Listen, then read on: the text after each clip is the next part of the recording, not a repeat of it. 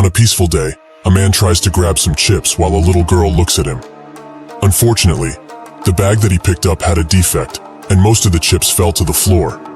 The little girl asks if he's trying to steal the snacks, but he denies this. That's when the TV screen in the store that was usually only for news requests everyone's attention, as there are some urgent news items. An earthquake has occurred in the vicinity, but the scale of it is quite small, so there are no casualties. However, experts say that the earthquake is gradually increasing in size and power, so measures will need to be thought about in advance. Some students look outside and are surprised by something. That's when something extremely tall rises from the ground in an instant, sending dirt everywhere and breaking the store's glass. Dirt is everywhere, but the man managed to defend the little girl from the impact. But she's not worried about that, but rather about what just came out of the ground. In England and even in Japan, a very mysterious and unexplained structure of gigantic size appeared in the cities of every country in the world. People named it the Tower of Nightmares, and some had received an invitation to be a tower walker and be the heroes that would save the world. Those who accepted jumped straight into the tower's battlefield and received the blessing of the interface system, which enabled them to obtain items and powerful skills as if all of this were a game. But they realized soon in their adventure that this was no game. The people who accepted the invitation look at the countless screens that have scenes from the outside, and the tower speaks, saying that a tower impact will occur in their world very soon. Outside, construction workers are hard at work, and that's when they spot a person high up and urge them to come down, while someone also calls the authorities. But this was no person, but instead a demon, with many more behind it. This was the great disaster, where monsters would keep coming out of the tower onto the Earth's surface. It was named Tower Impact. Sirens blare, and people flee as the military tries its best to subdue the creatures. But not even tank shells have an effect, and the beasts were left to do as they pleased. Because of this event, a third of the world's population was wiped out. Those who accepted the tower's invitation had no choice but to watch as their fellow humans were slaughtered. One remembers that the invitation said something about saving the world and urged everyone not to lose hope, as they would climb the tower and save what's left of the world. People agreed, and so the walkers, with their special abilities and qualifications, started to raid the tower in order to stop the full destruction of humanity. They stop at a seemingly impenetrable wall, but when they start bashing it with their weapons, the wall slowly gets destroyed. A guy spots a glowing stone that came out of it, and when they inspect it further, it's a return stone, which is able to send the user back to the time they were invited, and they will keep all of their memories up until now. Everyone thinks that such an item is overpowered, and Huang Inchen, the walker's captain, notes that he will try using it. He does so, and a blue light blinds everyone there. When they open their eyes, Inkan is nowhere to be seen. He really disappeared. The rest of the walkers are puzzled at what just happened, and wonder if he won't just appear back here even if he's gone into the past. Sakamoto, a former science professor, notes that things might actually be quite obvious. Inkan definitely returned to the past, but because part of the timeline was split up, they may never be able to see him again. He continues explaining what happened using well-known science theories like the multiverse theory and the parallel universe theory. So their current situation could be considered one where the universe's timeline got split up. So basically, when Inchan disappeared into the past, their world and his had split apart completely. The walkers are quite surprised and find it hard to process all of this information. But in any case, what's positive is that Inkan definitely returned to the past. But just because he did, it doesn't mean that something in this world will change. As far as they know, the tower has never lied about an item before, so this stone can return all of them to a world where the timeline was split. All of this is mere speculation, of course, but they can't just rule out the possibility that everyone who uses the stone will get transported to the same split timeline. The items in this tower exceed the common sense of humanity. Around that time, the second tower impact happened in the world outside. So before all of humanity was annihilated, the walkers had to make a decision. Will they use the stones and return to the past? Or will they remain in the tower and eventually meet a terrible fate? In a gruesome fight with an equally gruesome beast, most were being wiped out, and seeing that the situation was hopeless, some began using their return stones. One by one they disappear, and only one from that party is left. He falls to his knees and accepts that today, he will die. That's when someone wielding 2 daggers completely annihilates the once towering beast and asks the remaining group member if he's okay. The man says yes, and that's when many more walkers come from behind him, with one wondering how all of those bastards chose to run away like this. The man can only cry, and his savior thanks him for holding out until the very end. They gave him a stone, and these people were the only hope remaining in the tower. People who weren't tempted in the slightest by the return stone. Humanity's last line of defense and last warriors, carpe diem. One eventful day, most of them are on the ground, dead, and one of the last remaining wonders asks, when did all of this go so wrong? Earlier, while they were fighting a monster, the one who uses daggers urged Jae-hwan to attack now. He comes from behind and, in a combination attack, destroys the beast. Jae-hwan asks what the casualties are, and Daggers notes that fortunately, at least today, there were none, and the injured will be okay after some healing and rest. Perhaps at this rate, it will even be possible to reach the final floor. Some wave at them, and while waving back, Jae-hwan spots that the monster dropped something. The suppressing dragon sword, which is imbued with the energy of both sun and moon, is the sword that the Tiger Ghost, master of the 85th floor, forged in 1,000 days in order to kill a dragon. He picks it up and thinks that perhaps Yunhwan's words were right. They may be able to reach the final floor. This is what he thought, that all of this was going in their favor. But when they reached the 98th floor, the chamber of purgatory, reality struck him hard. Most of his comrades are dead or in the process of dying, so he's the last one remaining. The beast slaps him to the side, directly into a wall. This leaves him even more hazy, but in his core, he knows that it's over. Everything they overcame and did together, was all of it really to die like a dog in this godforsaken place?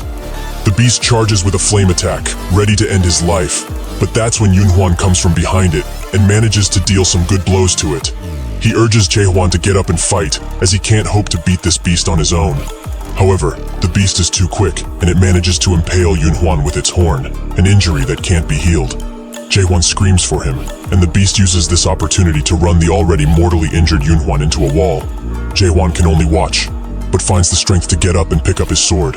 He charges valiantly towards the beast, and now the winner is down to a single second. Jae-hwan manages to come out victorious and tells Yunhwan that they should get moving, but his injury runs too deep, and he holds an already consumed return stone.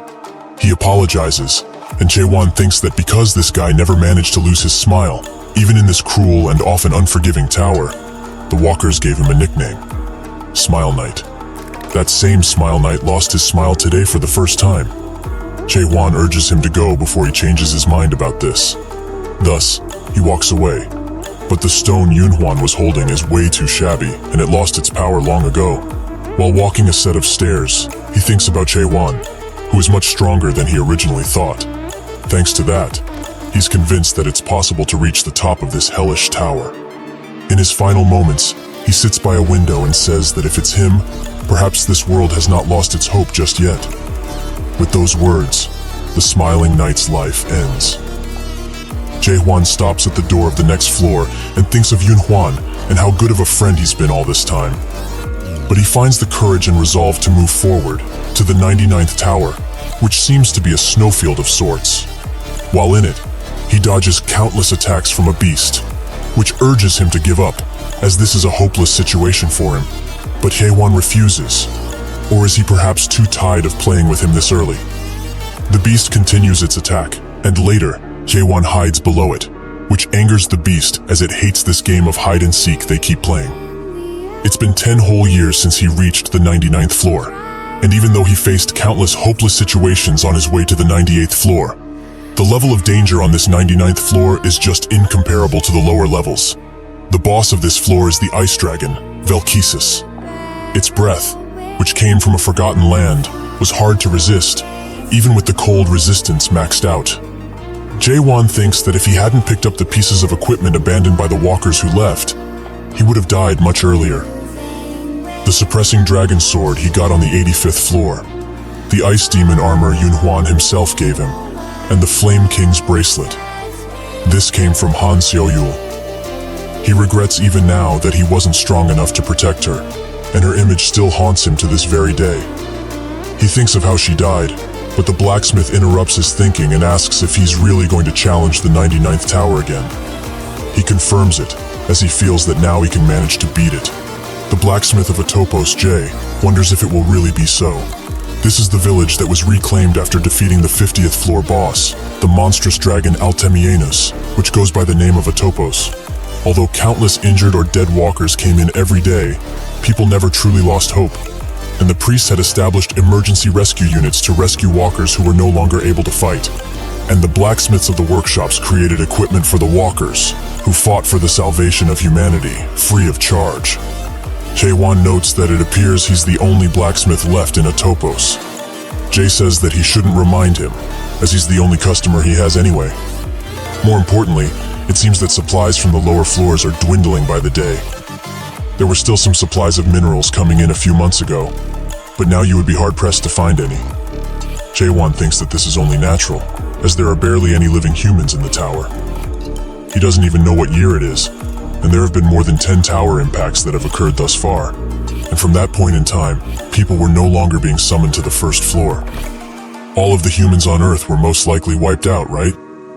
Jay doesn't comment on this, and instead asks if there's nothing bothering him as he goes up the tower nowadays. Jae-won finds it curious that he says this, as at the place where the first return stone was discovered, there were some very strange scribbles on the wall. These couldn't have been made by another person, but if not, by whom? He says that he found nothing in particular, and Jay notes that 2 days ago, Grandma Hyline disappeared. People don't age in the tower, so if someone were to disappear, it would be one of these two. Either they returned to the past using a stone, or jumped off the tower. Hyline from Hyline's potion, and Jay from Jay's workshop were the only support-type walkers that remained. Jay continues to be hard at work, and that's when Jae-won says that he should teach him the blacksmith skill. Jay stops forging, and Jae-won smiles. Later he returns to the 99th floor, and Velkesis says that he must be bored of playing hide-and-seek.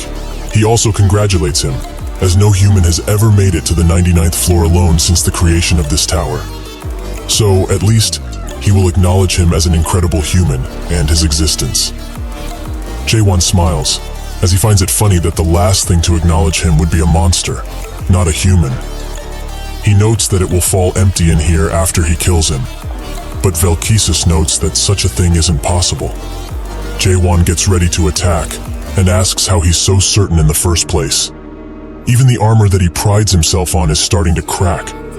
Velkesis finds his arrogant attitude quite irritating, and notes that they have fooled around enough, so they should end this.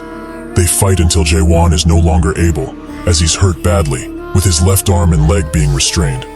Velkesis asks why he keeps fighting until the very end, as even if he persistently holds on like this, the fate that he will face is filled with solitude and crushing nothingness. Jae-won says that he talks way too much for a being like himself, and breaks out of his restraints, ready to attack once again. Velkesis says that another thrust of his sword won't do anything, so he should just give up, as he cannot be defeated by skill alone. Jae-won started raiding the tower later than other people, and because of this, he missed out on things like secret classes or skills, which were taken very quickly. That's why he gave up on other skills and focused on a single one, the thrust. He thrust again and again, and because he killed over 50 million monsters with his thrust, his comrades thought his pronoun was thrust. He felt as his thrust underwent change, and it became faster, even more precise, and much stronger. As a result of this, his thrust surpassed its purpose as a single motion and started to gain attack power that was comparable, or perhaps stronger, than a hidden skill. But he had an advantage, as it wasn't a skill, so he never became tired, because it didn't consume spirit power. Even if that is the case, this beast's armor is way too tough, as he managed to only scratch it after hundreds of thrusts. Velkesis uses his position to prepare an attack, and it seems that dodging is not an option anymore. That's when he notices a light, the same light he saw on the 98th floor. If so, he will put everything he has into a single attack. The attack goes through with great force, and Velkesis is more than shocked that he managed to damage him. Jae-won notes that it's not enough, as that attack should have completely blown away his entire chin. Velkesis urges him not to get carried away after he managed to strike him once, and he rises in the air, noting that this time he will finish him off for good. He uses his beam to chase after the running Jae-won, who thinks that if he keeps attacking from the air, he has no realistic chance of winning. Velkesis pounces down next to him, and says that his situation is quite unfortunate, as if there were 10 more humans like himself. Perhaps then he would have been slain. If only his race had not been fooled by the mare's stone, their fate as a species would have been completely different. Jaehwan asks what he's talking about, but Velkesis has had enough and tries to strike him with his claw. Jaehwan manages to get away, and while standing at the door, he thinks that if he had even grazed him with the claw, he would have died. He thinks of his words about the mare's stone and wonders what it is. The battle raged on for 5 years, but eventually Velkesis took his last step, and the system congratulates Jaehwan about a myriad of things. He finds these many pop-ups quite annoying, and he asks Velkesis what the mare's stone is. He says that he knows the answer to that question already, but he will learn everything. On the last floor, he drops the ice dragon sword, which is imbued with his breath. Jaehwan picks it up and thinks that it doesn't resemble a sword at all. Out of some black goo, a door opens, and Jaehwan goes in. Above it, some sigils appear, which spell out Control Room. Jaehwan arrives on the other side, where he sees countless monitors of the current tower. The summoning ground, Atopos. Everything is here. Someone from behind him says that he's surprised he came here already, as he thought he would have gone to the village first. Jaehwan gets ready to attack, but the voice urges him not to be so nervous, and he also forgot to broadcast an important message, so he should wait a bit. That's when a system message pops up in front of Jaehwan, congratulating him for being the first to clear the tutorial games in World 294. His achievement has been recorded in the library of the Undying Library, the Akashic Records, and it will be preserved such that it can only be viewed by the monarchs of the Almighty Land. Jaehwan has ignored all of the rest, as he is stuck to one sentence. What does it mean by tutorial? His whole world crashes down, and the man who spoke with him comes out, noting that he must have found this quite shocking, but he hopes he will get past it fast. Otherwise, he might get engulfed by his own emotions. He says this, but it appears that he's too late with the warning. However, he shouldn't feel upset, as he's done quite well for a mere human. Suddenly, something catches his attention, as the water that was representing Jaehwan's emotions clears out. The creature notes that he recovered faster than anticipated, and Jaehwan demands to know who he is. The creature apologizes, saying he was too excited to meet him, so he forgot to introduce himself. But still, to think that he reached the 100th floor by himself, this has never happened before. He is a demon by the name of Beastrain, and he is the current master of the Tower of Nightmares that he's just cleared. Jaehwan says that if all of this was a tutorial up until now, the real game hasn't started yet, right? Beastrain congratulates him for his swift understanding, but before explaining, he has something to show him.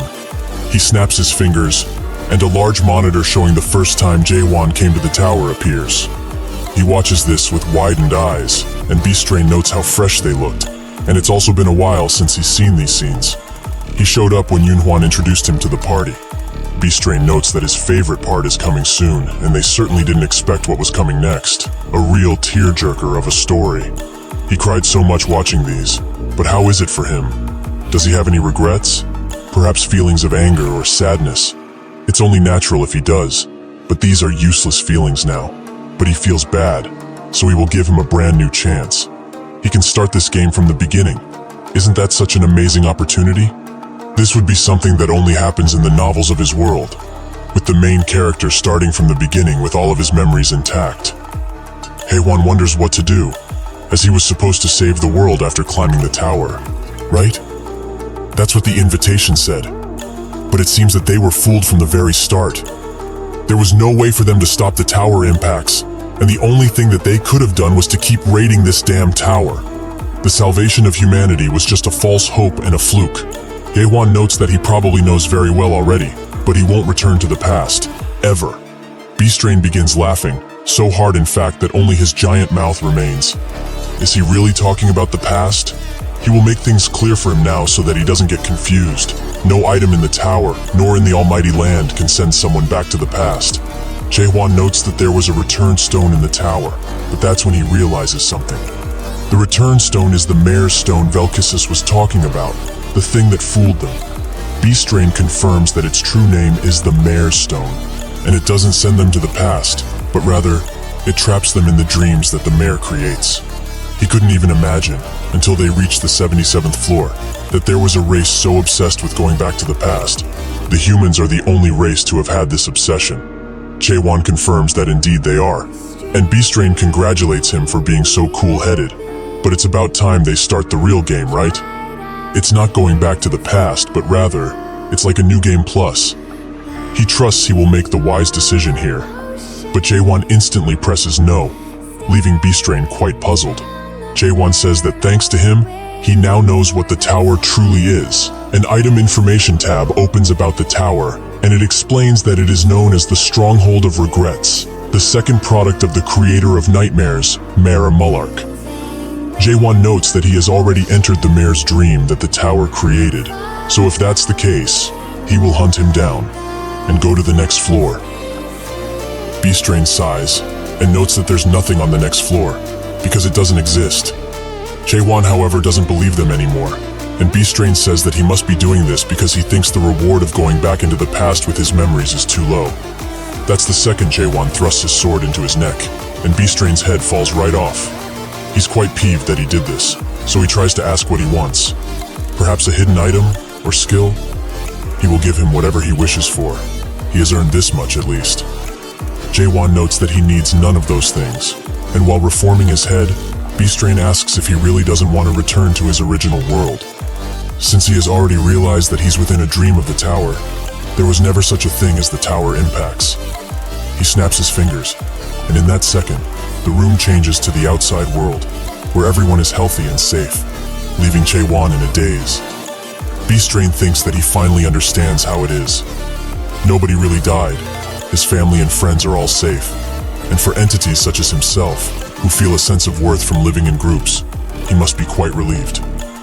But it seems he has forgotten to show him the most important thing.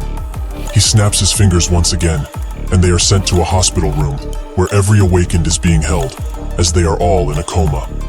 Jaewon stares at his unconscious body and asks if that really is him. B-Strain notes that he must be surprised at how clean he looks, but in the tower, decades have passed, yet in the real world, it has been a mere month. What's more is that he will never be able to win against him realistically. As compared to him, who just barely managed to survive the tutorial, there is a huge gap between a human like him and a mighty dragon. Jaewon sighs in relief, as if he's a dragon. He has experience, as he has hunted one down before. B-Strain finds his cheeky attitude quite rude, and so begins their long battle. Much later, he waltzes into Jay's store, who is nowhere to be found. While working on a blade, he thinks that yesterday was the 72 attempt, and though he has challenged him every single day, without rest, he can't seem to leave a mark on him. However, he did not die either, as it seems that B-Strain is purposefully keeping him alive. That's why, no matter how many days or years it takes, he will defeat him. B-Strain watches him on a few monitors and thinks that he must be patient, as this guy is a valuable product that he's going to sell, a very special product. As a professional cultivator, he has never seen something such as this before. A cultivator ensures that a product will adapt safely to the almighty land, but putting it through a secondary cultivation process, so that the product ripens and enhances nicely. The first and primary way of doing it is by culling undesirable seeds, so that only the good ones remain, which is done through the tutorial game. With this done, the chosen product can truly begin to be grown in the real game, so the secondary process is done to provide the chosen seeds ample water and soil for them to grow. But to think that a product refuses to move on to the next process, should he just hope for the best and kill him? As the soul isn't destroyed if one dies within the tower. But what if he is somehow harmed because of their difference? The harvesters would certainly not sit still at this. He needs to raise him into a flawless diamond and sell him off, so it's about time he raises a high-ranking demon. He also must pay the loan for purchasing this tower too. This guy is so special. Even gods who never make deals with demons have contacted him. At their next battle, he asks him honestly, what does he truly want? Doesn't he get tired of this little game they are playing? If he would listen and start the real game, he would also be quite happy with the results. So why is he trying so hard now? He rises a giant ice wall and comes behind Haewon. Before he can react, B-Strain slams him into the wall. He has had enough and desperately tries to get him to start the next game. He will give him secret skills and items. So why Why, in all that is good, does he want to continue something so pointless? Jaewon says that he will hunt him down and go to the next floor, making Beastrain go crazy. What does he have to do for him, to make him even consider going to the real game? Jaewon thinks that this is what he was waiting for, as now, he can use him. He would like to ask something of him. They sit at a table, and Beastrain hopes he's not surprised too much with this information, but his universe isn't just made up of a single dimension. Jaewon notes that he already knew, as parallel universes and things like the multiverse are common speculation on Earth too. Beastrain would like to explain further, and says that there is one main dimensional level called the Almighty Land, and under it are countless alternations that branch from it. Earth is just one of the small planets in the dimensional realm that were scattered from countless alternations. They call it the 294th world. While in the Tower of Nightmares, where they are right now, walkers can earn themselves skills and items, and while working on their statuses, they will adapt to the system of the Almighty Land and will earn a chance to travel to an entirely new world. As for demons such as himself, they have the role of supporting the game. Jaewon asks a simple question. Why is he doing something like this? Beastrain smiles and says that he doesn't believe that's what he's really curious about. He snaps his fingers once again and thinks that what Jaewon is trying to ask is out of the countless alternate worlds. Why has the Tower of Nightmares come to his? That is right, isn't it? Why he and his race were forced into such a fate? His grin grows and says that his world was simply chosen by chance. Jaewon demands he stop talking about that, as what he really wanted to ask is, why is someone like him operating this tower? Beastrain is quite surprised by this and tries to beat around the bush, saying that it's just something his race volunteers to do. But it seems that he doesn't believe him. However, demons really do enjoy volunteering quite a bit. There are many demons who they themselves watch over other special walkers on different planets. They have made a paradise where humans, monsters, and demons can live together peacefully. The harvesters have had their patience run thin, so they are now demanding he finish this already. He tries to coerce Jaewon one last time, but he doesn't believe him for a second, as it seems he is also able to read the harvester's words. Earlier, he looked at his status window, and it seems that all his stats were maxed out. Even with this, he just can't seem to defeat Beastrain, no matter what he does. Can humans really be reduced to nothing in this world system? That's when he feels something in his chest, and when he looks forwards, he sees a glowing light coming from some ice. He reaches his hand forwards and touches it. They took the form of fine particles, as well as rough sugar cubes. Every time they changed, they took on a different form entirely. These particles were the essence of the world, and no matter the form, he understood what it was almost instinctively. It seems that this is why he can read the monarch's messages. He asks about them, and Beastrain is glad he has some interest in this. The monarch are the ones who rule the Almighty Land, and generally, the ones who clear the game and enter their world are invited to join their respective groups. Jaewon asks more about joining up forces with them, and Beastrain explains that depending on which monarch one chooses, their future will change drastically too. If he follows his advice and does as he says, he, the mighty Beastrain, will swear upon his honor as a demon that he will use all of his power to help him go under a great monarch. Of course, this applies only if he's actually willing to participate in the main game. Jaewon notes that he sounds like someone trying to sell him insurance, but they will do as he says. In exactly 10 days, he will be out of this place. 9 days later, Jaewon continues to train his thrust, while Beastrain can only watch this boring show. But he only needs to be patient for one more day, then he will be able to pay off those bastards who deceived him with this tower. However, if he wasn't deceived in the first place, he wouldn't have to go through this. The tower he bought was only a first-generation antique, so old that nobody could assess how old it truly is. Those damn mares sold it to him like it was an extremely good deal though. If only it was a third-generation tower, it would have had the function to forcibly end the tutorial without damaging the product. But now, he can't just end the game without the product's consent because of this fair and square tower. However, what could he truly have done, as apparently, being poor is a sin. He only hopes that tomorrow, this nightmare will be over. The next day, he gives him a ton of tips and summaries of what's going to happen. And so the message to end the tutorial game pops up once again. Beastrain asks if he memorized everything, and Jaewon confirms it. Now the only thing he needs to do is press that yes button. Beastrain has been waiting for this day, so he sheds a tear from the happiness he's getting right now. That's when he is struck once again by Jaewon, so he demands to know what the hell he's doing. However, he should know the answer by now. He's simply hunting him.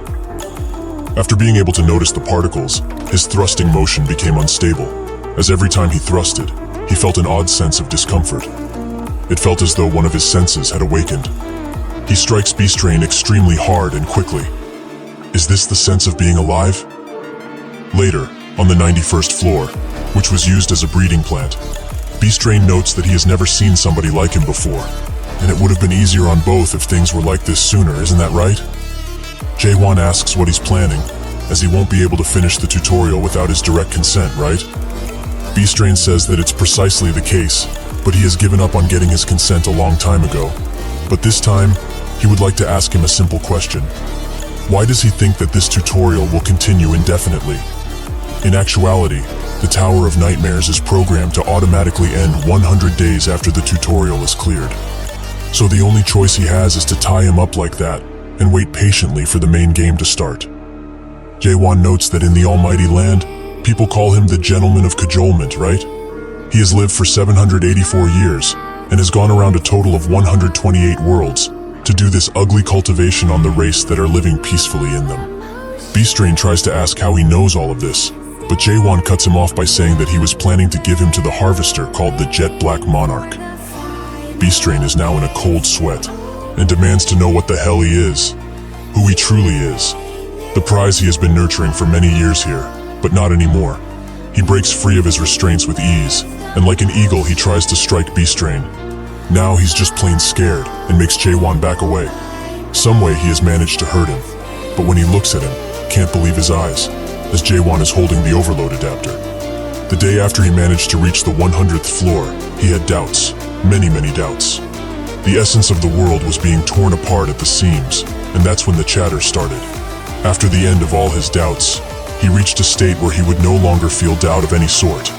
He is pierced through understanding itself.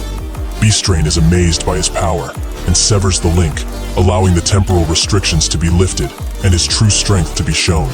He notes that he will not get easy on him anymore, and although he managed to adapt so amazingly after he finished the tutorial, humans have their limitations.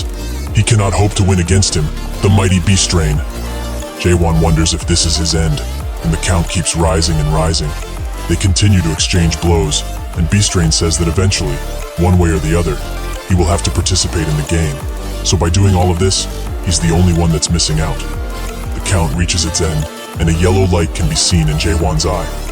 The same thread of opportunity has appeared once again, the same that helped him countless times. He rushes forwards, and Beastrain is extremely shocked. This is no mere adapting anymore. How is he doing all of this? Jaewon hits him extremely hard and urges him to listen for one last time. Humans are not toys that can be played around with. They are not insignificant things that can be used and thrown as he pleases, and not products that can be sold. He will no longer be following their plans. He will destroy this place and climb to the next floor and keep going, further and further, until he destroys their perfect world. Beastrain now pleads with him to stop all of this, as there is no such thing as a next level. Jaewon says otherwise, as they didn't simply call him here. The scribbles on the different floors are made by a certain artist, and his anguish. He read one on the 47th floor and got the information that the Tower of Nightmares is just a plain imitation of the first demon, the very top of the illusion tree. He is almost certain that these scribbles were made by Mullark, the creator of the tower. If this place really is the root of the illusion tree, it also needs to have a trunk. So, if he breaks through the ceiling, he should find something. He tries to do so, and Beastrain screams in agony as his tower is being torn to bits. The system tries to redirect things onto the correct path, but it can't do anything. So it announces that the main game was not cleared, but the tutorial game has ended. Jaewon is transported into a jungle-like world and says that after so many years, he finally found it. Strange dog-like beasts surround him and are ready to take a bit of his succulent flesh. One charges in, but with a slight trust, he takes care of it instantly. That's when a giant beast, similar to the small ones, comes into play. and Jae-won thinks that a slight trust won't be enough for this guy. Instead, he uses a normal thrust, killing the beast instantly. He takes the horns out and notices that the monsters in this place are quite weak. That's when he hears some talking, and when he looks at the commotion, he spots a few green creatures who seem angry that he dared touch the horns. He thinks that even with question, he's unable to fully understand what they are saying. He points at the horns and notes that if they want them, they should make a deal, as he needs only some information. But the creatures don't seem to be too friendly, as one tries to swing at him multiple times. He finds them quite annoying, so in just a few minutes, he takes care of them all. He leaves one alive, however, as he has some questions for it. Where they are would be the first, but it doesn't seem to want to answer. Jae-won pulls on his antennas and demands he talk in a way that he can understand. The thing says that he will die and bites his tongue. Jae-won thought they were weak, but their willpower is quite strong. He puts the antennas into the ground and loots the bodies for potentially useful items. He finds a small dimensional pouch, which has 2 cubic meters of storage. He notes that it's similar to an inventory, but it's great to have now, as he's been unable to interact with the system much since he got out of the tower. He thought he would have been able to use the interface system of other dimensional words, but it seems that Beastrain scammed him once again. However, it's a relief he can use question to find information, even on items. He analyzes a stone, which is called a spirit stone, and can be used to increase spurt energy. He thinks that even though they are different colors, all of them have items like these. So were they perhaps crafted by those green dudes? They should be valuable, considering that they are shiny stones. He notes that there's too much stuff in here for him to store, but should he really just leave it here? That's when his sword starts to shake, as it's feeding time. He pulls it out, and it transforms into a set of jaws, which consume everything. Jae-won looks at what's left and spots a map. It's of a place called Chaos, a place which Beastrain didn't give him any information about. Somewhere else, the beasts are chasing another group of people. A woman tries to throw some knives in their direction, but is one of her colleagues instead. She apologizes, and he lets it go, but only because he finds her cute. She apologizes once again, as she has dragged a gigantic bihorn to the group. Jae-won looks at them from above, and notices that the woman seems the strongest out of the group. So are they perhaps on bad terms for her to be doing this? They will die if this continues, though. But how did such weak people manage to clear the tower, especially with that level of skill? The man with red hair charges an attack, and the woman tries to help out too, but she unfortunately hits the guy straight in the ear. She apologizes while laughing, and the man curses at her for being so inept. She notes that he doesn't have to be so rude, as she was just trying to help. The man tries to say something, but the beast wants to eat him whole. That's when Jae-won jumps down, and directly on the beast, ending its life. The dirt slowly clears away, revealing Jae-won and his sword. They are extremely surprised by his appearance, and after talking a while, Jae-won gives them the bihorn corpse.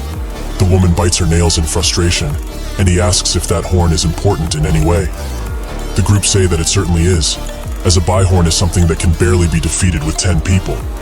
He thinks that since he defeated that monster with more horns recently, it seems that the more horns a beast has, the stronger it is. The woman approaches him and demands to know who he is, as there's not a single adapter in Chaos who can kill a bihorn with a single thrust. He turns to her and asks what Chaos is, leaving her quite surprised. While they walk, the leader of the group asks Jae-won if he's really passing by in place like this. Jae-won confirms it, and the leader notes that it's quite strange for him to speak the language of this place. However, language barriers are even rarer. He asks once again if he's really okay with them getting the bihorn, and Jae-won confirms that they can have it. The woman thinks that for a mere passerby, he holds extreme power, as he one-shot a bihorn without even using any skills. She tries to use detailed inquiry on him, but it has no effect. But she knows his spirit power should be around a non-adapter in terms of capacity. So just who is he? She begins whispering to him, noting that she has a question. There are not but a handful of adapters throughout the whole Chaos that can kill a bihorn in a single attack. She wants to know who he is and where he came from. Jae-won in turn asks a question himself. What is Chaos? She asks if he's actually just messing around with her. But when he says no, She asks why he keeps asking the same question. He just stares silently at her for a few good seconds, and she wonders if it's because he doesn't know a thing she's saying, or perhaps asking who he is might be too difficult to understand. Jaewon says that she knows exactly what she means, but who he is, that question is rather difficult. Where he belonged, and the relationships he had on Earth, all became meaningless the moment he was transported to the tower. In return, he gained new friends and made new memories there. But as the tutorial slowly came to an end, those two disappeared, almost as if they were a mirage. Although those friends that were with him are probably now on Earth, and if he takes into account that the clear reward was to retain all of his memories while starting over, it means that they wouldn't be able to remember him, nor the memories they have made inside of the tower. He says that he doesn't remember a thing, and she seems apologetic at first, but her real feelings come out, as she doesn't believe that he has amnesia at all. He notes that he never once mentioned anything about amnesia, but she feels that it doesn't make a difference. Is he the mighty of the abyss or something? Jaewon doesn't even know what she's talking about, so he asks her to stop nagging him so much. He pulls out his weapon, that is quite hungry at this point, and she's quite shocked. This must be it. This spirit weapon is the source of his power, right? Spirit weapons are a rare sight, and the other party members have also noticed it, making their eyes glow in anticipation and greed. She's mad that somebody like him actually ruined her perfect plan, but that's when an idea comes to her mind. She notes that she will stop with the asking of his identity, but in return, she would like to make an offer. Does he wish to hear it, perhaps? Afterwards, this woman, who called herself Mino, explained what chaos is on a basic level, and also some things about the party they were currently with. Most importantly, that they are a wicked group of people that belong to a clan named Red Fox. She's basically asking him to kill all of them, but he will remain vigilant for now, as she said that soon, they will try to attack him. Night arrives, and the leader says that they should sleep somewhere around here, as moving in the dark is quite dangerous, as they might provoke more horned monsters. They make a camp and sit around with Jaewon thinking that based on the map he found, the village should be close by. He uses comprehension, which has reached its second state, and hears that the group is conspiring to do something, as they have found out he's at the level of a non-adapter, so it's obvious that the spirit sword carried his battles up until now. Spirit weapons are artifacts one can only get in the abyss. Jaewon thinks that they are up to no good, but they would be rightly horrified if they found out he got this from the root of the illusion tree. From what Beastrain said, the tower's equipment isn't that impressive, so he finds it quite strange that people are after him. However, now he's almost sure that this place is not the almighty land. The party starts to move, and Mino arrives, first noting that he should get ready with that spirit weapon of his. Jaewon says that he doesn't have it now, as he lent it to someone who wanted to use it during his night watch. She finds his stupidity limitless, and eventually, the party surrounds them. The leader notes that he's quite the fool, but even if he had that mystical weapon, it would be useless against them, the mighty Red Fox. Mino asks if he really wants to see more blood than usual tonight, and Jaewon smiles, as he finally gets the chance to see her true abilities. The attackers rush in, but she throws two knives, which land square in their heads.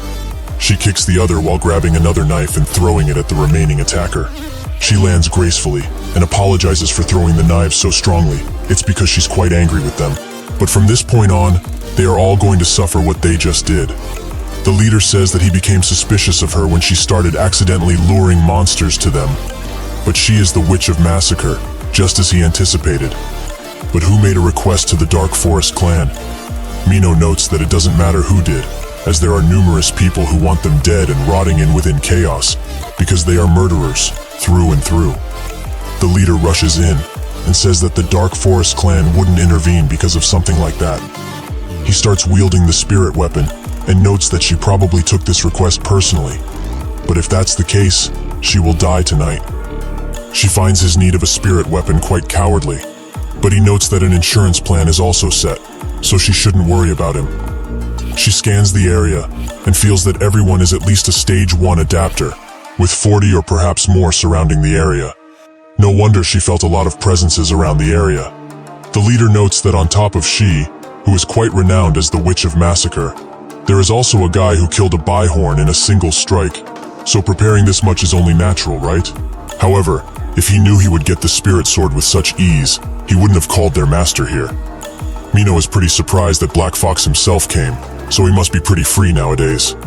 Clant, the Black Fox, the Red Fox clan master and a stage 3 adapter, notes that she should feel honored by his presence, as they have gathered half of the Red Fox just for her. She notes that indeed she is quite honored, but since he's already free, couldn't he wait a bit longer? She thinks that if they fought one-on-one, she might be able to win. She tells Jae-won that she can't hope to protect him, but he should run away quickly, using the stone. He asks what it is, and Mino notes that it's a return stone, which will send him to the nearest fortress. She only holds one on her currently, so he should just use it and leave. This isn't a stone that would send you to the past, but rather to save yourself in the present. He wonders how things would have been if Yunhwan had this stone instead of that useless mare stone. Jae-won asks her if there was a way to return to the past, would she? She notes that the timing and the current situation aren't that great for answering this question, but she wouldn't. She really tried her utmost in living, and if she's fated to die tonight, then so be it, as she won't return to the past, no matter the outcome. Jae-won taps her shoulder and notes that she will not die. In that split second of confusion, he lunges forwards, taking out a few with just that strike.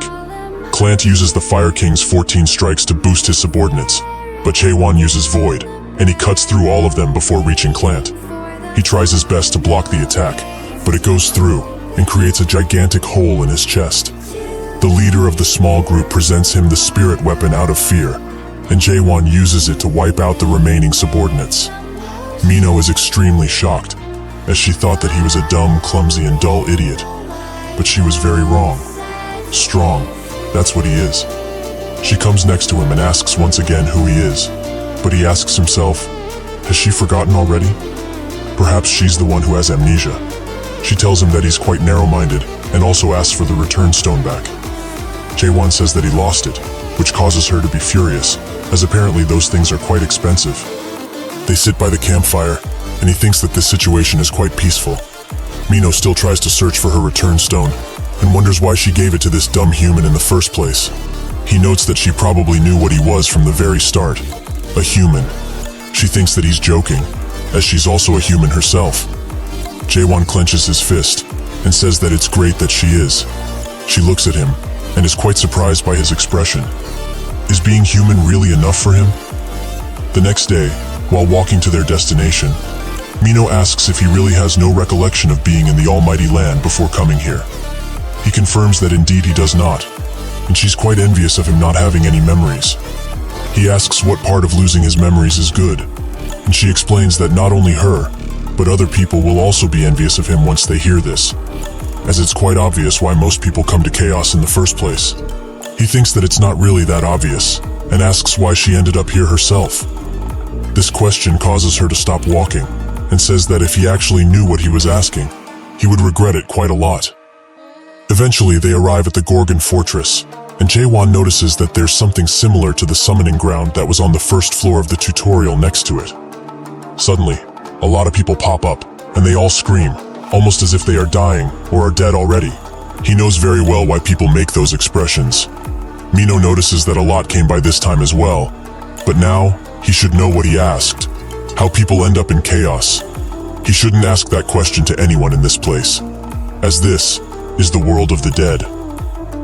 If one dies in the Almighty Land, they end up here, and if they somehow die here, they end up as nutrients for the illusion tree. A few guards come out of the fortress, and their commander tell the newcomers to form a line, as they will be provided with blankets. He continues to take care of them, and Mino, who calls him James, catches his attention. He asks why she's at the northern checkpoint, and she explains that somehow she just dropped by, but it's not like they don't know each other, so he just let her inside, quickly.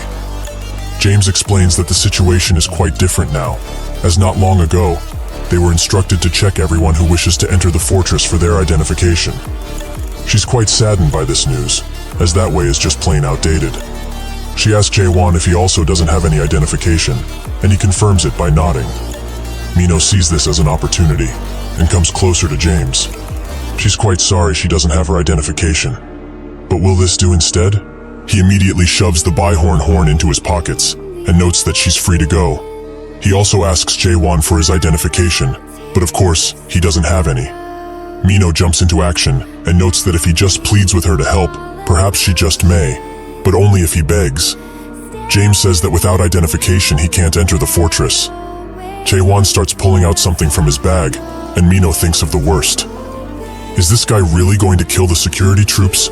But judging by how strange this man is, it might actually be possible. She gets in front of him as to defuse the situation, and that's when someone from behind them asks if there's a problem.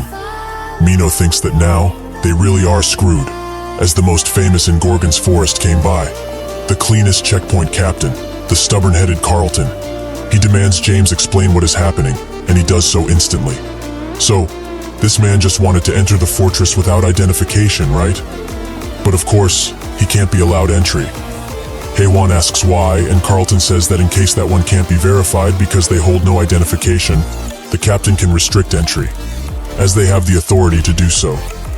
This is based on the entry law of Gorgon, Article 27, Paragraph 4, exactly as stated. Everyone bows down, as Carlton used his law skill, which Mino finds quite inconvenient.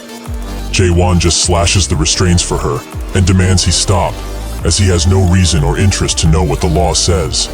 He asks what is written on the identification, and Carlton explains that the name, the organization they are affiliated with, and other things like job, criminal records, so on and so forth. Jae-won notes that he won't be needing an identification if that's the case, as he won't be identifying himself. Carlton wonders why the law skill isn't working on him, and tries to use it again. In accordance of Article 2, Paragraph 6, he will be restraining him. Blue chains start to envelop Jae-won, but they don't last long, as they break apart the second they touch him. Everyone there is quite shocked, especially the guards, and Jae-won asks if he can't just do what this woman did. Mino thinks about what she did, which was straight bribery. The recipient of the bribe and his accomplices are now horrified of what's to come. Jae-won throws him something, and says that he should just take this and let him inside already. James immediately gets on his case for trying to use something as lowly as bribery on the captain, and suggests that this man be executed on the spot. But Carlton has other plans, as he has been waiting for an emissary of the Deer Whisperer. He starts scanning Mino with a device that tells them that her soul corruption has reached 15%, so she should take her medicine as soon as possible. Carlton also urges her to do so, and Jae-won asks what soul corruption is. She explains that it's a chronic disease that people who live here get. One's soul is slowly being corrupted the longer they stay here, and once the corruption reaches its peak, he probably knows already what will happen, that is.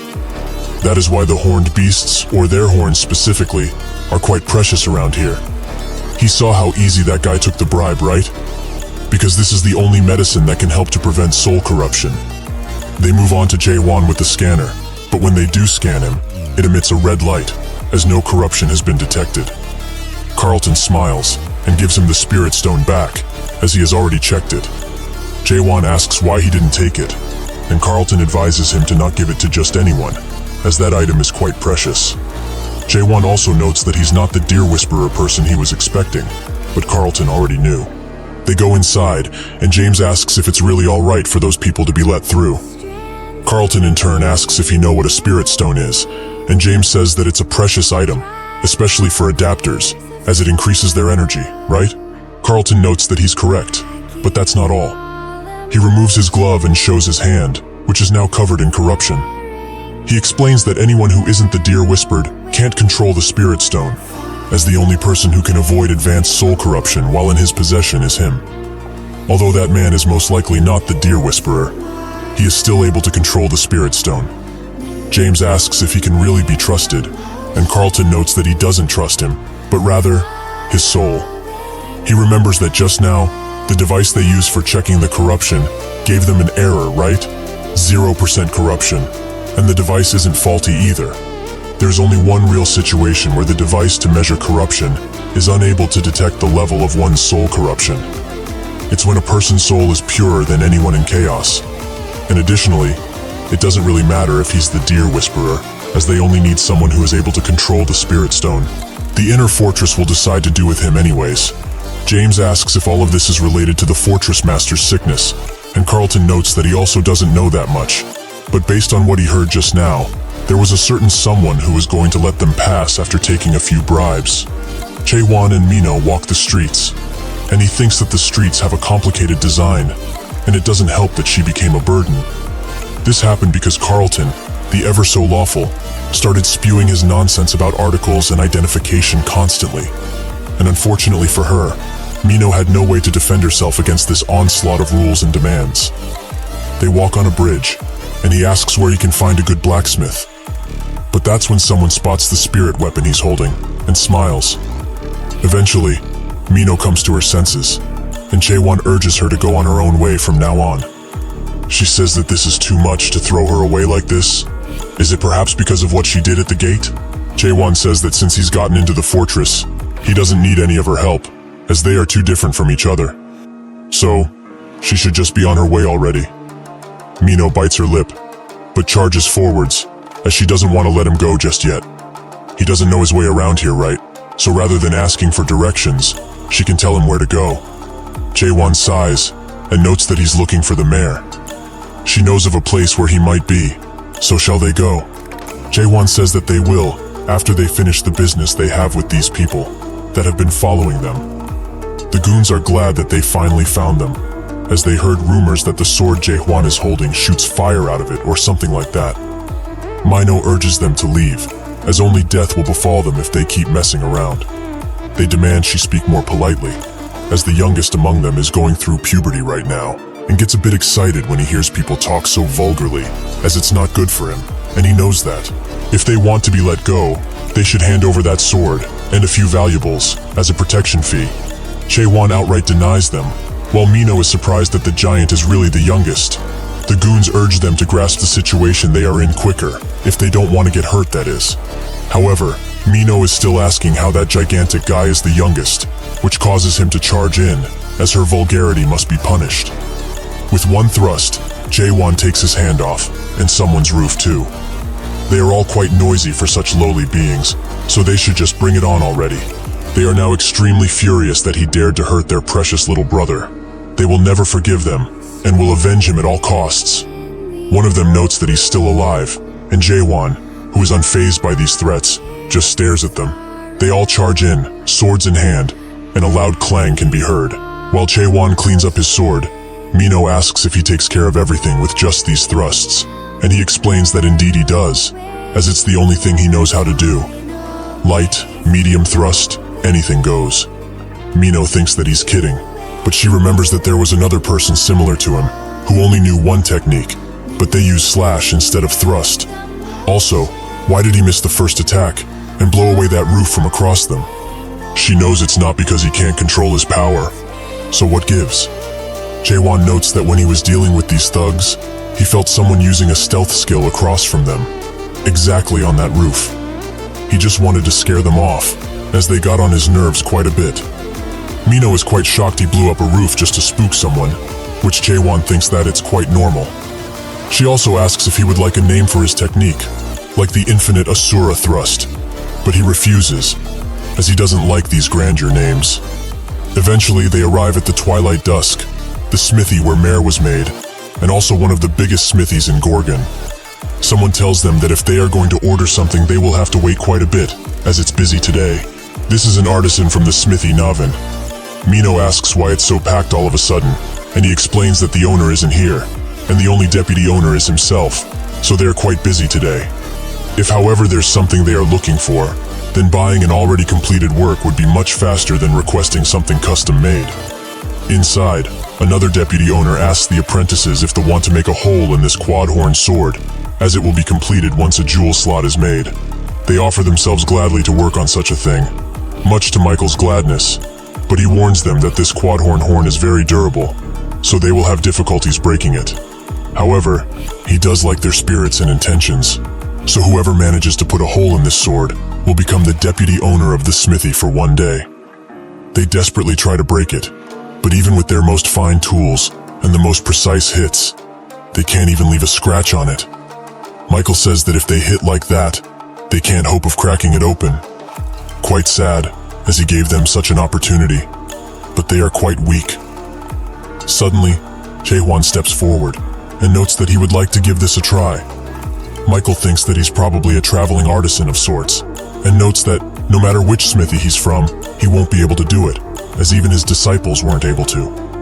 It's not because they are bad, of course. It's because the sword is too well made, and the quad-horn horn is quite difficult to work with. Haewon thrusts with his finger, which creates a shockwave. If he does this, he can become one of the deputy owners, isn't that so? The sword suddenly breaks into pieces, shocking the entire smithy. Michael, however, is very furious, and the apprentices can barely hold him back. Jaewon notes that he was going easy on it too, but Mino says that isn't going easy at all. He notes that breaking it completely isn't difficult, but rather, it's hard to break it in that precise location, right? So, he's sorry at least. Michael says that an apology won't be the end of it, as that quad-horn horn was extremely expensive. And what is he going to tell the infinite establishment that order it now? Jaewon says that he will compensate him with a better horn, and Michael asks how a beggar like him can even imagine of giving him a better horn in the first place. Jaewon pulls something out of his pouch, a horn that came from a pentahorn. This shocks the smithy once again, and Jaewon asks if this will be enough to compensate, as he doesn't have any quad-horn horns right now. Michael says that this will be plenty, and Jaewon asks if he can use this place for a bit. Michael orders the apprentices to close the door, and starts escorting Jaewon somewhere else. Mino also leaves, as she has somewhere to be. Michael presents him the best smithy in all of Gorgon, the Twilight Dusk. This place has the best facilities an artisan can hope for, and since he's the deputy owner for the day, he will allow him to use it however he likes. Jaewon thanks him for the courtesy, and Michael asks where he got his hands on such a precious horn. Jaewon explains that he got it himself, by hunting a pentahorn, which, given the name, had 5 horns. He also asks for his help, as he needs to make a sword sheath, and this is the first time he's doing something like this. Michael is quite surprised he wants to create a mere sheath from such a horn. Just how great is this sword of his? Jaewon just hands it to him, and he begins analyzing it. A replica of the Ice Dragon sword, right? Since it's made by the mayor himself, it's quite the rare item, and its appearance is stunning as well. However, he feels that using the pentahorn horn is still quite overkill, as it would be better to just make a new sword. The sword suddenly snaps out of his grasp and begins gobbling up the horn. Michael notes that he should have expected it to be a spirit weapon, but it also contains the soul of a high-class race. So how does he have this? He also notes that his sword is evolving right now, as its form is changing, so it will go through a grand evolution. Once that's over, he will have to give the sword a new name. Jaewon asks why, and Michael explains that once the spirit weapon passes its evolution, its original name will disappear entirely. The material also disappeared, but it's alright, as Jaewon has others. Michael wonders how, but remembers that a pentahorn indeed has 5 horns, quite obvious. He asks how he can help, and Jaewon notes that he needs to see the way he works with the materials first and foremost. Michael asks if he has any type of shape in mind. Jaewon explains that he will live that to him, since he's the pro in this situation. Michael, who is now sweating profusely because of this challenge, assures Jaewon that he, the Master of Dawn, will show him what he's capable of. Inside of Gorgon's inner fortress, a man bows to a person of high importance and explains that the thugs were slaughtered, and because of this, the target was lost. The Gorgon inner fortress minister, Yurchin Zeber, asks how they were defeated, and the man notes that it's something he also doesn't know, as by the time he woke up, he was lying flat on top of the roof, as the target noticed his presence. Yurchin thinks that this guy is quite amazing, to see through the high-grade master-level stealth skill so easily. However, this means that they should consider someone who is at least a stage 5 adapter, so after replenishing the manpower, he will search through the fortress thoroughly and bring him here. The man takes the orders and leaves, leaving Yurchin with his thoughts. He is impatient and begs the fortress master to hang in there, just a bit longer. Inside of a bar, a hologram presenting the top 10 of this week, with the host being Siren plays. She notes that this is the last video of today, and it's something they might be familiar with. A video which is quite popular in Little Brother, and quite controversial, as it's at the center of attention now. The 99th floor solo clear. This is Jaewon, however. His face is blurred out. The bar patrons wonder what happened to him, as the monarchs seem to like him quite a lot. One explains that the tower received a cultivation suspension, as that demon bastard was up to something, and probably got caught. They talk about rumors of him, how he abandoned cultivation altogether and ran away. So the video must be fake as well, as it's impossible for someone to clear the tower all alone. They ask for some more booze, and that's when Mino walks in, who catches everyone's attention. She sits at the bar, and one guy tries to hit on her, but after she tells him to get gone, he does so instantly. She wonders why she's feeling so upset all of a sudden and orders the hard stuff, enough for her to drown in. While she drowns her sorrows in the bottle, she notes how ridiculous that guy is. A total nutcase, thinking that he's a big shot. He's plain crazy. The bar owner, Claire, notes that she's heard enough from her, as her rambles have become quite annoying. She already has many men around her, so why hang out with someone like him in the first place? Mino explains that whenever she sees him, she get really upset. He destroys everything without a care in the world and swings his sword as if this place and its rules don't even exist for him. He also says strange things that just can't be understood. She remembers the time where he told her that she isn't human, as it seems to have stuck with her. It's as if she's nobody in front of him, nothing at all. Everyone around here is trying their utmost to live, yet that person appears suddenly and keeps showing that face, which screams that they are different, almost as if he's looking down on all of them. When she sees that side of him, she just can't sit still. Claire pats her on the head and notes that she's still a child. She shouldn't meet or get involved with that guy any further, as she might actually die. Suddenly, a golden bird flies through the bar and hands Mino a scroll, which is from Carlton. She wonders what that guy wants with her while opening it, and that's when someone from behind her asks if she's the Witch of Massacre. Mino tries to hit him with a dagger instantly, but he grabs her arm tightly and notes that he doesn't dislike rough greetings like this. But frankly, now just isn't the time, as he has something that she needs to do for him. Back at the smithy, it seems that refining the horn has taken quite the horn, as it has transformed into a monster of sorts. Michael wonders how they are supposed to process such a beast, and Jaewon pulls him up, as he must get a grip. Has he forgotten they are in the midst of something? Since he said that he will help him, they should do it properly. Earlier, they try to breach through the horn, but even the best tools rack under the pressure. Michael says that he's tapping out, as this is too high level to process it now. Jaewon notes that the problem isn't with the level, and uses the first stage of question, which gives the power to question and dismantle the world and its essence, and also, understanding, the power to understand the dismantled world. Suddenly, the horn starts changing shape right in front of Michael's eyes, who is quite shocked. He closes his eyes to cover himself, and when he opens them, he's faced with a gigantic beast. This is how they got into this predicament, where Jaewon is extremely calm and notes that they should do things the proper way. Michael, however, is scared to his wits, as if this is the essence of the pentahorn.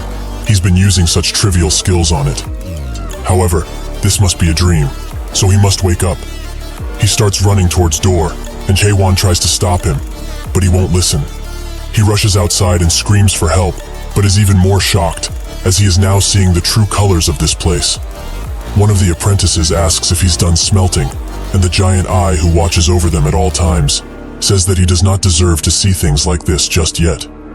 While Jaewon tries to refine the horn, Michael wonders how such a world exists, and how did he end up here in the first place? Jaewon manages to strike the beast with a great attack, but it's still not enough, so he rushes to attack it once again with the hammer. Meanwhile, outside, Michael is going crazy, as his whole world has been turned on its head. Eventually, everything turns to normal, and they manage to break the horn in two. Michael notes that sometimes, there are things in this world that are quite useless to try, as it seems he's too old for handling these types of horns, so he should have come to meet with him earlier. Michael also explains that he knows he came to meet the shop's owner, the mayor, but he's been away from the workshop for quite a while, and the only available help left around here is a pathetic human like himself. A person who has never made a tower in the first place shouldn't be called an apprentice, is what he thinks. Jaewon notes that race doesn't really matter, as he only cares for the sheath to be made, so they should continue. Michael says that he's had plenty enough for a day, and Jaewon notes that he should just try it 10 billion times, which makes him laugh. In his eyes, it seems like he hasn't done enough, right? But truly, he has tried his utmost. He has tried everything after seeing him work, even if he doesn't believe him. Jaewon remembers when Jay told him that he's mastered all of the skills associated with blacksmithing, and is proud to have a 99% chance of fixing anything. But after reaching this level, he had kind of a strange idea. Maybe he wasn't running toward that 99% probability, but rather away from the 1% probability. Haewon knows that he's been working harder than anyone else out here, but does he know what principle triggers the process skill? Michael says that if he is talking about the principle of skill, Mare's process skill was one of the first skills to exist, and it's something that's like water or fire that has existed from the very beginning. How can mere humans be able to explain the origin of the world? What's even the point of trying? Jaewon notes that if he's saying stuff like this, he hasn't been using his skills that well all of this time. Michael looks at him sternly and explains that the principle of strengthening the hammer and chisel through spirit power and using that power to delicately shape and sharpen the horns. That's it. Jaewon says that if that's the case, why can't the other artisans use process? Michael says that it's because they haven't learned the skill yet, but thinks that if the principle of this skill is that simple, even if one didn't learn it, wouldn't they be able to use something that's at least similar? Jaewon says that he doesn't know what the skill is, yet he's still using said skill. Michael asks who even know the principle of the skill in the first place. Does he know the principle of process? Jaewon explains that he didn't know previously, but he just found out about it. He uses the process skill on the horn and asks the others to look carefully and asks him what he sees. They see the particles breaking down, and Jaewon notes that it's not going to be easy, as because of his tremendous effort, the walls of the world have become as hard as it. His efforts aren't wrong in itself, but doesn't he understand it? If he tries that hard and it doesn't work, then it's not him who's wrong, but the world. Michael is shocked by this revelation and thinks of the time Mare told him that he's doing a good job at his level. But this is the way the Mare does things, now how humans do it. He asked how a human should do it, but Mare didn't have an answer for him, as he didn't know. However, he should blame the race he was born in, as he can't become more than an apprentice in the body of a human. At that time he tried to surpass his limits to no avail. He asks now, what does he want them to do? Go against the world? The world's an honest one that pays back according to how much effort one puts in it, right? So what's wrong with living and adapting to this place? Jaewon says that the world isn't honest, as it tells him he can't do things that he certainly can. He may be old, but he still has that fighting spirit. He should look carefully once again, and not rely on the predetermined system, but on his own eyes instead. Michael does so, and returns to the real world, how it really is. Has he always been living in this world without seeing its true face? A world without skills or interfaces, an honest world here no deceit exists. Unless he's been insane all of this time, how could he have missed something like this? He rises his hammer and puts his chisel on the horn, and strikes valiantly. Eventually, Jaewon leave, as he has other things to attend to, but they have successfully managed to create a sheath, which the sword seems to be quite satisfied with. Michael asks if he has decided on a name yet, and if not, he would like to name it. Since they are writing on it, they should write something that a martial artist would use. Lone Wolf, perhaps. He thinks that this is the perfect name, as it's the only one that goes well with this sword. With that, Jaewon turns to leave, but before that, Michael asks him one more thing.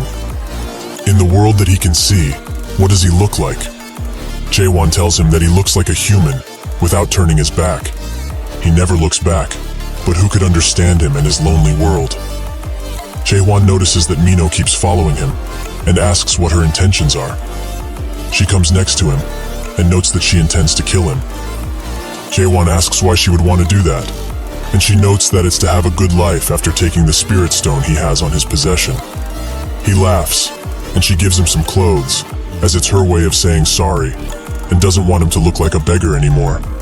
But what is he going to do now, as he didn't meet the mayor? Jaewon explains that Michael told him of a way to meet him, and when he does, he will ask him about the illusion tree, and how to get to the abyss.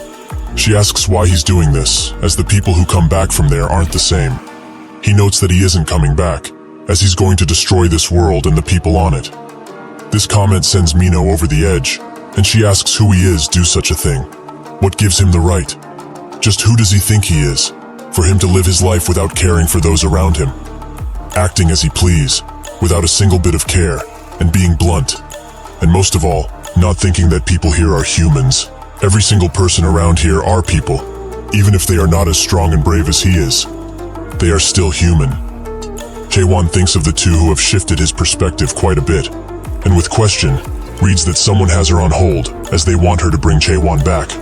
That person has someone hostage that she cares about, and he's their target, right? He notices some guys from across them in an alley, and thinks that it must be them. She brought him here to get beat up and save her hostage? A meaningless venture. No matter how many times these things are saved, the truth remains the same, because question shows him the true world. A world where data and numbers rule, and where there are people who would sell their own soul in order to raise their numbers. He will just have to get rid of them somehow, and find the mayor. Suddenly, Mino manages to shatter his view of the world, and notes that in every aspect, he's the one who isn't a human, not them. They should also split up here, as she's not going to travel with somebody like him. Jaewon looks at her with wide eyes, and wonders why she looks like a human again. Jaewon finds out that the guys who threatened her are working with Mare through question, and notes that he should get chasing after her after he changes. Mino arrives at the bar and slowly opens the door, where some goons are harassing the people. The Forbidden Heaven clan elder, the eldest of the three Janya brothers. Janya himself asks why she came back alone, as they had a deal. Mino says that he shouldn't have trusted a witch like herself, and that person isn't coming, because he's going to destroy this world. Janya says that she's gone insane, and uses the secret art of shadows to attack her. She dodges the first attack, but Janya uses her position to attack, which hurts her quite a bit. He tells her that they have put soundproof barriers in this place, so there's no way anyone from the outside will know what is going on in here. So she should just give up and bring that guy already. Mino notes that the Dark Forest will be after them, but Janya knows that there's no Dark Forest branch within the Gorgon Fortress. So by the time the Dark Forest clan finds out, she and this woman will both be crushed. Mino uses the 7 daggers of Akarm's secret technique, but even that doesn't do a thing. She falls on her knees, and thinks of the time when Jaewon asks her if she wanted to back in the past, if she ever had the chance to. Now, she would, as if she followed him from the start. None of this would have happened. Suddenly a thrust comes from outside, which pushes Janya back. Mino says that she hates this kind of development, and also asks why he's here instead of destroying the world. Jaewon notes that the clothes she gave him didn't fit, and the goons are glad that he came here on his own. Jaewon says that if they are working with the mayor, they will bring him here now. Jaewon demands that they bring the mayor here right now. The goons wonders if he's actually crazy, and one notes that there are rumors of him going against the fortress, so they seem to be true. Mino urges him to be careful, as their leader is a 4th stage adapter. Jaewon notes that he will not lose, and Janya jumps in the air with his goons, ready to attack. He says that he's quite arrogant, but they will help, and teach him an unforgettable lesson. Jaewon uses a light thrust, which Janya dodges, although barely. The goons are quite surprised that he has that much power, as they thought he was a non-adapter all of this time. Janya wonders if he's one of the mighty from the abyss. Jaewon thinks that, up until now, the only thing that managed to dodge his light thrust was the 5-horned beast. So does it mean that a 4th stage adapter is at the same level as that thing? Well, for him, it doesn't really matter now. Mino screams for Claire, the bartender, and Janya says that if he wants to fight, they can. But if they do so, they will not ensure her safety. Claire tries to tell them to not hesitate with their attacks, but a goon smacks her around and demands she not speak anymore, lest she wants more beatings. Mino is very scared for her safety and pleads with Jaewon to save her. He can do that, can't he? He thinks that she's asking for useless things now, as he's here to look for the mayor and nothing else. He needs to cut down anyone in his way, be it enemy or someone not related. Mino grabs his coat tightly and tells him that she's still human, just like him, just like everyone. Haewon thinks about everything that happened, and that strange feeling hits him once again. The skeleton who is screaming at him to attack is slowly turning into a human. He laments this happening once again, and uses a large thrust to make a beacon of sorts through the roof, which the guards see. Carlton, who was also with them, says that they should get moving. One of the goons notes that the soundproof barrier has broken, and that's when Carlton arrives, with a bunch of armored guards. He is quite surprised to find Haewon here, and asks just what happened in here. Jaewon says that he came at the right time, as that big guy is breaking the laws he cherishes so much.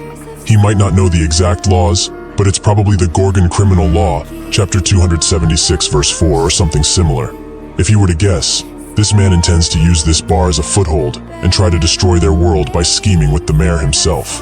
Mino notes that he is the one who wants to do that. And Carlton says that based on the Gorgon Criminal Law, chapter 194, verse 4, and chapter 124, verse 6, they will all be arrested without a warrant for destruction and kidnapping. They try to retreat, but Carlton uses his silver restraints to keep two in place and summons his weapon. Genya rushes in with his sword and they clash, creating a shockwave around them. Genya notices that slowly, he is getting pushed back with great force, and his sword also starts to crack open. He charges in one last time, as this is all he can do, and Carlton uses the restraints to tie his arms and throw him to the ground. With that, he has successfully captured Genya, who surrenders. However, he heard that he is as naive as he is righteous, which seems to be quite true. Out of nowhere, he throws a ball behind him, which creates smoke all around the bar. From the outside, he laments having to use the black cloud in this place, and one of the goons notes that their youngest member inhaled some of the black cloud. Genya notes that he already told him to wear his mask properly, and he might survive if he only inhaled only a little of it, so they will see. Someone from behind them notes that they are quite brave to use the black cloud without the clan leader's direct permission. This is the Forbidden Heaven clan elder, the lustful demon, Hyuk Seolrang. He asks if the Witch of Massacre really was that powerful, and what happened with capturing her and handing her over to him. Genya explains that it's not because of her, but because of Carlton. Seolrang is pleasantly surprised that such an annoying bastard is in there, as he must have surely inhaled some of the black cloud by now, so they will have something good to watch today. Suddenly he spots Jaewon carrying Mino out and asks who he is. He also noticed them, and immediately charges a thrust that evaporates the entire tree they were on. Genya is extremely shocked that this guy seems to be just fine after inhaling the black cloud. He has never heard of a deer whisperer without antennas, so even if he is one, there's just no way he would walk out so unscathed. Jaewon looks at them and wonders if they are the cleanup party. He finds them quite annoying to say the least. He charges up an attack and thinks that he didn't want to use this just yet, but he has no choice now. He uses Garnak's majesty, which creates a figure of the beast the sword is made out of. In that moment of confusion, the foot soldiers, who had just arrived, get cut up into bits and pieces, seemingly without any movement from Jaewon. Seolrang doesn't want to have anything to do with this strange yet powerful guy, so he runs away, noting that he will leave this into their surely capable hands. Genya calls him a rat bastard and looks at his goons and thinks that this is how everything ends. This is the culmination of his life. Jaewon says that there is no way for him to survive, so he should answer his questions. Where is the mayor that they are hiding? Genya explains that if he tells him that piece of information, getting out of here with his life would prove meaningless. As if that person finds out, he would be better off dead, he's sure. Jaewon wonders who that person is, and Genya, out of desperation and no other choice, pulls out a spirit stone and swallows it whole. Jaewon is surprised and remembers what Mino told him, that everyone here looks like they are eating drugs, but this is a common misunderstanding that people usually make. What they are eating is no drug, it's something that they eat in order to reduce the soul's pollution, since nobody wants to truly die. Genya bursts into a grotesque form which towers above everyone. He screams out, as now, he has truly turned into one of the dead. He uses his claws to kill the people around him, and now, he can also see the real world, what it truly is, and what he has been living in all of this time. What good is dignity in a world such as this one? What was he really scared of all of this time? He can be free now, without the restraints of these walking bodies. Suddenly, he feels Jaewon's threatening glare behind him. He tries to attack instantly, as to take him by surprise, but he stops last second. What is a human doing in this world of the dead? Jaewon in turn asks what this guy became, as he can't see what, even with question. However, it doesn't matter, as he can be killed. Jaewon uses one of his bigger thrusts, putting all of the force he can behind it, which takes Genya's head clean off. In his last moments, he thinks of his past life, and a tear forms up in his eye. Is it really raining again? With that, he disappears for good.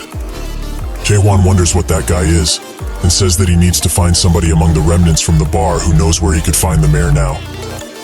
He walks away from the battlefield, alone once again. He goes to where the injured from the bar are held and sees that Mino isn't doing so well. Carlton is also on his last legs and says that they need to alert the inner fortress. Mino pulls Jae-won's cloak and demands he kill her, while she is still who she is. Jae-won looks at her and thinks that she really is a human. He can't use comprehend on her at all, and his question wavers when she's around. So why would the dead collapse? However, there is no need for any sort of emotion where he is heading, so he will do as she wishes. There is no room for hesitation. Claire grabs his hand and tells him to wait, as there might be a chance she still lives. A soldier urges her to get to the medical facility now, and Claire pleads with Jae-won to not do anything. At the impromptu medical camp, the medics discuss Mino's condition, which seems to worsen by the minute, as her deadification has advanced quite a bit. Jae-won notices some commotion outside and takes a look. Alarms are blaring all around the place, urging people to evacuate right now, as the dead have appeared within the fortress. A man asks a guard where they are supposed to evacuate to, but he seems to be quite unlucky, as that guard has already turned. It butches him instantly, and more dead come, ready to kill everyone they can put their hands on. Suddenly, a few people jump through the sky and land on the dead. They start killing all of them, and their leader seems to be a man with long hair and a unique sword. Claire notes that he must be the person Mino talked about, the one who said he will reject all the rules of this place. He wants to judge the entire world by his own standards and define himself what a human is, right? She knows people like him quite well, actually, as she has seen one before. People don't just stay here and adapt because they are idiots. They are doing it because there is no other choice. Jae-won says that they don't have the courage, and she asks, courage for the sake of what? Jae-won explains that they need courage to go beyond, to a definition that is certainly more correct. Claire notes that he's probably someone who goes after something like that, and he is most likely right in this case, but she doesn't have that courage, so she doesn't know what he's really thinking. However, she knows at least one thing, that he is extremely dangerous and needs to leave. This contradicts Mino's words, who told him to not leave, as people find their hope when they gaze upon him. So he shouldn't give up on this world, at least not yet. James asks how much medicine they have left, and a doctor notes that they've used most of the medicine to stabilize the fortress master, so they do not have much left. James damns everything, and commands his subordinates to bring all of the medicine that they have left. Jae-won analyzes how they prepare the medicine, which is just ground up horned beast horn. Jae-won asks James if they are able to revert Carlton back from the dead, but James notes that if he knew, he wouldn't react like this at all. Jae-won starts smacking Carlton around as to wake him up, who eventually does so. He immediately asks him to kill him, as he is the only person who really can. Jae-won notes that usually, people would be asked for help in a situation like this one. Carlton, even in his state, starts reading out laws. Jae-won thinks that he has such useless loyalty, but it can be commended. However, if there were more people like him from the start, there wouldn't have been a need for him to be trapped in that awful tower for 40 straight years.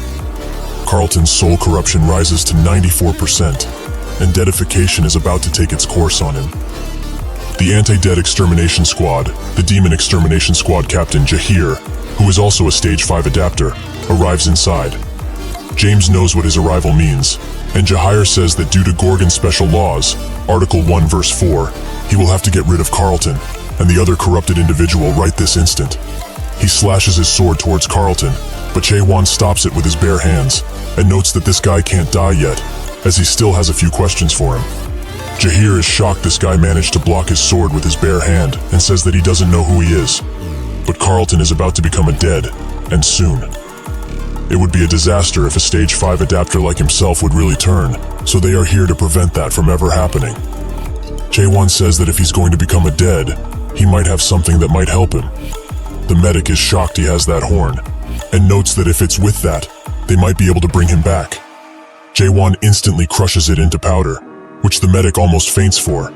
They feed both of them the powder, and fortunately, Carlton's deadification seems to have stopped. James is extremely glad, and tears run down his face. However, Mino's condition isn't so great, as her deadification is still progressing, most likely due to her stamina that was drained from the fight. Jahir draws his sword once again, but Claire demands he call Chung Hyo, as that old geezer can use dead slash. Jae-won is interested by this dead slash she's talking about, and Claire explains that if he uses that, the corruption will be gone. Jahir notes that the divine physician has an important matter to attend to in the inner fortress, so he can't simply call him over for something so trivial. Others from the squad hold her back, and Jahir tells Jaewon to step aside, as he won't compromise on this situation at all. Jaewon looks at him and says that he will be the one to kill that woman, as he promised her he would. He starts using question on her, and Claire demands he stop this instant, as he has no right to do that. The world starts cracking around her, and he is transported into a white world, where he seems to be alone. That's when he spots a small elderly man who looks over Mino and wonders how she got into such a mess. However, he will help her, so she needn't worry. That's when he spots Jaewon and is quite shocked, asking what he's doing here and how he managed to enter his world. He analyzes Jaewon further and asks how such a noble soul could ever possess such a narrow mind. Jaewon tries to use question on him, but it doesn't seem to work. Is this man perhaps the origin of her soul corruption then? If that's the case, she might survive when this old man dies. They both strike, however their attacks block each other, which shocks both of them. Suddenly, the old man's sword breaks into pieces, and this world seems to cracking at the seams. They both come out in the same spot, and the old man curses at Jaewon for breaking his mighty sword, as it was made out of precious trihorn. Jaewon is extremely confused at this point, and just stares. This man is Chung Heo, the Despair Divine Physician. Jahir asks what he is doing here as he was with the Fortress Master, and Chung Heo notes that a beautiful woman is dying here. Who cares if he's with the Fortress Master or not? He also asks Jaewon what he's going to do now, as his dead slash was completely interrupted because of him, and the dead slash can only be used with a sword made of a trihorn, or something better. That's when he spots his sword, which he starts fangirling over quite hard, but Jaewon stops him. He can lend him the sword if he wants to, but will he be able to save this woman with it? Chung Heo says that he can, so Jaewon lends it to him. He is quite surprised he gave it so easily. He must be quite confident in his battle skills. However, it doesn't matter now. He uses the sword to go back into his world, and notes that it's about time he sees what this sword is capable of. Jaewon looks at his technique, and wonders if it's an illusionary technique, but it's more like when he uses question. The old man charges forwards with the sword, and Jaewon thinks that this is the world he sees, through his eyes. Before he can finish the drawing, he falls down, as his spirit power is lacking quite a bit because he used all of it with that bastard of a Fortress Master. The world slowly collapses around them, and Chung Heo apologizes, as he wasn't able to do anything in the end.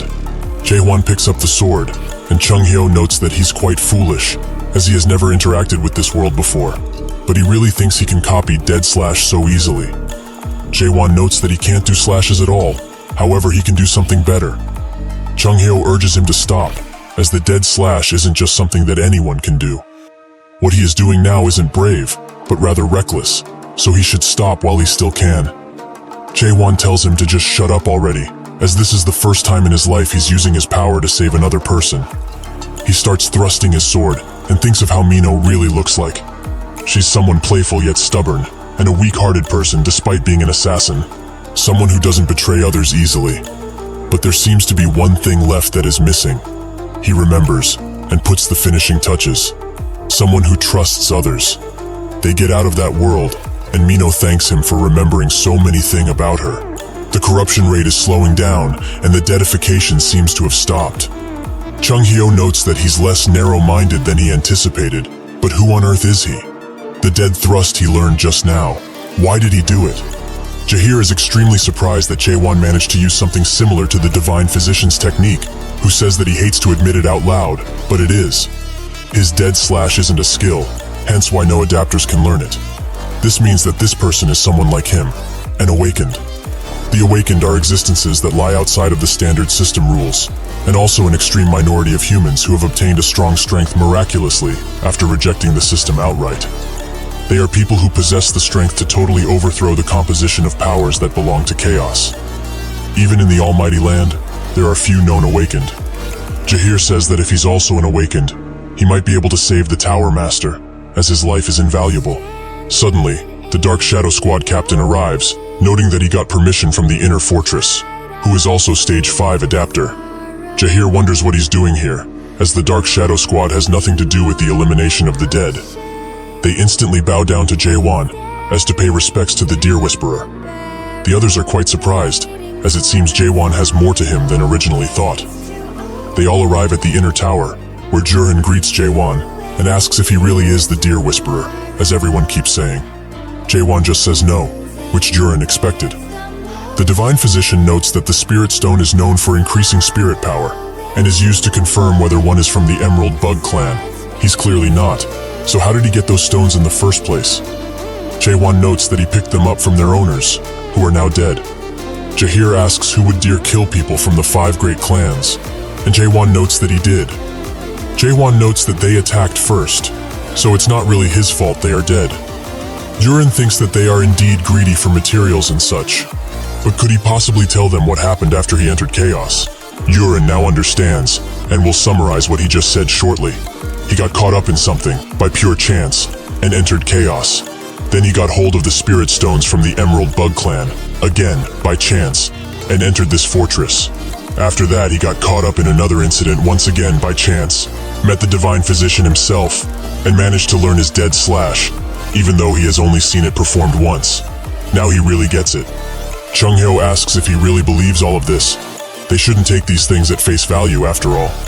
Jurin notes that he believes him, as in order to gain someone else's trust, he first needs to trust that person. That's just the way it goes. He asks Jae-won if he can inquire on a few other things, who says that he can.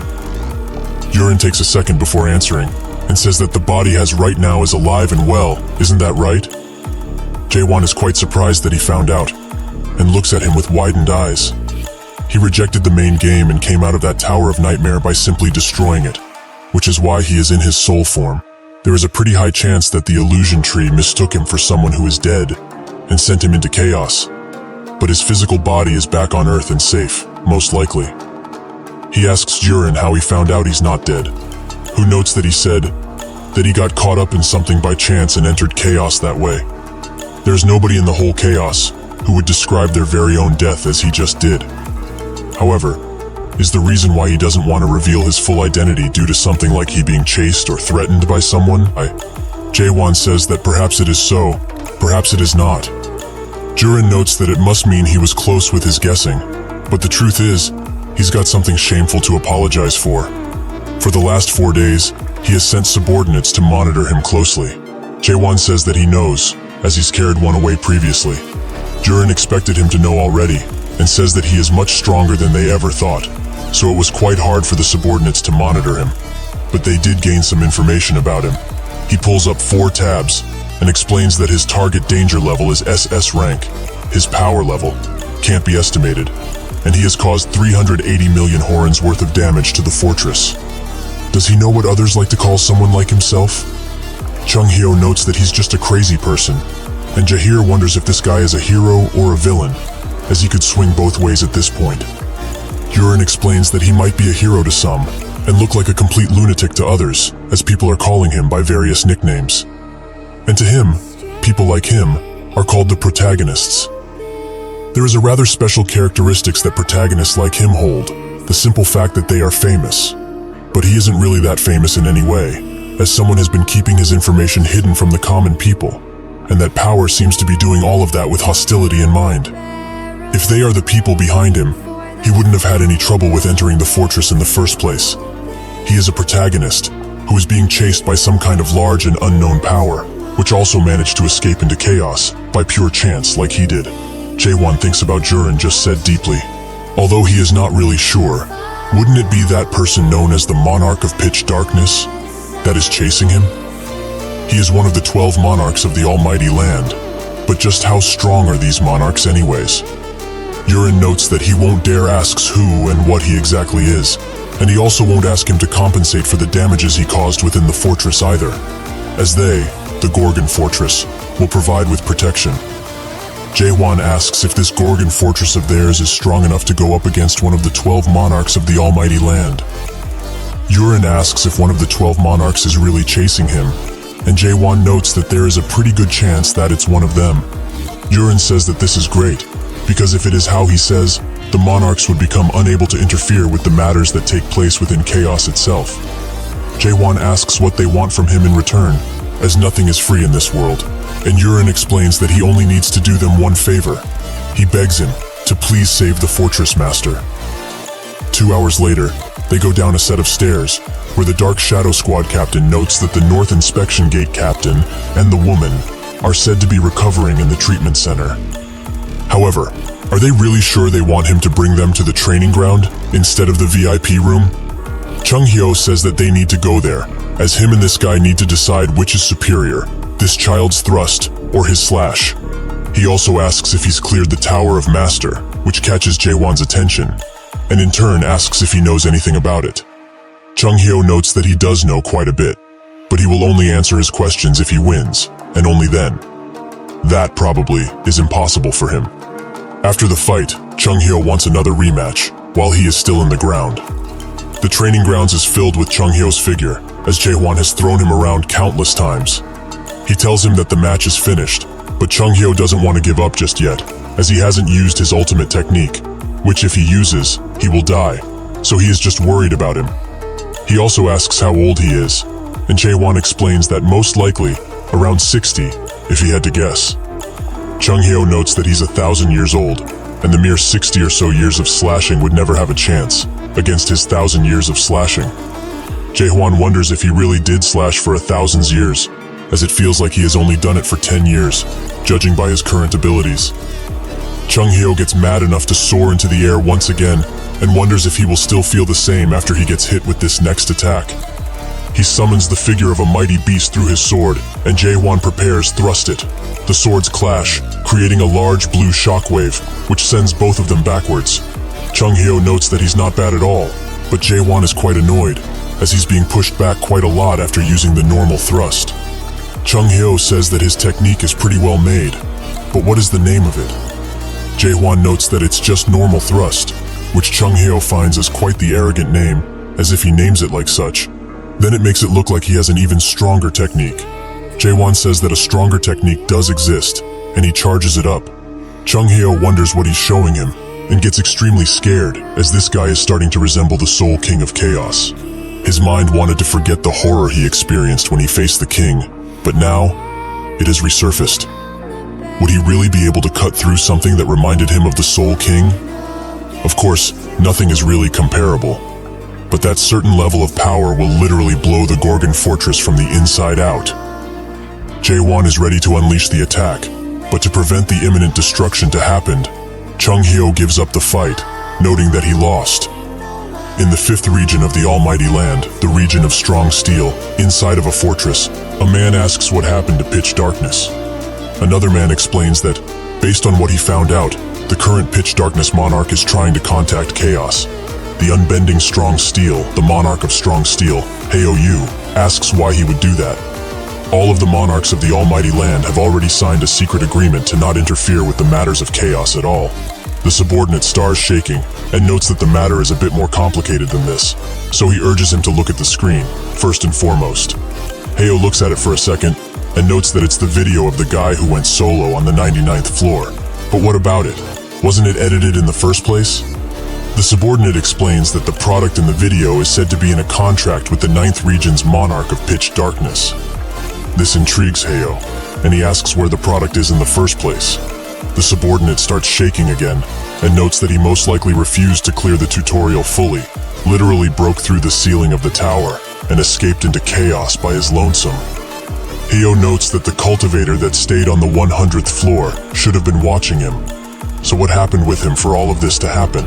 The subordinate says that the product slayed the cultivator, and Heo asks if he's just joking around. The subordinate says that he also couldn't believe it at first, but the monarch of Pitch Darkness has confirmed that everything he said right now is the truth. Heo starts pondering, and wonders if that bastard of a monarch has connections with Chaos. The subordinate explains that they found something extremely strange during their investigations, as the monarch of Pitch Darkness seems to be involved with the matters of Chaos, and for a long while now. Out of the 10 clans within Chaos, a few have been in constant and direct contact with the monarch of Pitch Darkness. Heo looks at the tree and wonders just what is Pitch Darkness up to. He tells the subordinate to send the letter to help him get access to Chaos, and in turn he asks if he really is intending to get involved in the matters of Chaos. Hyo explains that he will just be observing the situation as a whole, as he needs to know what exactly is happening in there after all. He also commands for 10 elite warriors of the Gold 1 grade and Hae Young to be sent. Hyo looks in the distance and wonders if Chung Hyo is doing well in there. He would have had a long and fruitful personality were it not for that trashy personality of his. But now, he's probably living a quiet life in there. Jumping back to Chung Hyo, who is clinging onto Jaewon's sword for dear life, as he won't let him unleash that attack. Jaewon, however, has already heard him and asks him to just get off. Chung Hyo gets down and wonders just what kind of man would be able to do something like that after just 40 years of simple thrusting. Jaewon explains that he probably thrusted around 10 billion times, give or take, but Chung Hyo doesn't believe a word of it, as he would have needed to do 8 thrusts a second every day for 40 straight years, without eating or sleeping at all. Jaewon says that he can do 100 thrusts in a second, not just a measly 8. If he's asking of how he only thought of using his sword for thrusting, he will answer. Golden energy starts coming from him, and Chung Hyo's eyes widen, as he is now exerting the same alien energy that he did when they first met. It wasn't pressure at all that he felt, only a thrust that bears a hostility which would make mere people faint. All of that hostility is thrown towards this world. He can't believe his eyes, as this child has become the thrust himself and is thrusting towards this world every second that passes by, even at this very moment. Jaewon already told him that he thrusted about 10 billion times, and counting. By the way, he hopes he remembers the contract they both signed before dueling, where the loser would have to grant the wish of the winner. Jaewon starts reading off the plea Chung Hyo put on this paper, who tells him to stop, as he heard him already, so there is no need for something like this. However, is he perhaps intending to use him as his subordinate from now on? Jaewon explains that he wasn't thinking of doing anything of the sort, as he simply wants him to just answer a few questions honestly. That is all. Chung Hyo notes that he will, but they should take a walk outside then. Firstly, Jaewon asks what the Tower of Master is. Chung Hyo notes that he probably knows that a mare made the Tower of Nightmares. Well, the towers made by the mares have ranks, from F to S. However, among the mares, there are those who simply do not care for such things as rankings. A master is someone who already made S-rank towers when they were but an apprentice, and someone who reached the top as a renowned artisan quickly. But not all towers made by a master would be a Tower of Master per se. Among them, there are towers that are made with no real intention to perform cultivations in the first place, and only unique towers are known as Tower of Master. Jaewon asks why they would make those towers in the first place, and Chung Hyo explains that he, and nobody else knows what these masters are truly thinking, as the masters themselves are individuals that are seeking the world's truth, after all. However, one thing is for certain. Among those who cleared the Tower of Master awakened would appear every now and then. Jaewon asks if he's from the Tower of Master, and Chung Hyo notes that he's from the 4th Tower of the Master, Melville. It was a tower known as the Moby Dick in that world. A gigantic white whale would appear on the 1st floor of the tower and target humans every minute it stood above water.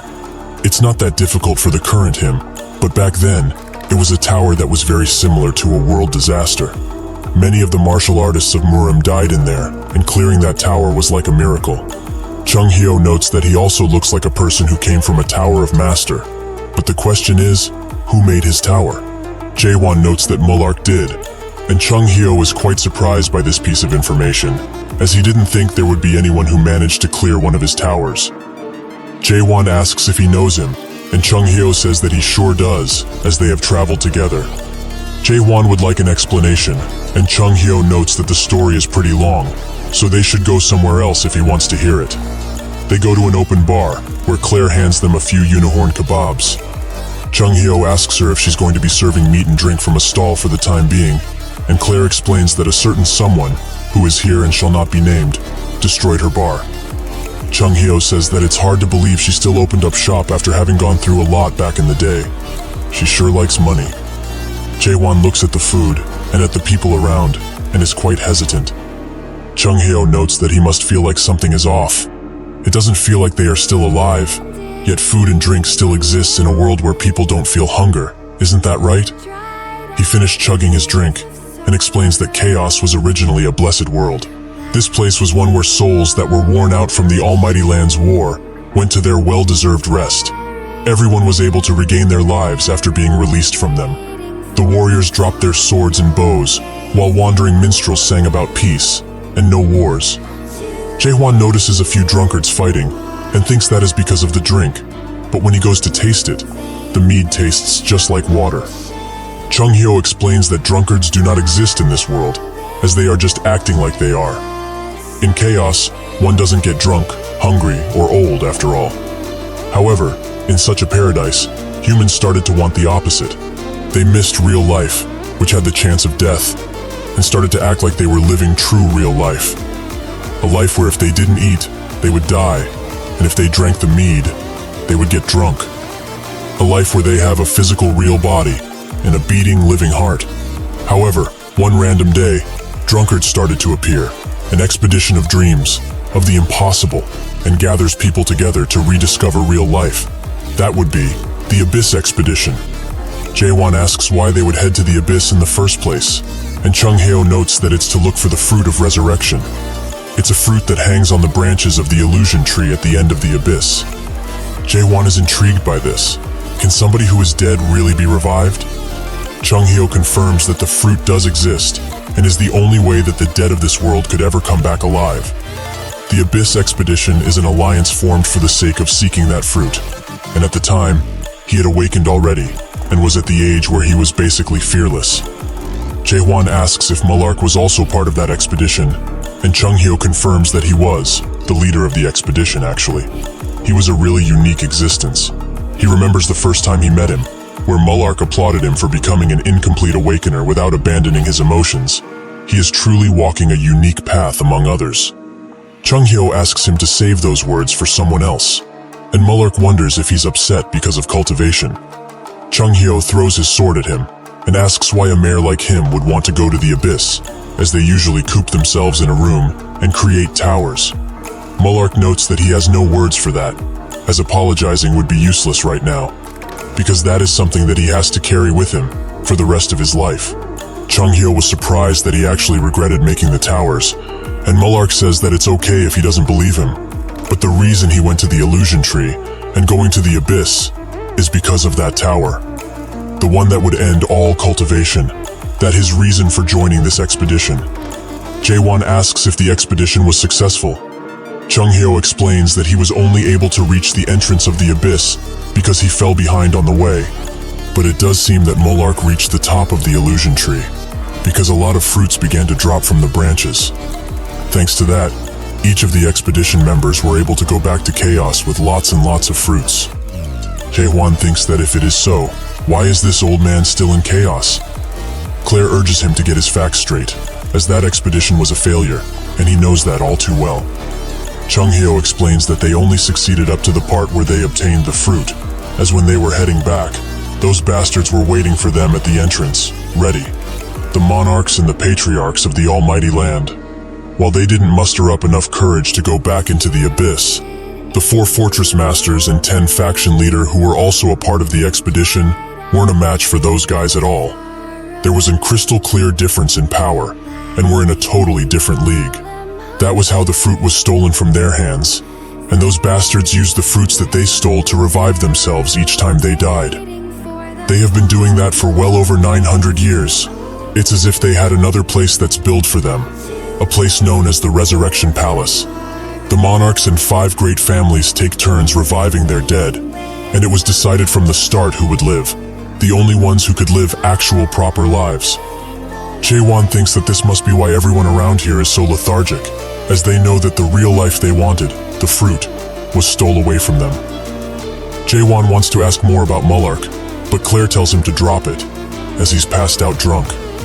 But based on what she heard, after the expedition was finished, nobody ever saw Mullark ever again. It's almost as if he fell off the earth. James comes around and thanks him for the help, as if it wasn't for him, his captain would have surely died. Jae-hwan seems to have forgotten about him, and James explains that the next time he enters Gorgon, he should do so through the North Gate, as he won't need identification there. Of course, they should keep this a secret from the captain. With that, he leaves, and that's when Jahir calls for the divine physician. He is clearly distraught, and notes that they've got some big trouble. They all rush as fast as they can, and Haewon can feel the energy around. Judging by this, it means that the Fortress Master is in that state already, a full dead. The spiritual pressure he is feeling right now, much more than what he felt from the dead that he fought previously. It's coming from deep within the fortress, or rather, more accurately, beneath from it. This makes him think of Yurin, and the favor he asked him for with a serious face. He remembers that he said that he won't have to pay for any of the damage he caused inside of the fortress, and will additionally provide him with protection should it be necessary. All he needs to do for them is one favor: to save the Fortress Master. Jaewon notes that their Fortress Master is going through deadification, and Jahir says that indeed he is right. He explains that out of nowhere he just went berserk, which is weird, because usually it only happens like once a week, but today, of all days, it just happened. He is telling him all of this in advance, just in case he gets the wrong idea about things. The Fortress Master is a really good person, and before his deadification unfortunately began, he was basically a living legend, since he was someone who also went to the Abyss expedition, with Mullark, and the Divine Physician. This makes Jaewon pay more attention to the conversation at hand, and Jahir says that, from what he saw at least, he is also able to perform the dead slash, right? Since the Divine Physician is in that poor state, can't he do it in his stead? Jaewon outright refuses him, as he simply imitated what this old head did, and is certainly not as good as him. This might have been different had he learned from him, though. Suddenly, the ground starts to tremor beneath their feet, and Jahir now fears the worst, as he knows what that is. Suddenly, a surge of dead energy comes out of the fortress, and releases a large shockwave all around. Jahir covers himself, but that's when he notices two peculiar people standing at the top of the fortress: the Disruption Tower Captain and the Despair Tower Captain. They say that it's been a while since they met, and Jaewon hears their whispers, which say that the guy carrying the Divine Physician is the one who can also use Dead Slash. Jahir pleads with them to step aside, as there is an urgent matter they must attend to, but they also probably know what already. They descend, and note that what he is asking them to do is quite a problem, as they have their orders that need to be completed. Jahir asks whose orders are those, and with a stern look on his face, demands to know if they are really intending to go against the wishes of the heavens like this. They say that the only heaven they have, and worship, is the Forbidden Heaven. They rush in and jump in the air, preparing to attack. Jahir notices how fast they were, and pushes Jaewon out of the way before anything can happen to him. They both land at the same time, creating a large explosion upon impact, but Jahir managed to block the both of them with only his blade. Jaewon watches him and notes that he is doing quite well. Jahir thinks that he didn't expect at all that the Forbidden Heaven clan would have people inside of the fortress. He notes that they grew quite a lot for outer fortress residents, but still, do they even know who they are facing right now? They say that he shouldn't underestimate them so much, as they are not the same people anymore. Jahir advises the both of them to think very carefully about this, as if they turn back now, the Fortress Master will surely forgive them. One of them notes that if he's talking about the same fortress monster that is being locked up down there now, he can forget it. That thing, because it can't be called human anymore, can't even control its own strength, and can't distinguish between good and evil anymore. That is not the same heaven that they served. Him being the extermination squad captain and all, why is he still serving the thing he swore to destroy, despite the current situation? Jahir looks at them dead in the eyes, and notes that he believes, with all of his heart, that the Tower Master will return to what he was originally. Suddenly, Other comes behind him and swings the hammer at his head. Before Jahir can react, the hammer lands, throwing him into a wall. If only he would have been a little more wiser, they wouldn't have had to fight like this. Isn't that the case? Jahir tries to get up to his feet, and thinks that these two are just stage 4 adapters. So there is no way they could defeat someone like himself, who is a stage 5 adapter, even though he is outnumbered. How are they doing this much damage in the first place? He can't even estimate how fast or strong they are anymore, as this isn't any type of normal growth he has ever seen. It's almost as if they received the boost from the deadification. Something is seriously wrong here, and this is starting to get too dangerous. He tries to tell Jaewon to leave while he still can, but Jaewon is having none of it, and throws Chung Hyo at him, who is still passed out, even after all of this. Jaewon explains that this was revenge for pushing him earlier, and that's when the disruption team captain grabs his attention. He asks if he really is able to perform the dead slash, just like the divine physician. Jaewon asks what it is to them, and they start talking between each other using telepathy, which Jaewon can see. They gather that the guy in front of them is a non-adapter, so he is probably talking nonsense. What can he really do with that short sword of his? Also, his physique isn't great, so he won't even be able to throw a proper punch, they think. Jaewon instantly transports himself behind them and asks if they are talking about a punch like this one. Before the disruption captain can react, his cheek is met with Jaewon's fist, which sends him into the wall. The despair captain tries to defend himself immediately after seeing this, and Jaewon explains that they have way too many openings, which basically leaves them defenseless. He punches the disruption captain as hard as he can, which breaks his helmet a bit. He stands on his feet, however, and slashes downwards, which Jaewon easily dodges. He starts spinning the spear, which creates some distance between them, allowing him to charge in, while Jaewon is still on the retreat.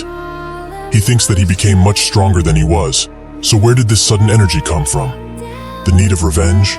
Or perhaps is his heart full of hatred? He looks at him one more time and deduces that it's neither of those. What drives this lunatic is fear, and fear alone. Are they really trying to betray others in their condition? Just plain ridiculous. Jaewon notes that he isn't the savior they think he is, that tiny old man is. However, killing the both of them will be an entirely different story. He jumps high into the air and prepares to descend like a hawk upon him. Inside of the fortress's deepest chamber, Yurin, accompanied by someone else, watch the fortress master, both with concerned looks on their faces. Yurin explains that it hasn't even been a single day since the dead slash was used on him, so why in the world is the deadification still advancing? The divine physician himself came this morning, and they together confirmed that the deadification had calmed down, so why did it go berserk all of a sudden? He can't believe that something like this happened when they just found a sliver of hope, a silver lining to all of this. If the fortress master had lasted for just one more month, they might have been able to release him of this damned curse. Earlier, Chung-hyo explained that it's too hard to do right now, as Jaewon's dead slash is just an imitation of his, and the situation is very different from Mino's, the girl he saved. The fortress master has a corruption which has seeped into his very being, and in that sense, they are lucky, because a normal person would have become a dead by now. But if they had just another month, Jaewon's dead slash might have been of great help, as even though it hasn't been tried ever before, it just might be possible for two people to use the dead slash in unison, and moreover, if it's him they're talking about, he might be able to even do it alone. Yurin bites his lip in frustration and thinks that there are people here who know about Jaewon, but damn it all, as he was sure that there have been traitors inside of this place since then.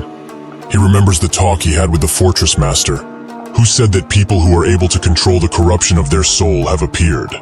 Yurin asked how that is possible, as only the Emerald Bug Clan could do that previously.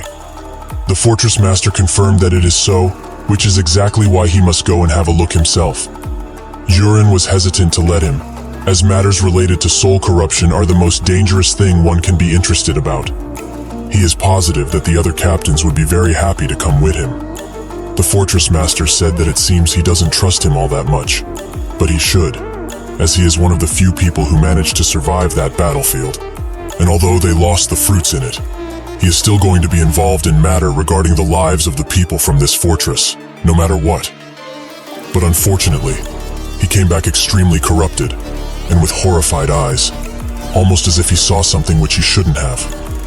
That's when these people appeared, and started watching him the moment he came back from his walk around the outer fortress, where he got infected in such matter. Now that he thinks about it, things just line up too perfectly. Was it really Maihan that did all of this?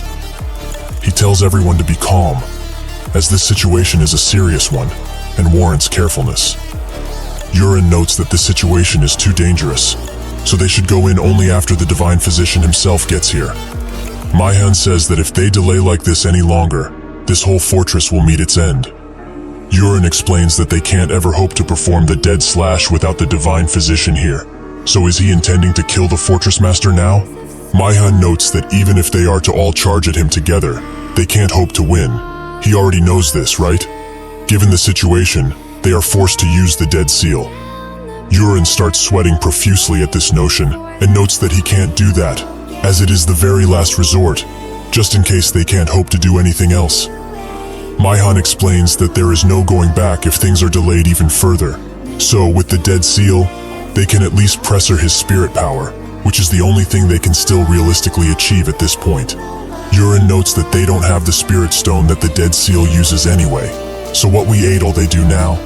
Maihan says that they all know about it, so he should stop trying to hide it. Out of the corridor, the Dark Shadow Squad captain arrives, with a box in hand. Yurin is extremely shocked, as even the Dark Shadow Squad captain, who belonged to the inner administration, is a traitorous dog. That box contains what Yewan had, the Spirit Stone.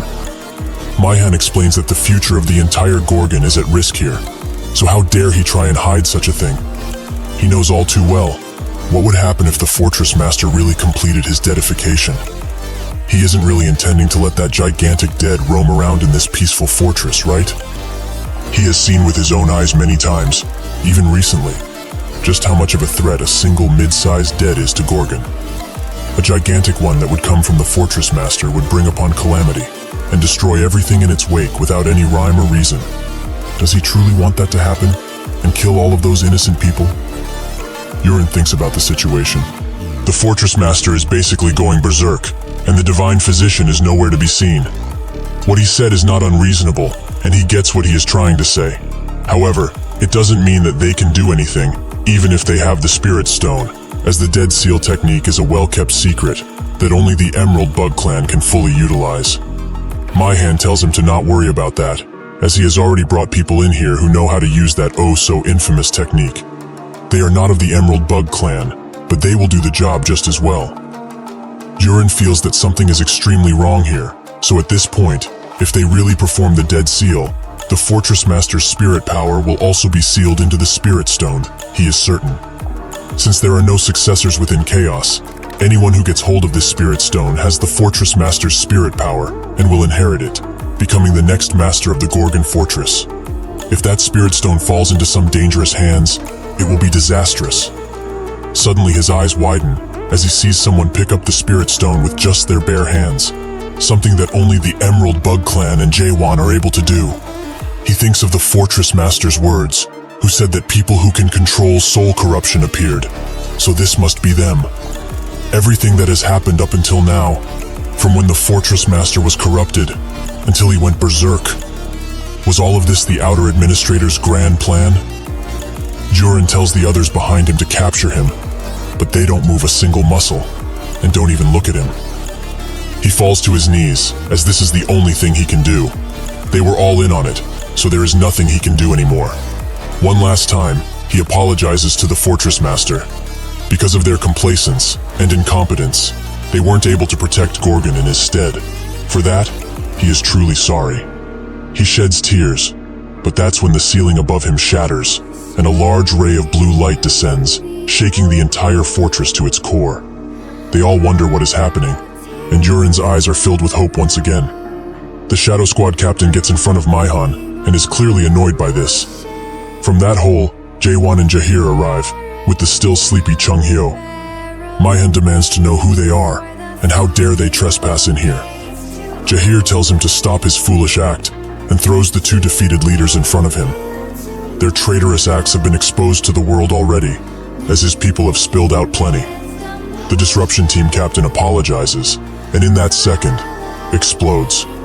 Jahir demands to know what he is doing to them, and Maihan explains that he probably offed himself upon being exposed. So how can he blame him on someone wanting to take their life like this? Jahir thinks that his act is just ridiculous, and tells everyone to get a grip on things, as this is a full-blown rebellion at this point. If the Dead Seal is completed, everything the Outer Administrator planned will come to fruition. Suddenly 4 men surround him, and one apologizes for doing this. This is the will of the Forbidden Heaven clan, so all he needs to do is stay put until the seal is completed. Jahir calls them cowards, and Jaewon looks at this. He notes that in return for saving the Fortress Master, he was offered protection at first, but he made the wrong promise, as Gorgon can't even defend itself nowadays. So, they will change the contents of the promise. He will save the Fortress Master, kill all of the traitors in this room. All he wants in return is this old decrepit man, as he wants to set up the Abyss expedition once again. This catches everyone by surprise, especially Maihan, who seems to not be happy about this. He calls his idea a bunch of nonsense from an unknowing fool. He already heard of the story about a certain person who was able to kill Janya, who was dead, in one single strike. He thought that it was a lie at first, but now he thinks that it's true. If this really is the case, they will have to go all out on him. Jaewon clenches his sword, and Maihan commands everyone to attack, and they surround Jaewon and Jahir in an instant. With a few light thrusts, he clears out the people who attack Jahir, and even cuts the hand of the Shadow Captain. He keeps attacking, but they keep coming at him in an endless onslaught of people. He stops attacking and sighs. Jaewon waits for all of them to be in one place, and uses a normal thrust to wipe them out. The attack also reaches Maihan, who desperately tries to block it, but can only deflect it, as it is too powerful to fully block. The attack lands next to the Fortress Master, and Maihan stares in shock at the gigantic hole it made. If he got hit with that, he is almost certain that he wouldn't have made it out alive. Jurin and Jahir are also very shocked.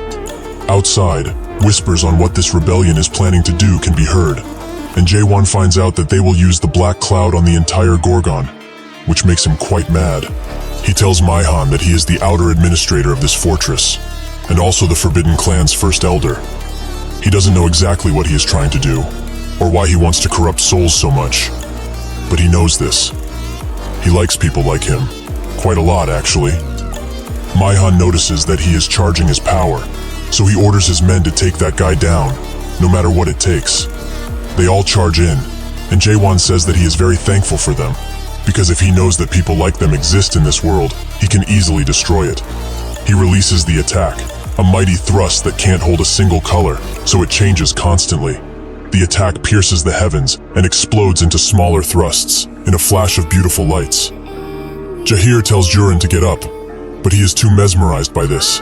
This is overwhelming hope, something which the Fortress Master thought that everyone in this place needs. An overwhelming hope that doesn't falter in the face of anything, no matter what. He simply cannot believe that now he is experiencing the hope he spoke of from this man who is speaking about the annihilation of this world. Everything is turned to rubble, and most if not all of the rebellion is put out. Maihan is still alive, but his hands and legs have been cut off, leaving him utterly defenseless.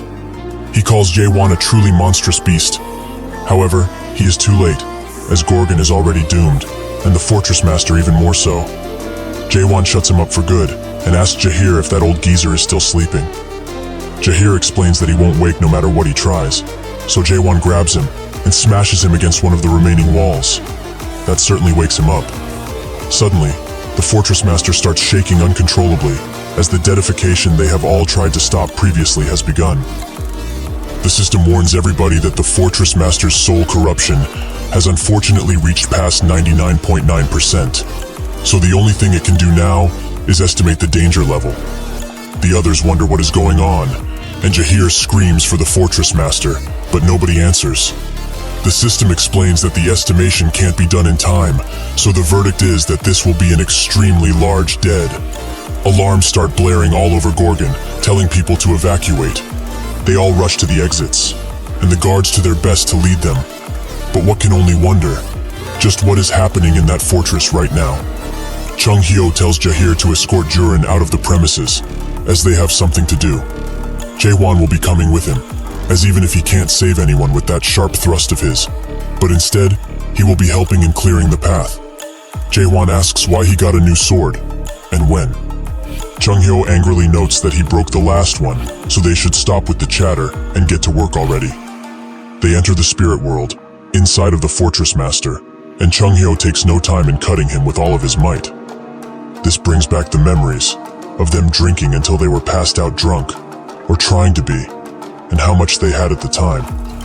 Chung Hyo explains that engraving these kinds of memories that have been forgotten due to the deadification is what Dead Slash is really about. If they are filled with memories about their loved ones and the things they cherish most, at least, the worst can be avoided. Suddenly, his expression changes drastically, and a new image pops up, one of war and death. Chung Hyo wonders if this really is the Fortress Master, but when the figure turns its head, it reveals its eyes, which are filled with hatred, anger, and bloodthirst. Chung-hyo says that cannot be the fortress master, but his eyes turn into the same ones the figure had. The ground starts to shake around them, and Chung-hyo explains that this shouldn't have happened. Something is seriously wrong. This thing is not the fortress master anymore. It's something much more deadly. He breaks out of the restraints and starts convulsing rapidly while rising into the air. His eyes turn dark for a second, but are renewed with the same red pupil shortly after. His fingers become slim and long. His back is filled with darkness, and a crest appears on his forehead. The possession of the fortress master is now complete. Chung-hyo watches all of this in horror and explains that thing isn't the fortress master. It's something he knows, or someone. He slowly descends to the ground, and the very moment he touches it, they are both struck with an extremely heavy pressure. The figure starts speaking, and notes that it would have never guessed it would be able to descend into this world with the help of this body. In the end, even this person, who was quite powerful, became a dead, right? He also recognizes Chung-hyo and begins smiling widely. What is an incomplete awakened like him still doing around here in chaos? Didn't he find what he wanted in Abyss 9 years ago?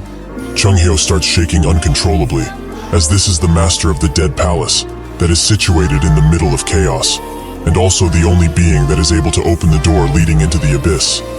His name, the Soul King, Catastrophe. Jaewon tries to use question on him, but nothing seems to work, as he is very similar to a dead, but at the same time, a completely different being. Catastrophe flicks his finger and asks why he hasn't left chaos yet. This flick erases Chung-hyo's established world in an instant, and replaces it with a dark, vicious world where he can do as he pleases. He asks if he hasn't left because he wants to protect this utterly pathetic and useless world. Chung-hyo is at a loss for words, as with just one finger, he managed to erase his established world. Catastrophe also looks at Jaewon and finds him as quite the curious being, since he is a human that still possesses his very heart, even after completely awakening. Chung-hyo thinks that this guy's authority is called Dead Descent, and he most definitely used it on the Fortress Master's body right now. But if that is the case, and this is just a measly clone of him, how can a clone emit this much pressure? It's becoming too overwhelming, even for him. Jaewon says that if he failed, now naturally it's his turn. So he was actually thinking of killing that thing right about now. Catastrophe is quite amused by this notion and asks if his words hold true. He snaps his neck into a crooked shape and notes that truly, he is a very interesting person. Chung-hyo tries to stop Jaewon, explaining that he can't do anything about it right now. Not even the great Muller could hold a candle against the Soul King. Even if this is a clone, he mustn't rush into battle like this. Jaewon urges him to not be so scared, as he is sure he can beat him. Chung-hyo looks at him and wonders, just how is this child so calm when facing an impossible task? Catastrophe starts laughing loudly and maniacally, with his mouth being contorted to open even wider. Suddenly he stops, and after a few convulsions and dark energy emitting around him, he pulls out a sword out of his gaping mouth. If he really meant that, he should give it his best shot, right? He really wants to see what a foolish awakened, who still possesses the heart of a human, can truly do. Chung-hyo recognizes the sword he just manifested. It is called the Void Sword. This weapon is extremely powerful and feared, as it turned half of the previous expedition squad into dead, with just a slash. He cannot believe he is seeing that thing go into action once again. Catastrophe charges in, and Jaewon barely dodges the attack. He explains that he has seen eyes like his previously. He is trying to go into the abyss, isn't that right? Chung-hyo is quite surprised by this reveal, as he didn't know. It is a fact that they don't have much information about this guy. But will he really be going to the abyss, of all places? Catastrophe notes that people like him, who are trying to get to the end of this world, still exist, despite him thinking otherwise. But he is much too weak to do anything, as he is not even as strong as that Mayor Mullark from over 900 years ago. He strikes at Jaewon, who uses his hand to get away from his slash, and uses a thrust to remove the other arm. Jaewon thinks that he is already at an advantage, since he removed his arm, but Catastrophe just grows it back, and uses Jaewon's surprise to his advantage. He moves swiftly to his side and manages to hit him in the arm, but the rest of the attack is missed. Jaewon uses a thrust to hit him in the torso, But Catastrophe is not fazed in all, so he uses all of this and tries to kill Jaewon right now with a large strike. After the rubble and dust settles, only Jaewon's cape remains, as he has used it to back away. Catastrophe explains that this corruption is basically a disease that advances time. So with just a hit of the Void Sword, several centuries or perhaps even millenniums would pass by on that particular wound. Souls that can't withstand this grow extremely old and corrupted. With all of this combined, they turn into dead. Jaewon notes that something like this won't move him, so he strikes his own old flesh and soul, noting that he will just rip it all away if he really has to. Catastrophe is quite surprised that he would cut away a part of his soul, which has only grown old like this. He must commend him for this impressive mental fortitude. However, that is all he has right now, and can't hope to ever defeat him. Suddenly shards come out of his chest and mouth. Jaewon is shocked at this, and those shards turn into Void Swords, which are ready to strike at a moment's notice. The swords fly into Jaewon's direction, who tries to protect Chung-hyo. Catastrophe notes that, now that he has managed to take a closer look, isn't the sword he has within that crafted sheath a replica from the Mare Tower? That is pretty impressive, considering it is just a toy, made by the Mare. A few swords get past Jaewon's defenses, and strike him in the leg and arm. Chung-hyo screams at him to do that, and Jaewon takes no time in piercing himself in order to stop the aging. Catastrophe doesn't stop attacking, however, and their swords clash, creating a large shockwave which sends Chung-hyo away. Catastrophe explains that if he keeps fighting in this manner, his soul won't last for long. Jaewon sneers at him, but thinks that he is right, as he won't be able to do anything if he keeps striking himself like this. No matter how many times he tries to use question on him, he just can't see his weakness, and he also can't focus, as there are strange particles around, messing with his sight. He thinks of Chung-hyo's explanation of the world, which is named the White World. It is a world where he remembers those who have long disappeared and recreated them, using his imagination. Each awakened holds their own unique world, and their world is made by a keyword that they get when they awaken. It is something that is made from their desires and emotions, so a strong awakened can pull in even more beings into their own unique world. Jaewon thinks that if this really is the case, he can at least try. He strikes weapons with Catastrophe and uses the momentum to make some distance. With that, he activates his eyes glow as he activates his very own world, the Moon Eye. Chung-hyo looks at this real depiction of the world and notes that this is hell, this world that he has been living in all of this time and enjoying himself is hell. A hellish world, made from only loathing and seething anger. Catastrophe is ecstatic, as this is his opponent's ideal world, extremely beautiful. Jaewon takes no time in striking him with all of his might and uses his sword to pin him to the ground. Jaewon thinks that those particles that originally blocked his sight are gone, so now he can focus on the fight and on defeating this guy right now. Suddenly, large tentacles rise out of Catastrophe and he grabs Jaewon with them. He is constantly charging at him like a fool, without even knowing how to really end all of this. He pins Jaewon to the ground with extreme force, which breaks the ground beneath them and smashes him even further and further until nothing of the ground remains, only rubble. He stands above Jaewon and says that he is one who doesn't give up on his hatred. It has truly been a while since he has met such an interesting existence like him. He slowly pulls out the sword from his chest and aims it straight at Jaewon. All of this was quite the fun adventure, but it is a pity, as all things must eventually come to an end.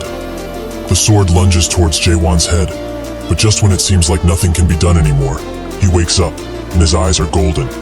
In that second, he rises his sword through Catastrophe and cuts him straight in half, while also decapitating him perfectly. This is not really over, as he is only just getting started. He is now ready to fight. Catastrophe notes that his pointless struggle is just plain ridiculous, as he can't hope to ever lay a hand on him in any meaningful way. He starts regenerating from only his head, but this time he contorts into something more macabre and large, so he towers over Jaewon. The crest on his forehead also grows, which makes Jaewon think that this is not good at all. Catastrophe has transformed into a dubious shape, with elongated limbs and neck. He takes no time in striking Jaewon, who dodges the first attack, but he doesn't stop in the relentless attack, so he uses his other hand to send Jae-won flying, who couldn't have ever hoped to dodge this one. He smashes into a wall, which makes him vomit blood, and Catastrophe cuts the rock he was stuck in with all of his might. Jae-won, however, had plenty of time to dodge, and makes his way behind him, where he prepares an extremely large thrust. Catastrophe noticed him, and they clash into a flurry of blue and red. Catastrophe explains that he has watched countless beings try to build the world for millennia, and they all climb to the top of this tree to try and appease and sate their own curiosity. Is he also the same as them, trying to find some kind of answers from this world? What exactly is he asking then? What does he want to know? He presses his sword hardened on Jae-won, who seems to have been caught by surprise with this. However, Catastrophe's sword stops, and a blue hue emits from its blade. Now he truly understands his question. The world itself is his question, isn't that right? Jae-won managed to block the attack, but the impact has taken a toll on him, as he is bleeding once again. Catastrophe continues interrogating him. What is his question? What does he want to make of this world of his in the first place? Destruction, annihilation, or perhaps even extermination? But judging by this world and the things in it, he wants the end, and that is the most fitting name of this place. What arrogance to make a world such as this one. A mere human dares to question the worth of the illusion tree and its very existence? Such arrogance must be punished, as not even the wisest men can ever hope to start questioning the illusion tree and why it is here in the first place. He starts slashing around and seems to have Jae-won in bad position, but then Jae-won notes that he doesn't know what he is talking about. Catastrophe notes that if this is not the case, what he is doing isn't questioning, right? Jae-won stands below him and thinks that this situation is all too similar to what he has experienced before, with B-Strain. This makes him think of something, however, as what he is fighting now is a clone that possessed the Fortress Master. So, that would mean that he can do something. He buries his feet into the ground and uses all of his might into one mighty thrust. This surprises Catastrophe, but he doesn't have time to dodge at all, so he takes the attack full on, which makes a gigantic hole in the wall. Catastrophe slowly regenerates and notes that his impudence seems to know no limits. Does he actually think he could ever kill him, in any way possible? How foolish, even for a mortal, he is too prideful and weak. He is bored now, so he will put an end to this little game. He charges in, wanting to swallow him whole. Jae-won, however, stands proud and tall, looking at him with his golden eyes. Before he can take a bite of Jae-won's succulent flesh, he jumps high into the air, and a few golden orbs appear once again, and a gigantic line, showing him the path to victory. With newfound confidence, he charges in with all of his might, and lands directly on his back, and on the line that is formed. Catastrophe is now shocked, as what this man just did is a technique that holds the name of crack. Jae-won keeps pushing his sword in, and a gigantic blue explosion occurs. Catastrophe admits defeat, and notes that he will be waiting for him at the entrance that leads to the abyss. He, the one who lives for the end. With that, the water clears, and Jae-won, accompanied by the Tower Master, sit in the water, tired and relieved. While resting from the most grueling battle of his life, Jae-won thinks that he needs to become stronger, no matter what. Just thrusting isn't enough anymore, especially since he used the strong thrust, which worked wonders against a lot of people. But versus a single strong individual, it is not as strong, due to the damage radius being far too wide. In this fight, he was only able to use it to distract and buy time, whenever he could. It seems that after all, thrusting isn't the solution to everything like he expected, and so he needs to create a new technique to deal with more powerful enemies. The day begins anew, and the others are checking on Chung-hyo, who seems passed out once again, but this time, not from drinking too much. Suddenly, the Fortress Master speaks to Jae-won and urges him to come near him for a little while.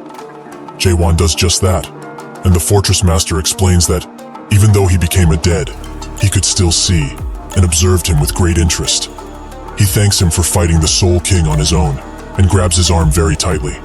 Perhaps, after all of this, and his continuous rule, it is time for Gorgon to experience some well-deserved changes. So, if he may, he would like for him to take all of this. The Fortress Master gives him some energy through his arm, in the shape of a snake, or dragon. He notes that there is a familiar energy all around him. He can feel, all of the warm memories he has made and cherishes, even though he doesn't know it. Before disappearing, the fortress master tells him one last thing: to never forget how a human is and feels, no matter what. The other guards arrive at the scene, and they all stare in the direction of Jaewon, who has made his way out of the rubble, but also holds a new patterns on his arm, the very same that the fortress master gave him. They all bow down, and Jurhan, with a tear in his eye, thinks that if this was the fortress's master final wish, then he will uphold it. He bows down as well, and greets the new fortress master. Jaewon is taken back by this, and just stares at them. 2 days later, things return to normal, and the people start rebuilding with what they have. Jaewon sits at the office of the fortress master, but doesn't believe himself to be one, as he told them countless times that he is not going to be that and take on the title. Yurin says that perhaps he may have forgotten the contents of their promise, so he would like to inform him about them once again. He shows him the conditions, which specifically said to save the fortress master, which is now impossible to complete. Jaewon asks if he's telling him to take responsibility for the fortress master dying, and Yurin notes that it is something of the nature. Jaewon tries to twist this around in his favor, saying that even though the old fortress master did indeed pass away, since he, the new fortress master, got out of that alive, that should resolve the condition, right? Jurin smiles and notes that he is very right, so therefore, he has to keep that promise in the future too, since he is now the fortress master, even though he denies it. Jaewon laments having so much responsibility on him, and explains that he has no time to waste around here, as he needs to climb higher and get to the abyss. Can't he just pass the position to someone more capable and willing? Yurin tells him that something like this is not possible, as Gorgon wouldn't acknowledge that person anyways. Jaewon thinks that Gorgon is the pattern that the fortress master gave him before passing away. Did it really choose him? Yurin explains that since the position of fortress master isn't something that can be just passed down to anyone, he must fulfill his duties. The only time the fortress master changes is when the current one dies, like what happened recently. Additionally, he has some documents that needs to be looked at for the day. Since he is now the fortress master, he also included some useful tips and records that will certainly help him be better. Jaewon picks up one of the files and sees that it's filled with laws, mostly about how nobody can disrespect the fortress master. So that is why everyone only said good things about the fortress master before. Yurin tells him that additionally, he has a few items that he may find useful in the drawer, and he will be going back to organizing books. Should he need any assistance, he should feel free to call for him. Jaewon, out of curiosity, looks inside of the drawer and finds a crumbled up paper, which was written by the 17th fortress master. The paper slowly takes a new shape and surprisingly starts speaking. He doesn't know who he is speaking to, but congratulates them nonetheless. When he discovers this, it means that he has become the brand new fortress master. By now, naturally, he is probably thinking hard about how to rule over Gorgon and its people. Jaewon wonders what this strange piece of paper is, and it continues to explain. He should not worry about such matters, as the fortress master has one thing that they need to do: to enjoy themselves, as a good fortress master is one who knows how to play, and most importantly, party. He should just leave the security to that branch, the inner fortress to the administrator, and so on and so forth. He is not the first, and probably not last, to give out such advice. It has been passed down by numerous fortress masters, so at least it must hold some value, right? Based on the status of Big Brother, more than half of the fortress master's soul got corrupted previously, due to them dying from overwork. Jaewon feels the intention from this paper, and sees how it was written. This advice is for his own good, but also for Gorgon's and its people. He pleads with him to not be greedy for more, not change anything, and most importantly, to never lose himself. Every single existence in this place knows already that this world can never be changed. Because of this, what it truly needs is not change, but an extension of life. So, what is needed is not change for the minority, but peace, for the majority that can hold out and survive. So he begs him, one last time, to not be greedy. A good fortress master here, in chaos, is one who does nothing at all. Jaewon ponders the situation for a bit, and thinks that he finally understands what kind of existence the fortress master is in this place. an existence that exists solely to get rid of hope, for an extension of life. An existence that stops changes for the life of the majority, so that they can live peacefully. Yurin comes back into the office and asks what he is thinking about, as he seems to be pondering something deep. And Jae-hwan notes that, after thinking, he is going to get rid of this position, the Fortress Master one. Yurin asks what he means by saying that, and Jae-hwan doesn't tell him, except noting that they need to start from now. So he asks him what the Fortress Master means to him, as an individual. Yurin thinks of the question for a bit, and explains that a single fact they can take from this is that a fortress simply means that it's a fort, a military building that has a single purpose, to protect people from danger. Jae-hwan asks, if the enemies were to not exist any longer, what would happen? Would this still be considered a fortress? Yurin comes to the realization that, if that were to happen, the purpose of the fortress would be no longer, and the position of the Fortress Master would no longer be needed. However, he says that a fortress without any enemies is not really possible. Jae-hwan says otherwise, and notes that he will be the one to unite all of Chaos under one banner. In Chaos, there aren't any funerals. Instead of that, people do a ritual that is known as Soul Farewell Procession, which is held to send off those who have passed on for good. If usual funerals are held to remember and rest the dead, the Soul Farewell ritual is held to a race of the dead. As it is being held, people would talk about the souls of the dead, and after it is over, they will never speak of that particular person ever again. That is the very last thing that Chaos can give to those who have left Chaos for good. Yurin starts speaking for the ritual, and notes that by now, they all know the old Fortress Master, Emil Grochesk. But they weren't able to bury him, because he has disappeared from this world completely. He had not a single shred of a physical body left, and his soul is long gone.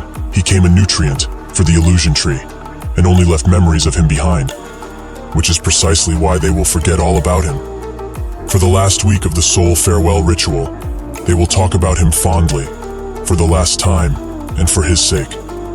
They will keep talking and talking about him and his exploits, until nothing remains. Jae-hwan, who was sitting in a corner all of this time, thinks that finally, he knows the name of the old man who passed down this position to him. He also hears others' people's thoughts about him, and they are quite skeptical as he hasn't lived even for 100 years, so he is inexperienced. A woman that stood next to him all of this time notes that he looks like he wants to beat them down, and smiles. Another person comes to him and asks if he's the new Fortress Master. Chung Hyo stands next to the woman and notes that she is too late, calling her the Priestess Clan's vice leader. It seems like that old weasel from the Savant clan has beaten her to it, in terms of greeting the new Fortress Master. The woman finds this quite interesting and asks him what side he will be on. Chung Hyo explains that he bets that there will be a time when he can establish that for good. The weasel asks Jae-hwan for his age, which he replies with 60. He finds this quite strange. Was there perhaps a hidden institution in Gorgon? Or is he perhaps the son of the Fortress Master?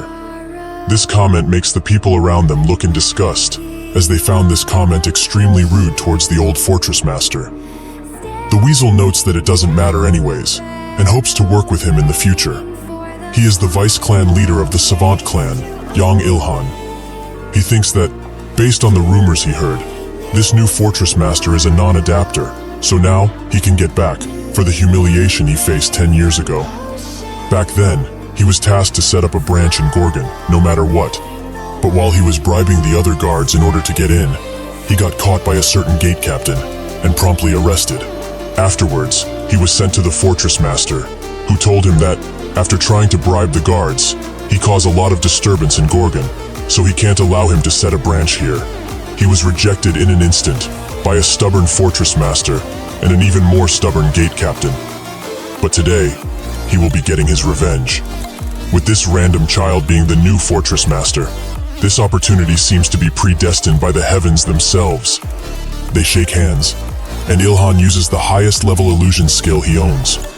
The spell enters Jae-hwan's mind, and he is sent to the 8 gates of hell, where fire permeates throughout, and a large draconic being starts to attack him.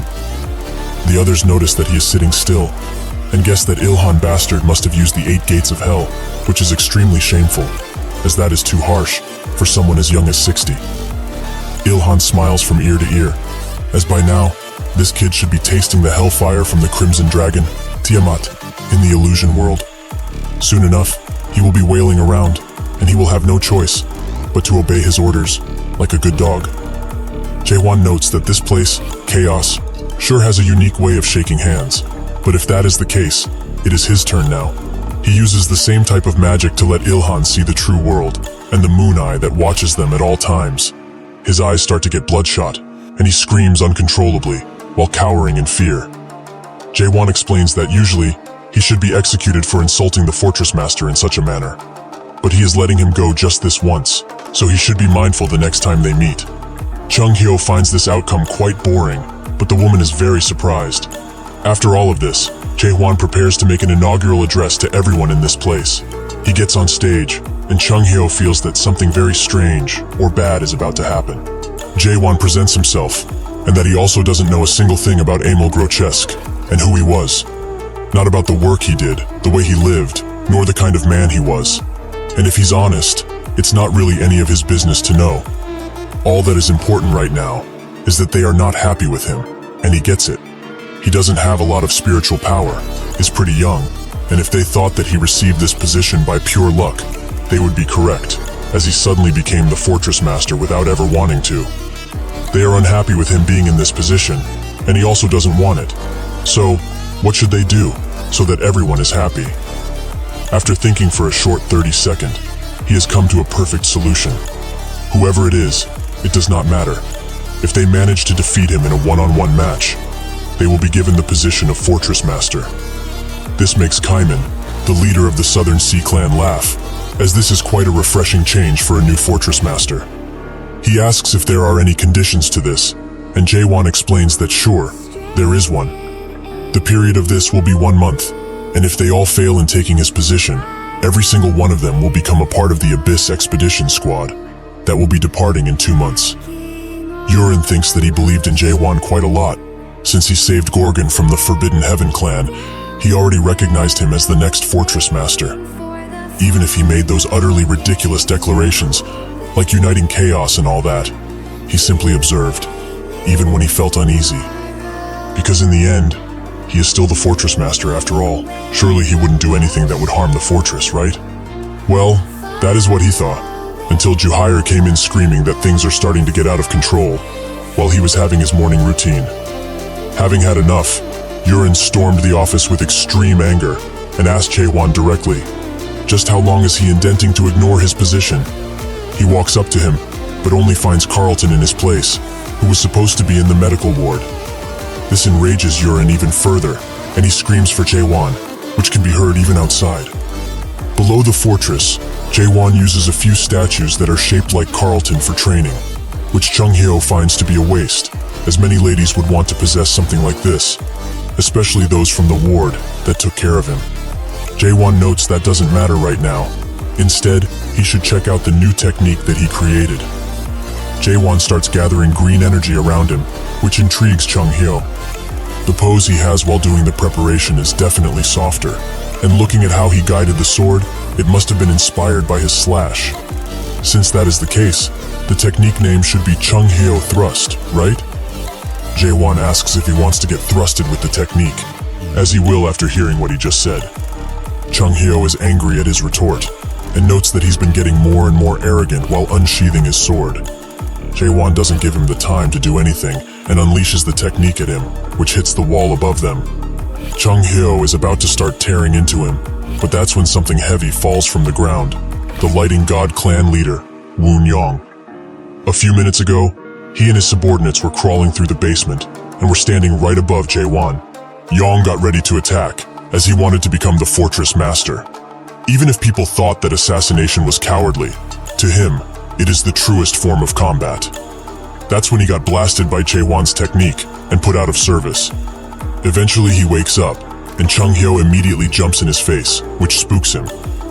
Yong asks what he's doing here, and Chung-hyo notes that he was always a small little weasel, so he knew the day would come when he would do something dumb like this. Yong asks who that young guy is, and Chung-hyo tells him that is the new Fortress Master. Yong notes that all of this just doesn't make sense, as he hasn't even heard of someone like him in Chaos, or even in the Almighty Land. Chung-hyo sighs and explains that indeed, nothing makes sense. Everything about that man doesn't make a lick of sense.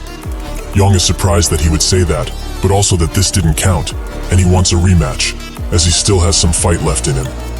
Jae-hwan tells him to come forward, as they will fight once again, if he wishes. Yong charges in extremely fast, but Jae-hwan dodges, which makes Yong smile, and use a spinning attack. Jae-hwan again dodges, which annoys Yong. He wasn't going to use this technique, but now he feels compelled to. He gathers all of his energy into a large ball, and thinks that he will destroy this guy in one strike. Unfortunately for him, Jae-hwan teleports behind him, and notes that technique takes way too long to charge up. And so, the first competitor is defeated. Later he reports back to them, after telling everyone that he, the Lighting God clan leader, barely lost to him, just like they ordered him. Chung-hyo congratulates him, as now, there will be a lot of strong people who will challenge this new fortress master. It has been exactly 100 years since they got where they are, in one of the clans of the Almighty Land, the Yuwoon clan. Yoon Yong, the now possessor of the Lightning God art, was but a slave, to be abused and messed with whenever his master's fancy. This happened right after he cleared the tower, and his comrades also suffered the same fate, to be slaves for the rest of their lives.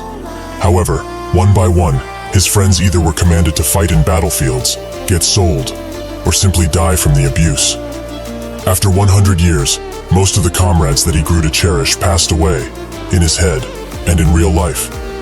Despite all of this though, he survived, and after 100 years of complete obedience he was officially announced as a servant of the clan. But on the same day that he was chosen to be a servant, something inside of him screamed to defy his masters no matter what. That voice was right, as he couldn't bear to live like this, not even for a second. And because of this, he betrayed the trust he had garnered over 100 years, and went into the secret manual vault of the Yuwoon clan. That is where he found and stole the Lighting God art, and when he learned it, his body seemed to have regressed to its younger days, and he felt invigorated. This was the secret knowledge that the Yuwoon clan tried to hide, this immense power. Naturally, things didn't go so well afterwards, as he was chased for well over 20 years due to this theft, which actually led to him dying like a dog. But on the bright side, he got summoned to chaos and was able to become the 9th of the 10 clans. However, this man, who has yet to live for even 100 years, simply became the fortress master of chaos. Additionally, he also made Chung-hyo smile, something which you do not see from him, as he saw true despair when he went on the Abyss expedition. Still, despite all of this, he is still pouting, as it seems kind of unfair. Chung-hyo notes that he got lucky, as he managed to meet him before he experienced true despair. His face is basically screaming denial about that man, but he will tell him something which might change his mind.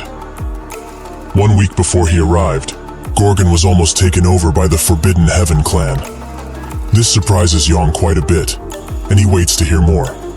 Chung-hyo explains that he doesn't know how all of the personal inside of Gorgon was on their side, but it seemed like they were preparing to occupy Gorgon for a long while. Before they could do anything too hurtful, however, Jae-hwan saved all of Gorgon with a mighty attack, and even fended off the Soul King, who descended down here by possessing the body of the Fortress Master. That is all that the current Fortress Master has done. Yong is shocked by all of these mighty achievements, and notes that he should have told him earlier, instead of letting him get beaten like that. That's when somebody busts through the door, and demands to fight the Gorgon Fortress Master. This is the Fire King clan leader Kang Hwang, and apologizes for coming here accompanied by the Sea clan leader. But he can go first, right? Jae-hwan notes that there is not need for that. They should both come at the same time, as he was in the midst of practicing his new technique, so he would rather not waste time. This shocks both of the challengers, and Chung-hyo says that things are going to get messy real quick today. Hwang steps forwards, and hopes that he doesn't regret what he just said. He charges in with all of his might, and unleashes a flame attack upon Jae-hwan, which he dodges quite easily. The attack hits the wall, which makes Chung-hyo scream at both. They both clash swords, and Hwang asks if he is actually scared of the flames that are coming from his sword. Jae-hwan denies this, and prepares a mighty punch, which is engulfed in flame the moment it hits the sword. Hwang barely manages to block, giving Jae-hwan the opportunity to attack, with some final words, those being that he should tell him later if he is scared of his thrust. Jae-hwan ends the fight, by creating a gigantic hole in the wall, which he most likely sent Huang through. The Sea Clan master puts out the remaining flames that were strewn about and notes that Meathead will be fine. Jae-hwan asks why he didn't fight with him, and the Sea Clan master explains that he simply hates the heat, but now they will have plenty of room and time to fight. Even the lights in the room are put out, and they both stare at each other. Jae-hwan thinks that up until now, he fought electricity and fire, but now there is water too. This reminds him of a certain monster-catching game, but nonetheless, this guy seems to be stronger than the other two. He charges in with a thrust, but Kaiman blocks it, and then parries the attack, giving both of them space. Jae-hwan thinks that this guy is quite different from the others, as he is just not charging in like a maniac, but actually calculating his every move. He tries to hit Jae-hwan, however, he dodges swiftly, and raises himself into the air, where he has ample room to unleash a bigger attack.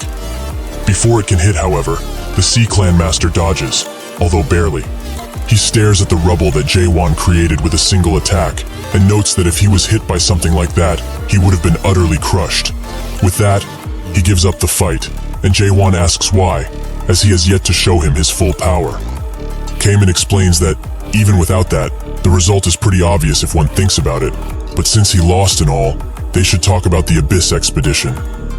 Huang comes back from his adventure inside of the walls, and screams at Yong for lying about Jae-hwan's strength, as he got his ass beat because of it. Chung-hyo notes that he should blame himself for losing, not Yong, which makes him even more mad.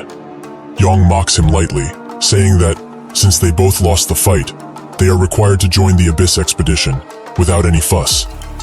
Kaiman explains that he came here with the intention of joining the expedition in the first place, which surprises Yong, but Huang knows exactly why. Kaiman was the closest friend of the previous fortress master, Amel, and because he was weak, he wasn't able to join the expedition when it first happened. When the expedition returned home, without any fruits, and beaten to a pulp, with most of them being just gone, he was the first to witness the fall of the greats. That happened 900 years ago, and it seems that, ever since he saw that, Kaiman has been waiting for an opportunity like this, while patiently sharpening his sword.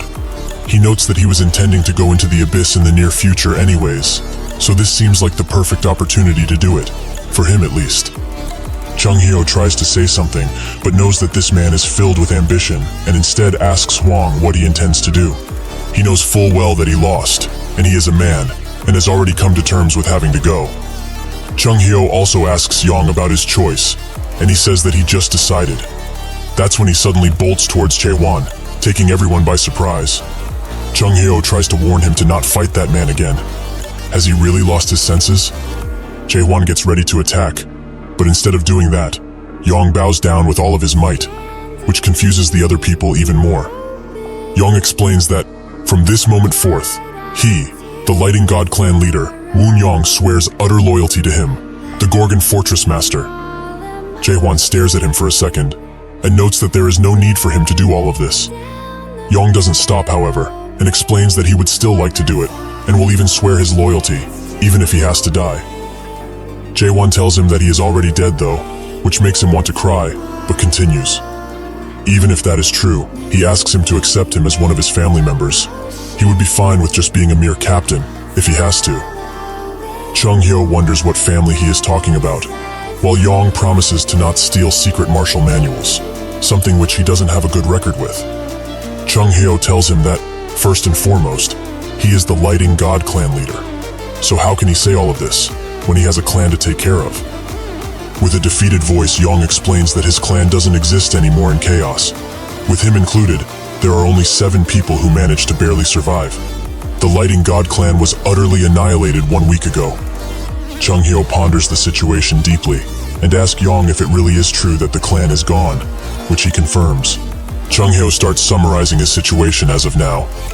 His clan was basically done for, and so it happened that an opportunity arose, in the form of an one-on-one challenge to choose the new fortress master. With a mindset that told him to risk everything, he decided to come here, and try to become the fortress master in any way possible. However, when he actually fought Jae-hwan, he lost so pathetically that it isn't worth describing.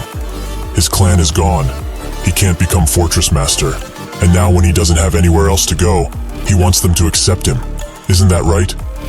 Yong confirms that is precisely it, without a shred of shame. Chung Hyo finds all of this weird though, as news about his clan's fall should have spread around by now. Kaiman concurs, as even if Manticore and Gorgon are far from each other, it doesn't take a week for some news to spread. Yong notes that Jae-won saved the fortress earlier, isn't that right? Chung Hyo explains that he already told him that he defeated those from the Forbidden Heaven clan. That's when it all clicks, and he figures out what happened. The other two are surprised that the Forbidden Heaven clan actually was inside of Gorgon, but they did wonder what that ruckus was when it happened. Chung Hyo notes that, indeed, it was them, and in Yong's case, they were the ones that destroyed his clan. Isn't that right? Yong confirms that is as he says, but it wasn't only his clan that was destroyed.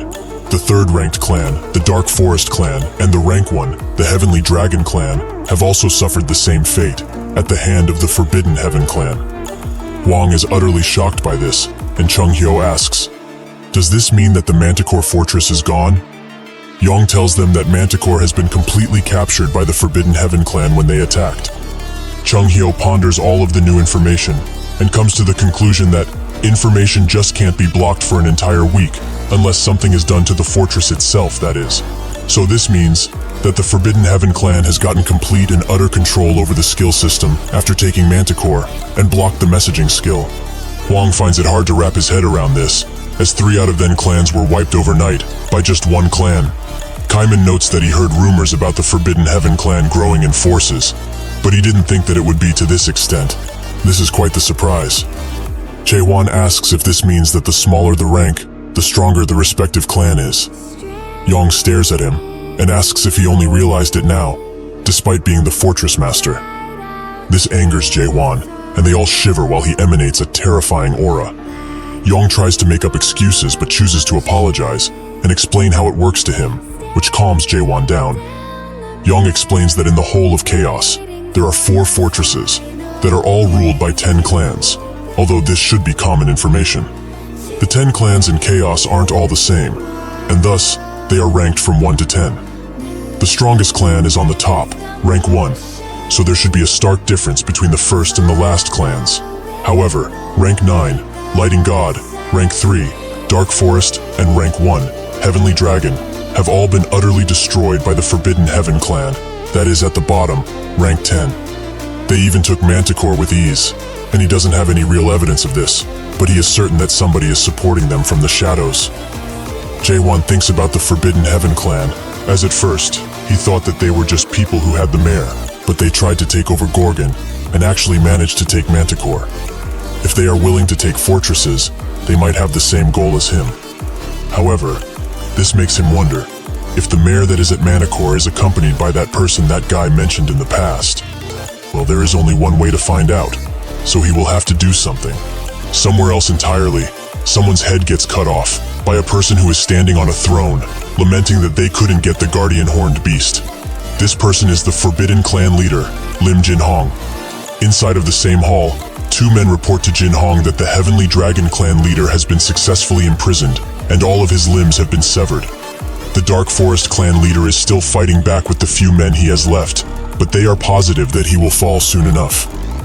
While he listens, Jin-hong plays around with the head of the decapitated subordinate, and notes that he is pleased. But what about the capture of the Lightning God Clan leader? One of them tries to say that they haven't gotten to him yet, and immediately gets a knife to the shoulder and falls down. The other apologizes for their insolence, and Jin-hong notes that it's all right, but do they at least know where they ran to? The other says that it's most likely Gorgon, making Jin-hong think that it's strange the clan leaders joined hands as soon as Manticore fell. But speaking about Gorgon, he has heard about a crazy bastard that wants to gather people for another Abyss expedition, which he finds to be insane. He can't believe that somebody else thinks like that. While they had much less forces than in Manticore when trying to conquer Gorgon, the first elder, Maihan, had put a lot of effort in the gathering of the foundation stones, so it's quite surprising that he actually failed. A big screen appears in his face, and looks closer at Jae-won, noting that he looks a bit similar, but he can't quite put his finger on it. That's when he gets a message from the Monarch of Pitch Darkness, who demands of him to look for the runaway product that escaped from a tower. Jin Hong is a little mad that he is getting ordered around like this, but there is nothing he can do, so he orders his subordinates to tell everyone that they received the message first. This situation makes little sense to him, however, how some random product was actually able to kill a cultivator while in the tutorial and came in to destroy the whole of chaos. He puts another knife in the head of the guy he hit earlier and notes that truly, it doesn't make sense at all. The remaining subordinate asks what they should do against the Lighting God clan, but Jin Hong says that they should just leave him alone. Let all of the different clan leaders gather at Gorgon. It's actually better for them, as that place will soon be razed to the ground by an army of dead. He thinks about the extremely vile energy that seeped out of Gorgon a few weeks ago, and thinks that surely it came from the Soul King, Catastrophe. His energy disappeared quite quick, but what is scary isn't the descent, it's the fact that the dead can summon other dead. Those Gorgon bastards are about to find out just why Catastrophe is considered a disaster. While they sit in the training room, the group discuss about someone secretly backing the Forbidden Heaven clan. Yong notes that it might be one of the 12 monarch of the Almighty Land, but the others find this impossible, as the monarch usually don't meddle in chaos affairs. Wang says that he heard somewhere that the Almighty Land is currently having a war, so just maybe someone is trying to take advantage of this fact and get chaos involved. So how about they just try to contact the Resurrection Palace? Kamen is surprised by this suggestion, as the Resurrection Palace is a place that the monarch and 5 great clans revive. It is also the group who manages the fruits of chaos. In any case, however, if one of the 12 great monarchs are truly involved in this, it means that they broke their solemn treaty. Chung Hyo tells them that, in return for the fruits, the monarchs and the 5 great clans made a treaty of sorts and promised to never get involved in chaos affairs. Huang says that they must contact them now, but Kaiman notes that this is all a guess, and truly, he does not like to ask for help at all. Additionally, what would they do if they were all in it together? Chung Hyo asks Jaewon what they need to do now, as Manticore has fallen and 3 of the clans are down. If they proceed with his original plan, it will mean war, surely. Jaewon notes that they are enemies that they need to fight in the first place, so if they have to do so eventually, why not do them now? It seems that Jurhan told him Chung Hyo about Jaewon's plans, and he pondered on the topic greatly. He says that if he's trying to unite chaos, it will be an insurmountable task, as getting all of the clans to submit to him seems like a pipe dream. Additionally, the Resurrection Palace is far stronger than any of the 10 clans, combined. No matter how strong he is, or how strong he will become, he can't just do things alone.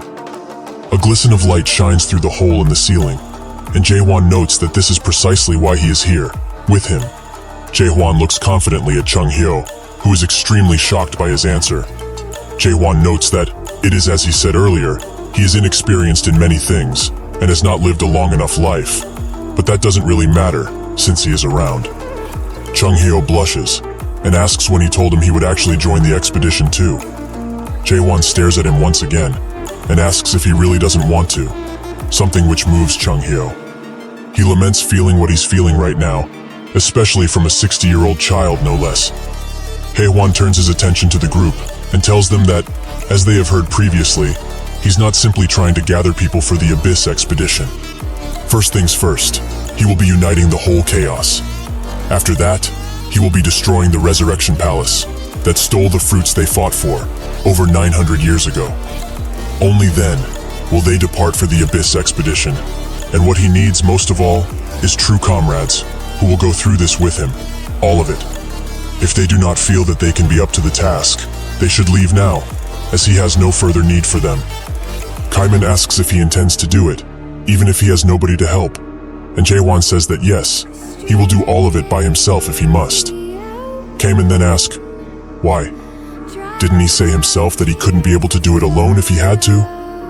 Jaewon looks at him sternly, and notes that he made it all the way here only by himself, so being alone is something natural for him at this point. This shocked the 3 from the group, and they don't know how to answer to that. But suddenly, Kaiman bursts out laughing, as he finds this extremely fun. He swears allegiance to his cause. He will follow him anywhere, be it the Abyss expedition or the Resurrection Palace. He will be there. Yong also does the same, and swears the same to him. After this is done with, they ask Huang about what he will do, and he notes that he hasn't decided fully just yet. This surprises Kaiman and disappoints Yang, who doesn't seem that impressed. Huang screams at them, saying that his reaction is the normal one in this situation. How could they just join up with this guy without even knowing much about him? If he's honest, he just doesn't believe that he is actually capable of leading an expedition to the abyss, as the enemies that he wants to presumably defeat are extremely strong, which is exactly why he hopes that he can prove himself capable of it. 6 out of the clan leader are now gone, so if he is acknowledged by the 3 other clan leader, he will acknowledge him too, and will also follow him anywhere. Jae-won agrees instantly, as he doesn't need to think about it for long, but he also has a condition for this. If he needs to be acknowledged by them, then naturally they should also be acknowledged by him, right? So, he proposes this. A tournament, he will host it, and their titles as clan leaders will be on the line. If they all make it to the quarterfinals of the tournament, then he acknowledges them fully, and only then he will be taking their tests. Huang is rather enraged by this, but Kaiman notes that it does make sense, since he has no proof that they are the strongest in chaos, and he can't depend solely on their titles either. So when will this tournament of his be taking place? That's when a dark energy emanates from behind the door, and when it's opened, they see Yurin, who is very angry, as he has seen what Jae-won put up on the walls. He notes that it already started in a sense, as he has put flyers all around, announcing the tournament preliminaries. Later in the fortress, Yurin sighs deeply, and Jahir notes that he's sure their fortress master has a plan, otherwise he wouldn't have done that. Yurin doesn't know what this guy was thinking, as now the situation has become a lot worse.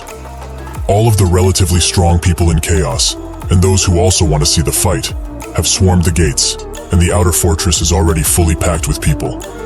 Additionally, all of the inspection gates are having difficulty with confirming identities, so there's that.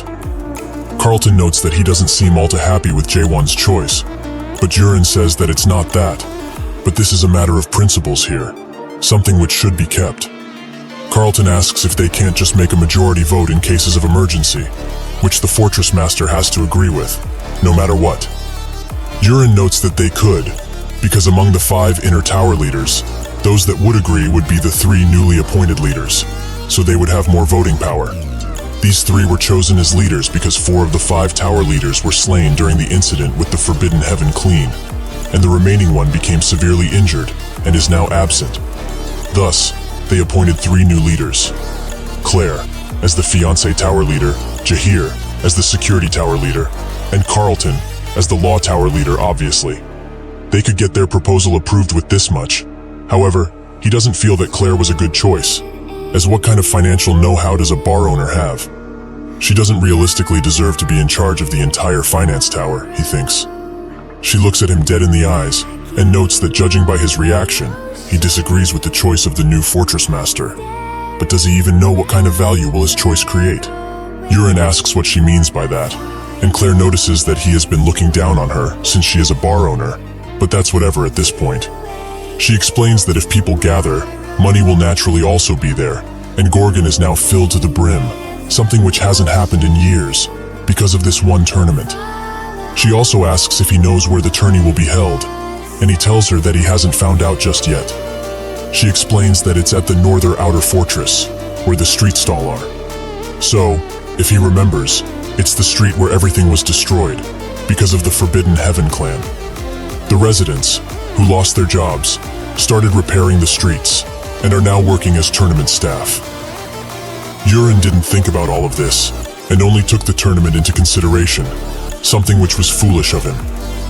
She tells him that the amount of money they lost from the Forbidden Heaven clan incident was a gigantic 12.87 billion horen, so if the tournament is held for 2 days, she estimates that they will make a total of 13.28 billion horen, probably more, as she hasn't taken other things into account. Yurin is surprised by all of her knowledge, but Claire says that he shouldn't be, as she dealt with a lot of money in her previous life. It was her job, basically. She doesn't truly know what this fortress master wants to do, whether he wants to free them or just fight the entirety of Chaos. But she knows this, that he is going to change Chaos, no matter what. At the south of Chaos, in the Green Ocean, the Dryad Fortress stands, which was made by nature, purely out of the roots, and secretions from the plant-type guardian horned beast, also named Dryad, who would consume moisture from the Great Sea. The fortress master of this place, Aisha Lincroft, connects to the nature around her and feels that something is wrong, so she uses a top-level skill, Scout. With it, she sees far, far away and spots that there are countless dead going towards Gorgon, and one especially dangerous thing is the one in the front, which is one of the three great dead, the backwards walking Magritte. It's so powerful enough to detect that Aisha is looking at him, and it stares back with its deep eyes, which damages her, to the point where she bleeds from the mouth.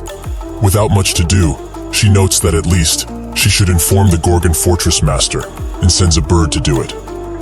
In the northern streets of Gorgon, the tournament is happening, and Shin Muguk, the Limitless clan leader, notes that this is progressing very fast, as they are down to the pre-quarterfinals, only in 3 days, at that. Chung Hyo comes next to him, and explains that this is so fast because everyone here is strong. They all raised hell, and killed tons of people during the preliminary rounds. They both greet each other after this, but that's when Chung Hyo notes that this guy grew in power, by quite a lot, so he compliments him for it. Muguk says that he also grew in power, but he was actually surprised to see him not in the competition, since he likes to fight so much. As for himself, he doesn't like dogfights like these, and prefers actual matches. The fight beneath them continues, and Huang unleashes a mighty attack on his opponent. Afterwards, he thinks that he got him finally, but his opponent is actually high into the air, and descends upon him with extreme force. When the dust clears, the stranger is the victor, and Huang loses the tournament right here.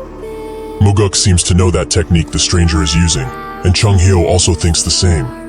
It is the technique of the Steel Monarch, Hyo-Yu's own Azure Cloud Mystic footwork. They wonder why his subordinate would be in this place, but it's natural for the monarchs to be up to something regarding this competition. Jahir announces that with this match, the pre-quarterfinals have ended, and they will now be moving on to the quarterfinals, the thing that everyone has been waiting for. The next competitor comes out of the waiting room, the Savant clan leader, Jaegal Myung. He looks at Chung Hyo and blinks as a greeting, something which annoys him greatly, but Muguk tells him to let it go, as he is only a 400 years old kid after all. Jae-won is this man's opponent, and when they get face to face, Myung says that he has heard about his grand plans, but thinks that what he is trying to achieve is impossible. Muguk analyzes this new fortress master deeply, and wonders if he can win against Myung, since he is quite young. That's when he notices that his energy isn't that much different from Chung Hyo's, and asks if he's by chance his disciple. Chung Hyo smiles, and in that second, the fight ends with Myung being thrown into the wall. Chung Hyo notes that a monster like that one can't have a master, he is his own. Myung, who is surprisingly still conscious, thinks that, in the quarterfinals, he didn't have an opponent in the list, but later when he found out that his opponent was the fortress master, he thought that he struck gold, since he joined this awfully barbaric competition for the sake of warning the fortress master about what is going to come. This happened once in the past too. There were others who got people hopeful, and had expectations about getting their lives back, even though they were lost. However, a hope that can't come true brings about something much worse, utter despair. This is why he needs to crush that hope in advance, so that people are exempt from this despair, just like he has done for the last 400 years. So he can't, or rather mustn't, admit defeat. If he does so, the last 300 years of his existence would have been for nothing. He notes that he said that this tournament will be held within one-on-one fight, but he didn't say what kind of one-on-one fight. Haewon remembers that indeed he didn't specify, but what does that have to do with anything? Myung says that he would like to have another type of fight with him, a battle of wits. Wouldn't it be fair if he were to fight on his own terms? The public doesn't like this, and they all call him a coward, someone who can't admit defeat. Chung Hyo notes that he already knew this guy would be doing something like this, and Muguk says that if it's a battle of wits they will be fighting, it will be hard to know who will win. Chung Hyo tells him that he will probably suggest that they play that awful game that the military advisors like to play all the time. Jae-hwan asks what kind of battle of wits is he talking about, and Myung takes this as him accepting the challenge. The area slowly shifts around them, and now, the ground is an entire field. The system welcomes him to the military strategy formation world, and asks him if he would like to read the manual, as he seems to be a beginner. Myung explains that the Formation World is just a fancy title for this type of game. It is said that it was made by one of the 13 masters, a mayor, by the name of Maris. He used a certain game which had the title of Frontier as inspiration for this game, and the strategists of the Almighty Land enjoy playing it quite a bit. Also, he is the best at it in Chaos, which he doesn't tell Jaewon, naturally. He also adds that he will give him some time, since he has never played this type of thing before. But Jaewon refuses, as it's simpler than he thought, and he thinks he got it. In actuality, he knows the game that the mayor used as inspiration, a strategy game, where its main scenario would be a war between 3 races, and they would have to gather resources and train troops all in real time so that they can destroy the enemy buildings, which is the victory condition. He already knows of a game that is exactly like this. That Frontier game that was the inspiration is most definitely that game he knows from Earth, the one that everyone played. He probably has more than 10,000 matches in it, but just who are these mayors to know about something like this? Myung asks if it's okay to use the Lost Garden terrain, and Jaewon accepts. With that, they both choose their races, with Jaewon picking humans, and Myung picking undead. He thinks that the humans are quite literally the weakest out of all the races, so even though this child is arrogant, he is still just a novice at this game. The undead race he chose will get stronger as the game progresses, and it also has better units in the early to mid-game too. After he trains a few workers, he will build, establish a foundation, and win by amassing tons of troops. Before he can even think of doing that, however, Haewon goes on the attack with his villagers and easily takes out some undeads. This makes him mad, and he asks Jaewon what he's doing. Why is he attacking with his farmers? That's when notices he also made 3 watchtowers near his base, which provides his units with a clear advantage, and also with protection, since the watchtower is a defense building. But he can't just take out the watchtowers, as the farmers, who have the strongest stamina out of all the starter units, will interfere. So he basically at a standpoint now. He is helpless because he has to stop him. He can't since he didn't have the time to gather resources or build anything for that matter. Jaewon thinks that this is a rather common strategy in Korea, as it has a lot of destructive power, and it's very efficient. It was also a strategy that people would criticize, even more so if a contestant used it in a tournament. The people watching cheer for Jaewon, while Myung's whole scope of the game disappears. Now enraged, he asks how he could do something like this. Is it not common etiquette to not attack each other for the first 10 minutes of the game? Jaewon wonders what he's talking about, and Myung explains that normally, people would use the first 10 minutes to build buildings, gather resources, and things of the nature. Jaewon notes that if it's not a direct rule for the game, then it doesn't matter what he does, right? Myung falls to his knees in front of him and bites his lower lip roughly. He thinks, just who the hell is this man? He defies common sense and logic in every way, and also plays outside of the predetermined rules set in place. Because of this combined, there is nothing that he can do to reduce the amount of difference between their abilities. This man is just somebody that he cannot hope to beat, ever. But maybe it's for the better, as for the past 400 years, he has been waiting for this, for someone who could fulfill their hopes. With that, he admits defeat, and the first round of the quarterfinals comes to an end. While Jaewon rests from his battle, Muguk and Chung-hyo descend from the public seats, and Chung-hyo asks him where he learned to play that strategic formation world, as he thought the only thing he truly cared about was practicing his thrusting abilities. However, since the spiral slash technique he used in the fight is partly inspired by his own slash, it is kind of inaccurate to say that he is really only interested in thrusting. Jaewon plays back what happened, and wonders what spiral slash he is talking about, as when they discovered the technique, Chung-hyo desperately wanted it to be called spiral slash, as to him, that sounded the best, but Jaewon told him that he only uses thrusts. Chung-hyo kept insisting and insisting, and that's when Kaiman came up with a grand idea for the name. Both thrusts and slashes kill their enemies, of course, so they should name it Fatal Spiral. Jaewon notes that this is what they decided to call it in the end, and Chung-hyo is very surprised that he actually got to keep that name, instead of his more cooler, better one. Jaewon takes a look at Muguk, and says that he looks very strong, so they should spar for a bit. Muguk notes that his introductions are a little rough for someone so young, and Chung-hyo told him already that this guy doesn't respect his elders, but rather attacks them. Jaewon sighs and explains that all of the old men in here are not weak in the slightest. They are all very strong, comes with the age. There is no real need to be nice to all of these geezers. While Chung Hyo chews Jae-won up for his words, Muguk looks at him and thinks that for the first time in over 900 years, after the Abyss expedition was destroyed, this is his first time seeing Chung Hyo enjoy a conversation this much. While Mulark was the captain of the expedition 900 years ago and gave the whole chaos hope and dreams, in the end, even though they all tried desperately, all that remains of that once great leader is a symbol of despair and dust. He wonders how Jae-won would do against Mulark. Will he even be capable of replacing him? Based on the last fight in this tourney, he is extremely strong and might actually be or become better than Mulark, considering his very large potential. However, another key part to leading is personality. He does not feel any righteousness from him, and truly, he feels like the opposite of Mulark, who is gentle and very mature.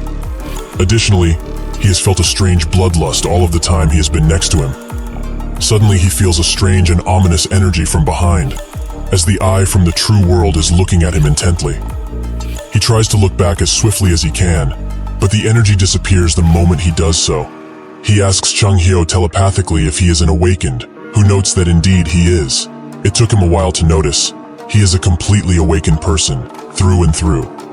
Jahir announces that the next quarterfinals match is about to begin soon, and Chung Hyo tells Jae-won, who starts climbing the stairs to the arena immediately. Chung Hyo asks what he is going to do, since it is not his turn yet. Muguk ponders him being a complete awakened, and Jae-won notes that all of this waiting around for the rounds and stuff is just wasting everyone's time. Muguk wonders if he has surpassed the third stage of awakening, and Jae-won stands proudly in the arena. Chung Hyo looks at him with a puzzled look, and wonders what this bastard intends to do this time. The contestants arrive, and Jae-won begins analyzing them. Among these people, excluding Kaiman and Yong, these three new faces look pretty strong from here, especially this one, the woman with the chain sickle. There is just something about her that even Question can't even hope to figure out. Just who is she? Jahir comes next to him and notes that it is not his turn yet. So what is he doing here? The reporters and other news outlets rush to see what the Fortress Master will say as he grabs Jahir's microphone. He tells everyone to listen very carefully, as he has seen enough of the participants' strength, and he knows where they all stand. Since it's getting very boring to constantly watch others fight from the sidelines, he was thinking of changing how this competition will go from now on. One of the contestants steps up and asks what he is doing. This is the Priestess clan leader, Ja Gukryong. She asks who allowed him to do so as he pleases, and why is he only changing the format of this competition now. Jae-won tells her that he is canceling the one-on-one fight rule, and Guker asks if he's basically asking them to fight in groups. Jae-won says that it's basically like that, and she tells him that something like this will not do, as if they split the participants into teams. How will they decide who wins? Jae-won notes that she clearly misunderstood him and explains it to her. He is not saying that they should do something so complicated like splitting the teams. There is just one team. The 6 of them will become a team, and he will be alone. This announcement shocks everyone, and Jae-won properly announces, yes, he will be fighting all of them at once, and alone. He promises, to the first one that strikes him down, the position of Fortress Master. The crowd bursts into cheering, and the news outlets announce that this is a chance for their new Fortress Master to show just how strong he truly is. The woman with the sickle laughs, and notes that this is good. Finally, something interesting is about to happen. After Haewon announces what he needs, he throws the microphone back to Jahir, and thinks that now, what he needs the most right now, is the trust of the common people. The deeper the connection he has with them, the more trust he gains, and over time, they will all develop a depth in this.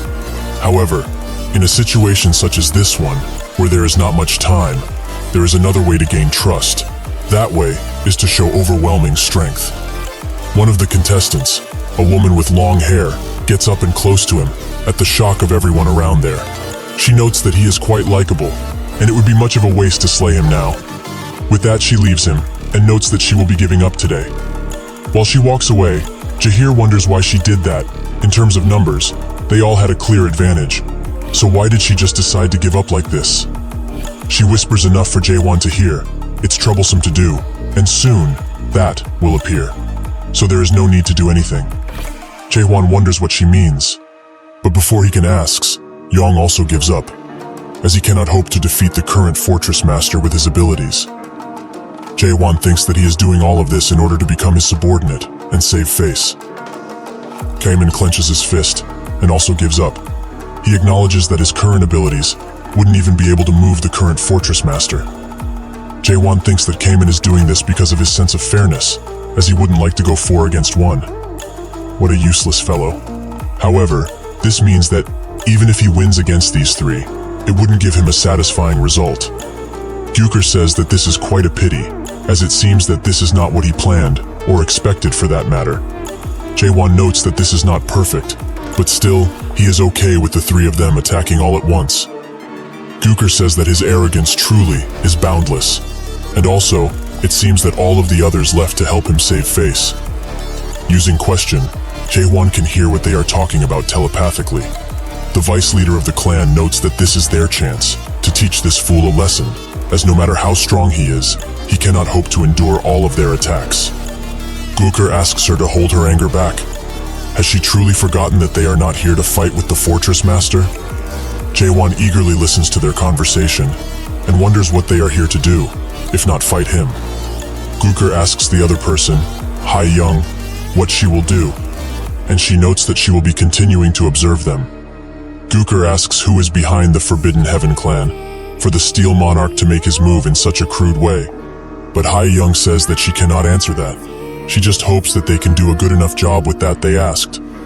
Gyuker's face contorts after hearing this, but with nothing else to do, she asks what needs to be done. Hai Young explains that they need to personally know the fortress master, and Jae-hwan thinks that basically, the other person is using her as a pawn to see how useful he truly is. With her mission set, Gyuker explains that she has no intention to fight him now, but that doesn't mean that she surrenders. Even if they have no intention to fight him, that doesn't mean they will raise their white flag.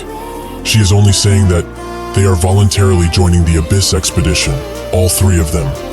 The other people look at this with a serious and questioning expression, while Jae-hwan asks what kind of schemes they are really up to.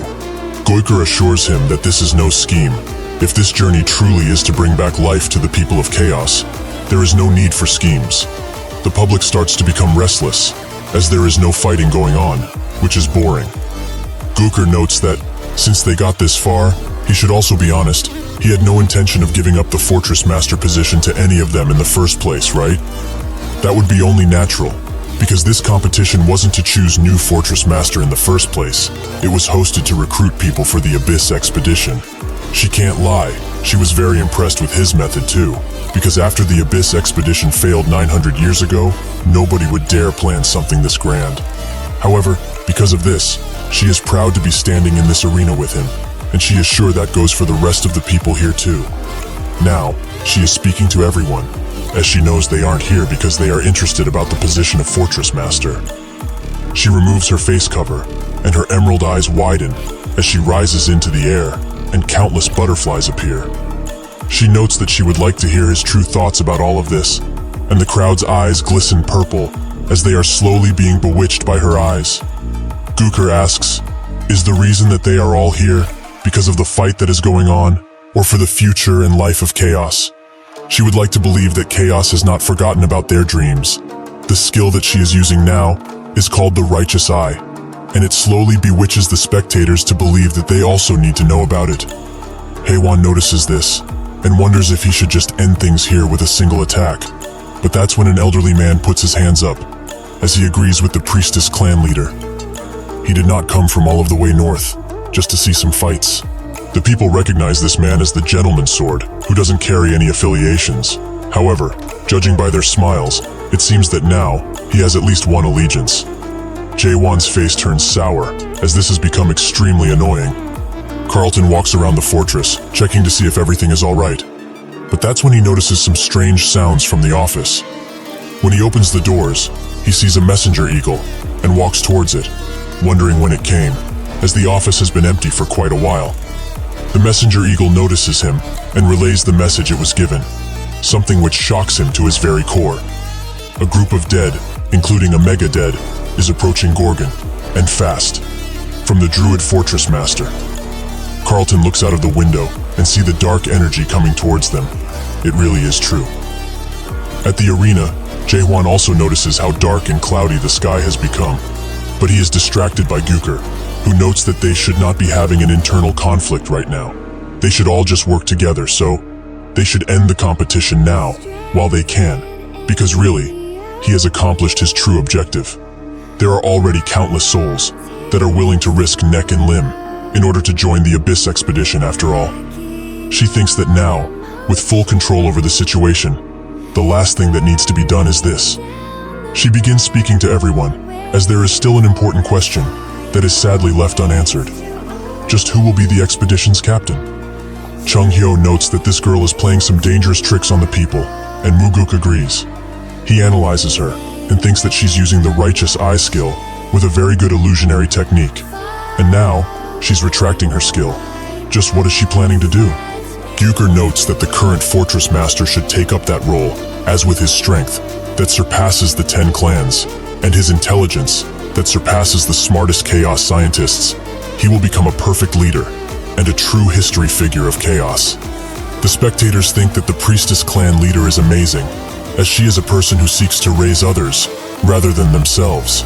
The Gentleman's Sword says that the expedition captain is not a position one can take with only good strength and intelligence. Gooker asks what other qualities are needed for an expedition captain, and he explains that most importantly, it needs to be someone who is able to lead numerous numbers without trouble, and a suitable personality to boot. He truly believes that they all need to carefully look at the Fortress Master and determine for themselves if he is fit for the job, and she could do that for them quite easily. She asks how, and the Gentleman's Sword tells her to use the Righteous Audit, as it would solve their issue fast. Gooker smiles, and the public agrees that she should use that, since then it will be easy to figure out the Gorgon Fortress Master. Jahir announces that the Righteous Audit will be used, and tells everyone to clear the stage, except the Fortress Master, of course. Gooker notes that, since there is no helping it, and if this is what everyone truly wants, she will do it. She begins activating the technique, and asks Jae-hwan, will he go through this audit, and take up the position of the expedition captain, like he originally intended? Chung Hyo scoffs, and says that they were completely tricked by this woman to think she would use the Righteous Audit. Muguk notes that everyone around here knows about her little Q&A ability, as higher stage adapters would plead with her to use that thing on them, to fill up their enlightenment values, in order to progress to the next stage. Chung Hyo is worried now though, as if Jae-hwan just blows everyone up like he usually does. They can say goodbye to the expedition, as nobody would want to follow a lunatic that harms his own subordinates. But if they do nothing, his personality will show through the test, and unfortunately, his personality isn't good at all. Jae-hwan accepts the conditions, much to Chung Hyo's surprise. Gooker asks once again if he will go through the audit, and Jae-hwan once again confirms that he will. She says that if this is the case, she will begin now. For a good few minutes they stand still, and the spectators wonder what they are doing. But that's when the whole place changes into a crashing water body that is taking out an entire ship, which Jae-hwan is on. She explains that the first stage of the audit is the ocean region, as in reality, most of the ocean region consists of dangerous seas like this one. So, as you can probably see and feel by this point, things like a ship being fully wrecked happen often around these parts, if the ships are not good enough. Fortunately for everyone on board, a rescue ship has appeared out of nowhere. But there is a problem. There is still one more person who needs to get on board, but this ship can only carry 10 people, and it will sink if they carry any more. Suddenly a man appears behind Jae-hwan and calls him captain. He asks for his opinion. What will they do? He needs to make a decision quickly. Now, he is presented with two choices. 1. Let those who were fortunate enough to get on the boat first survive, and give up one person, or 2. Not leave any people behind, even if it means that there is a chance for the rescue ship to sink and kill everyone. Now what will he do? Jae-hwan looks at the choices he has, and wonders if this is really all there is to it, while Gooker flies above him, and asks what he will do in this given situation. If he chooses to go with the first choice, people will certainly blame him for being a heartless monster. But if he chooses number 2, then they will start questioning his judgment. No matter what choice he makes right now, his right to become expedition captain or not will be put into question. That's when Jae-won announces his choice. He chooses to go with option 3, something which shocks Gooker, who notes that there are only 2 choices, not 3. Jae-won explains that option 3 is that he will be able to save everyone, including the ship. He will not allow it to sink. Gooker bites her lower lip, as she knows that he just found the 3rd hidden choice. This hidden option appears only to those who always look for their own answer, and it goes like this. He will not give up anyone, save the one that has fallen, and make everyone take turns to go into the water and come back. Gooker thinks that this is the only choice here that saves everyone, whilst not giving up a human life. However, this is bad for her, as she intended for him to look incompetent by just showing 2 equally hard choices, but her plan is backfiring right now. She says that he should tell everyone loudly what his 3rd choice is, as everyone is dying because of this turbulent and violent sea, right? Jae-won notes that if this is the case, he will just have to split the sea open. This statement takes Gooker back even more, and wonders if this guy just lost it because he was flustered or something. That's when Jae-won takes a step forward and breathes in heavily while holding his mighty sword. Gooker tells him to stop, as she doesn't know what he's trying to do, and Chung-hyo recognizes the pose he just did instantly. He screams at everyone to get away, and as fast as possible. With a sudden bright flash, Jae-won unleashes a mighty thrust, something which shocks everyone, including the system, who can only see this as an error. And so, before Jae-won, the water disappears entirely. His crew comes around and they start celebrating them being alive, but Jae-won tells them to get off, as he doesn't like being touched. However, with the last of their existence, they offer their most warm thanks, and Jae-won sees something in them, a speck of humanity. With that, the righteous audit comes to an end, and rightfully so. Gooker is very mad, as she also got hit by the attack somewhat. Jae-won looks at her a single time and notes that they should stop messing around now and get real. Gooker's eyes widen, but that's when the entire Gorgon territory is locked up and alarms start to blare. Seeing this, Jae-won immediately runs toward the problem, and a voice tells everyone inside of the fortress that all of the events have been cancelled and the fortress gates will be locked indefinitely. Most citizens wonder what is going on, but those who saw the dark cloud know and tell the others that the dead are coming, so they should hide as fast as they can.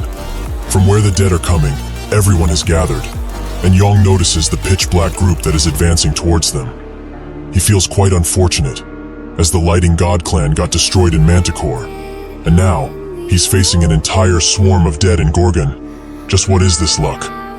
Hwang tells him that if he's scared, then he shouldn't join the expedition, as he won't be able to do anything.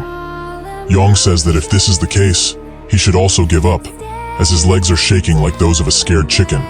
Chung-hyo ponders the situation, and thinks that he never expected for a child that is not even 900 years old to be taking up the leading role in chaos. There are 6 of the 10 clans here: Limitless, Southern Sea, Savant, Priestess, Fire King, and the last remains of the Lightning God. He never expected to see something like this in his lifetime, but he can't lie. It does feel nice. He asks Muguk if this doesn't remind him of something they did a long time ago, and Muguk asks if he's talking about the Dead Palace situation. Chung-hyo nods, and Muguk notes that indeed, they saw something very similar to this back then. However, he does not know why that thing is here now. Chung-hyo thinks that the dead always call the dead. When a medium dead appears, small dead would arrive. When a large dead appears, medium dead gather.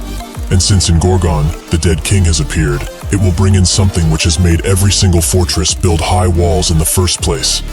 The disaster that everyone fears, even in chaos, the mega-dead, backwards walking Magritte. The undead assault begins in earnest, and the people who didn't manage to evacuate in time are butchered one by one, and in gruesome ways too. Gooker watches in extreme horror as an entire horde of dead descend upon the fortress, and with the dead all around her, she thinks that this is the end. They are all done for. An elderly woman also tries to get away, but due to the fear in her body, accompanied by her old age, she trips, allowing herself to become feed for these ruthless beasts. Gooker notices and wants to do something, but in that moment, the gentleman's sword appears. She thinks that it's a relief, and screams at him to go help that frail person. But instead of that, he lets her be killed in cold blood, while he continues to run away. He apologizes deeply as it's too hard for anybody to deal with that many dead. Gyuker has now lost all hope, as they are powerless in this situation. They can't do anything. For his crimes against the lowly, the gentleman's sword is rightfully punished and immediately killed by the dead in a surprise attack. Gyuker can only watch, and a single tear flows down her face. Every single choice they made was useless.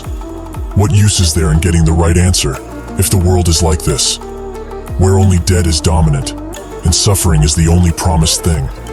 In this world without choice, something like hope does not and should not exist.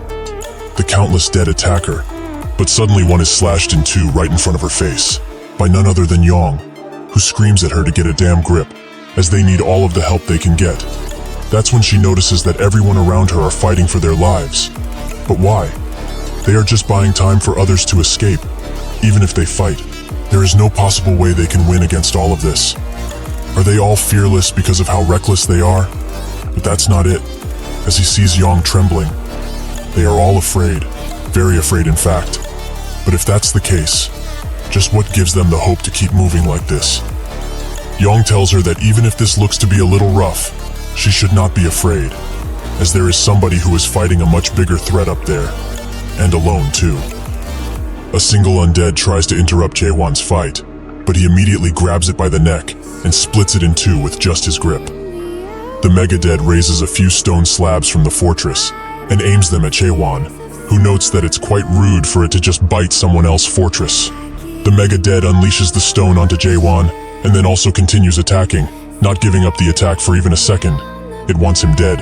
Jaewon thinks that this is quite the troublesome opponent, as he goes near it. It will use its ability to rip off objects.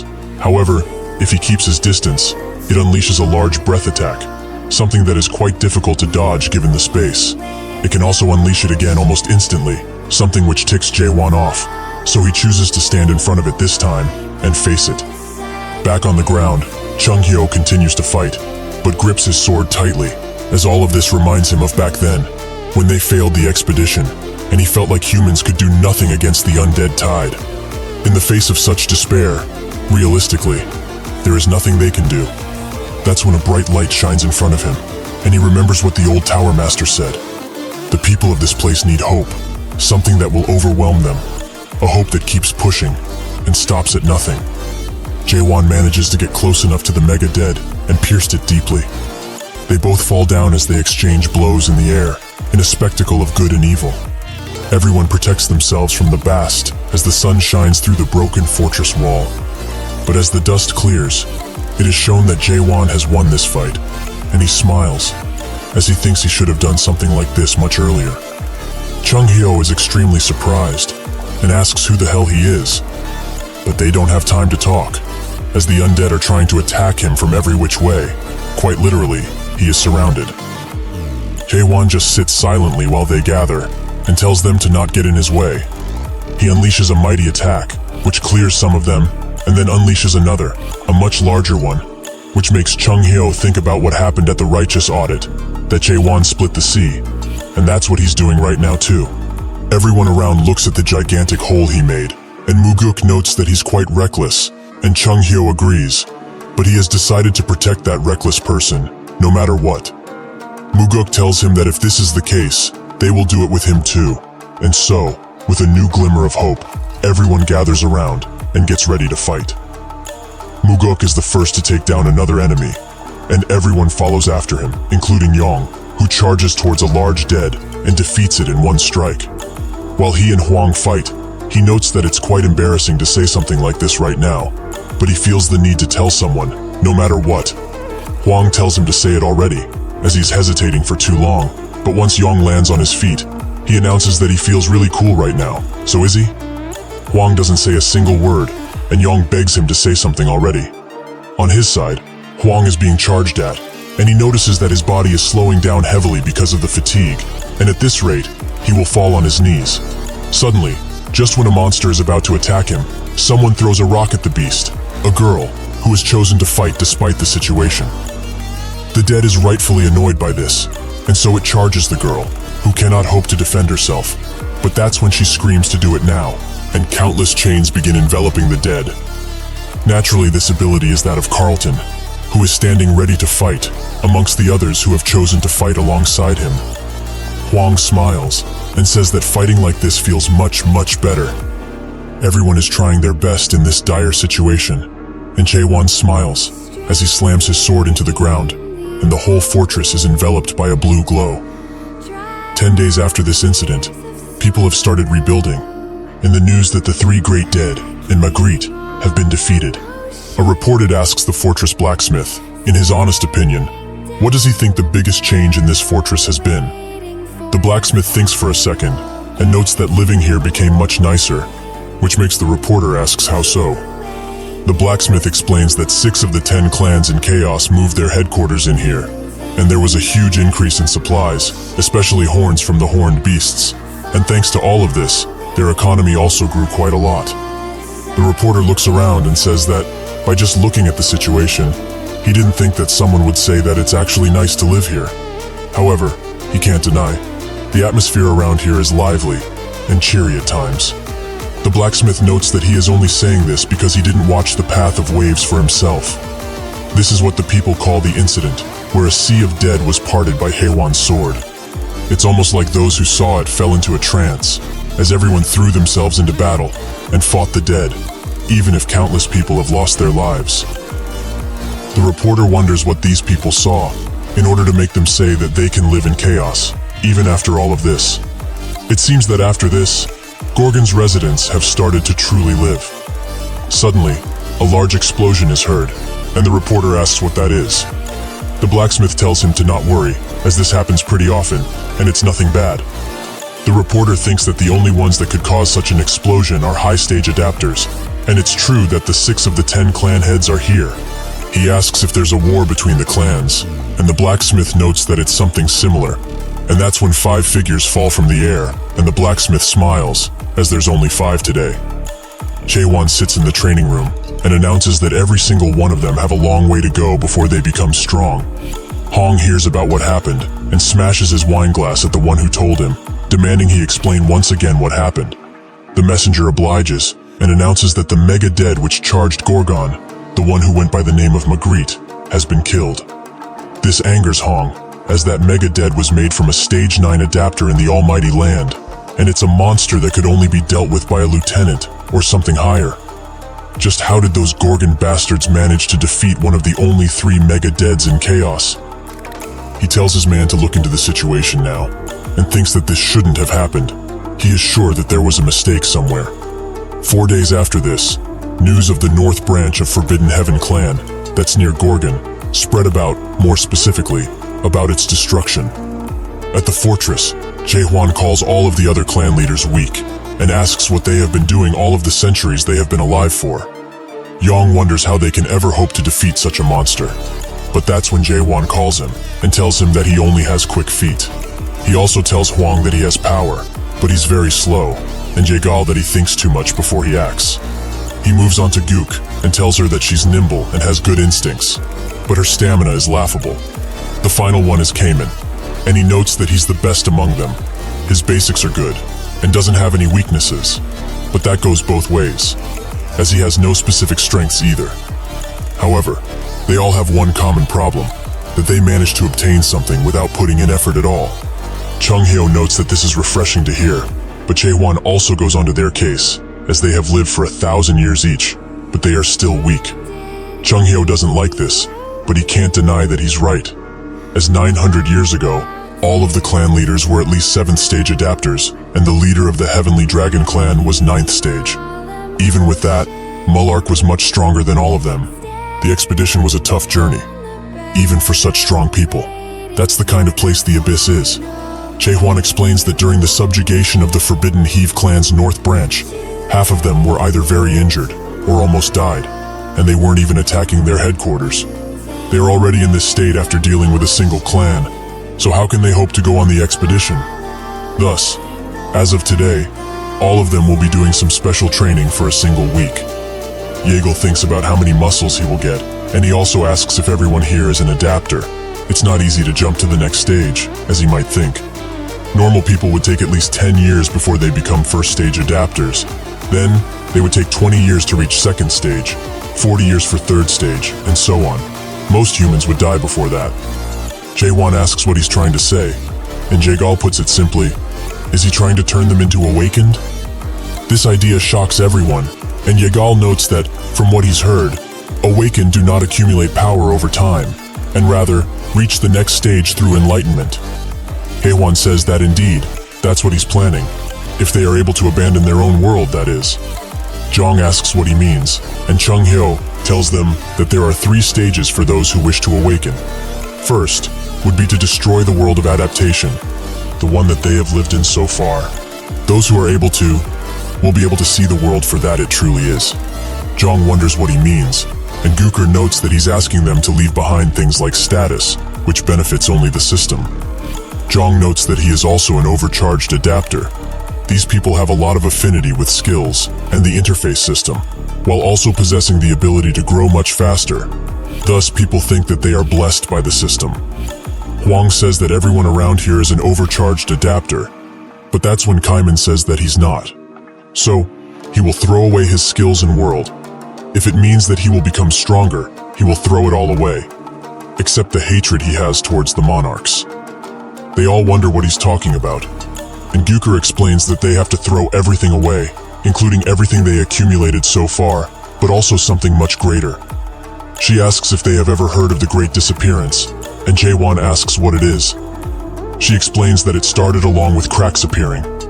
700 years ago, they suddenly appeared. In the Almighty Land, the terrorist group known as Cracks, that announced their fight against the cultivators, were all found with that proclamation shoved in their chest, and another proclamation, this one from the monarchs of the 4 areas. If one wants to become awakened, they need to come to the Forgotten Land and deny this world completely. There were thousands of adapters who gathered there that day, however. Nobody knows what happened. As per what everyone thinks, they have simply ceased to exist. Yong asks if there were any survivors, and Gooker notes that there were some, and her comrades were among them, and they had become awakeners, even though they were only stage 1. Jae-won asks what happened to them, and with a sorrowful tone, she tells him that every single one of them took their own lives. The experience broke them down mentally, and they either went mad or lost their memories completely. They all had various things wrong with them, but one thing they shared, they did not know who they were before this. Jae-won looks at her and tells her to listen carefully, as he will make 2 things clear for her. First, he is not a part of the Cracks organization, but he understands her suspicion, given his awakened status. Secondly, like she talked about, awakening is dangerous, so he will accept volunteers for those who want to awaken. She asks what he will do with those that refuse, and Jae-won tells her that he will still help them become stronger. He just needs to help them achieve higher stages of adaptation. She asks if he didn't listen to Jae-gal, as he explained it takes years and years to just get one stage. Jae-won says that it's not a problem, and they should all follow him.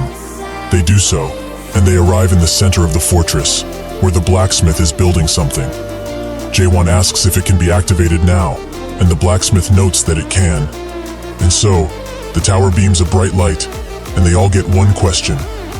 Will they accept the summon to the Tower of Nightmares? Carpe diem?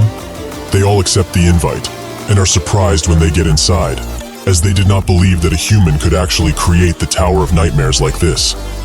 Even if it doesn't have a second floor, it is still rather impressive. Jae-gal says that he's actually touched by this. He never expected there would be a place like this that is not meant for domination, but rather to break it. Yong is equally as excited, and Jae-won explains that from here on out, their training will be done in here, as it will be much more proficient, since time in here flows 100 times slower than the outside. 1 day outside is 100 days here. This means that a mere week outside would be 700 days here. So they have approximately 2 entire years to train and become better. But the speed of the soul corruption is inversely proportional to the rate at which time is slowed down. Just to be safe, when one of their soul's corruptions goes past 80%, they will be kicked out instantly. Additionally, the horns of horned beasts would always be on standby outside, so there shouldn't be a need to worry about the corruption. Yong is surprised to find that Jae-won isn't just a cold-blooded and self-centered person, and promises once again to follow him for all of eternity if need be. With that explanation out of the way, Jae-won gets to separating those who want to awaken and those who do not. Those who want to will stand on his right side, and those who only want to increase their adapter level stand on the left. After they do that, training begins in earnest, and Yong seems to be attacked by Gyuker. But still, he mocks her, as she is far too slow to catch him. Suddenly, a flaming fireball comes in front of him, from Huang, who is trying to third-party him. He explains that speed isn't that important. What is important is destructive power, and he, the mighty Fire King, has that.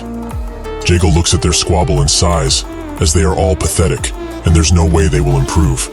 The three immediately team up and look at him with glowing eyes, and get to chasing shortly after. Muguk looks at this, and thinks of what happened previously, when they were choosing. As everyone expected, Kamen is the only one who chose to go through the awakening, and he seemed pretty confident about it too. Gyuker also asked how he's going to raise their adapter levels, as it's not easy for high-stage adapters to become even more stronger than they are already. They need to get a certain level of enlightenment, or learn new top-level skills to increase their proficiency. Jaewon told her that this can be solved quite easily, which she was angry about, as a top-level skill book, which they would need, isn't easy to get. Is he also planning to steal from one of the great clans, like Jong did? Jaewon said that they don't need a skill book.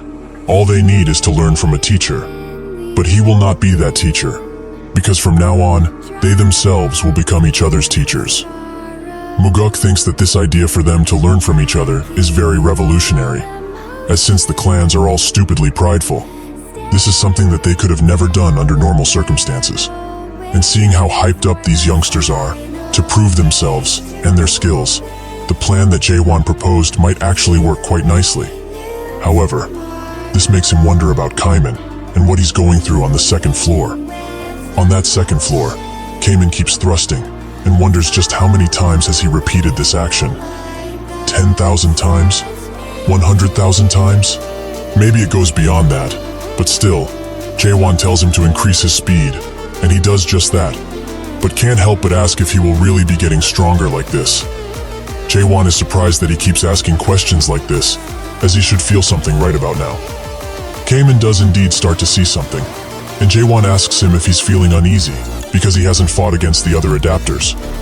Kamen notes that he knows he's not someone who is talented. Jaewon thinks that this statement is wrong. He is different from the other clan leaders that were blessed with being overcharged. His consistency and sheer hard work has brought him to being the strongest out there. Additionally, his mental fortitude allowed him to not lose his self, despite having reached the question stage. The only thing that leads to an awakening is not talent, but willpower. Suddenly he tells Kaiman that he believes in him, so he asks him to trust him and continue. Kamen is clearly touched by this, as he hasn't heard those words in a long time, so he clenches his sword even tighter and thrusts his sword even faster. Near the improvised tower, the woman who is at the arena looks at it while drinking and finds it quite impressive, as this is not an easy thing to make. She also asks her master, Chung Heo, if he also doesn't find it impressive. He looks at her sternly and asks Seola what she's planning this time. She notes that he's being quite mean and that they haven't met in a long while. However, he should just come back, as everyone is waiting for him to. Chung Hyo explains to her, like he did all of those times, that he will not be going back, because there is no way that he will team up with them ever again. They are a bunch of inhumane bastards. Seolha gets up and tells him that they are actually fighting for humanity. They are the only ones who do it so earnestly. Only them. Crack. Chung Hyo says that this is a lie, as they are using humans to an end, and their organization is already on its way out after the great disappearance happened. Seola begins laughing out loud after she hears this, as she can't believe he would say something like that. Because he was one of the fuckers who planned the great disappearance. Isn't that right? Chung Hyo starts walking away, and tells her that this is not true. She notes that things didn't progress in the way that he wanted, but he did not stop the event, and simply watched as it happened. However, she feels thankful for this, as if it were not for him and his choices, she wouldn't be here at all. He should also know, since he is tied to this, that there are countless people within Crack that are trying to awaken using the method he taught them so long ago. They swing their swords at each other hundreds and thousands of times. They do that and kill each other again and again and again. Among those who do this, a very small number would survive, and swing their swords 1,000,000,000 times if need be. They would become numb to life and death, letting them surpass humanity and see the world for what it is. That is how they obtain the first key word to awaken: dismantle. Chung-hyo pulls his sword out and demands that she shut up, as that is the wrong keyword. He pulls her into his unique world, and she notices that it's the same as before. It is still weak, as he got lost from losing his humanity, and was not able to draw anything in this world that he went through so much to even make. She, however, filled her world and became the second core captain of Crack. Seolha begins cutting his world apart, with great ease in fact. Chung-hyo believes that she became a captain with such skills, and asks if she also achieved the third stage of awakening. She explains that it wasn't just the third stage, and starts transforming the world around them. She asks if this pleases him, as this, all of this death, is the scene of the great disappearance. Does he enjoy her masterpiece, her life's work? How does he feel after looking at the sea, filled with corpses? He tells Chung-hyo that the living are not trying to pretend to be dead. He knows that there is nothing that will change that in chaos, right? This world will never change, so he should come back already, with her. Chung-hyo announces that it will change. He knows that it will. He believes that 100%. Seolha can't believe that he still has the willpower to have so much faith. But even with his little helper, he is going to fail. Just like he did 900 years ago, and like when he abandoned all of them, and ran away like a coward. He can do what he wishes at this point, but he should know that Crack will always be watching him. Inside of the tower, Kamen goes through all of the stages of awakening. First, to question it. The second stage is to understand the world he questions, and the third becomes quite blurry to him. Suddenly, Jaewon attacks him and shouts at him to wake up. His sword falls to the ground, but Kamen dodges and barely lands on his feet. Jaewon says that he did not want to see such a pathetic display from him. He should fight, like he is fighting for his life. Kamen feels all of the strikes, and can't even think of him winning this fight.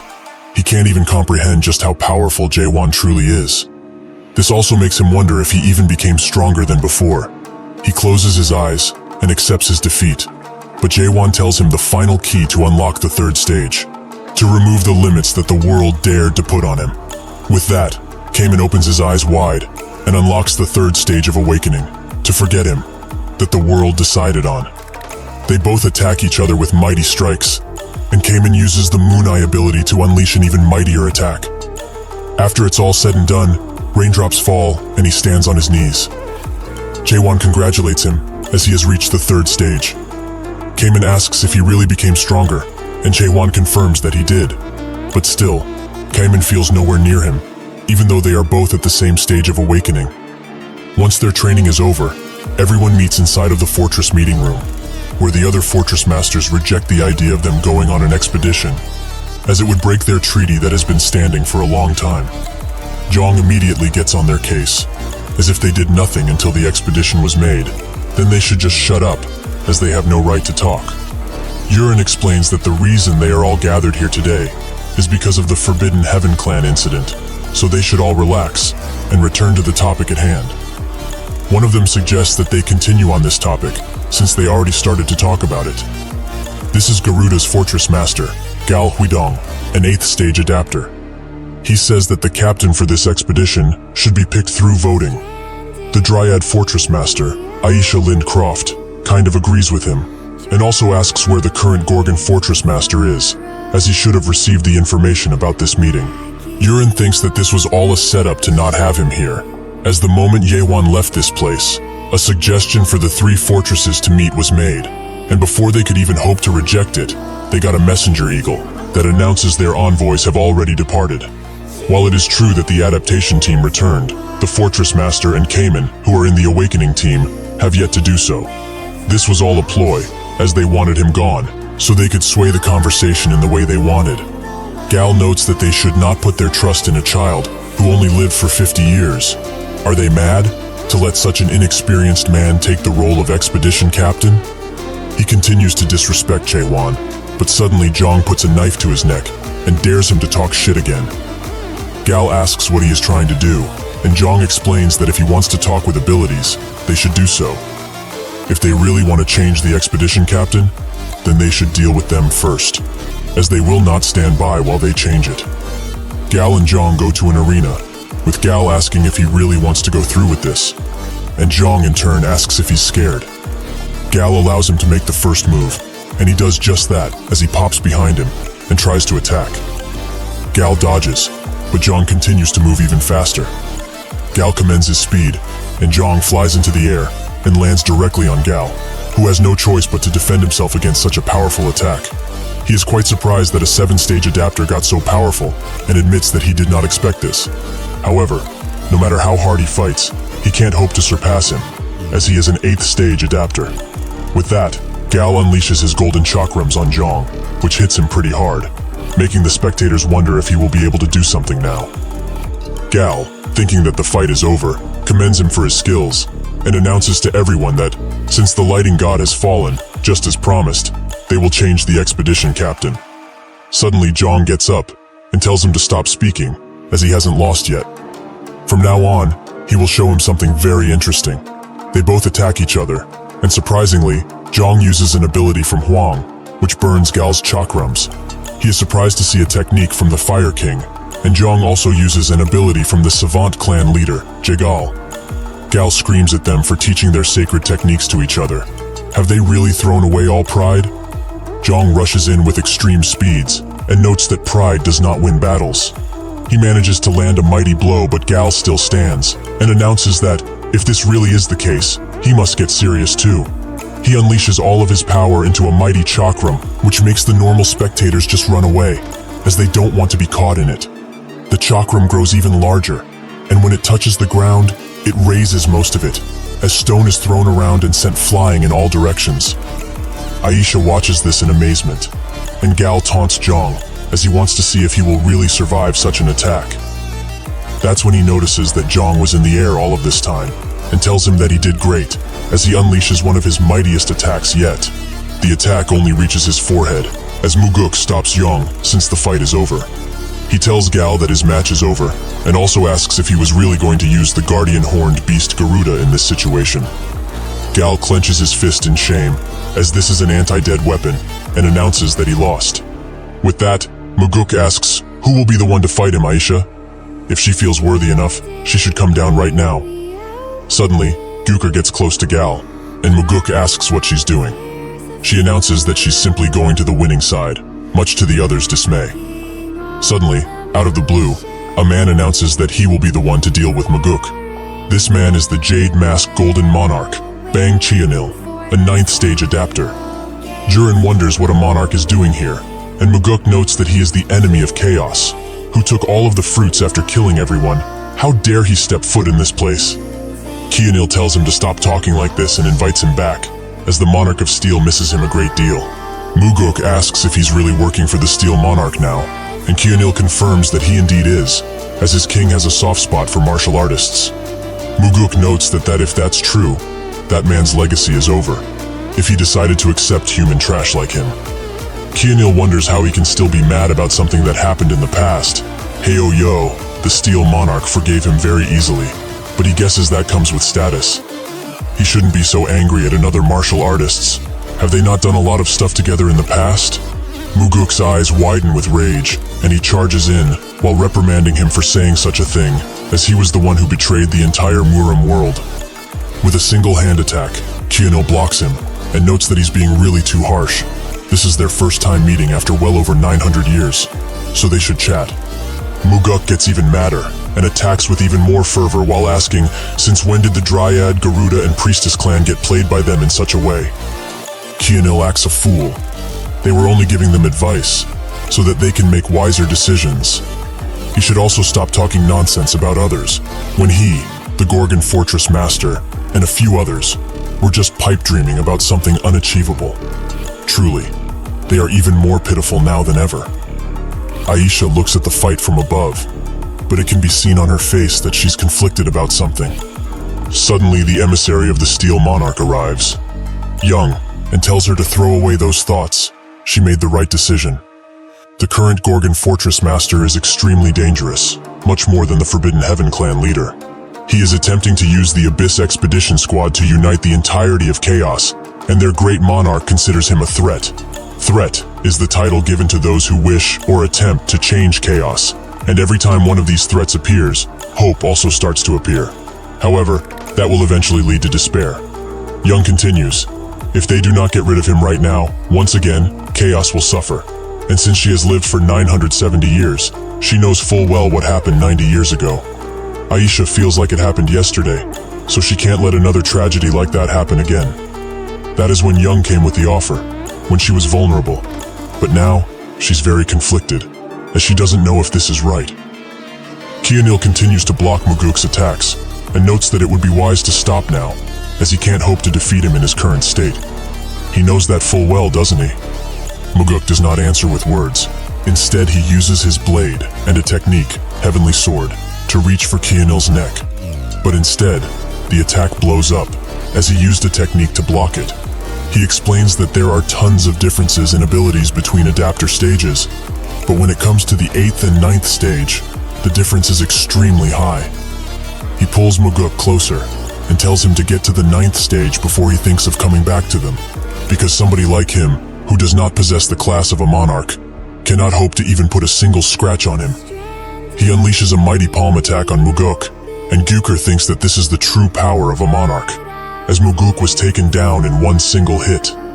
The Jade Mask Monarch, who ruled over the 12th region, is not even a Grand Monarch, as right beneath the Grand Monarch, there are 3 titles: Lieutenant General, Major General, and the lowest of the low, which is where he's at, Brigadier General. Gyukur's suspicions are now confirmed. If they really had to fight such monarch on their expedition, there is no way they could have won. Kionil tells him to give up on his dream, as they cannot hope to win, ever. Haven't they all achieved pretty high positions within chaos already? They should not try to play God, and stay at their level, as it is all they deserve. Muguk seems to have given up, but his eyes glisten once again, and he strikes at Kionil while he's still talking. Kionil is quite shocked that he still wants to continue in the state that he's in, and Muguk notes that 900 years ago, he, who has won over the Resurrection Palace by stealing their rightful fruits and killing some of their precious comrades, has no right to talk about this. He has never once forgotten the disgrace he put on him and the others on that day, and things are a lot different now. Kionil says that he's become too dull, as instead of redemption, he chooses death, but it's rather fitting for him. They both go to strike each other, but that's when Muguk unleashes the Heavenly Sword Enigma and throws it at Kionil with every mound of strength he has left. Kionil reaches his hand forwards and notes that he's still as pitiful as ever, while unleashing his bottomless pit. This eats up Muguk's ability, and Kionil grabs him harshly, saying that he cannot hope to change anything. The others charge in to help him, but Kionil intends to finish him off now. Suddenly, from behind, Kaiman arrives, and he apologizes for being late, but since the Fortress Master is rather busy now, he will fight in his stead. Yurin wonders what the Fortress Master is so busy with, as the Abyss expedition is about to fall apart. Kaiman tells him to calm down, as he is here now, and asks Muguk if he's alright. He tells him to stop, as this is not someone he can just deal with. But Kaiman assures him that it will be okay, and tells the others to evacuate everyone from here, and get as far away as they can. Jagil tells him to stop talking about the impossible, as Muguk was not able to defeat him. Does he really think he can? Kaiman tells him once again to let him fight alone. He talks with Kionil and says that it's been a while. He tries to remember who he is, and he finally does. He's that child from back then, the one who could not join the expedition because he was not strong enough, right? Kaiman confirms that it was him, and Kionil notes that, since he is daring enough to stand in his way, it must mean that he has become a lot stronger. Kaiman raises his sword and says that he will see soon enough. Kionil tries to attack him, but he dodges and thrusts his sword into his hand, which sends him flying back. Kionil notes that it's not bad, but also asks, what kind of skill is it? Kaiman explains that it's a simple thrust, but it's not as powerful as a strong thrust. However, he shouldn't be swayed by that, and fight him with everything he's got, otherwise he might just die.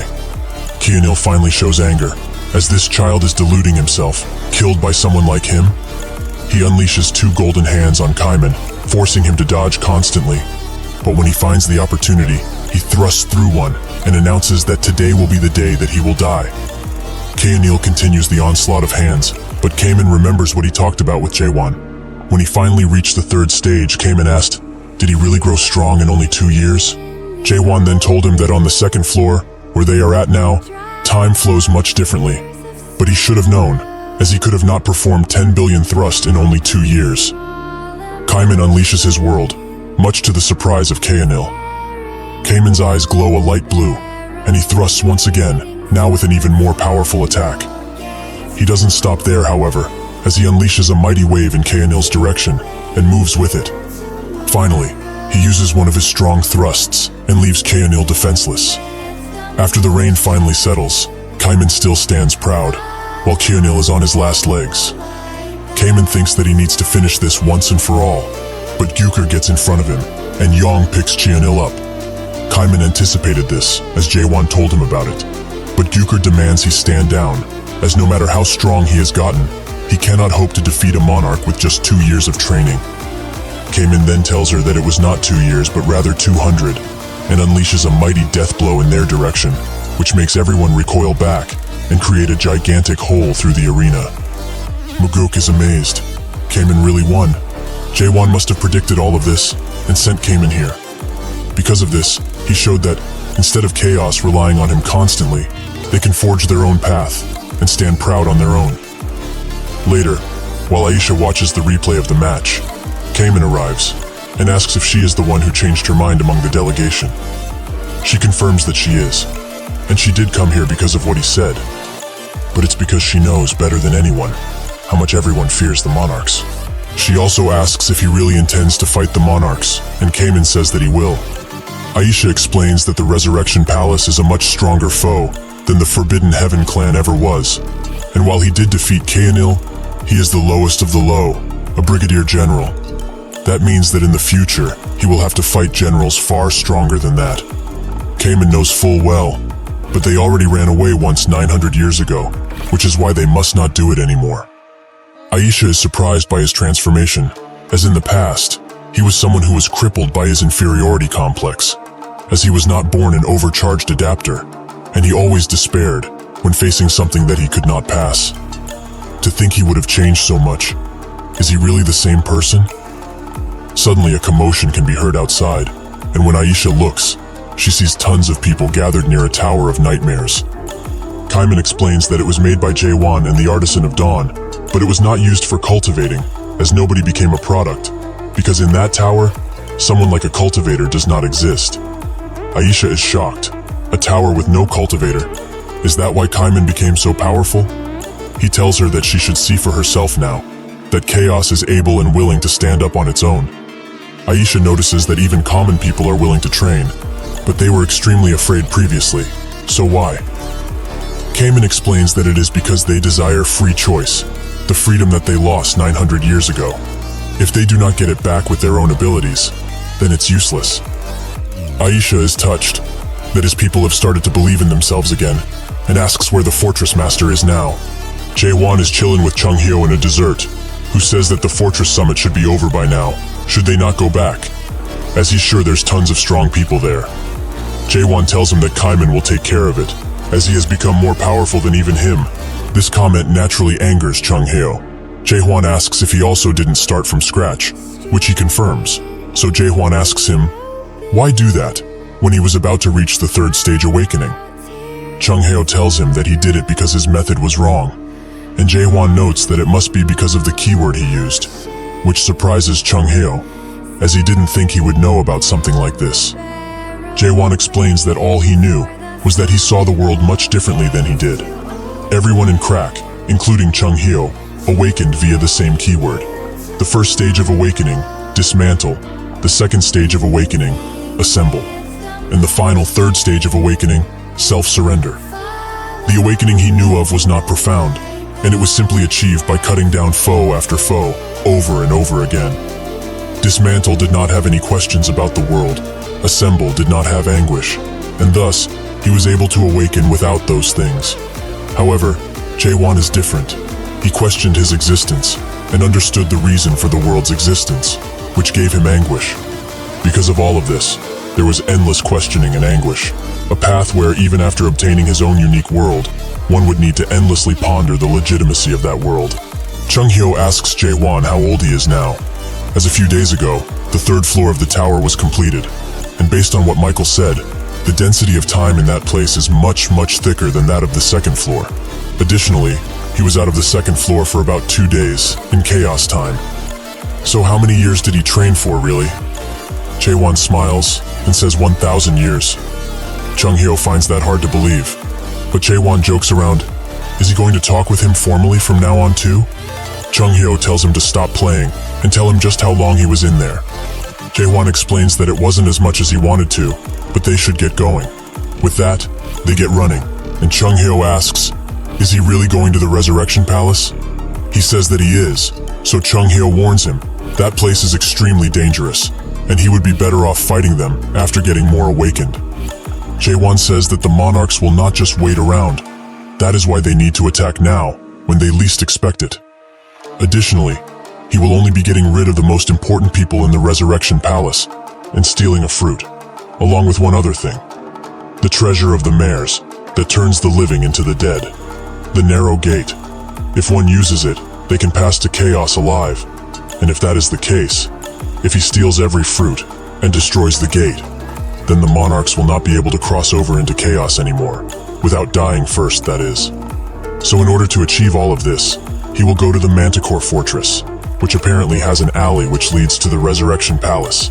It is currently occupied by the Forbidden Heaven clan, so they will not just let him pass, but well, he will do what he does best. Thrust. After Jae-won blows a giant hole into the Manticore Fortress gate, Chung-hyo asks, why did he do such a thing? If they did it stealthily, they wouldn't have needed to fight the whole fortress, like they are about to now. Jae-won notes that he told him earlier why, and Chung-hyo gets it, but they need to preserve their energy, as this is just the place that they need to go through in order to get to the Resurrection Palace. Jae-won knows that full well, and uses a few light thrusts to deal with the incoming attackers. At his palace, Jin-hong looks at the fight, and notes that this time, he doesn't think the rumors about this guy are exaggerated, as he has done many other things to impress. But to think he's actually just a product, if he had seen all of this earlier, he would have dealt with him much swifter. Suddenly, a woman notes that he must be thinking deeply about something, and snaps her fingers, saying that just looking at that chaotic man is getting her excited. It's no wonder that pitch darkness wants a piece of him. Who wouldn't? This is Siren, and Jin-hong tells her to stop dressing like this in chaos, but she retorts by noting that he looks like a scarecrow with those long clothes, so he has no place to talk. She sits down next to him while talking about some gibberish, but that's when she notices he's looking at Jae-won, so she steals one of his screens and wonders what kind of technique he's using, as he's destroying everything in one hit. Jin-hong asks why she's here, besides annoying him, and she explains that she's here to tell him about something very interesting. The Jade Mask, Golden Monarch, has appeared in chaos. He probably knows that already, as all of the forces sent to Garuda right before they were about to take over are all dead. After looking deeper into it, she found out that it was done by the Jade Mask Monarch, as it seems he won over Garuda and Dryad in return for helping them with something. That something is a promise, to keep the treaty where the Supreme Monarch promised to not interfere in chaos business no matter what, so he swore to not break it. However, it was Pitch Darkness who ordered this, and now even the subordinates of Iron Steel are dilly-dallying in chaos like a bunch of children. This resulted in a proxy war of the monarchs of the Holy Land. But the most interesting thing about all of this is that she heard the Jade Mask Monarch was beaten to death. Jin-hong is interested now and asks who killed him. Siren says that it was one of the 10 clan leaders, which Jin-hong doesn't believe, as they are not strong enough to kill the Jade Monarch together. She asks if she knows about those guys in the Abyss Expedition team that the Gorgon Fortress Master made, as one of them, the Southern Sea Clan leader, is supposedly the one who killed him. Jin-hong has spoke now. That should be impossible, as the Southern Sea Clan leader was never that powerful, and even if he had hidden all of his powers until now, there is no way he would unleash them now, on something so idiotic. The Jade Mask Monarch is one of the ones under the Iron Steel Monarch, one of the 12 Supreme Monarchs, that together rule over the almighty land. Any monarch that's Brigadier General and above are all important people, since the almighty land is currently going through a power struggle, so if the Southern Sea Clan leader really did what he did, things will go bad for him, fast. Siren asks, what is he going to do about Jae-won, as he was supposed to capture him, but he let him become a fortress master, and now, He's also poking around things he shouldn't be. Jin Hong explains that this just saves him time, as he didn't want to look for him, and additionally, he sent out the dead demon warriors that she made. Those beasts who can use dead power will most certainly deal with him. After Chung Hyo and Jae Won clear the way, Chung Hyo feels that something's off, as there should have been more Forbidden Heaven clan soldiers around here. How else could they have fought the entire chaos? Jae Won says that might not be entirely true, as the dead warriors approach. Chung Hyo is shocked by their presence and by their stench, as he can smell them from here, the smell of the dead. Suddenly, someone from above notes that it's an honor to finally meet the protagonist of this case, and jumps down, noticing that the divine physician is also here. How quaint. Chung Hyo asks for his identity, as he speaks like they know each other. The man is sad that he forgot, but he will remind him. He gathered horns for the clinic, and transported patients too. That's when Chung Hyo notices that the man in front of him is Heinz, the righteous warrior. But what happened to him? Why is he meddling around with the Forbidden Heaven clan? It is not suited for him. He should leave while he still can. Heinz asks him a simple question. Can he still say that, despite knowing what he went through in Gorgon?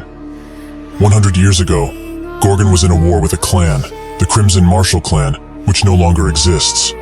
A total of 50 guards, including the Southern Inspection Gate captain, had died forever, because of the Crimson Martial clan's cowardly ambush. Out of everyone, only one man survived, and that man was Heinz. That is why, a little later, Heinz begged Chung Hyo to help him become stronger, as he doesn't want to experience what he did again. Chung Hyo explained that he understands the sorrow he must be going through now. However, he has seen thousands of people like him during the 1,000 years he has lived in chaos, and he cannot grant his request. It's funny, really, when he thinks about it. He remembers the words he said, to work hard if he wants to become stronger. However, working hard is a luxury for those who are actually able to. Most other people in chaos were not in a situation where they could just work hard, like he said. So, he's wrong. He has worked hard to protect the justice he's protected his whole life. And where did that lead him? Here, where he had to break that belief. Chung Hyo asks why he looks the way he does, but Heinz ignores him and explains that the friendly and righteous man who was a second stage adapter died 100 years ago. He was reborn, and now is the vice clan leader of the Forbidden Heaven clan.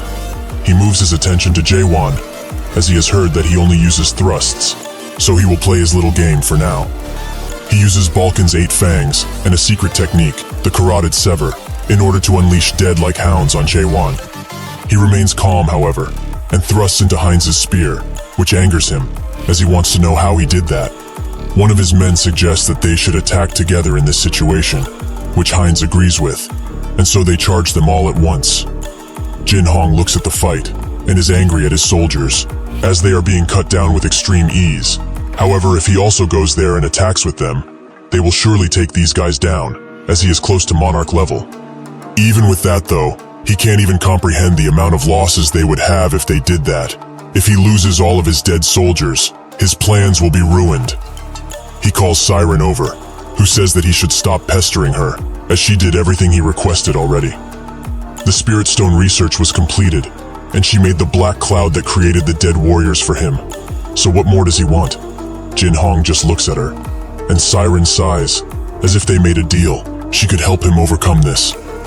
Heinz thinks that this man is the Gorgon Fortress Master, the legend of the Path of the Waves, and the Pathfinder of an impossible path. All of these titles he gained in just a single month, and he likes none of them. He cannot believe that someone who has been here for just a month has become a Fortress Master. Even a mighty warrior like him couldn't, in the 200 years he has been here. He will not accept something like this. He transforms into a deader version of him, and forwards all of his malice towards Jae Won, as he will show him just how much hard work he put in. Jae Won dodges his attack, but it still lands in a nearby wall, where some of his soldiers were standing, and it's shown that he's quite destructive. Heinz announces that this is the power he has gotten from giving up on his beliefs, and working hard on his strength, just like Chung Hyo would have wanted him to. Jae Won notes that it's about time they end this, and unleashes a medium thrust on Heinz, which destroys the dead parts that came out of him. Seeing that their leader is in danger, the soldiers try to rush Jae Won, but Chung Hyo holds them off. Jaewon prepares an even mightier attack and says that everyone around here is talking about how much effort they put into themselves. Everyone is so selfish, it's crazy. He strikes so hard that it opens Heinz's eyes. He now sees Jaewon's unique true world, the one that only awakened people can get. Is this really what the world looks like, to someone that has yet to submit to this world? The eye that sees every single thing and makes rules to monitor it. Is this really what he's trying to fight? He cannot lie. He's amazing, truly amazing. To think that someone would dare to fight that. Perhaps, if he hadn't given up back then and continued his path as a righteous warrior, he would have been able to chase after the same dream. But it's too late now. This single attack was able to take down most of Manticore, and Chung Hyo notes that it should be called World Thrust instead of Strong Thrust. Heinz is also alive, and Chung Hyo wonders how he was able to only attack the buildings. Jaewon explains it like he explains everything. He just thrusted. However, now that they made a path forward, all they need to do is walk it. Suddenly, a pink portal appears, which Chung Hyo identifies as a transcendent rank space teleportation skill, Warp. Out of it, Siren appears, who says that she can't believe the dead warriors she made are so afraid. Jaewon asks who she is, which takes her by surprise, as she's the presenter of countless shows, like this week's Hot 10 or Tower of Tower. Does he not have a hologram panel at home? Jaewon says that he doesn't, and Chung Hyo explains that she's a mare, and he can confirm that all the men of chaos know her. Siren picks up his hat and notes that he has good eyes for someone so old.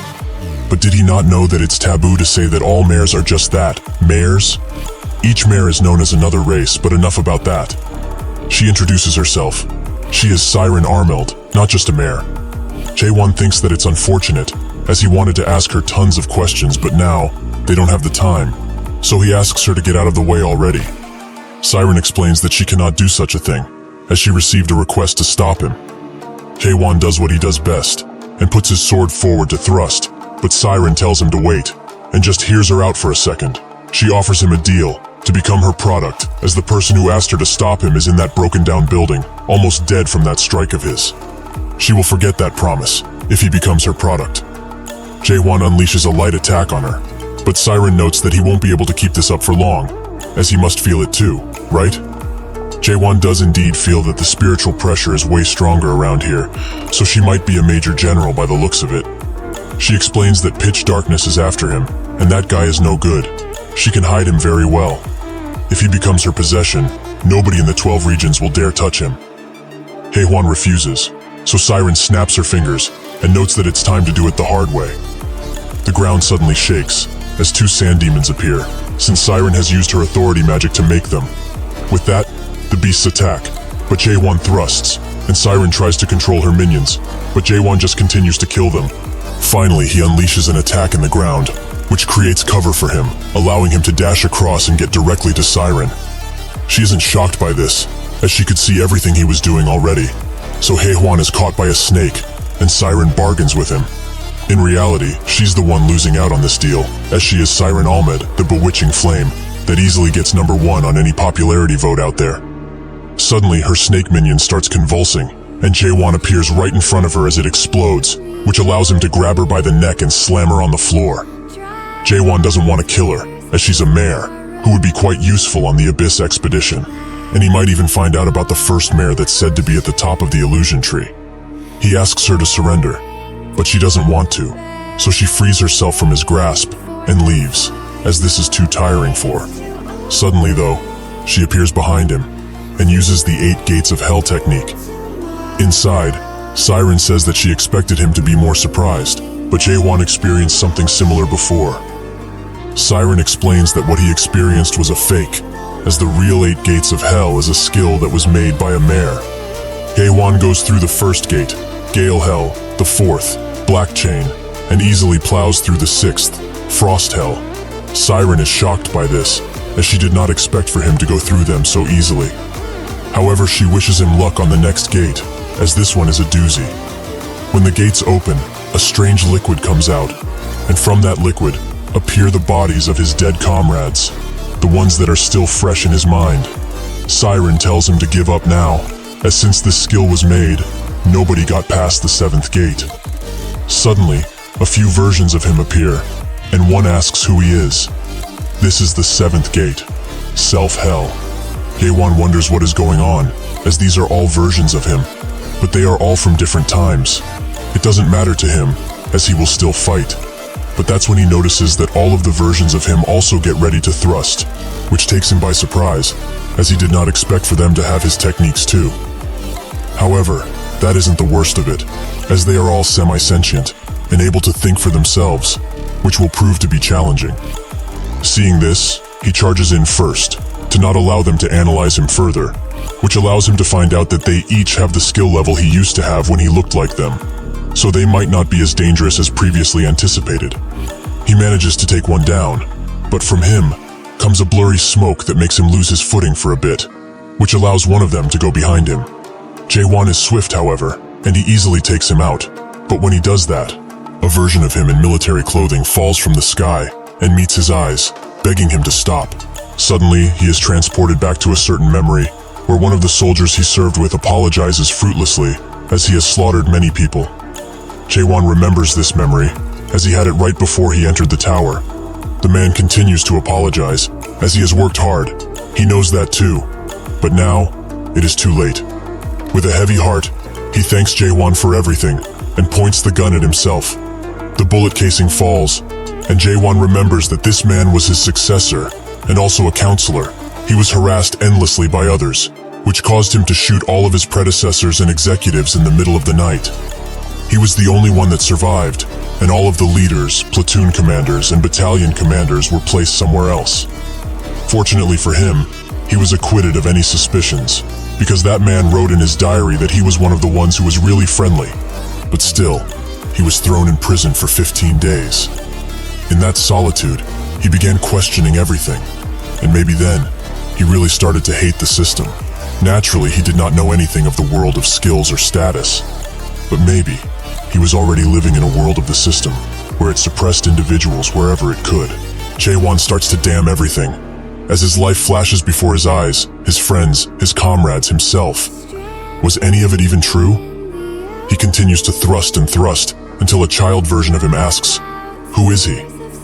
This makes him experience fear, something which he hasn't in a long time, but it also makes him tear up. Even still, he strikes himself, and Siren asks him, "How does it feel to experience this gate?" Awakeners say that self-surrender is becoming a new existence, which will make them forget their original self entirely. So awakeners like him, who have experienced self-surrender, receive much more damage from the 8 gates of hell.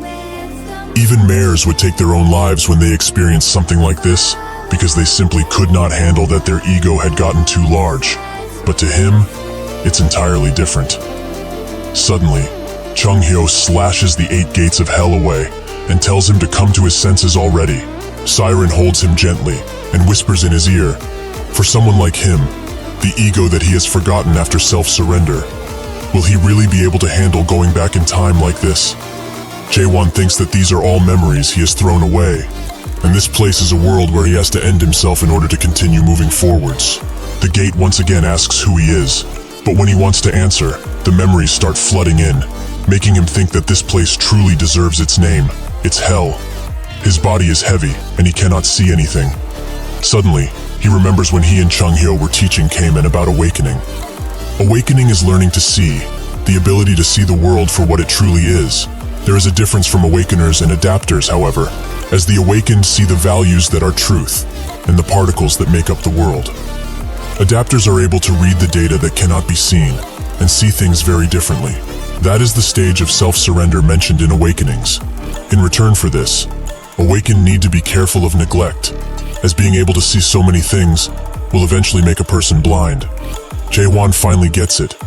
What is happening to him now is the neglect that Chung-hyo was talking about. Those who see too much become blind quicker, and those who hear too much become desensitized quicker. Jaewon is saddened by this. Does it really not matter? To come this far, he has done his utmost. Nobody else was able to come this far. However, now, he knows that he just wants to be able to say that he's having a hard time easily, like everyone does. The world changes around him, and he sees a blue sky with falling stars, which are his memories. He starts to feel a deep understanding, and connects the dots. Who is he? Well, he does not know. but at least he is here. But maybe the countless memories he has gotten over the 2,000 years he has lived, and the connections of all of those memories. Maybe, just maybe, that is him. Out of nowhere, the seventh gate begins to crumble, and Siren begins to vomit as she is experiencing rebound. Jae-won opens his eyes with a new deep understanding and pushes her away, whilst also destroying the gate entirely. He looks at the next gate and wonders what the next keyword is, as he has almost gotten past self-surrender. He will have to leave that for later though, as now, he needs to challenge this final gate. Jae-won looks at the 8th gate and touches it, fully prepared for anything that is to come out of it. Suddenly, it starts opening itself while glowing brightly, and when Jae-won enters, he finds nothing except a large, serene space. He wonders what to do, but that's when the stars begin writing a message. He would like to tell this visitor about his trivial story, since he has passed all of the gates of hell. Jae-won guesses that these are just the records of the one that made the gates, so he watches eagerly. The text notes that he still remembers when the first Abyss expedition started, and identifies himself as Mulark Armelt. This is simply a record of his failure. Outside, chatter can be heard around, and Chung-hyo begs Jae-won to wake up, but he doesn't move an inch, and the same goes for Siren. Even though she used the technique, she's as unconscious as him. He is weary of this because the people from the Resurrection Palace have arrived, and among them, there's a major general-level guy. The general asks his men if they have found anything yet, and when they reply with no, he commands them to search even more thoroughly, as he is sure those weaklings are around here, somewhere. This is the 11th stage adapter, the hidden scent monarch, Samyong Garam. Chung-hyo is very scared of him, as he is one of the main fighting forces of the 9 regions. Just what is someone so powerful doing in chaos all of a sudden? Suddenly Garam feels something, and sends his attention directly to where Chung-hyo is. He starts preparing a mighty attack, and congratulates them for having hidden for so long, like the little rats they are. He throws a mystical punch at them, but fortunately Siren has woken up, and she teleports them out of there just in time.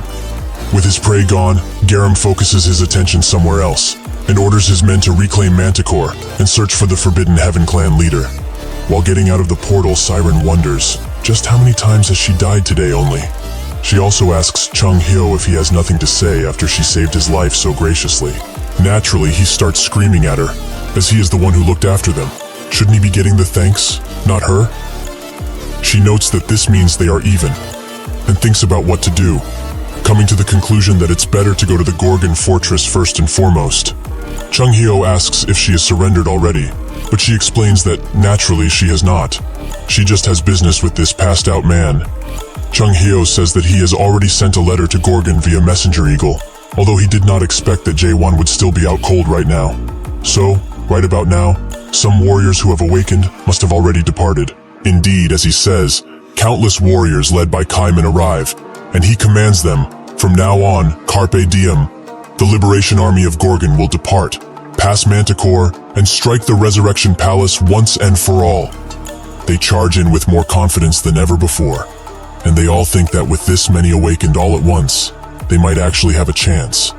They might just win. Garam sits idly by and watches them while wondering, wouldn't it have been better if they would just stay here in chaos and adapt to it fully? He smashes a wall and notes that they are quite ambitious, but ambition comes from foolishness. He throws part of the wall he broke in small pebbles, which easily tear through the army, as if they were real bullets. Yegal is left awestruck, as he has never seen this kind of power, and so is Jung, who watches as Yegal is killed right in front of him, without any way to defend himself, and without mercy. Garam warns them one final time. They should go back quietly, and forget about their clueless ambitions once and for all. He slams the ground with his feet, and Jung notices that something big is coming, so he orders the remaining soldiers to focus on attacking that guy with everything they have. Unfortunately for them, this was what Garam was waiting for. He unleashes an attack that engulfs them whole, with red misty energy, and Jung is the only one that is able to get out of there, but not without having his arm pulled out of its socket. After this, Carpe Diem, the Liberation Army has retreated, and that retreat was caused by one single man, the hidden scent monarch, who changed the tide of war in an instant. 10 days later, in the Gorgon's inner fortress meeting room, Yurin announces that, starting from the squadron of 3rd stage awakened, 1st Squadron Commander Carlton, to the 9th Squadron of the 9th Stage Adapter, Limitless Clan Leader, along with all of the other squadrons of Carpe Diem. Half of their entire forces were decimated in just 10 days. This is a mighty blow to them, because they lost 5 3rd Stage Awakened that were crucial to their fighting force. Aisha trembles and notes that it would be difficult to continue this war. And what's more, the Resurrection Palace has already reached the doorsteps of the Gorgon Fortress. If they accept the offer that they proposed, they might just make it. The Fire King clan leader asks if she really is suggesting that they hand over the Fortress Master along with the tower, just so that they can survive. Kaiman agrees. They cannot hand over Jaewon, and even if she might be extremely keen with her eyes, he knows that she can't see the future. Jaewon already commanded them anyway, that they should just pave the way. That is all they need to do. Aisha notes that with things going as they are, they have no chance of winning. Maybe they should ask the other monarchs for help, as currently, all of the monarchs that have been dispatched are a part of the 9th region, Pitch Darkness, and most know already that there is still a long-time grudge between the Strong Steel and Pitch Darkness. Jurin wonders if that's wise as they killed his emissary already, the Jade Mask Golden Monarch. Aisha explains that technically, he isn't dead, because those who enter chaos via the narrow gate like he did would just return to their original bodies once they die here. Kaima notes that even if the Monarch of Steel chooses to help, they should refuse it, because Chaos must be the one to liberate Chaos, and nobody else. Chunghyo and Siren sit beside Jaewon, who is still very unconscious, and Chunghyo screams at her to wake him up, since she was the one who made him like this in the first place. What kind of illusion has she cast to make him fall asleep for 10 damn days? Siren screams back at him. He is the doctor in this place. So if he's that upset about it, shouldn't he do something about it? Chunghyo ignores what she said for now and asks what she is still doing here. Is she not in cahoots with the Monarch of Pitch Darkness? She explains that the contract they made doesn't matter anymore now, since there is a human who is able to break free from the 8 gates of hell now. Chunghyo wonders what's so special, as that is just an illusion skill she cast on him. Really, it's nothing to write home about. Siren gets even madder, and through her screaming, explains that the 8 gates of hell is not just a skill, it's incredible. And it wasn't even made for humans to use. Its true power is shown when a real mare starts to use it. However, he had hoped that anyone could use this skill, and so, she thought it to the Savant clan, since nobody has ever been able to break through the 8 gates of hell. She has seen it broken a few times though, but when that happened, it was used by humans, so it wasn't at full power. Additionally, what was broken was not the skill, but the mind of the user. But Jaewon is different from the others, as he managed to break her mind, but broke the skill completely too, as he broke through the 7th gate and arrived at the final 8 gate. For his information, the 8 gate is the gate of rewards, and it's said that those who get there get a very generous reward. Chunghyo has heard about this before. If there is a human that could pass all of the gates and get to the 8, they would become the king of chaos. He heard this from Jagal, but he did not expect it to hold some truth. Siren notes that what is behind the 8 gate is the legacy that her godfather has left behind, his knowledge. Before she can explain further, Jaewon suddenly wakes up and is very confused as to what just happened. He explains what he saw to Siren and Chunghyo while getting dressed and notes that now it's time to go to the meeting room. Chunghyo tries to stop him as he mustn't go there now, since there are people who are suggesting that they hand him over to the Resurrection Palace. Jaewon ignores him figuratively and literally as he steps over him, leaving Chunghyo shocked. When Jaewon arrives in the meeting room, some are glad to see him, and some are ashamed, as they have considered something extremely bad. After a few moments of silence, he announces that he will go to the Resurrection Palace, which nobody expected. Kaiman asks him, what is he talking about? He cannot do something like that. He should reconsider.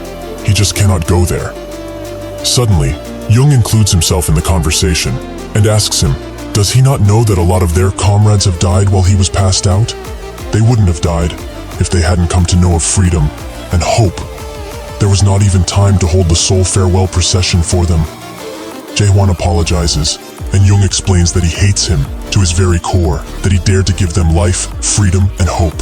However, despite all of that, they really need him right now. He begs him, along with everyone else, to not go to the Resurrection Palace and stay right here. At the very least, they would rather die while fighting with him. Chung Hyo is shocked by their reaction, as he has given them something unbelievable that he should not have, and now, in order for them to protect what they got, they will all give up their lives for it, if need be. Jae-won says that they are mistaken about one thing though. He is not going to the Resurrection Palace to surrender himself. He is going to the Resurrection Palace in order to send all of them flying. Everyone in the room is shocked, and Chung Hyo, who knew it was coming, is still just as shocked. Young asks if he has gone insane, but Jae-won notes that he's always clear of mind.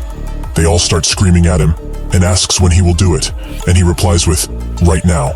Siren finds him quite strange but intriguing, as reality does not exist for him, but it does for these humans, who always kneel in front of reality. Knowing this, nobody will be following him in that suicide mission. She is proven wrong, however, as they all throw themselves at him, as they all want to go, in order to free themselves. Siren thinks that they are all insane. So far they have been living with no problems as souls. Why care so suddenly about life and freedom? Is this really the effect Jae-hwan had on them? Jae-hwan is grateful for their thoughts, but he will only bring 3 people with him, Chung Hyo, Kaimun, and Siren, who did not expect to be invited at all, so she is rather scared. But Jae-hwan just smiles. Siren asks why she would go there, but Jae-hwan keeps talking to the others, and notes that even if they are not coming, they will each have their own tasks. Siren screams and screams at him to get his attention, but Chung Hyo tells her to give up. They ask what kind of tasks, and a myriad of other questions, like if destroying the Resurrection Palace really is the end, and what will happen once Chaos is united. Most importantly, Chaos wouldn't recognize Chaos as the core, and many will try to cause division, which is bound to appear at some point. Yong says that they should worry about that when they get to it, as once they destroy the narrow gate, the monarchs will not be able to pass anymore. Jae-won tells him to not be so sure, as he is sure that the narrow gate wasn't the original way to enter Chaos. Yong is left wondering about it, but before Jae-won can say anything, Siren finally gets to him and screams in his ear that she's not going. But he offers her a deal. If she helps him, he will tell her about what he saw on the 8th gate, since he is sure that she does not know. Eventually, they all make their way to her workshop and start touching her stuff, even though she told them not to. She explains the embarrassing stuff as gifts from her godfather. She is very conflicted about having others enter her personal workshop, but it cannot be helped, as they need to warp to the Resurrection Palace, which can only be done via warp drive, which she has in here. Chung Hyo finds one of her early towers and goes inside, where he finds the Firewheel Monarch and the 7 Fear Monarch, which he immediately slays. These people were once products, but they remain stuck in the spaces that she created. For those who have been products before, however, what would they feel when they enter the workshop of a mayor?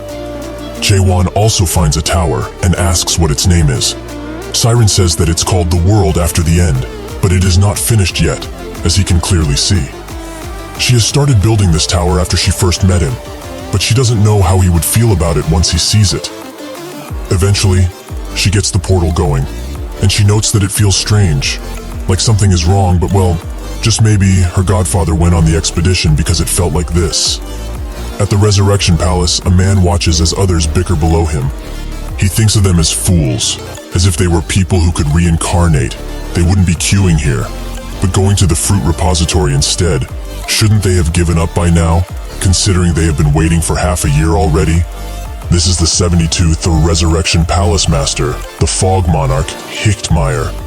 Some people below him compare their situation and note that even if he doesn't like it, they are similar, since he has also been here for a long time.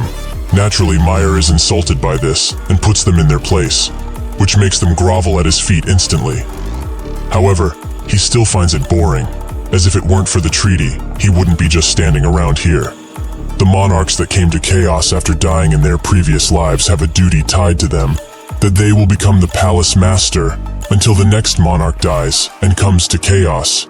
He hopes that soon, someone will die and take his place. Maybe it will be that Jade Mask monarch that was defeated by the Abyss expedition, or that's what he heard at least. Suddenly, the wall starts cracking, and sure enough, it's spread wide open by a giant explosion. Meyer immediately blocks the attack with his powers, but notices that they weren't pushing each other in any way, so his opponent is at the same level as him. While he charges in, he asks if this is the Gorgon Fortress Master, but when he clashes blades, he notices water. as Kaiman was the one to attack. He explains that he's not the fortress master, but someone he knows well enough. So he is here to get his payback from 900 years ago. Kaiman tries to attack Meyer, but using his breath ability, he creates a large smoke screen around them which blocks Kaiman's vision greatly. He looks around multiple times but can't even hope to sense Meyer's presence, despite having trained for so long. He really is too weak. That's when he remembers Jaewon's words, that he can do it, that he believes in that fully. This gives Kaiman the push he needs, and his senses become sharper than ever, allowing him to detect Meyer, who is above him, and strike in just a second. Meyer backs away, but he has been hit pretty badly, and he's naturally shocked to see that Kaiman could notice his presence so well. This makes him full to the brim with rage, as he thinks that Kaiman has become too arrogant for his own good. Somewhere close, Jaewon tells Chung Hyo that he's going to the Pleasure Palace and bringing the mayor with him. He is sure that Kaiman is fully capable of handling this fight. Chung Hyo agrees and tells him a little something about the Pleasure Palace. The palace that's hidden by the fruit and narrow gate is at the very top of the Resurrection Palace, and the energy coming out of it isn't good news. So he should be careful, as he will try to reduce the monarchs heading to the Pleasure Palace with Kaiman. Inside of the palace, the real Fire Wheel Monarch and 7 Fear Monarch wait for anyone to arrive, as what Chung Hyo met previously were fakes. He charges in just like before, but these monarchs have ample time to dodge. They are quite surprised to see the Divine Physician in here, as they heard that the Gorgon Fortress Master was to be their opponent. But there's just him, an old and frail man. Chung Hyo is surprised that they dodged his slash with such ease. The two monarchs say that it's not too late for him. If he brings the Gorgon Fortress Master here, everything will be forgiven. Even if he was able to handle the two of them at once, he will not be able to deal with all of the brigadier generals that are safeguarding the fruits. Chung Hyo tells them to stop yapping, as they will solve all of this through fighting like they should have in the first place. In the inside of the Resurrection Palace, at the Pleasure Palace to be precise, tons of people seem to be having fun. The timid monarch, Reika, notes that the stuff that is happening at the main gate has gotten to be quite loud. Shouldn't they go and have a look, just in case? The second Dragon Monarch tells him to relax, as Meyer will surely deal with them. The fourth Dragon Monarch isn't bothered by the conversation and is just enjoying the lady's company. The third Dragon Monarch notes that it just doesn't feel good if he doesn't stop by this place whenever he is in chaos. And the fifth Dragon Monarch agrees. It would be pain if they get their gems cut off by the female Monarch Alliance in the Almighty Land after all. He does not want to lose his because he did something stupid. The first Dragon Monarch, who is sitting somewhere private, wonders why the Chaos people have a problem with living in this place, as it's really nice. The fight outside continues as the cups in this place begin to shake because of it, and Reika thinks that this just doesn't sound good, no matter what. He tries to make the others look outside, even for a second, but they will not budge as they believe the Palace Master will take care of it. They don't need to ruin their fun for such a thing. Reika still presses them about it, as if something were to happen, how can they deal with the consequences?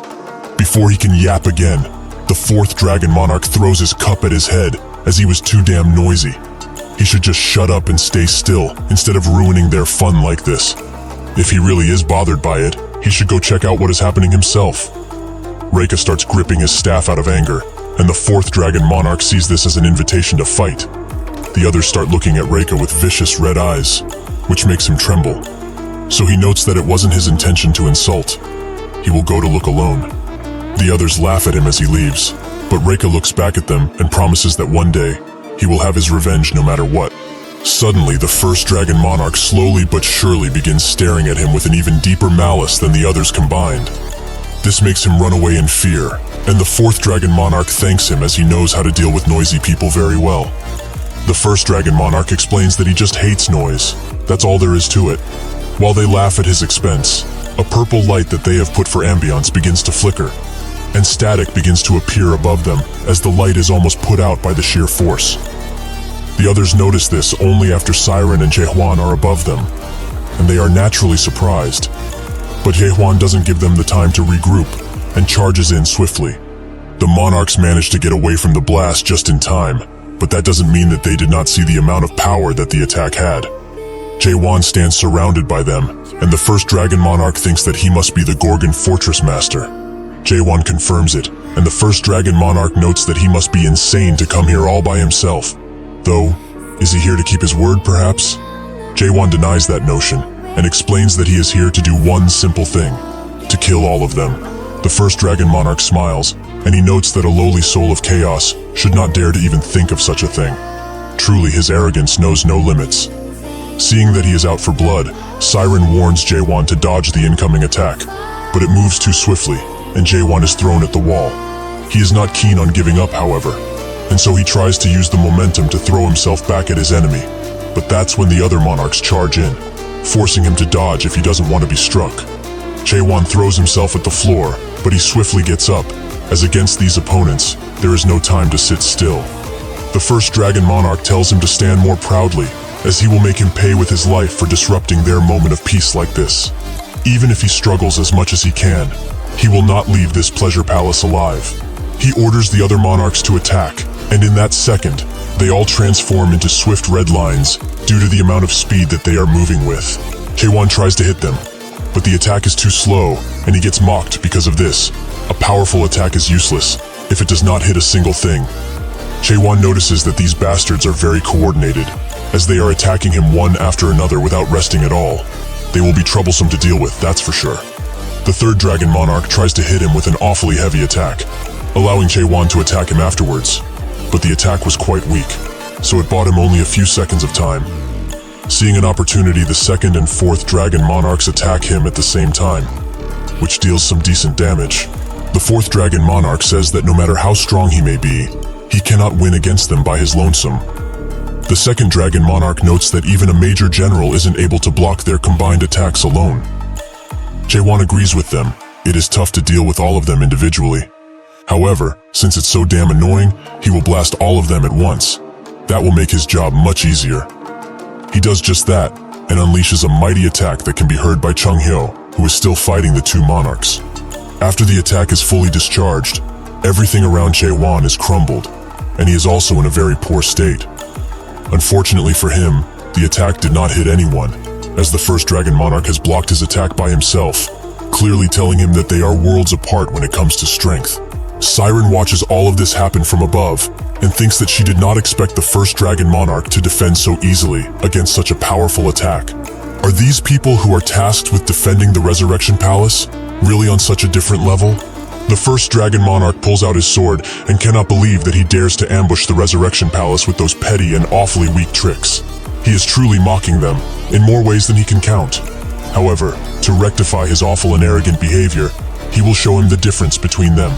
He will have to face that all that he is just a vermin of chaos, powerless and brittle. Suddenly, every monarch near the first Dragon Monarch is assimilated in a red yet dark cloud that emits a powerful wind. The first Dragon Monarch comes out, but in a different form, that of a true dragon.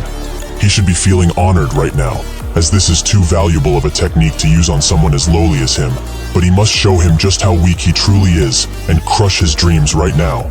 The first Dragon Monarch charges at Jae-won without any remorse, but Jae-won swiftly moves away and attacks him the moment he gets the chance to. This attack doesn't go through, however, as it cannot pierce the barrier that the first Dragon Monarch has on himself.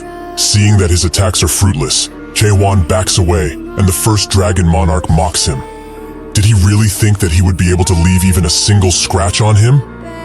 Jae-won is pushed back even further, but he stops himself with his sword. This gives the first Dragon Monarch the opportunity to prepare a mighty attack, which Jae-won tries to block with his thrust. The attack is unleashed and they start clashing. They both put in as much effort as possible, and eventually, the first Dragon Monarch is the one who pushed harder, so the attack hits Jae-won fully. After the dust clears somewhat, not even a trace of Jae-won can be found, and the first Dragon Monarch notes that it's truly a pity. If he had stayed hidden, he would have been able to live a much longer and perhaps happier life. But unfortunately, his arrogance was the thing that cut it short. Suddenly, Jae-won appears seemingly out of thin air and lands directly on the first Dragon Monarch, who is rightfully surprised. Jae-won says that it's his turn to attack now, making the first Dragon Monarch put his barrier up and ask if he has not learned his lesson yet. No matter what, his attacks won't be able to pierce through his scale barrier. Jae-won notes that they will not know unless they try it and focus all of his energy in a single spot. The first Dragon Monarch notices this too, and now he is truly scared for his well-being. He starts gliding around and eventually bashes his head in the floor, as he will not let Jae-hwan do whatever he wishes. After he does that, the first dragon monarch expects to see Jae-hwan on the floor, but he is not there. Jae-hwan is above him. He notes that he talks too much for a dragon and unleashes a strong concentrated thrust that sends the first dragon monarch even deeper into the floor and breaks the palace's roof entirely. Kamen, who has already dealt with Meyer, watches as this happens and is glad that the fortress master has made it too. Chung Hyo, who has also defeated his opponents, hears the attack and the quietness that follows, so it seems that everything has ended pretty well considering. The once mighty first dragon monarch now sits on the ground, felled by Jae-hwan and his blade. Siren looks at this and thinks that she did not expect things to go this well when Jae-hwan said they will only attack with 4 people, but surprisingly he pulled through quite well. The first dragon monarch transforms back into his human form, but the damage that he receives still applies, and as a result he is missing an entire arm. He begins to scream at Haewon. He will definitely make him regret this, as this amount of humiliation will not be paid even if he dies 1,000 times over. All of this is not over, as he will return to this palace and rip him into pieces. No matter what he does or how many times he hits them, they will not die. Jae-hwan says that he's correct, as they came through the narrow gate after all. The first dragon monarch is surprised that he knows about it, but that means he also knows that as long as their bodies and souls are connected to their brains, they will not die, as they will return to the almighty land if that were to happen. Before he can celebrate too early, Jae-hwan cuts the link between him and his brain. The first dragon monarch starts to wail in pain, and Jae-hwan asks how it feels now, that he is facing true death. The first dragon monarch looks at his hand and can't believe that Jae-hwan managed to cut off the brain link. Something like this shouldn't be possible. That is when he finally realizes that he does not want to die, so he resorts to pleading. What does he want? Skills? Maybe status? He will give him anything he wants. He will ask the Grand Monarch to do so. The monarchs who are still left conscious hear all of this, their once venerated leader, now groveling on the ground, begging to be spared no matter what. Both Jae-hwan and Siren look at him with disgust in their face, and without a single shred of mercy, Jae-hwan jabs his sword into the first dragon monarch's neck, killing him on the spot. Reika, who has watched all of this go down, falls on the ground, as he cannot believe that one of the 5 dragon monarchs has perished. He was going to check around when he heard a commotion inside of here. But anyway, now he must inform the major generals about this whole ordeal, and he must be quick. Suddenly, Chung Hyo appears from behind him, and with an awfully creepy expression asks where he was going, and to whom he was going to report to. Both Kaiman and Chung Hyo arrive where Jae-hwan is, and they are both dragging the people they beat up. Jae-hwan congratulates them on a job well done, and Chung Hyo notes that they captured everyone alive, like he told them to. But it was really hard, so he should be thankful. Jae-hwan notices that they have additional baggage, and Chung Hyo explains that he found him snooping around the entrance. Siren recognizes him as the timid monarch, a person who has a general-level brigadier of spirit power, but he is despised by others since his skills are nothing to be impressed by. Chung Hyo asks why he ordered them to leave these guys alive, and Jae-hwan puts it bluntly. He just needs to make sure that they are dead. He begins cutting up all of their brain links and then butchers them on the spot, all while Reika just watches and thinks that all of this is a nightmare. After the Resurrection Palace appeared, the monarch seemingly obtained immortality. Mortals need to count up the days they have left since their lifespan is limited, but the monarchs who gained immortality because of the fruit need not do so. So they have forgotten even the concept of death at this point. However, Reika feels that soon, he will die by this person's hands. He has refounded his fear of death after all of this time. He begs Jae-hwan to spare him, as he had no intention to fight. But Siren thinks it wouldn't be wise to leave him alive. Jae-hwan decided to leave him be, as he needs a witness, and also the location of the fruits. Raken immediately points to them, as they are above them in a vault. The vault is called Reverse, a vault made by a mayor who was a renowned artisan. He only knows that it generates passwords infinitely, so it would be hard to unlock it without the help of the Resurrection Palace Master, who he just killed. However, things might have been different if there was a renowned artisan mayor who had exceptional skills among them. Without much choice, Jae-hwan prepares to thrust the vault, but Chung Hyo tells him to control his strength, while Kaiman laments not having a mayor that's a renowned artisan among them. Seeing that these idiots are not getting what she's trying to point out, Siren just unlocks the vault, and it slowly begins opening, bathing everyone in a golden light. Kaiman is the most shocked by this, as these fruits are what the Abyss expedition departed for in the first place. He is hit with a wave of emotion as he remembers his mentor and what he learned from him, which is irreplaceable. After so much time, finally they have it in their hands. They grab all of the remaining fruits, which are very little in number, and Chunghyo speculates that they must have used tons of them up until now, but with only these, they will not be able to share it amongst the people of Gorgon, not to mention the entire Chaos region. Kaiman looks at the fruit with a sad expression, and Jaewon notices. He tells him that it's okay for him to have it. Truly, he is the most qualified to get back his life. It is time for him to make his own choice, which he will not be shamed for no matter what.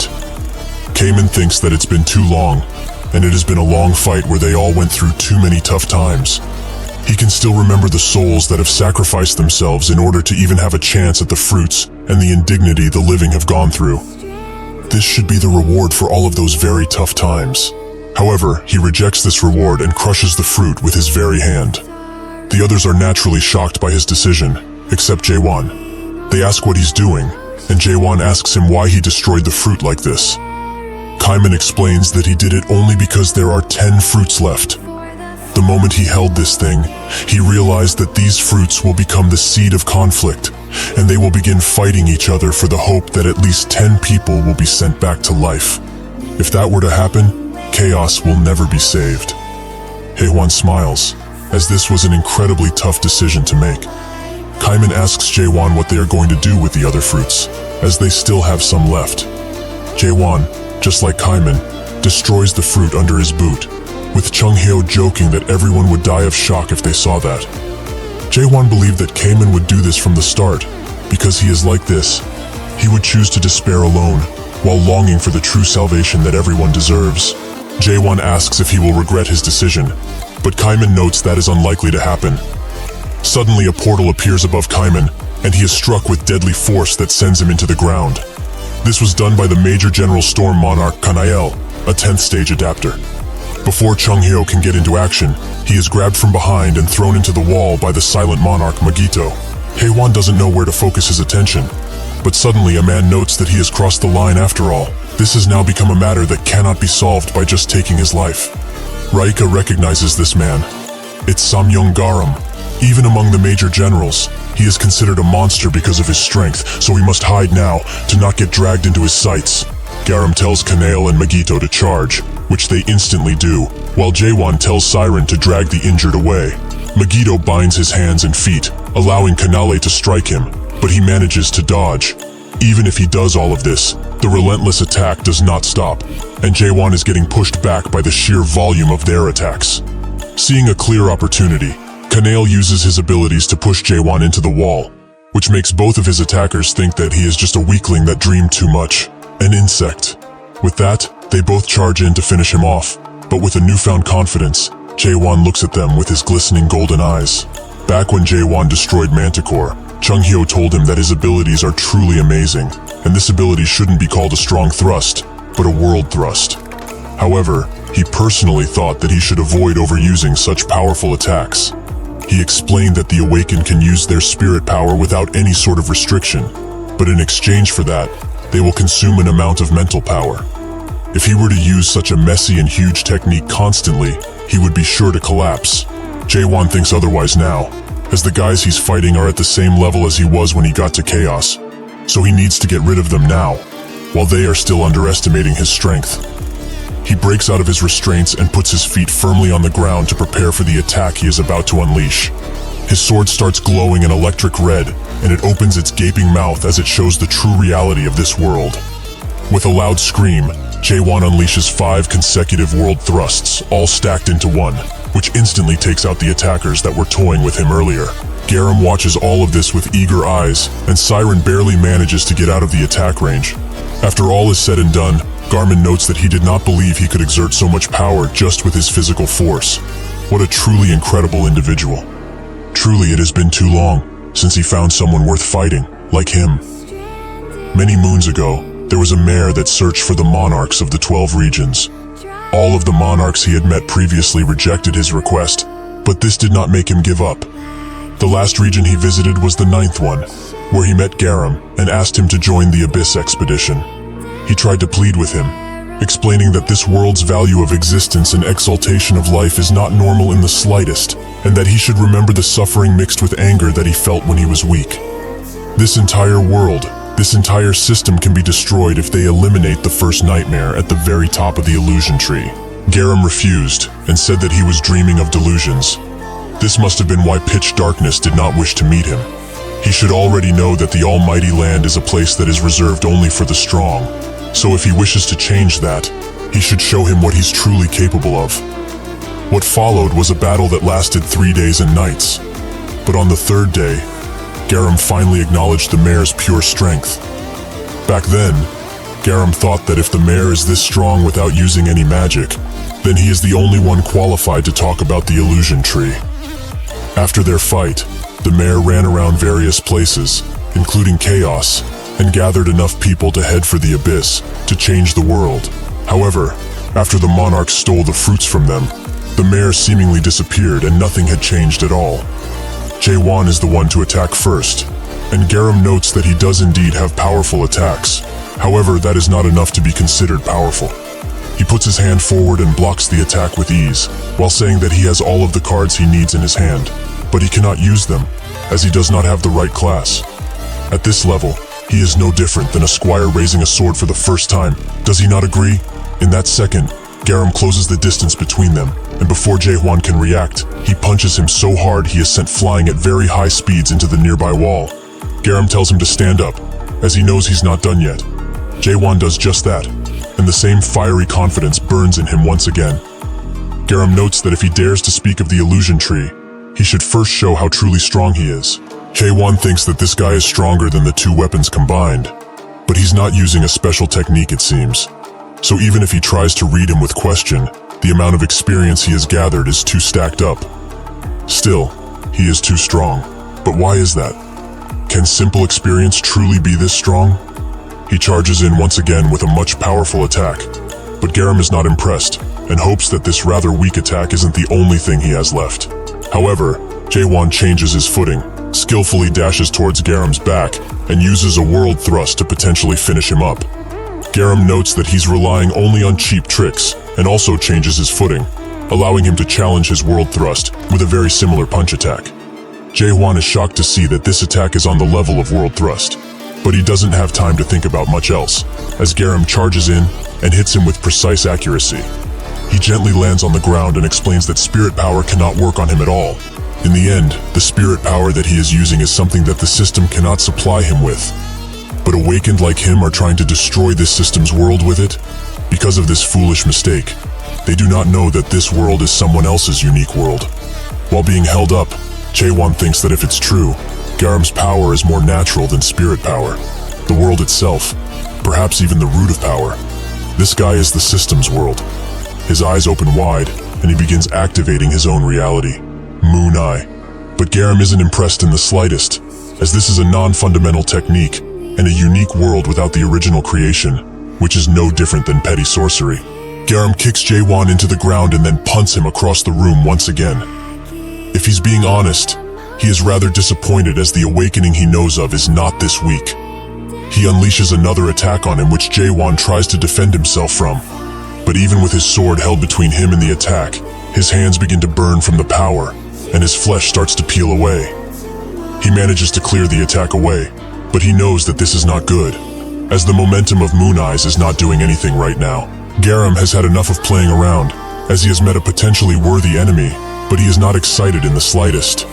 He should hurry up and open the beginning of this world. He should show him his world. Jae-won thinks that Genesis was the 8th door of rewards in the 8 gates of hell. In that room, Mullark left behind the reward called the Record of the Abyss, and a story of the stage of awakening. Following the rules of awakening, the keywords can change, but the awakening itself is almost always composed of 6 stages, created this way in order to destroy the existing world. The first stage is doubt, the second is understanding, and the third is self-surrendering. These 3 stages are a part of the first half, named Fallen World. After they are completed, stages are needed to create a new world. The last 3 stages are a part of Genesis, the latter half. Jae-won felt that the next stage of awakening was happening to him, but he did not understand what Genesis truly meant. Garam thinks that he is truly pathetic. Does he really have difficulty with using his own world? He is not the patient type, so he will need to forcibly open it and check it himself if he wants to have any sort of fun. He aims an attack directly at where Siren is hiding with Chung Hyo and Kai Men, which Jae-won notices. He rushes to help them, which makes Garam smile with his bare teeth. Jae-won thinks that this life is everything to these people, as he can revive any time. But to them, this world is the only world that they have and know. Siren notices that he is standing right in front of the attack, but she cannot do anything to help him, so he takes the full brunt of it. The dust slowly begins to clear away, and Siren is surprised to see Jae-won still standing. This occurrence has made him understand something important. The only world he knew was growing up with his parents, going to school and making friends, crying, laughing, being sad or devastated. All of these countless and precious memories. The him from back then could never question the world he was in. He existed only because he did not question the world, and the world system was created through absolute certainty. That means the thing he needs to start Genesis is true conviction in his own world. Belief is a strong conviction that is sometimes forgotten, and in order for a world to be born, it means that it needs overpowering belief, something which he cannot hope to do alone. Not only the him from the present, but the him from his past memories needs to yearn for a new world. Garam charges in with another punch, as he is tired of waiting, but Jae-won doesn't pay it any mind, as he begins pleading with his past self. Some say that the world he wants is fake, and it's only a method for him to escape reality. There is no reason for them to help him with this. Haewon knows that he cannot convince every him there is, so if they are not going to help him and only drag him down, they should get lost, as he doesn't need them anymore. Jae-won and Garam continue their fight, with Garam putting Jae-won in his place by beating him again and again, something which seems to begin boring him. He notices that Jae-won is not moving and asks if he's really exhausted after only this. His past self appears and asks if he's really planning to die in a place like this. As if he dies, they are all going to. They have all come so far. Did he truly forget what they went through?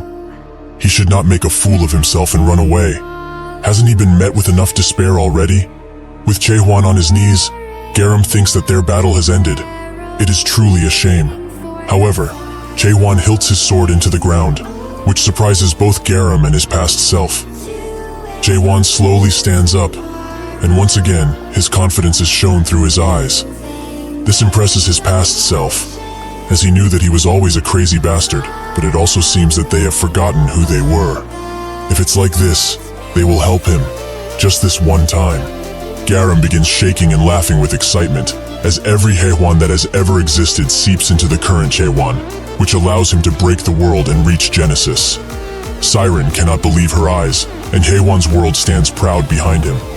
The stage 4 of awakening is the power to turn lies into truth, the power to turn any belief into reality. From purple fragments, a sword begins to form, and when it has taken its full form, it falls directly into Jae-won's hands. This is the 4th stage of awakening theory. Garam notices that sword must be his world, and truthfully it does suit the word end, the appearance of the world where everything is corrupted. It is truly an unfortunate world that was born in order to destroy and nothing else. However, even if he has achieved this awakening, the result of their battle will not change. They both charge in at the same time, which creates a ripple of air and force throughout. Garam begins pushing even further and notes that this power, this is what is called a real fight. They begin to trade blows so fast only their figures can be seen, and Garam says that this is very fun, just like when he fought against that mare 1,000 years ago. He thanks Jae-won for letting him have so much fun again. However, they need to end this one way or the other. He grabs Jae-won's shirt and throws him against the wall. Jae-won moves swiftly to land with his feet on the wall, but Garam's attack does not end here, as he charges in with even greater malice. Their powers clash in one point, which creates a very large explosion in the area. Jae-won manages to get out of the blast zone before he could be injured, and remembers that he kept thinking about something. For what purpose did he thrust, and most importantly, live for? Garam interrupts his thoughts by trying to punch him again, but Jae-won manages to dodge and thinks that now, all he does is thrust and thrust and thrust. Just as if he was at the time where he did not come to understand the rules of the world. He just enjoyed thrusting innocently, without thinking about it at all. While Jae-won is deep in thought, Garam begins to laugh like an absolute maniac, but apologizes shortly after, as he knows it must have been an ugly sight. This makes Jae-hwan smile too, as without taking the situation into account, he is really glad to have met such a worthy opponent in this world. Even if the result is not what he wished for, he hopes that this moment would last just a little while longer. They continue to fight and fight, making Jae-hwan ask if this is all that the system has to give while smiling. Garam, with an even wider smile, notes that it isn't. So they charge each other once again, creating a force that pushes every piece of rubble away and makes a large wave of power surge throughout. After everything clears, Garam explains that this is the first time he has had so much fun in 1,000 years. But to think he would meet such a worthy opponent in chaos, truly he is touched beyond measure. Jae-hwan's tone changes into a serious one, as he notes that he was able to feel something while they were fighting. Just like how he has been thrusting for the past 1,000 years, he too must have been training one skill for 1,000 years or more. It is a shame that someone like him is an adapter of all things. This is very similar to what Mullark said to him, which makes Garam shake violently. He notes that he wants to ask just one thing. Just what is he really trying to achieve in this world? Jae-hwan says that he's going to the abyss, no matter what. Garam smiles, as his words are as hollow and weak as the mayor's. They are both fools, as the abyss is filled with strong people who surpass him by a lot. The great monarchs gave up their dreams, and in the end the mayor failed too. Is he still going to try, even after all of this? Garam begins summoning all of his power, which encircles him in a large tornado-like wind, which even manages to push Jae-hwan back a bit. After everything clears, an angelic being stands above Garam, and Jae-hwan's eyes widen with surprise as he sees. Garam, now with the power of the Black Gatekeeper General, beckons him forward to show him that power that suits his ambitions. Siren is shocked to see this power as its gatekeeper and demigod conversion. Garam said that he was at the rank of Major General, but that was an outright lie, as he is definitely at the Lieutenant General rank. Garam grabs his weapon and asks Jae-hwan to prove his world, once and for all. With a wicked smile, he exerts his power, which makes Jae-hwan think that this is the gatekeeper that protects the system's world. So if someone loves the system that much, they are able to summon so much power. Jae-hwan has realized in this moment that he lives in order to destroy the world that the gatekeeper is trying to protect. With this realization, Jae-hwan combines both of his swords into one and thinks that he is going to put everything he has into this one attack.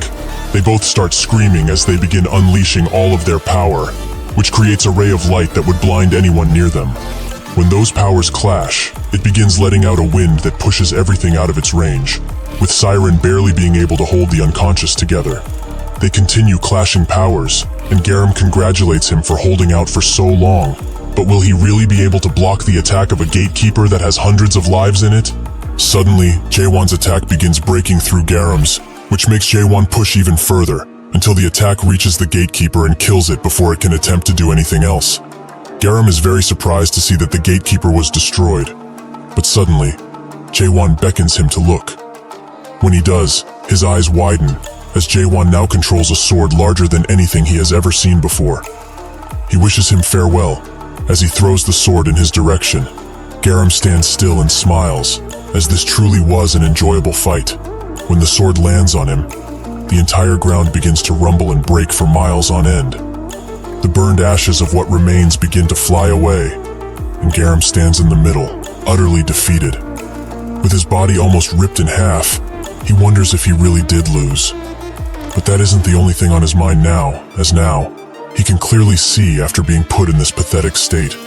The eye that watches and rules over everything in this world.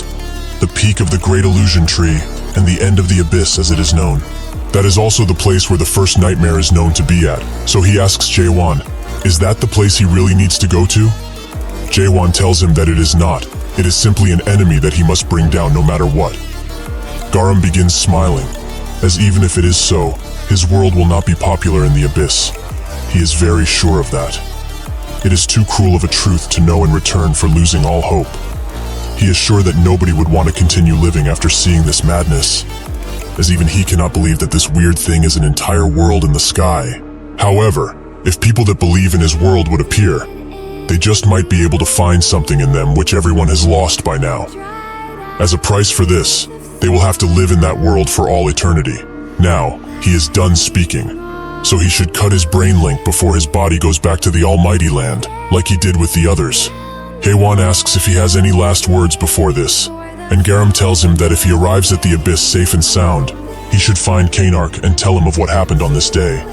He should also be careful of Mayad, as if he knows that he has unlocked the creation of the world, he will surely not leave him be. Before slaying him, Jaewon has a question of his own. Why didn't he kill him?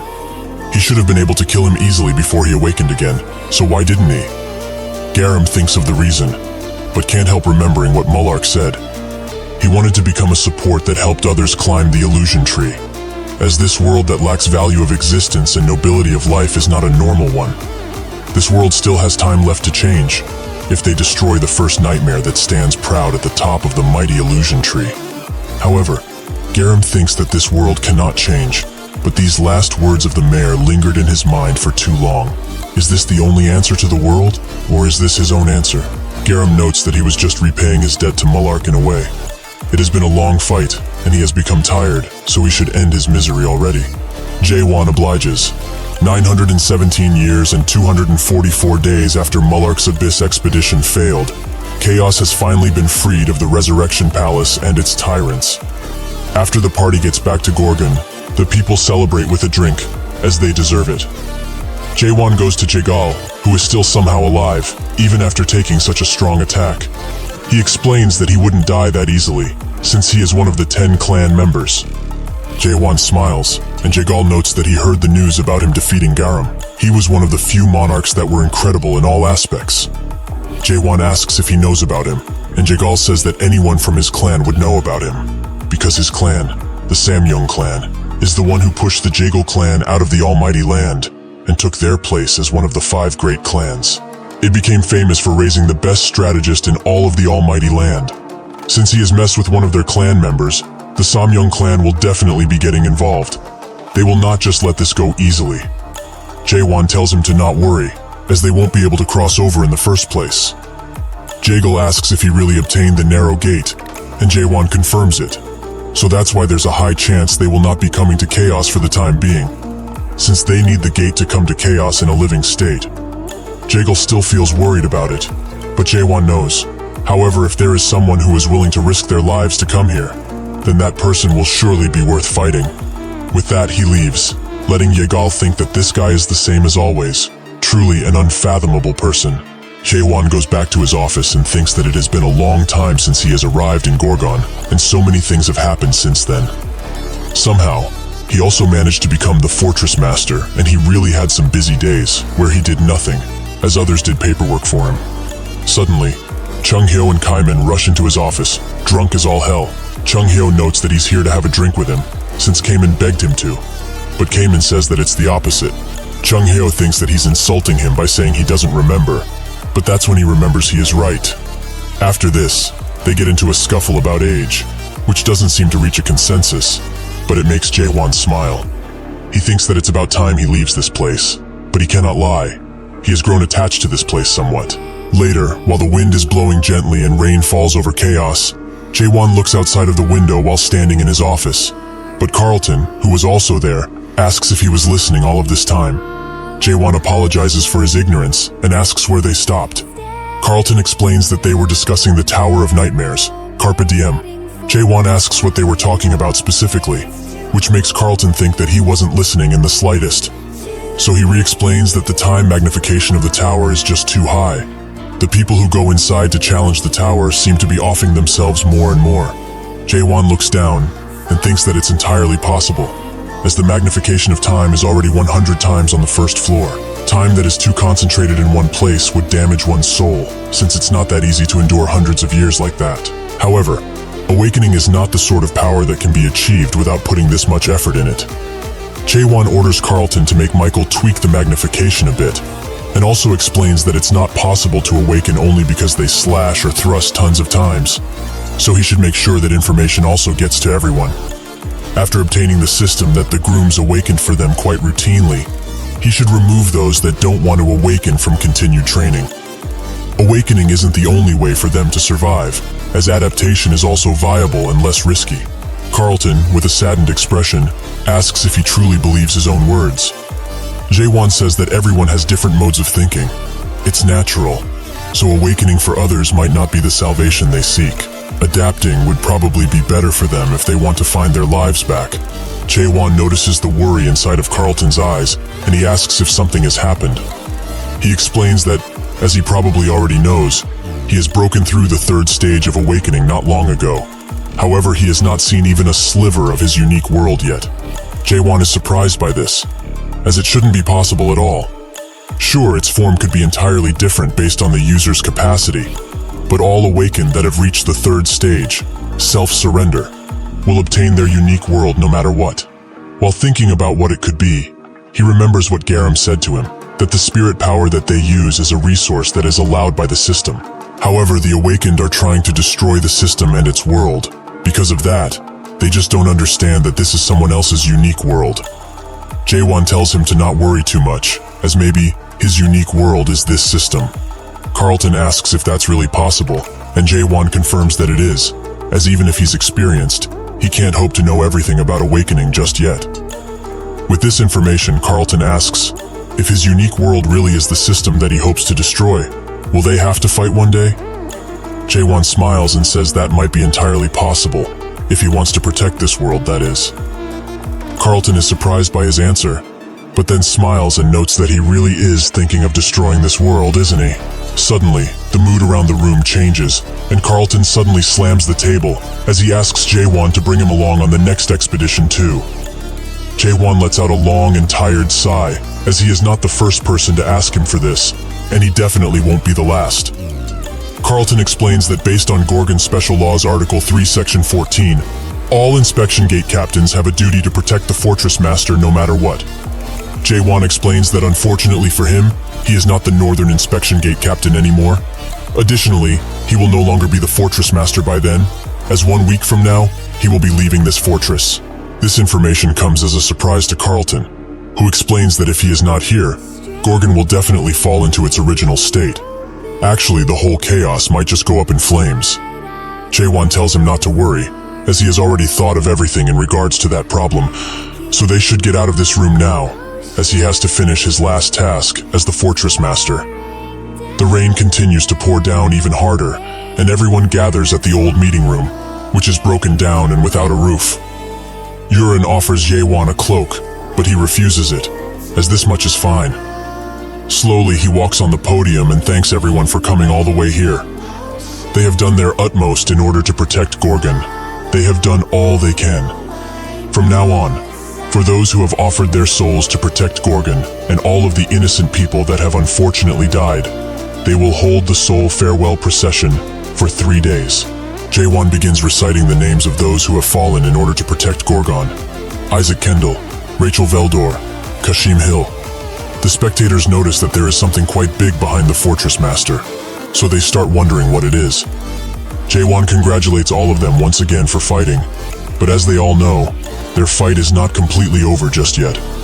He reveals what has been standing behind him, the narrow gate, as he says that the war is just beginning. Naturally, everyone is shocked to see the narrow gate here and they plead with Jae-won to destroy it, since that thing has brought them only pain. Jae-won notes that they should be surprised by this, as there is something else he has to show them. From behind the spectators, Siren appears with the timid monarch Rika. Indeed, this surprises everyone more than they were surprised by the reveal of the narrow gate. Siren puts him in front of Jae-won, who slowly reaches for his sword while looking at Reika with a deadly expression. The timid monarch knows what's coming and tells Jae-won to kill him as swiftly as possible if he wants to. But they will not be able to get out of this without punishment. Pitch darkness will not forgive them, no matter how much they plead. Jae-won tells him to shut up, while he strikes both of his hands, which removes them from his arms. The realization of what happened slowly falls on Rika, and he begins screaming at the top of his lungs while the pain begins. Jae-won explains that he will not slay him here, as he wants him to return to the almighty land and tell this to his dear master. If he wants a war, he can come find him at any point in time, as he will be waiting for him at the very top of the illusion tree. Later, after the rain is cleared and everything is done, Siren follows Jae-won and begins screaming at him for doing what he did. For someone who wants to quit his position as Fortress Master tomorrow, just what was he thinking when doing that? Does he really intend to fight the Monarch of Pitch Darkness? If he really wanted to destroy the narrow gate, he should have done it quietly. Just what is he trying to get by sending Reika back? Now they will most definitely attack them. Jaewon tells her to stop making such a ruckus. Even if they are coming, they will send someone who is at least lieutenant general. Because they are at war with themselves, they cannot send someone of superior rank, like a supreme monarch. Siren believes that he has really gone insane. What makes him think that they will send only one lieutenant general? Now that the silent monarch is dead, 2 or 3 will definitely come at least. Additionally, if people of the 5 great clans also arrive, this whole thing will blow out of proportion. Jaewon explains that is exactly what he wants, because it's only after he defeats so many enemies that the whole situation will change completely. Siren just keeps silent, as she cannot say anything else.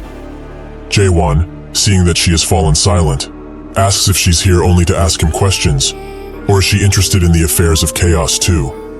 That reminds her of what he promised to tell her. More specifically, what he obtained in the 8 gates of hell. Jaewon tells her everything, which takes her by surprise, as this is not something that Mulark Armelt would have left behind. Jaewon confirms that it is indeed a memory of his, but she just doesn't want to listen. So he captures her attention by saying a specific sentence. A cold winter, the egg Mulark picked up. The winter of the illusion tree, that is in the 6th region. At the very base of it, in fact. In that dangerous land, where a vicious ice storm would occur naturally. An egg that was shining with brilliance was waiting for Mulark. At the time, he was nervous to touch it, as it was the first time he picked up an egg like this. He could never forget that moment, though. The sprouting of an existence that is born by eating dreams and dreaming once again. The little life that peeked out of its weak shell. The moment he saw the face of the child that awake from within the shell, he had realized that his godmother's words were true. A child that was just born is the loveliest creature in the entire world. Siren physically recoils after Jaewon pulls so close to her and asks what he's talking about. Jaewon notes that this should be enough proof for her, which makes Siren mad, as he shouldn't speak of others' memories like they are his. He says that based on this, the mares seem to be born from an egg, but what's the winter base of the illusion tree? Siren explains that it's the northern base of the illusion tree in the almighty land, and all mares are born from the dreams of the illusion tree. That aside, did he really not leave anything special for her? Like some parting words, or an item, nothing? Jaewon explains that there might as well be, but he cannot know for sure, as the memories he saw weren't in the form of a book or scroll. It was more like a cluster of very complicated memories, only a glimpse of a fragmented memory where nobody can tell where the beginning and the end are. Maybe, Mulark did not wish to have his memories take on the form of a specific story. So unfortunately, he cannot tell her anything else, even though he wants to. Siren is furious by this conclusion and calls him a 2-bit scammer, but Jaewon asks her why she's looking for Mulark in the first place, just because he is her godfather. Siren refuses to answer him, so he puts his hand on her shoulder and notes that if she needs Mulark's memories so badly, it might be helpful for her to come with him from now on. Since Mulark disappeared in the abyss, and he is going there, it's not a bad deal, isn't it? Anyway, she should think carefully about it, as he has other business to attend to. Siren is very furious at him, as this is probably what he was aiming for all of this time. But the memories thing gives her a grand idea. She tells him to wait, as he said the records that her godfather left behind had the form of memories, right? Jaewon confirms, and she begins smiling, as if this is the case, she has quite the nice idea in her mind. With that, Siren drags Jaewon back into her personal workshop, which makes him smile, as he remembers her saying that he will never be allowed back here ever again. Siren tells him to shut up, but he refuses, and says that he remembers very well how she told him about how they are intruding on her personal life. Having had enough of this talk, Siren pushes her keyboard buttons even faster and pulls out the device they need. The ceiling slowly opens, and out of it comes a cat-like thing with a very ghastly appearance, which even Jaewon is quite spooked by. Siren stands next to it and explains that this thing will help them with their squeeze. Jaewon asks what she means by squeeze, and she notes that this thing links with one's soul and forcefully squeezes out the memories of the target. Usually this squeeze is something that mares do when they have lost spiritual sense. Since it is an action that allows a person to condense their overall emotion, they will again experience those memories and enlightenments, which is very useful for a mare, as that will give them tons of ideas. This is the first time she is attempting something like this, so she isn't sure, but other mares note that the experience of squeeze is something that causes over-the-top ecstasy. Jaewon kind of understands the gist of it. She wants to see the memories of her godfather by using squeeze, right? Jaewon lies down in the machine and the restraints close. Siren begins smiling from ear to ear, as she really wants to see if Jaewon will remain relaxed after the squeezing starts. She didn't lie about the ecstasy he will feel, but he will also feel immense pain. But that will only be on his part, as she will feel none of it. Siren begins the procedure, but feels more pain than him, which goes to show just how much mental fortitude Jaewon has. Eventually, she manages to break through it and arrives in his memory space, which she is surprised by, as it is quite large, with tons of memories floating around. However, is this really natural? Can a human have so many memories? Back when he broke through the 8 gates of hell, she knew that he wasn't just any ordinary guy, but this is beyond what she can handle by herself. Suddenly, she gets scraped by one of the memories, which leaves a yellow residue on her. She thinks that it's better to be careful from now on, as if she slips up further, she will become trapped in his consciousness. All she needs is the memories of her godfather anyways. With that, she begins exploring, but the amount of memories keep increasing as she goes deeper. Eventually, she is almost cornered by the memories, but she chooses to not give up so easily, so she activates her abilities and breaks through the memories with very fast speed. She continues to run through them like it's nothing, until eventually, she arrives at the memory she wanted to see. There, she sees her godfather and the memories they share. She remembers how kind he was with her, and how he always took her hand. Even though this is only a fleeting memory, she tries to grab his hand, as she has looked for him all of this time. It has been 900 years since he left, but she promises to find him, no matter what happens. She will see him again. After being swallowed by the memory, Siren slowly wakes up. But the place she wakes up at is not known to her. It is extremely alien. Seeing that she is in a foreign land, she decides to change her appearance. But now that she's walking through the street, she remembers what this place is called. Earth. The 294th world. Earth is a location that mayors visit often by riding the roots of the illusion tree. Thanks to the efforts of the predecessor mayors to protect Earth, it has remained hidden from the rules for quite a while. It seems that Siren has fallen into the uncanny, which was formed within Earth as its base.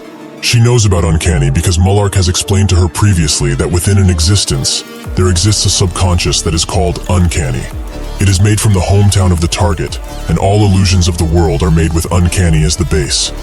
He warned her that if she were ever to fall into uncanny, there's only one way to get out. She would need to find the only conscious being in that place, the guide. But where would that guide even be? She doesn't even know the layout of this place yet. Suddenly, a child swings past her at high speeds, and a few cops follow after him with their batons ready. Siren seems to recognize something about that kid, but she doesn't know what. The cops manage to corner the kid, and they tell him to just give it up, as children like him are nothing but trouble to responsible adults. Before they can strike him, Siren screams at them, asking what they are trying to do to a kid. The other policeman tells her to stand back, as it is dangerous around these parts, since this bastard has refused to become a grown-up. Refusing such a thing is a grave offense that is punishable by law, so it's only natural for them to go after him like this. Siren is shocked to hear such words. How is existing as a child illegal? Was there ever a law like this on Earth? The policeman noticed that there is something off about this certain citizen, as the way she talks is pretty weird, and her clothes do not seem to be from here. They would pass that up as cosplaying, but just to be sure, they ask her for her identification card while walking closer, which makes them notice that she also has horns on her head. This is a grave mistake, as Mullark has also warned her about this. When into uncanny, one must not do anything that makes them stand out. That place is a world that rejects the uncanny, so if she were to show an appearance that is different from what the world is used to, nobody truly knows what will happen to her next, but everyone knows that it's not good. Seeing no real way of getting out of this situation, Siren chooses to attack them with magic. She begins casting a large fireball, which shocks the policeman, but unfortunately for her, the magic dissipates as soon as she tries to unleash it. It seems that in this world, magic is not permissible. Suddenly, an alarm starts blaring out, and the once normal soldiers begin contorting into something evil. As their face rearranges itself, the alarm warns everyone that alien substances have been discovered in the world, so they should proceed with eliminating them as soon as possible. The now ghoulish policemen charge Siren, but she cannot do anything to defend herself at this point, so she is grabbed and almost killed by them. but the child jumps in to save her. He hits one of them with a pipe, which kills him instantly, and somehow manages to cut the head of the other with the pipe. Seeing this, Siren's suspicions have been confirmed. The only consciousness within this place is supposed to be the reflection of the ego's mental age, so that kid is most definitely the guide of Uncanny. She begins following him and says that he sure walks around fearlessly around this place. The guide explains that it's only natural, as this is what must be done in order to survive. So can she survive out here? She is confident that she can, so he tells her to continue following, as he knows a spot. While she does that, she starts remembering where she knows those eyes and face that resemble a bull. This must have been Jaewon when he was young, but the guide is the reflection of the ego's mental age, so this means that Jaewon has the mind of a child. The guide explains that she must have been swept in here due to the canals of memories. There are memory fragments that would lose their way and fall into this place from time to time, but it's the first time that a living being like her has been in here. Siren looks at him with a puzzled look, which makes him ask why. She asks why he has been living here, as she is sure that he is constantly chased by police, right? But why are the people in this world trying to kill a child who refuses to conform in the first place? The guide explains that it's because everyone is an adult, and they don't like anything that doesn't meet their expectations. That said, he also had a question. What kind of person is outside him? Siren thinks that it's only natural that he's curious. But how would she go about describing that guy? Now that she thinks about it, she doesn't know much of anything about him. So what answer will please this child? She explains that he is quite similar to her, meaning that he is a child, through and through. This seems to make the guide happy, but now it's time to send her out. He pulls something out of her hair that came with her to this world. It is called a memory fragment, which makes Siren wonder why it even got stuck to her. But maybe it was when she was being attacked by memories.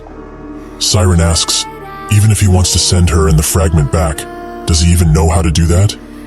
The guide says that he can, because that is what he does around here. He returns memories that have lost their way to their original spots.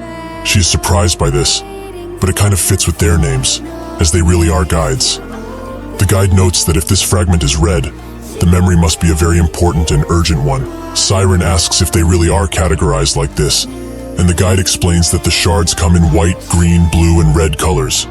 So if he does not return this shard to its original place very soon, the outside him will be in heaps of trouble, as this is very important. Siren starts thinking about it, an important and urgent memory in this situation, where the monarchs of the 12 regions are knocking at their gates. She asks if she can send them both back right now, but the guide says it's impossible, as he can only send her and the memory back if the passageway is fully open. Normally that would not be a problem, but unfortunately, he doesn't know when it will open up. He says that since it's late now, they should rest in the underpass and move around tomorrow, when the sun rises once again. Siren asks if he lives here alone, which he confirms, so she then asks how he will know the passageway will open if he is not there to confirm it. The guide explains that once it opens, Wi-Fi signals will start to go haywire and become unstable. Once that happens, he will use this device to capture the highest signal. Siren asks if the only thing they can do in this situation is wait, which the guide confirms, but they should wake up early tomorrow morning and head to the convenience store for now, since there are tons of tasty things they need to provision, or rather steal. The days continue to go by, and Siren would have liked to ask him if he's okay, but she didn't. Maybe this little guy is trapped in here because of a mare, because there is a high chance that his world became like that, due to the Tower of Nightmares.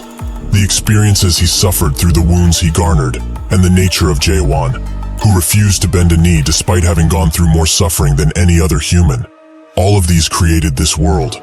A week passes since Siren has been in this place, but there has been no signal. Even other shards of memory haven't fallen in here, as he would have gone to retrieve them personally. Siren asks if he's not scared of the cops following him like last time, but the guide explains that it doesn't happen often. He was just really unlucky. Siren then asks if all he does is just return memories, but the guide notes that he also looks at memories, as not all of them are returned, because he doesn't want to. Siren wonders if it's really okay to hold on to a memory like that, but the guide notes that it's a white memory, so it shouldn't be hurtful, right? He tells her to look carefully, as the memory will be replayed once he touches it like this. Suddenly, a film roll begins coming out of the stone, and it begins transporting them into the memory. This particular memory is from Jaewon's early days, when his mother read him a book. Siren knows of this book. It's called The Little Prince, a book that is a famous must-read among the mares. Jaewon's mother gently read him the story, as she cradled him in her arms. The book is a story about a little prince seeing the entire world with his own eyes. He is telling the adults who count numbers all day and say that they are doing important things, that what's important cannot be seen by human eyes. It is a truly beautiful story of the prince, who trusts the power of imagination and treasures his innocence fully. However, in the end, the little prince dies. Maybe that is an ending that needs to occur, as he needs to die in order for the story to become so beautiful, because the only things that can remain innocent are those that die early. Jaewon was sad at the time, as what would happen to the world that the little prince left from? His mother did not want to sadden him, so he told him a lie, that the world still has the little prince. As he didn't actually die, he continued to live on Earth. Siren knows that this is an obvious lie told for the sake of the child, but the little prince that didn't give up on the world is quite a weird story. That story, which is not plausible or entirely realistic in any way, has become a source of power for Jaewon, just as his world came to life after he faced the oppression of the system. Although it has no decent plausibility, elaborate worldview, or creative background, it does not compromise, nor submit to anyone's heel. This moment was born in the world after the end. Siren is mesmerized by this, but wonders why such an important thing is only a white memory. If that is the case, what kind of memory did Jaewon choose to forget in order to survive? Suddenly the guide's device starts beeping, so he immediately turns around and announces that it has started, so they need to prepare quickly. Out of nowhere, a large blue portal opens in front of Siren, and it begins expanding and expanding. While Siren is awestruck, the guide explains that is the passageway that will lead her to the outside. While Siren and the guide try to get the door open, the countless residents of this world attempt to slay them, which makes Siren wonder why they are all popping up so suddenly and in their viscous forms. The guide turns around and strikes one of them, while explaining that the passageway she has to enter is a foreign existence that does not and cannot exist here at all. They are all coming to this place in an attempt to get rid of it instinctively. He tries the elevator once again, while noting that once the passageway appears in this world, it won't be long until it disappears again. They need to get to the rooftop before it does so. The elevator finally opens, but surprisingly, there's two residents in there and one manages to grab him by the neck very suddenly. Siren rushes to help him, but it seems that he doesn't need her help. As he escapes, the residents grasp and takes care of them both with the pipe he has. Siren looks at him with widened eyes, as he beckons her to move already, as there's countless of these beasts behind them. She is surprised because he is not scared in this awful situation, but honestly, he's Jaewon's ego, so naturally he is not scared of anything. He might even say that the monstrous enemies they face are just numbers to be dealt with. They do not exist. They are just the rules that the adults of this world decided for themselves and forced on everyone. They manage to get into the building and climb the stairs with speed while an army of residents are following them.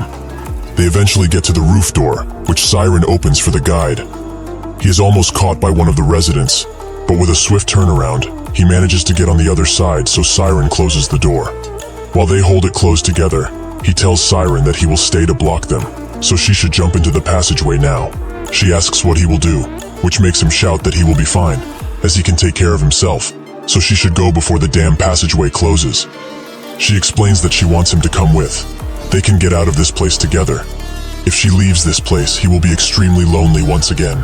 The guide considers her proposition for a bit, but while his feet are shaking, he says that he cannot do that, as this place is his world. Even if he hates it, he must remain in this place, no matter what happens. He pushes her away, as the residents start to break the door little by little. Reluctantly, she runs away, but the guide stops her at the entrance of the passageway, as he has one last question for her. Does the him in the outside world have friends? When she hears this, Siren's eyes begin to tear up, and she says that he does.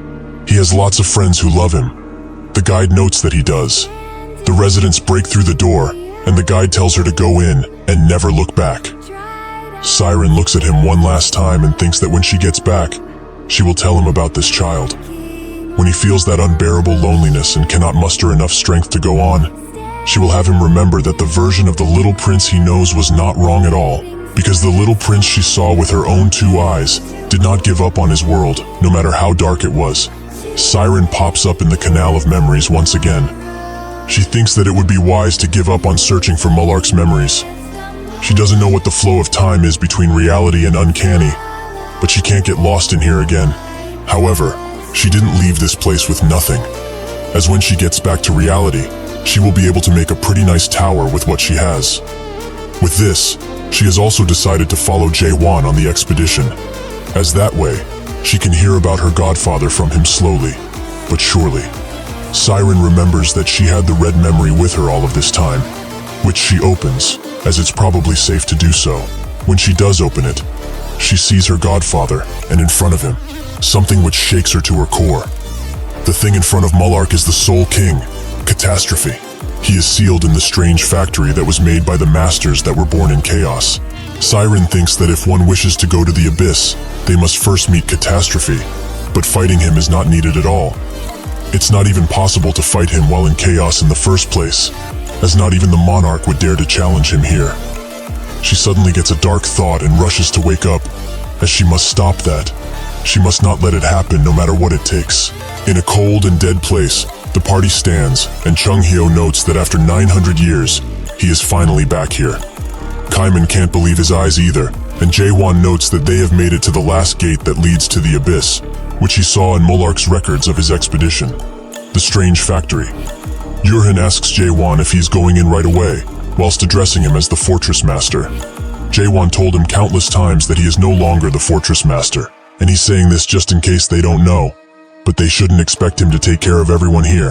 Yurhan knows full well that he gave up that title, but to him, he is still the Fortress Master.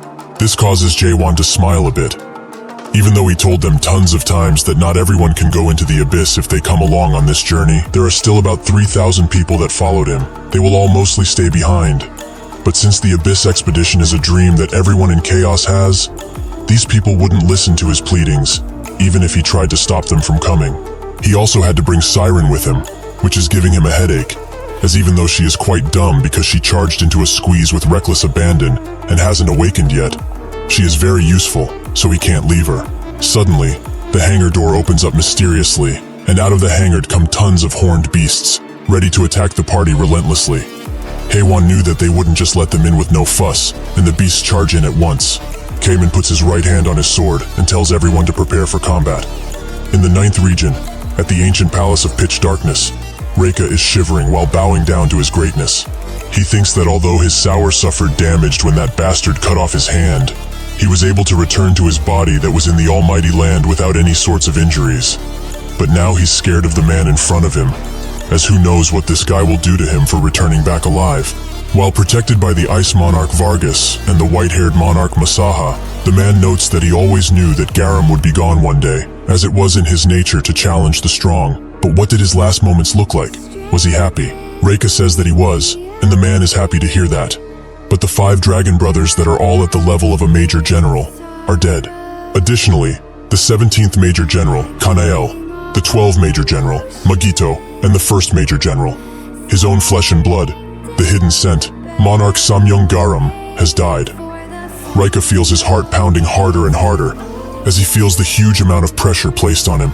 He would like to know how he, a mere brigadier general, has managed to survive such an event. Reika immediately tries to make up an excuse, but the man tells him to raise his head when he's talking. Reika now feels the full brunt of his pressure, and it is true that the man who defeated them was powerful. But compared to the man in front of him, he is several times weaker. He can feel it only by this pressure. This man is the true ruler and monarch, the Black Shadow strategist, Sam Young-hoon. He explains that a few days ago, he took on a journey to the root, simply because he wanted to get out of this rather sickening land. He went with expectations, since that world was hidden by the mares, and sure enough it lived up to its name. He brought something quite precious from back there. If he's interested, they should go and see it together. Reika immediately says that it would be an honor, while wondering if this guy is trying to say that he won't blame him for what happened. However, he shouldn't be blamed in the first place for what occurred, as he couldn't do anything in the first place. Who would have known that a damn product would be that strong? They arrive at the item he has brought, and Hoon asks if it's truly not amazing. Reika, like the suck-up he is, notes that he truly has great tastes. He has never seen such a painting before. What skills! All of this, while thinking that he really doesn't seem to have a keen eye for art. Hoon explains that the reason this artwork is truly outstanding isn't because it is a painting. It's about the contents of the painting. Does he know what it is? Rika asks if it is a teacup that is used to drink tea. Hoon notes that it is an item that is like a teacup, but not quite. Is he able to read what's written at the bottom of this artwork? Rika cannot, so Hoon tells him, "This isn't a teacup." The artist obviously drew a teacup, yet he boldly mentioned that it isn't one. Isn't it really incredible? How could someone dare to have such a rebellious thought? Does he see this daring drawing as a teacup? Rika doesn't know what to answer, so he says that he does, which makes Hoon suddenly grab his face and say that this is not a teacup. It is a drawing that looks like a teacup. Doesn't he find it strange though? They call that a teacup, despite it being a drawing which they cannot drink tea from. When they see it, everyone sees a teacup. But is it not strange? Rika agrees wholeheartedly that it's strange. It is very strange. Hoon lets go of him and notes that if they think about it, it is not just this teacup that they should be thinking about. There are countless teacups in the world, and all of them have different shapes and sizes. Yet, they still call all of them teacups. After pondering about this constantly, he has arrived at a certain question. What is a real teacup? Does such a thing even exist in any world? Rika thinks that it's a teacup, and it isn't a teacup at the same time. He understands now that this artwork is trying to ask a question. What does the essence of an existence mean? But what does this damn story have to do with anything? Hoon says that it's truly a great piece of art, with a thought that would be hard for an adapter who has lived in the system to come up with at all. He asks Rika if he knows the true value of the artwork now that he has explained it, which Rika confirms. He has been deeply touched by this piece of artwork. Since he has listened to this explanation, Hoon feels it's his turn to give him an answer. When he looked at this drawing, he also came to think about a monarch, and what this title means. Rika notes that a monarch is the most noble, dignified, and important existence in this entire land. Hoon notes that those are some great words, but what does that all lead to? Are those adjectives referring to the ice monarch who is just standing there? Or could it be referring to the white-haired monarch that is also just standing there? If not any of them, could he be referring to him? Rika confirms that he is, but Hoon says that what he just described is not a monarch. If this is the case, what can he be described as? He was not able to destroy a single escaped product and dared to come back alone after losing his precious comrades. Could someone as dirty and lowly as him be referred to as a monarch? Eventually, a knife is bloodied, and a pool of blood gathers at the base of the stairs. The ice monarch gives Hoon a towel to clean himself, who asks if he likes this drawing, as he has now become quite fond of it. He would like to call it, "This is not a monarch." He smiles and asks where their targets are. The ice monarch explains that by now, they should have reached the strange factory. Hoon notes that if that is the case, they are about to enter the abyss, so they should also depart for battle. He orders the ice monarch to call the 5th and 6th lieutenant generals, as they have to teach the bastard who gave them such hope what it means to be too arrogant. Hoon walks through his collections of earthly items, as he has become quite fond of that planet and its strange gadgets, but his most precious souvenir out of all of them is the reason he went to Earth this time around. He went for Jaewon. The courage to die, he came up with that saying, and it's really a good saying, but they will test to see if he has the courage to stop. Suddenly the ice monarch knocks on his door and Hoon is quite mad at him, as he told him specifically to not bother him when he is alone. The ice monarch apologizes, but he is here because there is a question he would like to ask about the situation. As he probably knows already, the narrow gate has been closed, so how will they cross over to chaos without it? Hoon notes that their opponent has already said it. If they have the courage to die, they should kill themselves.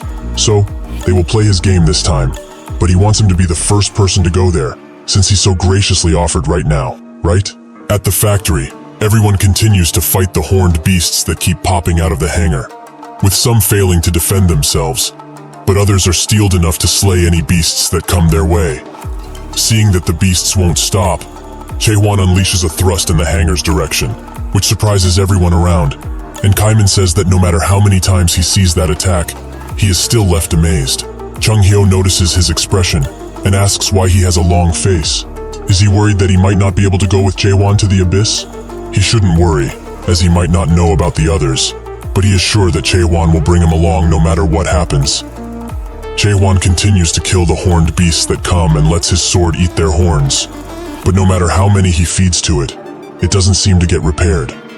It is probably because of how much it was damaged because of the last fight. If it were not a spirit weapon that has the ability to regenerate, it would have been better to just pick up a new sword somewhere else. Based on what Michael said, however, all spirit weapons go through 3 big evolutions. Every time it evolves, it will obtain much more strength, or have a very large increase of abilities. His, however, doesn't seem to be changing that much. Suddenly, out of the hangar, an extreme amount of pressure is felt by everyone around, and Yurin thinks that this amount of pressure is deadly, as he is standing far away, yet he is able to feel it from here. A gigantic octohorn beast pops up from the hangar, which shocks everyone, as anything above a pentahorn is rarely seen, so everyone is rightly scared by what they are seeing, as they have heard stories that they would need at least 3 7th stage adapters in order to even make a dent in that thing.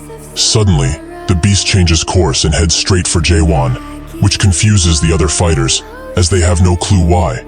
But it is because the octohorn beast has seen that his sword is eating countless horns, so it's mad at the man who defeated most of its comrades. With great force, it unleashes a large breath attack that instantly gets in front of Jaewon, much to Kaiman's surprise, who is very worried for him. Chung Hyo, with a rather disappointed look on his face, asks if he's being serious. Is he really worried about that lad after seeing everything he has done previously? With a deadly glimmer in his eye, Jaewon unleashes a deadly attack to counter the octohorn's attack, which pushes the other horned beast behind and creates a large wind gust. Kaiman looks at this and thinks that he has gotten stronger than ever before. Is this the power of an awakened that has opened up Genesis? The octohorn beast sits defeated before Jaewon, with its guts blown up due to the attack. Jaewon thanks the beast for its horns, as they will help with his repairs. But that's when a voice from inside of the factory beams loudly and tells him to put Garnak down. They all sit in silence after hearing this, but Chung Hyo knows who it is. The peak of Chaos's horned beasts, the ruler of all horned beasts in this place. The Decahorn, who's fully capable of speech, and what's more, is that there are 3 of them. They are the leaders of the factory.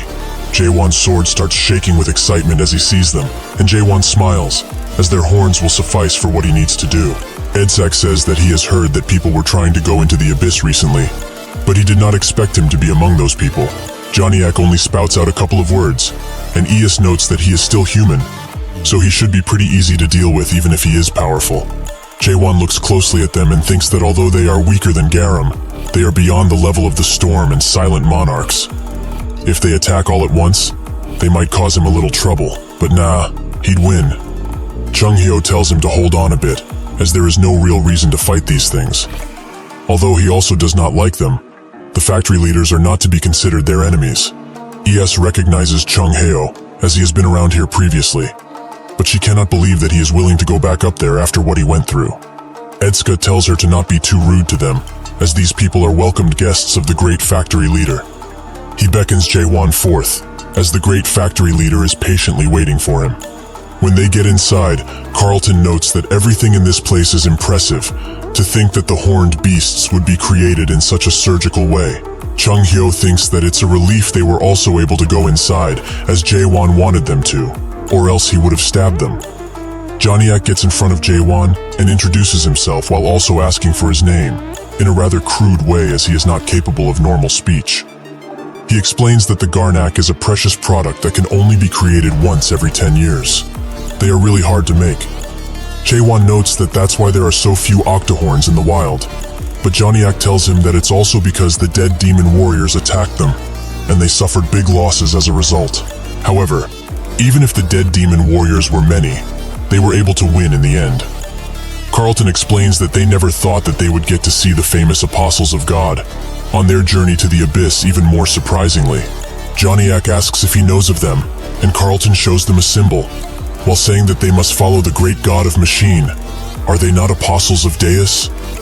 Ias is surprised to find out that someone from Chaos would know about something like this. It seems that some of them have very big ears. Eventually they arrive at the room of the great factory leader and head right in. Jaewon and the others are quite surprised to see the inside of the room, as it is covered with tons of screens, and a large beaming orb stands in the middle. The great factory leader slowly turns around and recognizes Jaewon as the awakened who managed to open Genesis. This is the great factory leader in all of his glory, Aniak. Jaewon thinks that his name sounds quite familiar, but now that he thinks about it, all of them have very similar sounding names. They also all seem to be product names. He asks Aniak if he knows of a planet called Earth, and Aniak explains that is the name of his home. People around these parts like to call it World 294. But why is he asking such a question all of a sudden? Jaewon notes that it's because they all have names that are similar to machine names. Aniak says that they have been told to be creations of a god from a world of change. It's possible that the world of change they speak of might be his original home. Jaewon asks what he means by God, which tells Aniak that he is not aware of the abyss, so he tells him simply, if the controllers of the almighty land are the monarchs, those who control the abyss are the gods, so to speak. The abyss is the land that those gods fight for control of. That is everything he needs to know for now. Carlton finds all of this very interesting, and Chung-hyo asks if those gods in the abyss play the same role as the monarchs do in the almighty land. Aniak explains that their roles are rather similar, but they are very different from the monarchs they know. Most monarchs are adapters of the system, but gods and adapters are quite different. Jaewon notes that in his world, gods are considered almighty beings. Can the same be said about the gods in the abyss? Aniak says that the gods in there are not all-knowing nor almighty. In some cases, it might even be possible to become a similar being to them. However, as a creation of God, he does not have the means to perfectly describe what a god truly is. At the very least, though, he can tell him what kind of beings are the gods. That being, someone like him. He is a god. Jaewon asks how that is, and Aniak explains that he is an awakened who opened up Genesis. Those who do so and become truly awakened, embodying their unique worlds, are on par with the gods of the abyss, and in certain ways, they are beyond them. Unlike those gods, he does not need a representative. None of the awakened do. All of the gods in the abyss require one, as they cannot do anything on their own, so by providing those representatives and followers with their world, they are able to exist through them. The more followers a single god has, the more powerful they shall become. On the other hand, gods who have little followers are unable to reach their full potential, no matter how much they try. Jaewon thinks that it's like one of the internet platforms from his original world, where people would grow channels by making people subscribe to them. I wish this platform existed in our world too. I would have loved for sure to make videos and post them on it. Aniak notes that in reality, it's rare that human souls like his are able to reach true godhood. Jaewon asks why that is, and Aniak explains that most gods are created by greater beings, by gathering karma and evolving them into physical forms. They build karma through complete control. It's similar to a form of volunteer points, if that makes it easier to understand. Greater beings that have built enough karma can become independent, once they get permission from Big Brother, of course. Those who are able to obtain their own worlds and become independent can be called gods. Jaewon thinks about this Big Brother, as it's a being that even the gods need permission from. Even from this rather rough story, he can tell that it's important. But nothing comes to mind when he thinks about it. Why is an important story like this not recorded within the records of the abyss he got from Mullark? Jaewon asks who this Big Brother figure is, and Carlton explains that from what he knows, it's the name of the organization that guards the system. Chung-hyo also confirming that is what he knows too. Aniak notes that he is sure they think that way, as that's what Big Brother would seem to be to humans like them. Jaewon asks if it's wrong, but Aniak would rather not talk about him directly. All he can say is that Big Brother is a god above gods and the guardian of the system. That is all he is. Joniak moves into the conversation too, noting that Big Brother is a scary dude, and if they don't hide themselves well, their bolts will be seen. Edsak socks him in the head and tells him to stop talking about nonsense, with Aniak also agreeing that he is a rascal in many ways. Jaewon asks if this Big Brother killed their god, and Aniak notes that he is surprising in tons of ways. Indeed, they lost their god to Big Brother. That is why they have been exiled from the abyss and forced to come here. Jaewon remembers more information from the abyss records. When Mullark came to this place, Aniak told him that they lost their god, but the power they have can still be useful, as they were able to make a contract with Big Brother. It was truly frustrating, however, as he didn't allow them to even make the Titan warrior, Deus Ex Machina. That is when he asked Mullark for help, as they wanted him to find the Titan warrior for them. Jaewon does not know any of the details, but he understands the situation now, although roughly. Even if these guys lost their god, they were left in charge of this place, because Big Brother still found a use for them. Suddenly, Aniak announces that he has only one reason for calling him to this place. Jaewon asks what that would be, and Aniak asks him to give up on going to the abyss, forever. Chung-hyo notes that it's not for him to decide, seeing that they have nothing to do with it, which makes Es say that he has quite the arrogant tone for such a lowly human. Aniak calms her down and says that it is true, they have no right to tell them that, but the being that can decide will not allow them to go there. Jaewon asks if the Soul King is trying to stop them, and Aniak confirms that he is right. The Soul King has become rather angry with him, which makes Jaewon ask if it's because he killed the Megadead previously. Aniak confirms it once again. The Megadead he killed previously, Magritte is one of the servants of the Soul King, whom he cherishes quite a lot. Jaewon wants to summarize the situation and does just that. Firstly, the Soul King is the only being that can open the Abyss entrance. Secondly, he is angry like a child because he killed his servant, right? Thirdly, since the Soul King is now sulking because he lost one of his favorite toys, he won't open the Abyss gate for them. Did he summarize everything correctly? Aniak says that the analogies he used are rather offensive, but all in all his summary was on point. Jaewon asks him to open the gate if that's the case, but Aniak asks if he really doesn't understand the situation right now. Jaewon says that he understands it perfectly, but he will settle everything in person with the Soul King, so he should open up the gate already. Aniak says that he cannot open the gate, even if he commands it like that. Seeing that it has come to this, Jaewon puts his hand on his sword and says that he left him no choice. Es also gets ready for battle, while noting that they should have just done this from the beginning.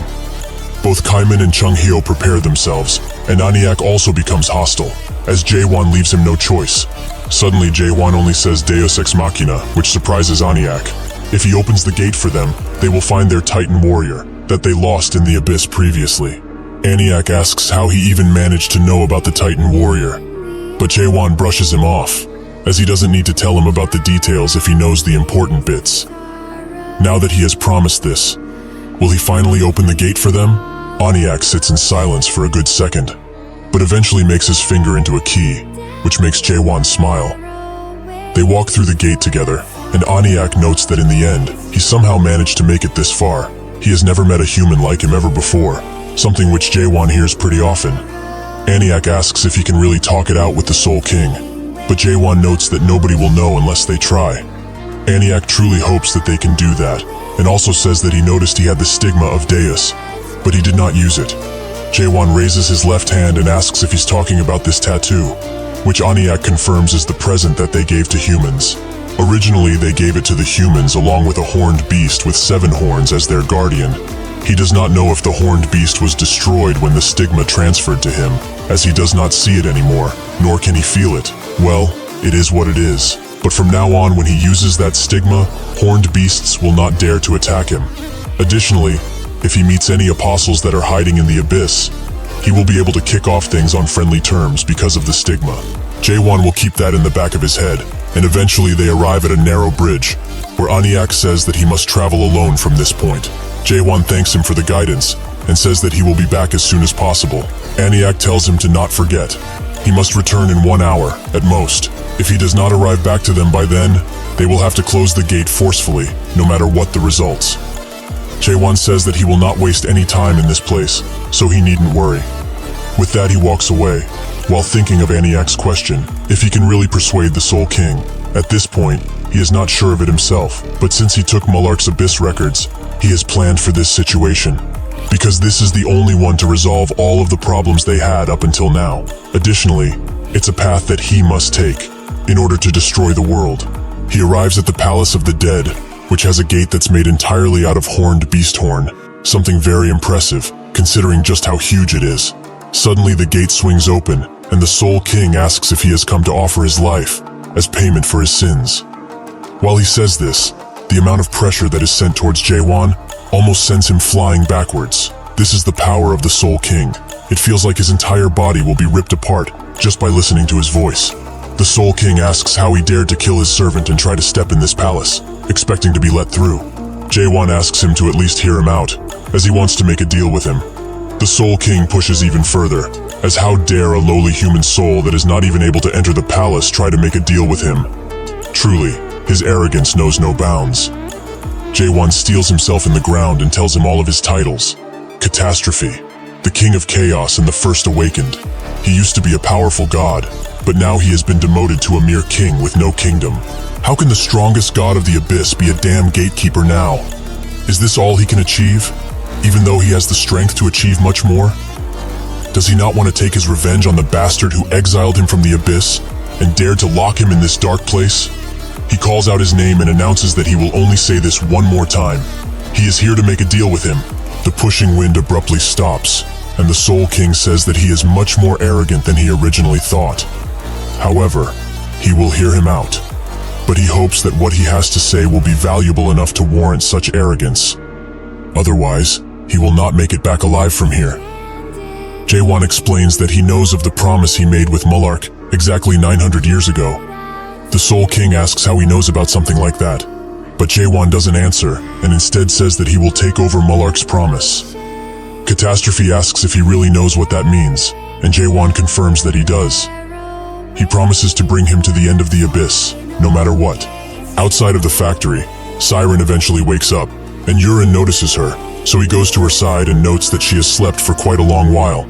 She groggily asks where she is, and Yurin notes that they are right in front of the strange factory. She immediately gets up and asks where Jaewon is, as she needs to stop him, no matter what. Yurin does not know why she is acting so strangely, but says that he has already gone inside. Out of nowhere, a few blue fireflies appear, and everyone notices that the place has gotten a bit warmer all around. They all look at them like pretty things, or just simple fireflies. But suddenly, they all burst into flames, which causes a gigantic blue explosion around the area. Everyone who is caught in the blast is burned to a crisp, and even the factory is damaged as the explosion occurs. Siren can only watch in horror as countless people get burned alive, and that's when the monarchs reveal themselves, with Hoon leading them. He asks the Gorgon Fortress Master to come out, as they did just like he wanted them to. They have come to wage war on him. Everyone gets ready for battle as quickly as they can, and Hoon orders his men to kill everyone who is not a second stage adapter of above. They start doing just that, and heads start to roll. The Emerald Bug Monarch says that he does not care what happens with everyone else, but they must kill that Jaewon no matter what, so they shouldn't even dare to be pushed back at this point. This is the second Lieutenant General, the Poison Monarch, Nokmyung Cheondo. Everyone is trapped by his centipedes, as he announces that their Fortress Master killed their family members that were simply exploring chaos. He will have to pay for messing with the prestigious Emerald Bug family. Another member says that Hoon wouldn't just start a war in order to avenge Garam. He is not the sort that does that thing.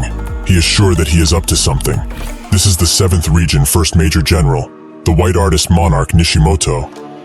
Right next to him is someone from the Samyung family, the 4th Lieutenant General, the Bladestorm Monarch, Samyung Yuha.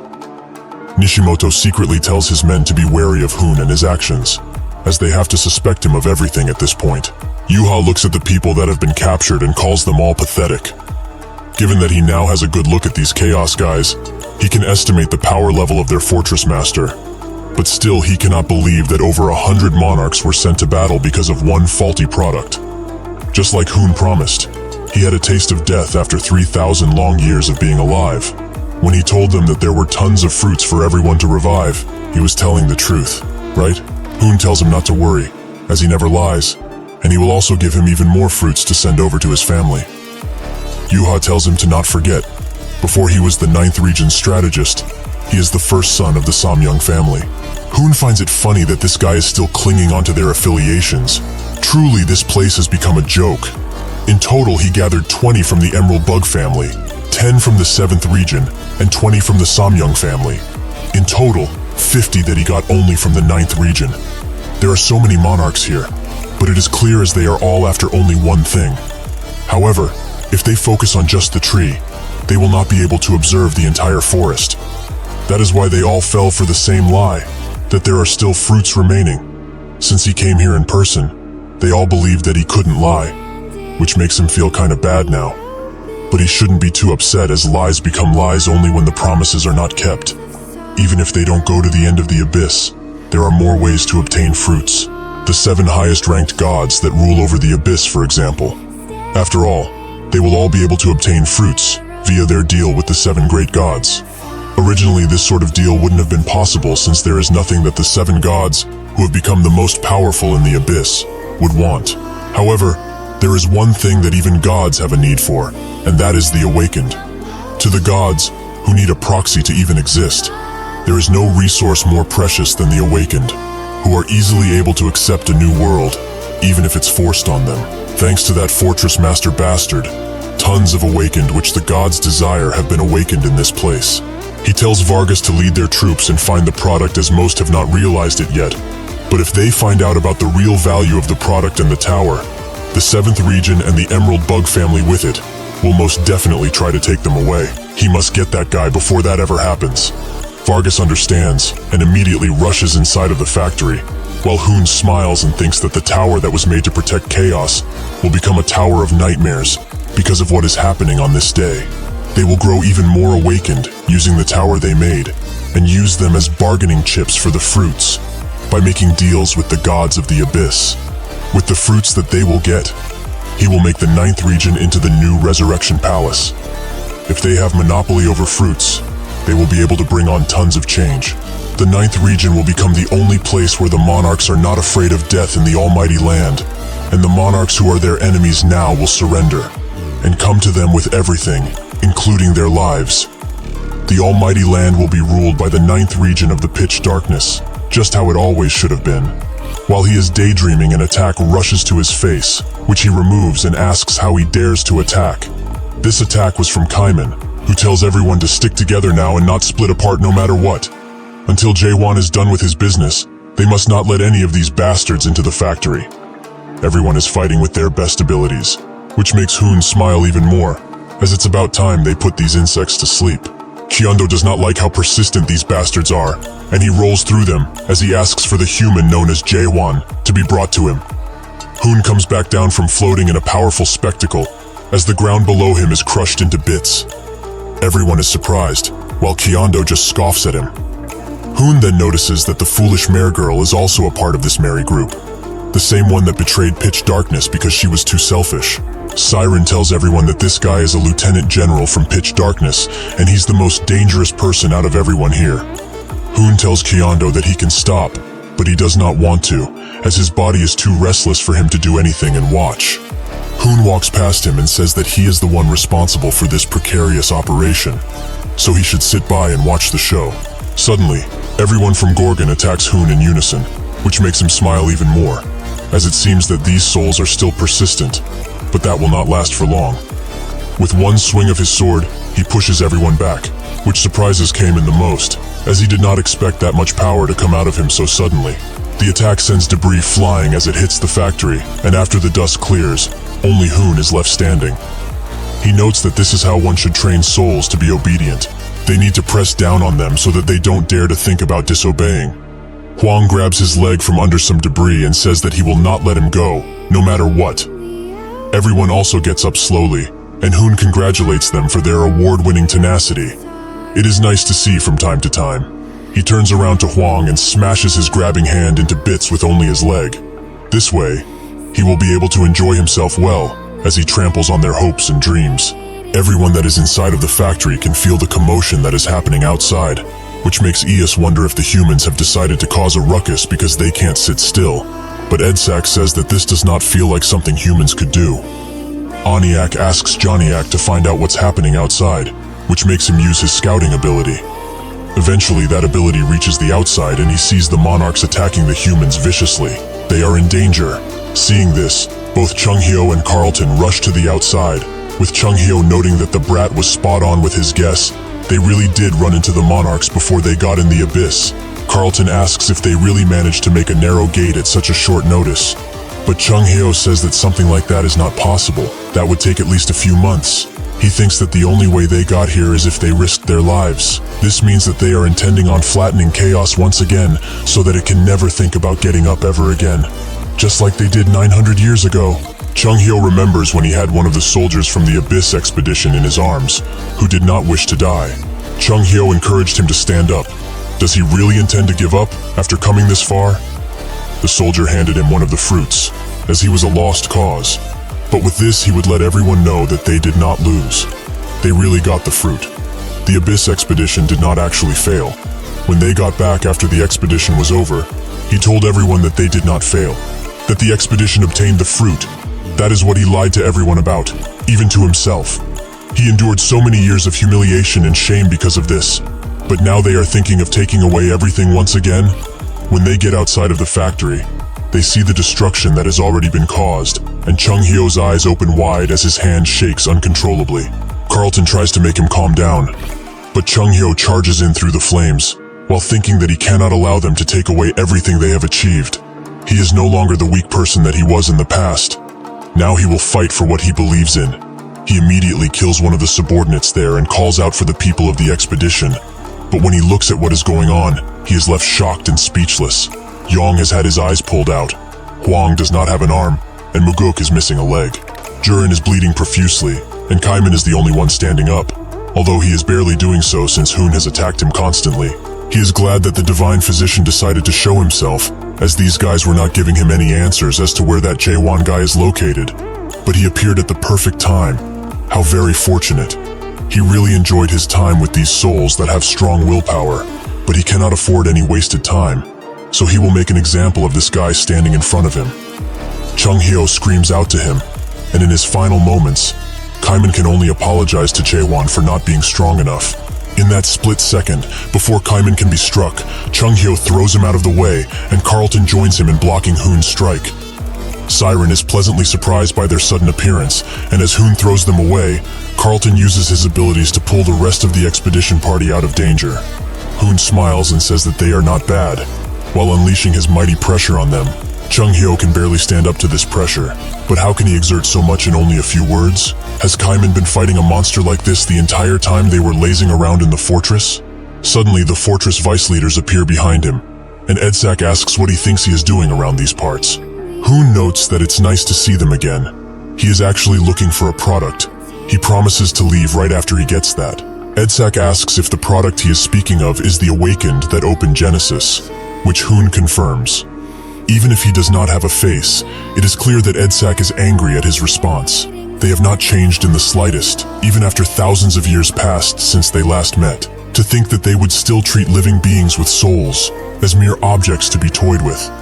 Hoon agrees to disagree and hopes that this won't impede them from opening up the factory door for him.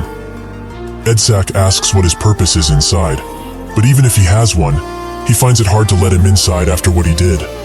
Hoon explains that their product simply escaped in the factory, and he wants him back, since he is theirs after all. Edsak still refuses, as the timing is not right for a visit, which makes Hoon sigh and say that he will put it more bluntly for him, since he is only a bunch of nuts and bolts. He should open the fucking door when he is commanded to. Wasn't he made to follow orders, like the worthless thing he is? He unleashes an even mightier pressure on them, which makes Edsak ask if he has forgotten that the monarchs are not allowed to interfere with the factory at all. Hoon says that he is right, as they are responsible for keeping the Soul King sealed, or suppressed rather. That is why they didn't do anything to them thus far, as the Soul King, or more commonly known as Catastrophe, is one of the three ancient gods. A being that can only be sealed with all the monarchs of the 12 regions present. The strongest god of the abyss, truly a worthy title for him. Or it was.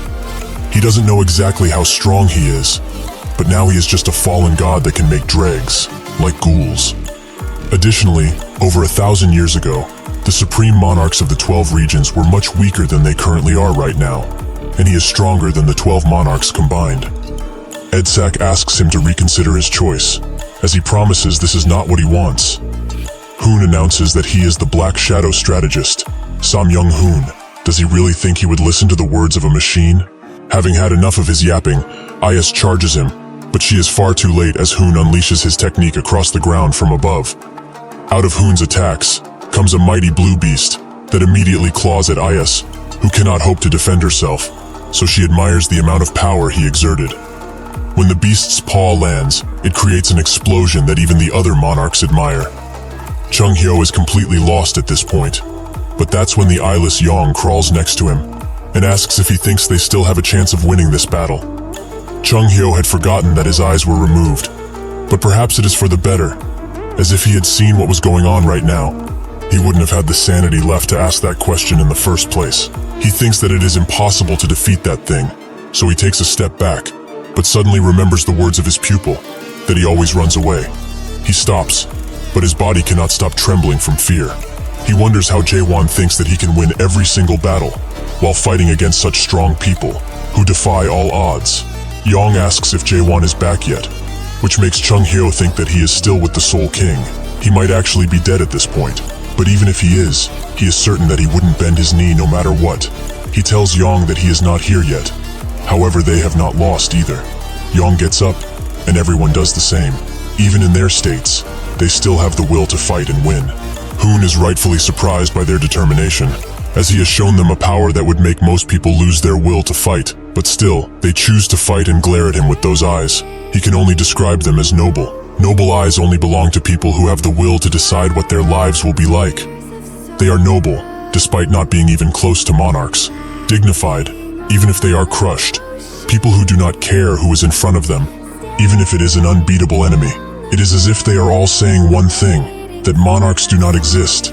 If all the awakened born from that certain tower are like these guys, can he really sell them to the abyss and hope for the best? He tells Vargas that their plan has changed. Every single awakened in front of them must be killed. They will only be sparing the product and the tower. They will now end this, once and for all. The beast in front of them gets ready to unleash a shattering attack, which makes everyone prepare for the worst. But out of the fortress comes a red beam that goes through the beast's attack and pushes even further, creating an explosion in front of them. Hoon smiles once again, as he finally has eyes on the product. Jaewon apologizes as it appears he came too late. Everyone calls out Jaewon as they see him, and he thanks them for making it so far. But now they should get as far away from this place as they possibly can. Hoon asks if he really is the Gorgon Fortress Master he wanted, and Jaewon confirms that he is. Hoon finds it pretty puzzling, however.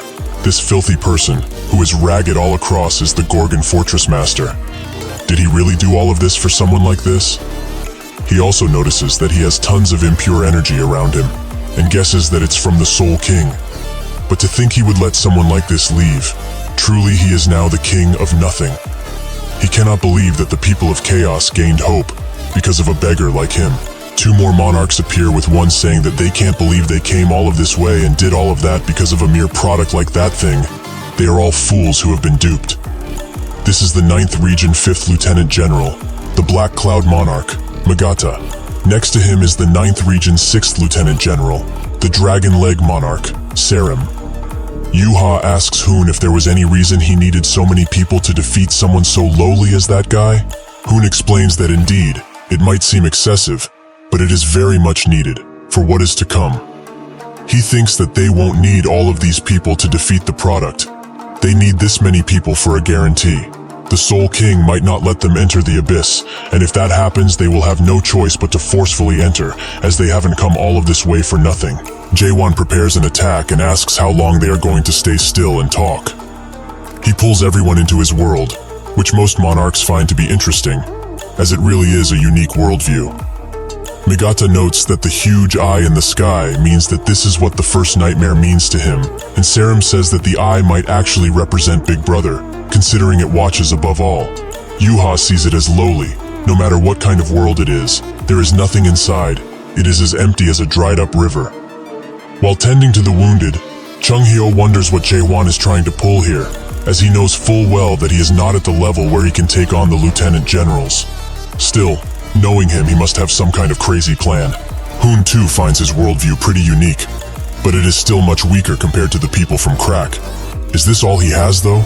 Jaewon charges in while denying this, and almost gets to Hoon with his sword, but Serim jumps in his way and kicks the sword away. How ridiculous he is. This is all he has, yet he dares to make such grand entrances, like a damn prince. Jaewon is pushed back, and Serim expresses the wish to deal with this guy alone, as he is sure he will have tons of fun. Hoon taps his shoulder and walks forward while saying that he will take care of this by himself. Serim finds it surprising that he chose to fight, but Hoon notes that this is his mess, so he needs to be the one who cleans it up. Kyondo expresses the wish to join him in this battle, which angers Hoon, as this bastard of an old man has been a pain the whole time. He explains that there really is no need for more than one person and snaps his fingers, creating a large arena around Haewon, one that he cannot escape. Naturally, Kyondo is mad about this, as this is not what he promised, and his clan has more business with him than he does. Tired of his incessant belly aching, Hoon tells him to go take a rest, while walking inside of the arena. Jaewon asks what he is trying to pull by doing this, and Hoon notes that only by fighting one-on-one, he will be satisfied, and the same goes for him, right? He just doesn't like other people interfering in his fights, but now that their stage has been set, he should do the best that he can, although he is sure that he will remain nothing but a joke to him. While unleashing a red attack, Jae-won notes that this will be the last act of idiocy that he will ever commit. After the attack finishes, he charges in, which doesn't even make Hoon flinch, as this is not enough for him to care. While they fight, Hoon explains that in the last 6 months he has seen tens of people awaken. Most of them were only stage 3, that is a given. But some were geniuses who reached stage 4. However, among the 4th stages that he has seen, he is the absolute weakest. Jae-won is hit with a mighty chest attack, which makes him think that he is damn strong. Garam can't ever hope to compare to this guy. However, Garam was also supposedly as strong as a lieutenant general, and they are all using the power of the system however they like. But this guy is just on a whole nother level. He needs to get serious now, and use dangerous attacks from this point forwards. Thus he combines both of his swords, and prepares to unleash a mighty attack. Hoon also summons his spirit beast, while noting that he heard he managed to open Genesis and achieve materialization. With this attack, he is letting out quite a decent pit of energy, so he hopes it is not as boring as any of the attacks he attempted to land thus far. Jae-won tenses every single muscle in his body as he lets the attack he prepared fly towards Hoon, who is also pleasantly surprised by the amount of power. The attack can be felt from the outside, where everyone wonders what happened, but the monarchs are not worried at all. After the dust clears inside, Hoon congratulates him for having such power. Indeed, he is powerful enough to defeat the likes of Garam. But he is mistaken if he thinks that he is on the same level as that weakling. Did he really think that he got everything when he opened Genesis? This is just the start of true awakening, not the end. Well, whatever. Shall they end things as they are now? Or does he have any little tricks to show him? Jae-won asks him what he is trying to achieve, as if he wanted to kill him. He would have done so much earlier. Just what is he after? Hoon says that he is quick to catch on, so he will put it bluntly now.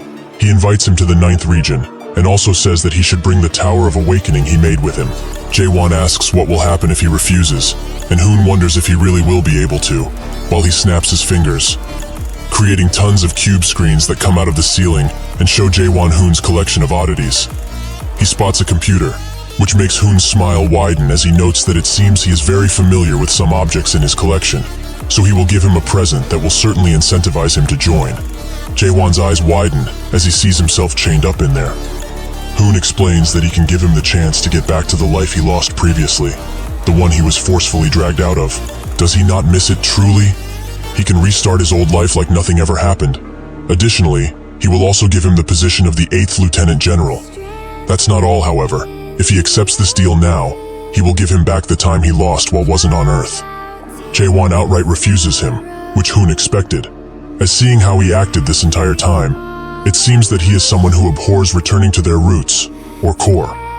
Jae-won asks why even make the offer if that is the case, and Hoon explains that he is suggesting here is not a return per se. The nightmarish time he spent here will never truly disappear, so what would be the reason for him to go back in the past? Even if he were to go back, he will not be able to recover from his wounds, and he honestly shouldn't, as those wounds are the thing that made him who he is now. The wounds have already become an inseparable part of him, even if he doesn't like to think about it. Is that why he constantly chooses the present instead of going back in the past, perhaps?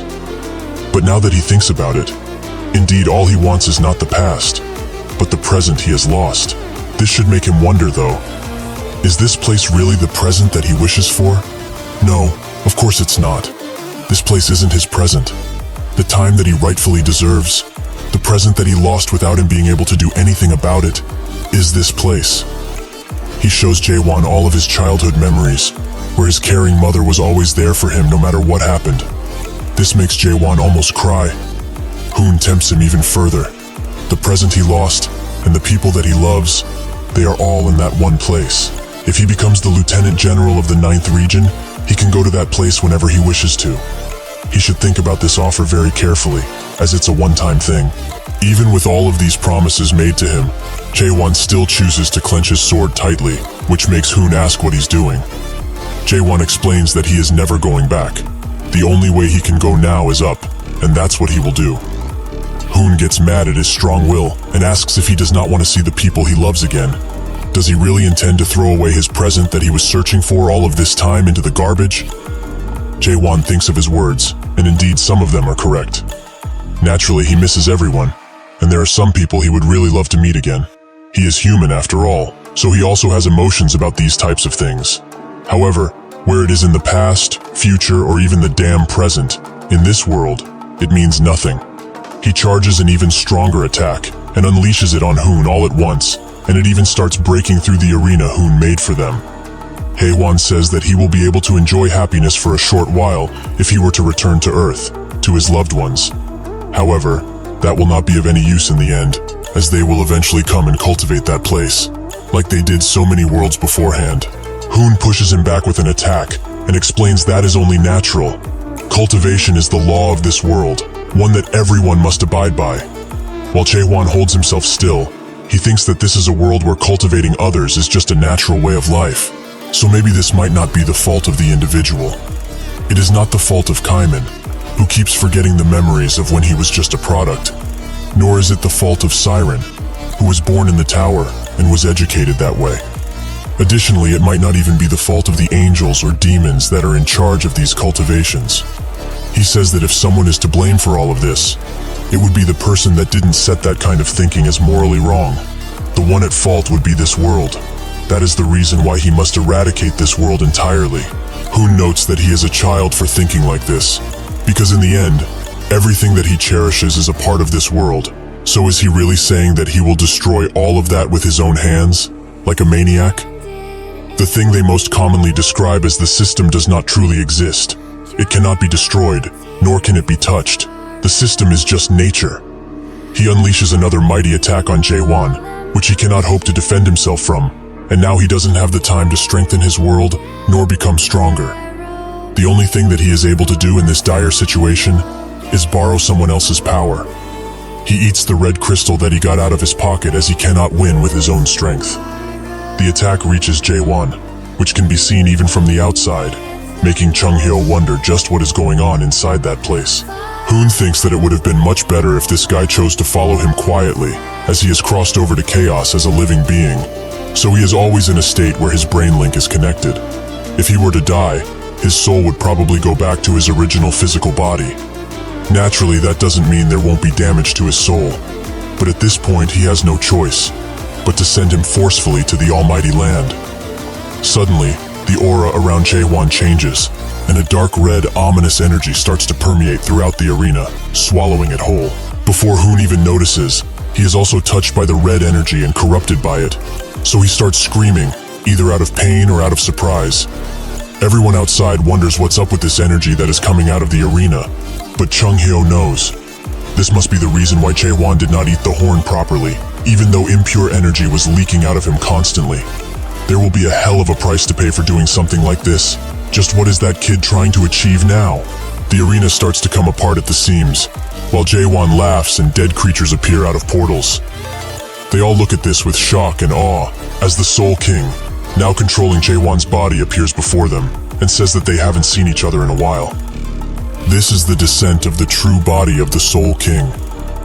In the Abyss chat room, the gods start to feel the commotion that is coming from chaos, and some of the Maven wonder if the seal has been released. Somewhere else entirely, in a bloody and strange place, a man thinks about chaos, and notes that is the place where Seola is at. In chaos, undead creatures start appearing everywhere, and Hoon wonders how this is possible, as the Soul King was sealed away by the supreme monarchs of the 12 regions. It is written as such in the Akashic records. That is why he thought that bringing 100 monarchs would be overkill. Did the Akashic records lie to him? This thing is at a level where victory wouldn't be guaranteed, even if the monarch of pitch darkness is here. This means that they need to get out of here as quickly as they possibly can. Hoon bows his head down to the Soul King and explains that they have no intent to fight against his might. They only want the product that he has possessed. Catastrophe refuses, as this guy is off limits from now on. Hoon notes that even if he has taken a liking to him, he made a promise to Big Brother that he would not interfere in any chaos affairs. Catastrophe clicks his tongue as he hears this, and asks how he dares to say that name while he is in front of him. This pressure puts Hoon to his knees and he apologizes profusely. But from what he knows, that is the reason why he has yet to choose a proxy. Catastrophe explains that this guy is not his proxy. He is just trying to protect his own world, even if it means that it will cost some of his life force. That is why they made a simple contract. That, however, is none of his damn business. He starts to prepare a mighty attack, while saying that one thing is for sure here: all of them will be dying in this place, no matter what.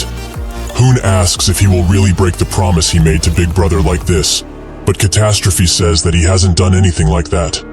While indeed this is his power, it's not of his will.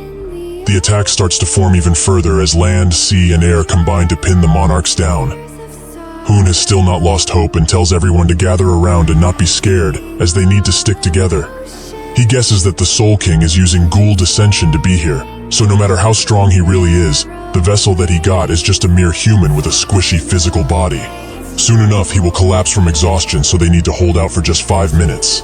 Kyondo calls him a crazy fool for wanting to even challenge that monster, and says that the Emerald Bug family will stay out of this. Catastrophe looks at him, and notes that the Emerald Bugs are the ones who created the Spirit Stones or something like that, after analyzing his world without permission. They are fools for trying to imitate a god that is much higher than them. However, did he really think that he would let them escape? In that second, he slashes Chendo in half, while saying that he is not even worthy of becoming a ghoul. None of them are, in fact, so not a single person here will be left alive. They will surely resent him, but they should look at this sight and burn it into their retinas. This disaster, this much death, they have brought it upon themselves. Hoon grabs the earth below him while wondering how it came to this, but suddenly someone screams to everyone that they should stop whining and pull themselves together. That person is Yuha, who asks if they will still continue to act like this, like a bunch of pathetic souls. They will all die in vain without achieving anything. As Hoon said, they only need to last 5 minutes, so they should all attack at once in order to succeed. Catastrophe smiles, as it seems that they have gained some courage, and Hoon is also revitalized by his sister, who looks like a man on roids. Everyone charges in, even though their odds of winning are low, which makes Hoon think that they still have a chance, as long as they do not lose their hope. While there will be huge losses, naturally it's better than losing everyone in the group. If he continues to attack at this level, he is sure that Catastrophe will tire soon enough. Catastrophe smiles and notes that it's quite a sight to see so many young souls attempt to survive. Truly, it is very beautiful. However, he has had enough of their games.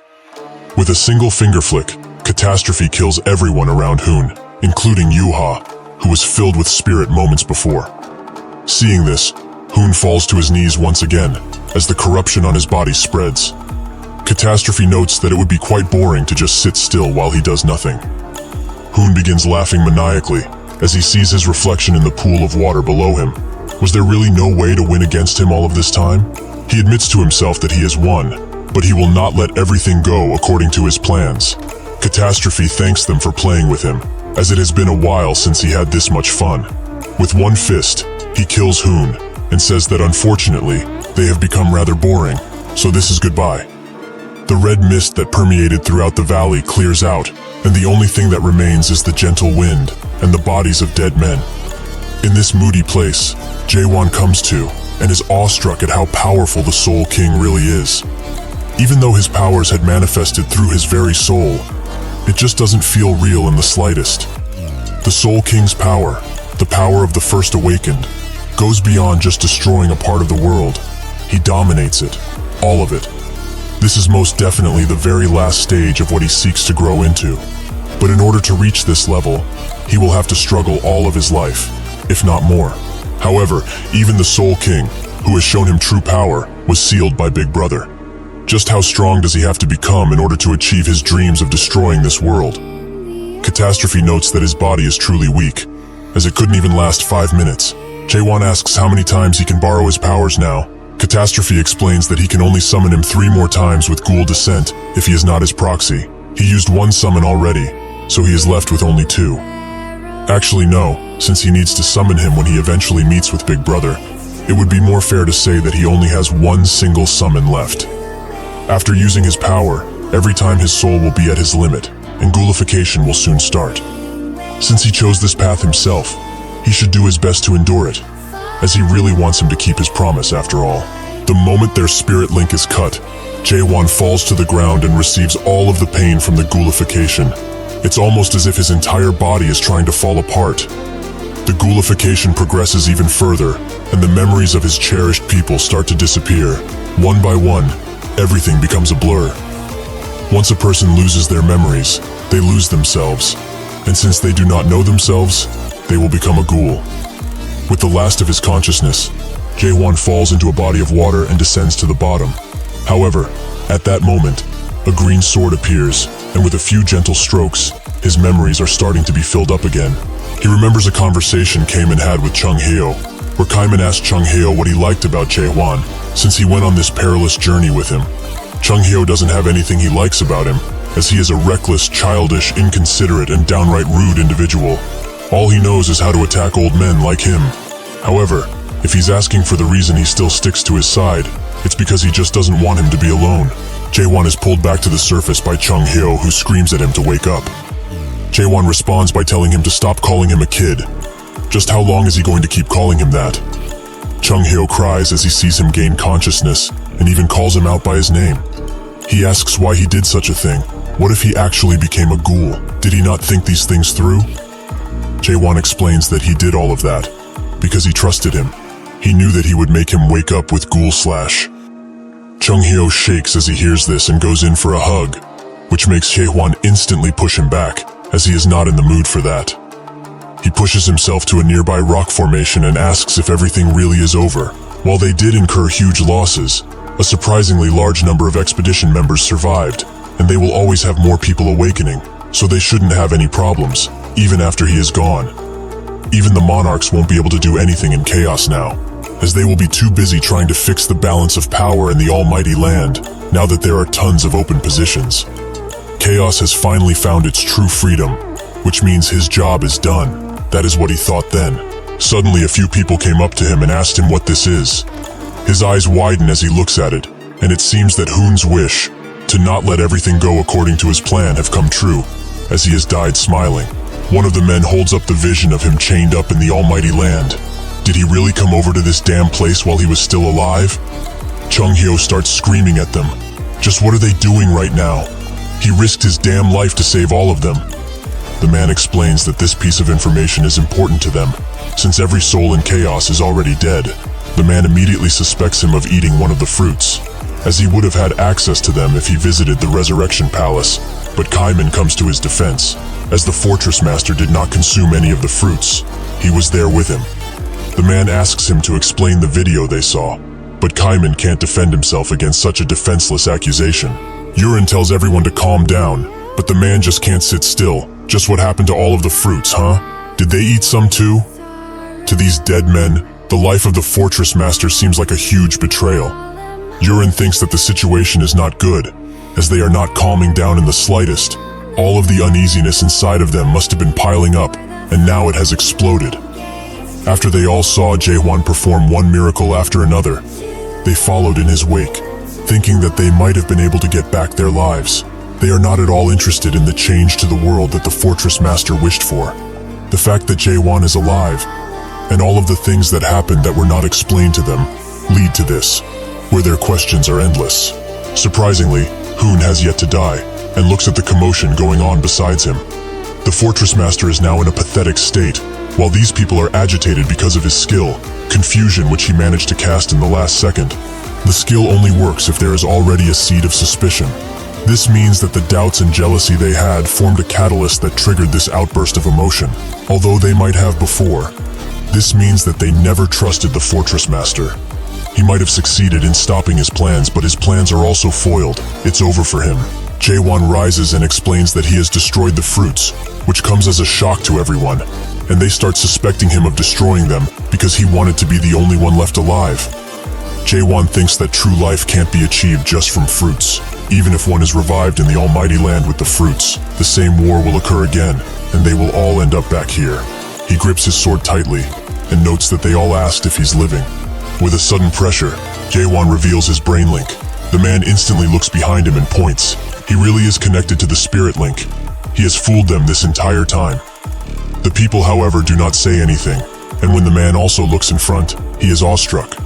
Jae-won says that he does not care what a real or fake life is. As he cuts his own spirit link, he explains that this is the life that he chose. Everyone is shocked after Jae-won cuts his own spirit link, but Hoon laughs maniacally, as he truly is a crazy bastard. How did he actually think of cutting his own brain link? He really is mad, the Mad King of Chaos. With a last groan, Hoon disappears, and everyone reacts differently to what happened to Jae-won. Some just look forward while people like the guard who accused him look down in shame. Even when he is called out by the guard, Jae-won passes him without saying anything. But when asked about his destination, Jae-won notes that he is going into the abyss. Chung-hyo is the first to follow him, with Carlton helping him stand up and Siren being right behind him. Yurin looks at him and thinks that from the start, when he appeared in Chaos, he was always truly alone.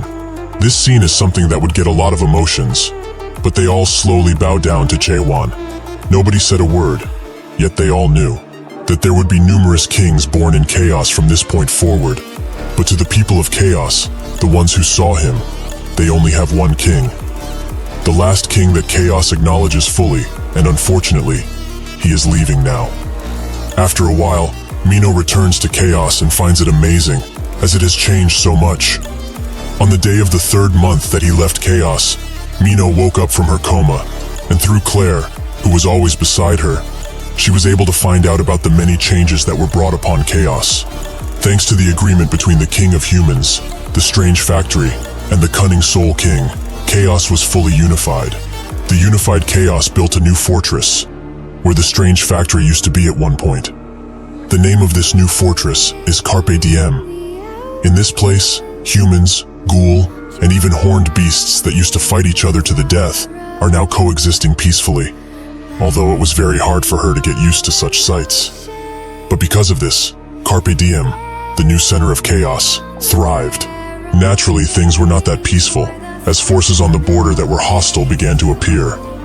Those forces belonged to the Almighty Land, as the 9th region, that Hoon was in, lost tons of men due to Haewon's Monarch Massacre incident, something that has become quite famous everywhere. The other regions in the Almighty Land took advantage of this, so a dire war took place, and it's taking place even now.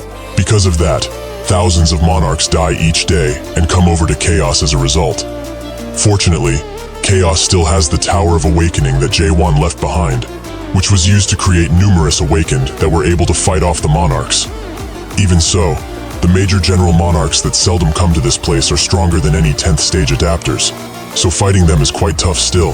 The people of Chaos did not lose hope, however, and the factory leaders came up with a genius plan to solve that issue. When the monarch-level adapters perish, the place that they are summoned in is different than most, so in the past they were summoned into the Resurrection Palace. But now, the factory leader has changed their spawn location. The new location is right here, inside of Carpe Diem. Mino thought that it was extremely dangerous at first, as it seemed foolish, but she was convinced when she heard where they were spawned exactly. Every monarch-level individual ends up in Chaos, but right in the arms of Catastrophe, who kills them by just looking at them. That is the power they have now. The Chaos that was without change for thousands of years has changed a lot in such a short time, because of him. The moment she woke up, Mino was holding a stone, a return stone to be exact, something that he apparently left behind after he left the Strange Factory. While she looks at the stone, she can't help but wonder why he chose to save Chaos. He doesn't seem to like people in general, and there is no real attachment to this place for him. So is it perhaps because she asked him to? That would be too much though. It's surely something else, right? Still, this burning question is still within her. So to possibly find some answers, she has to go to this place that he left behind. When she approaches the tower, she gets a system notification, asking her if she would like to enter the Tower of Nightmares. This makes her feel a sudden feeling in her chest. These must be the emotions everyone is feeling when going into the tower. She can understand them now, albeit only a little bit. She smiles, as that bastard went on and on about his mission to destroy this world. But what he left behind was a tiny bit of hope. The system notification glistens as she accepts and thinks that perhaps this is not hope, but the actual end of the old world. While being drawn in by the tower, Mino wonders if she will ever be able to meet him again. In the world that Jae-won left behind, if there was salvation, she couldn't know what it was like. However, in her imagination, his world, there was a tree that has roots with no place to seep themselves into, and bare branches without any green leaves. Despite all of this, she felt a lot less lonely while thinking of his world that he made. Because even if everyone in that world betrays the world, there will always be one person who will protect the world to the bitter end. the world that a single man managed to protect and change, chaos. The abyss is commonly known as the branch of the illusion tree, and areas within it are known as sites. Each site is its own unique world, and the 7 great gods are the highest ranking among all gods that control each world. However, if that is the case, what is the most dangerous place in the abyss? There was a time when the gods of Abyss, who had too much time on their hands, debated heavily on this question. Some gods said that it was the first site, that was made by Big Brother himself, while others said that the 4th site created by the crazy god is the most dangerous. But even those lesser gods are considered mythical beings that are hard to meet face to face, or even contact with. Even so, there is a dangerous place that even the normal gods must be afraid of. For example, the 8th site, Caspian, the Blue Forest area. Inside of the forest, a disciple asks his goddess if this really is the place, as this doesn't seem like a good place to fish at all. The goddess reassures him that there really is one. Does he not believe his own goddess? Even if he does believe her, the disciple simply cannot find it anywhere. So can't they head back? What if a dark soul were to appear around here? The goddess reassured her disciple, Runard, that dark souls are not easy things to just run unto. It's already been more than 100,000 years since the ancient 3 gods have fallen from grace. No matter how many followers they had previously, they are all probably dead by now. And he also has her, the greatest god, Anderson, so he needn't worry. Runard says that this is exactly why he is so worried. But in any case, must they really come to this place and gather the followers so abruptly? Anderson says that it cannot be helped in this case, as the situation needs it. The followers, the reason why Runard is now walking these lonely yet dangerous woods. In the abyss, the number of followers a god has determines how powerful they truly are. With more followers comes more power, and the more rare items or stories. On the opposite end, a god that has no followers is always in danger, as a part of their world will start to disappear slowly, but surely. That is why Runard and Anderson are now in this blue forest. But Runard wonders if they can't just use words to lure in people like him. Anderson says that the last time he did something like that, the believer he acquired by his own stole everything from their vault and then dipped. That's not even the end of it. Back then, another god declared a holy war on them after they stole some of their followers. Did he perhaps forget already? Reluctantly, Runard says that they will continue fishing around this area. Fishing is the most common way of finding new followers in the abyss. And as the name suggests, it's to fish for the souls of real humans. Normally, a person would go to a public fishing spot in order to fish, but in some rare instances, there are remote areas like this forest that have undiscovered fishing spots. Even so, this spot feels quite strange, so Runard asks Anderson where she heard about the secret fishing spot. She says that it was from the Minerva store, the goddess of luck, that runs the monthly luck store. Runard asks how much she paid her, and she explains that it was a single installment of 300 trust. This makes Runard cry and fall to his knees, as that was the last of the currency they had. Anderson tells him to calm down already, as the Minerva card she got told her that she will have luck in the northwest of Caspian, the blue forest and water. There is only one kind of blue forest, this one, and water represents fishing, right? Right? Runard screams at the top of his lungs, as this is all that she went on. He asks her if she knows that she's in the wrong, which she reluctantly admits that she is wrong, and Runard notes that it's better to stop wasting important time and go back for now. A short silence falls because of this, which makes Runard think that he was a bit harsh on her, as she must be pretty desperate too, considering everything. The fact that she has no followers left except him, her avatar, means that she will slowly start disappearing, along with her own world. After this deliberation, Runard says that they should look around for a little while longer, as he would love to have a junior under him. And since she got cheated out of their last cash by Minerva, they need to make the best of the situation and attempt to find something, even though it might not be here. Anderson says that he is right with a happy tone, which reminds him of his younger sister, so he always becomes soft-hearted towards her because of this. She is the only family he has, since he lost all of his family members and hometown included. He might as well help her to the best of his abilities, even though that isn't much. Suddenly he starts smelling water, somehow, and rushes to it. He runs through the forest and leaves, eventually arriving at a nice fishing spot, which is rather calm and away from any noise. Runard can't believe his eyes. There really is a fishing spot in this place. Anderson is also glad about this information, and Runard walks closer to the pond, wondering if they can really get a new follower. They are both nervous about this potential comeback, and Anderson is already thinking about what items to buy and how to write the story. Runard tells her that her item and story comes first, which she agrees with, since he is her avatar. After 1 hour passes, Runard asks Anderson if it usually takes this long to catch something. She tells him to wait a little while longer, as people usually say that fishing for souls is like fishing for time. They must be patient. Runard wonders where she heard that one, but focuses on fishing for the time being.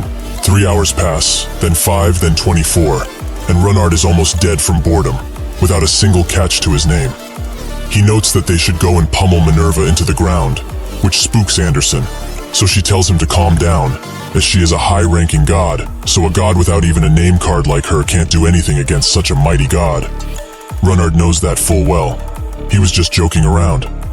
While his fishing rod begins to be pulled by something, he thinks that even if they found this new and untapped fishing spot, they have been here for a long time and there is still nothing. Maybe the fishing spot was already emptied? Anderson tells Runard that the fishing rod just moved, which causes him to pick it up and try to pull it out of the water. But what he caught is something super strong, and he notices that the spirit power this person has is amazing. Is this a Morim soul perhaps? Anderson says that something is really strange, as this soul is not coming from the border. It's actually coming up from chaos. This needs further power, so she urges him to take off his clothes, which he does instantly, and Anderson uses her story called Naked for some reason, to buff his body up, allowing him to pull the fishing rod like his life depends on it.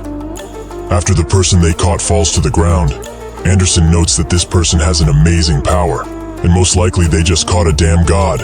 While she keeps saying that he is a god, Runard notes that there is no way this would be the case, as he cannot be a god, since there aren't any gods that can possess a soul body. Every single god exists via beliefs, and can only exist via an avatar they chose. That is the most basic principle of the Abyss. She knows this already, right? Anderson asks if he's trying to flex his knowledge on her right now, but Runard says that this is what she taught him in the first place. But if she really feels so much power from him, maybe he is another god avatar or follower, since she felt world power from him. That's when he feels something strange too, a certain kind of pressure, which makes him wonder what this man is. Based on what she felt, this guy came from chaos, but the only place where gods exist would be in the Abyss. Otherwise, everything they have ever known about gods, avatars, and followers would fall apart at the seams. Anderson explains that chaos has a god, and a fierce one at that, but there is no way that he would actually get an avatar, so they will exclude him from the equation. Still being shocked by this man, Runard asks if he really is from chaos, which Anderson confirms, and if he is not a follower or an avatar of a god, he is probably a god in it of himself. Runard notes that he's not automatically a god if he's not a follower, and he also feels like she is hiding something important from him, so he would like her to speak up, as she was the one who shouted that he is a god. Anderson asks if he has ever heard of the story of the strong rat. In the past, there was a strong and rather unique rat. It was so strong that the title of the story was named after it. This particular rodent did not eat any leftovers the others just threw out and hunted its own prey. As a result of this, it became even stronger. When it came to its senses though, it found out that it could even fight against its natural predator, a cat. Even though it has the body of a simple rat, it became something else, something that could not be described as a rat. The moment it realized that, the other rats became rather afraid of it, as the only beings that could see the rat as an equal were other cats. She calls those rats awakened, beings that have gotten to the rank of a god as they transcend beyond any limits set in place. Abnormal rats that create their own worlds, and represent that world fully. Beings that go against the system entirely, and are able to fight against their natural predators through their mounds of effort. The only beings that can possess the power of a god while maintaining a soul body. That is an awakened.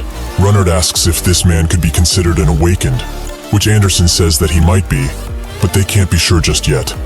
He also wonders if he could be from crack, but Anderson says that it's highly unlikely, so Runard asks what they are going to do with him if things are like this. Anderson says that it will all depend on if he is a god or not. They will either accept him warmly or devour him.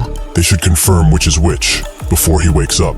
Runard crouches down to his level and hopes that he is not a god, because if he really is a human, he could become a new and powerful follower. He might even become an avatar with the amount of power that he has. But if they choose to devour him, he prays that he doesn't hate them for it, as this is the law around here.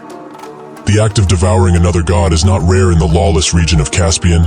It's a rather common occurrence, actually. Such a thing is prohibited at most sites. But the only other way to grow the world of a god, besides garnering more followers, is to devour another god. Even so, Runard does not want to miss the chance to get a new comrade, as they have both waited for too long. Although if he were to join, he would be degraded to a follower, while he would become an avatar. He harbors no hate towards him though, as he is sure that a soul like his that is full of world power would be an amazing avatar, no matter where or to whom. He is sure that the goddess would prefer him too. Suddenly, the connection he is about to make with Jaewon is cut off, and a large wave of power emanates from him. Runard asks Anderson what's happening, but she does not reply, as his link with her has been cut off, but it's something much more dire. He feels it deep within. While he screams out for her to answer, a few purple-robed people stand behind him, hiding behind the trees, and waiting for the perfect opportunity to strike someone who is weak. Runard looks at his hand, and thinks that this is not just any link disconnect. He can't feel Anderson's presence, no matter how much he tries to. Just what is going on with him, and with this new man? Earlier, Catastrophe showed Jaewon to the passageway that will let him reach the abyss once he enters. Jaewon wasn't all that surprised by this entrance, but the abyss is somewhere where gods reside, a place which even the monarchs of this world are deathly afraid of. He must not let his guard down, no matter how ragged it looks. He thought that it would be fine though, as all of the members that he wanted to follow him were still with him. It was truly a pity that he could not bring Kaiman along, but it cannot be helped in this situation, as Kaiman is the most suitable person who could rule chaos. He is a good man. Suddenly, the atmosphere started to change around the place, and a certain mist began to engulf Jaewon completely. Once it did, he couldn't even feel Catastrophe's presence, never mind the presence of the others. That's when Seola appeared with someone new behind her, and said that they haven't met since the tournament. It has truly been a while. Jaewon remembered her as the captain of Crack, or that is what Chung Hyo called her anyway, but she is at least as powerful as a lieutenant general. He slowly pulled out his weapon while asking what she did, but Seola told him to relax, as she only deployed a simple barrier because she wanted to talk about something with him, privately. The boy behind her said that they are going against the Soul King here, so the barrier wouldn't last for long. She should hurry it up, or they would be in danger. Seolha explained that they have been watching what he has been doing for a while now.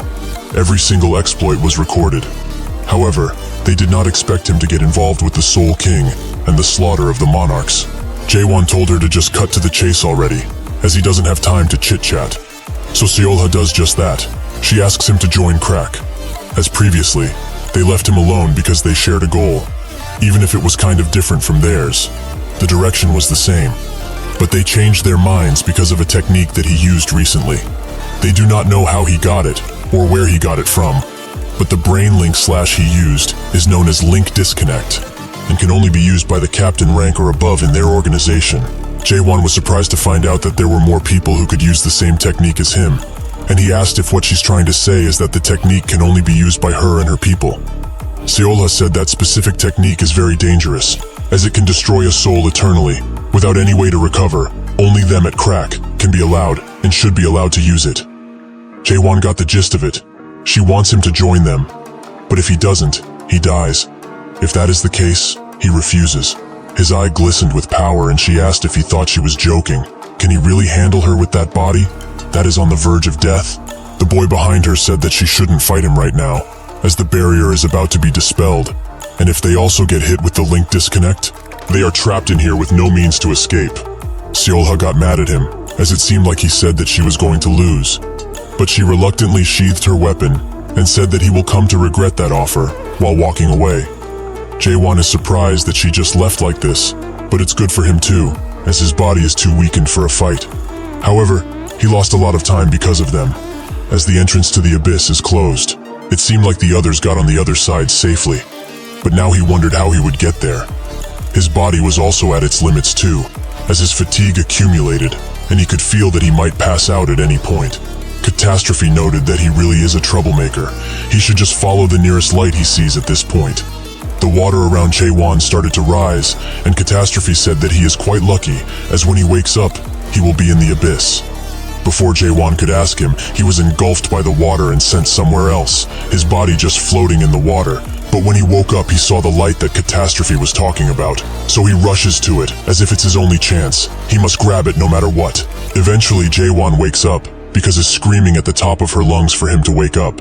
When he does, he looks around and finds that he is in a place very similar to his unique world. But why is this brat here? And why is she so noisy? He asks her how she got here, and she explains that feigning ignorance will not work with her. She is Anderson, a god from the abyss, and he just devoured her without mercy.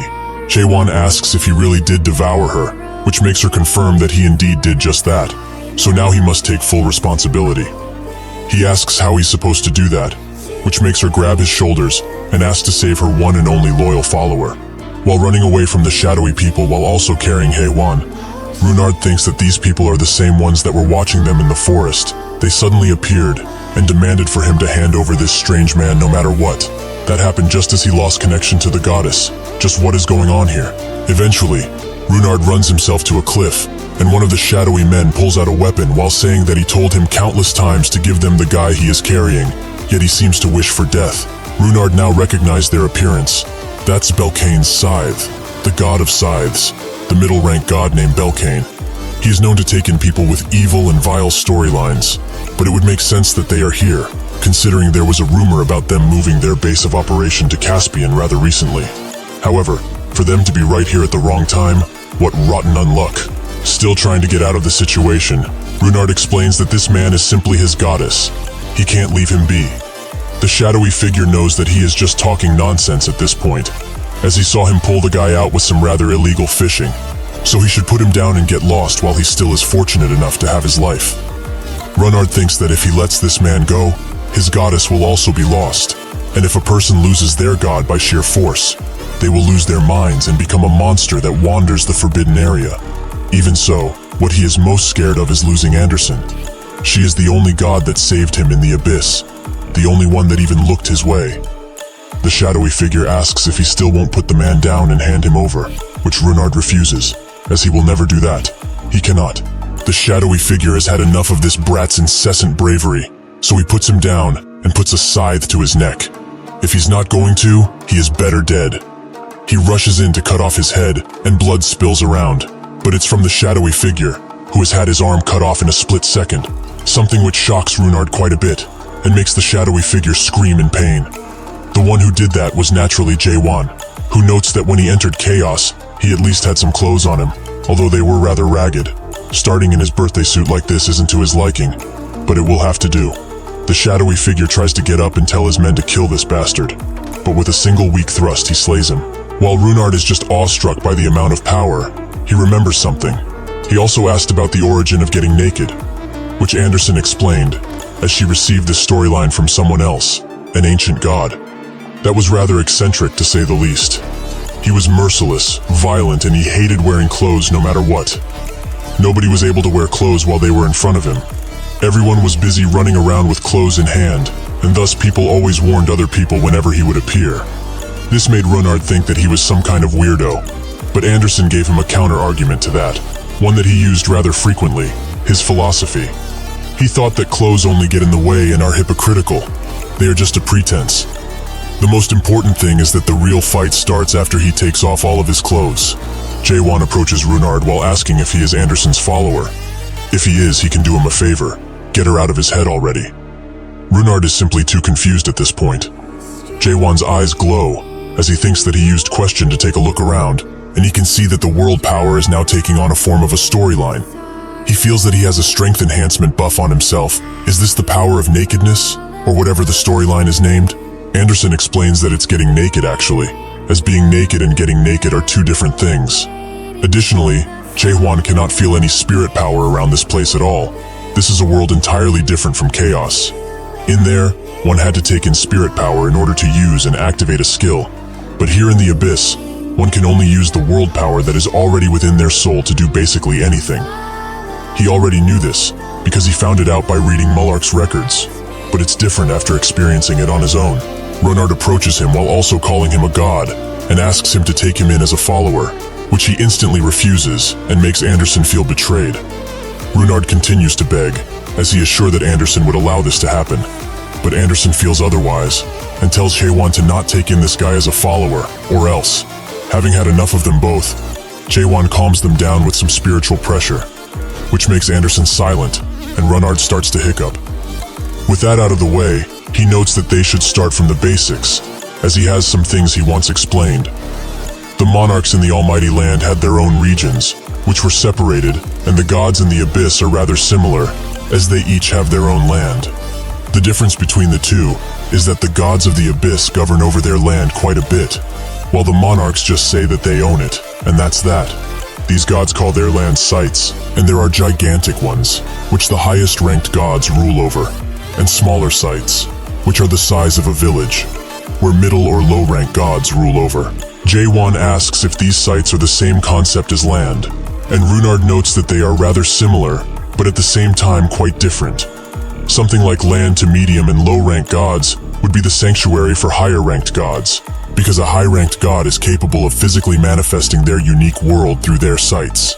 So it basically becomes a weapon for these high-ranked gods naturally. This makes Jaewon wonder if Chaos was just one of the sites for catastrophe. But does that mean that this place has gods that can use powers that are close to omnipotence, like Catastrophe does? Runard continues explaining. Because it's hard for even the high-ranked gods to use all of their power on an entire site.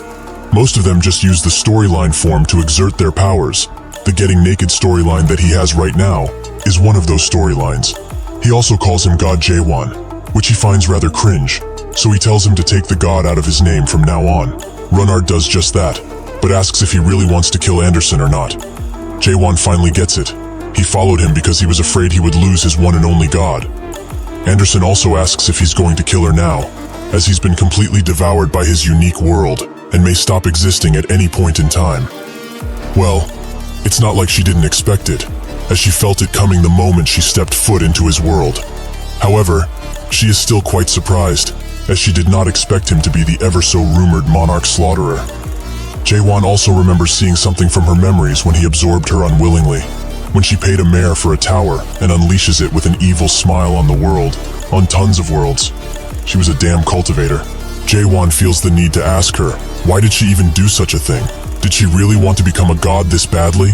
Anderson knows that this will sound like an excuse, but all gods lose their memories of the time when they were cultivators. Jaewon asks if what happened no longer happens just because she doesn't remember, which she knows what he's trying to say, but she does not deny any of the horrible things she has done previously.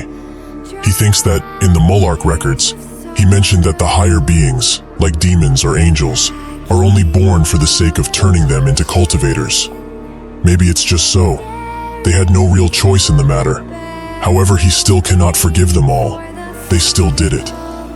Anderson says that she does not care if he chooses to consume her, but she begs him, at least take that kid in with him, as he would be all alone if she dies. Jaewon notes that she used to be a damn cultivator, yet she is worried about him. How preposterous. Anderson will not ask him to understand her actions, but really, he shouldn't let her being a cultivator damage the relationship he has with this little brat. He might think that her relationship with him is a strange one, since he used to be a product as well, but not every single god is like what he thought they might be. Sure, her existence might be fixed from the start, but her emotions are hers, and hers alone. Suddenly, Runard begins coughing up blood and he begins shaking. Anderson knows what this is. Her disciple is becoming a dark soul. Runard continues to convulse on the ground, which makes Jaewon think. Dark souls, the factory leaders were also called that.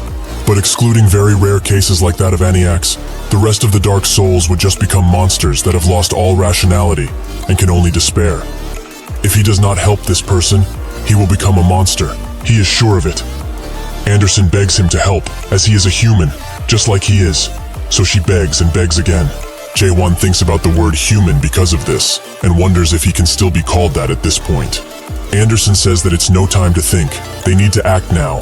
He asks what needs to be done, and she explains that all he needs to do is take him in as his follower. Jaewon coldly asks what he will get in return, and she says that he can erase her from his head for eternity if he wishes to. She will not fight back if he helps him. Jaewon charges up his world power and notes that she better keep that promise she made. Eventually, Runard wakes up, but finds himself in a dark red and mysterious place. Followers are able to see the worldview that their respective god sees. Depending on the god's perception of the world, the follower will also have no choice, but to see that world for what it truly is. Runard thinks that Goddess Anderson had a pleasant fairy tale-like view of the world. So is this Jaewon's world? He looks around while wondering if he really took him on as his follower. But that's when a head falls beside him, and then he looks up, seeing the everlasting eye that watches over the world. This makes him scream like a cartoon character, and he also promptly faints. Anderson kind of gets it, as he is too young to see that horrifying thing. A gigantic, ever-watching eye, crows, and dead people. What kind of follower would want to go into a worldview that is this crooked? Jaewon remembers what Garam said, that his world wouldn't be popular in the abyss. It seems he was quite right. Jaewon picks him up and says that it's his fault for wanting to become his follower so adamantly. But they should stop talking about this and get moving, as he doesn't want to walk around naked forever. Anderson asks if he's not going to erase her, as they made a promise he would get rid of her in exchange for helping him live.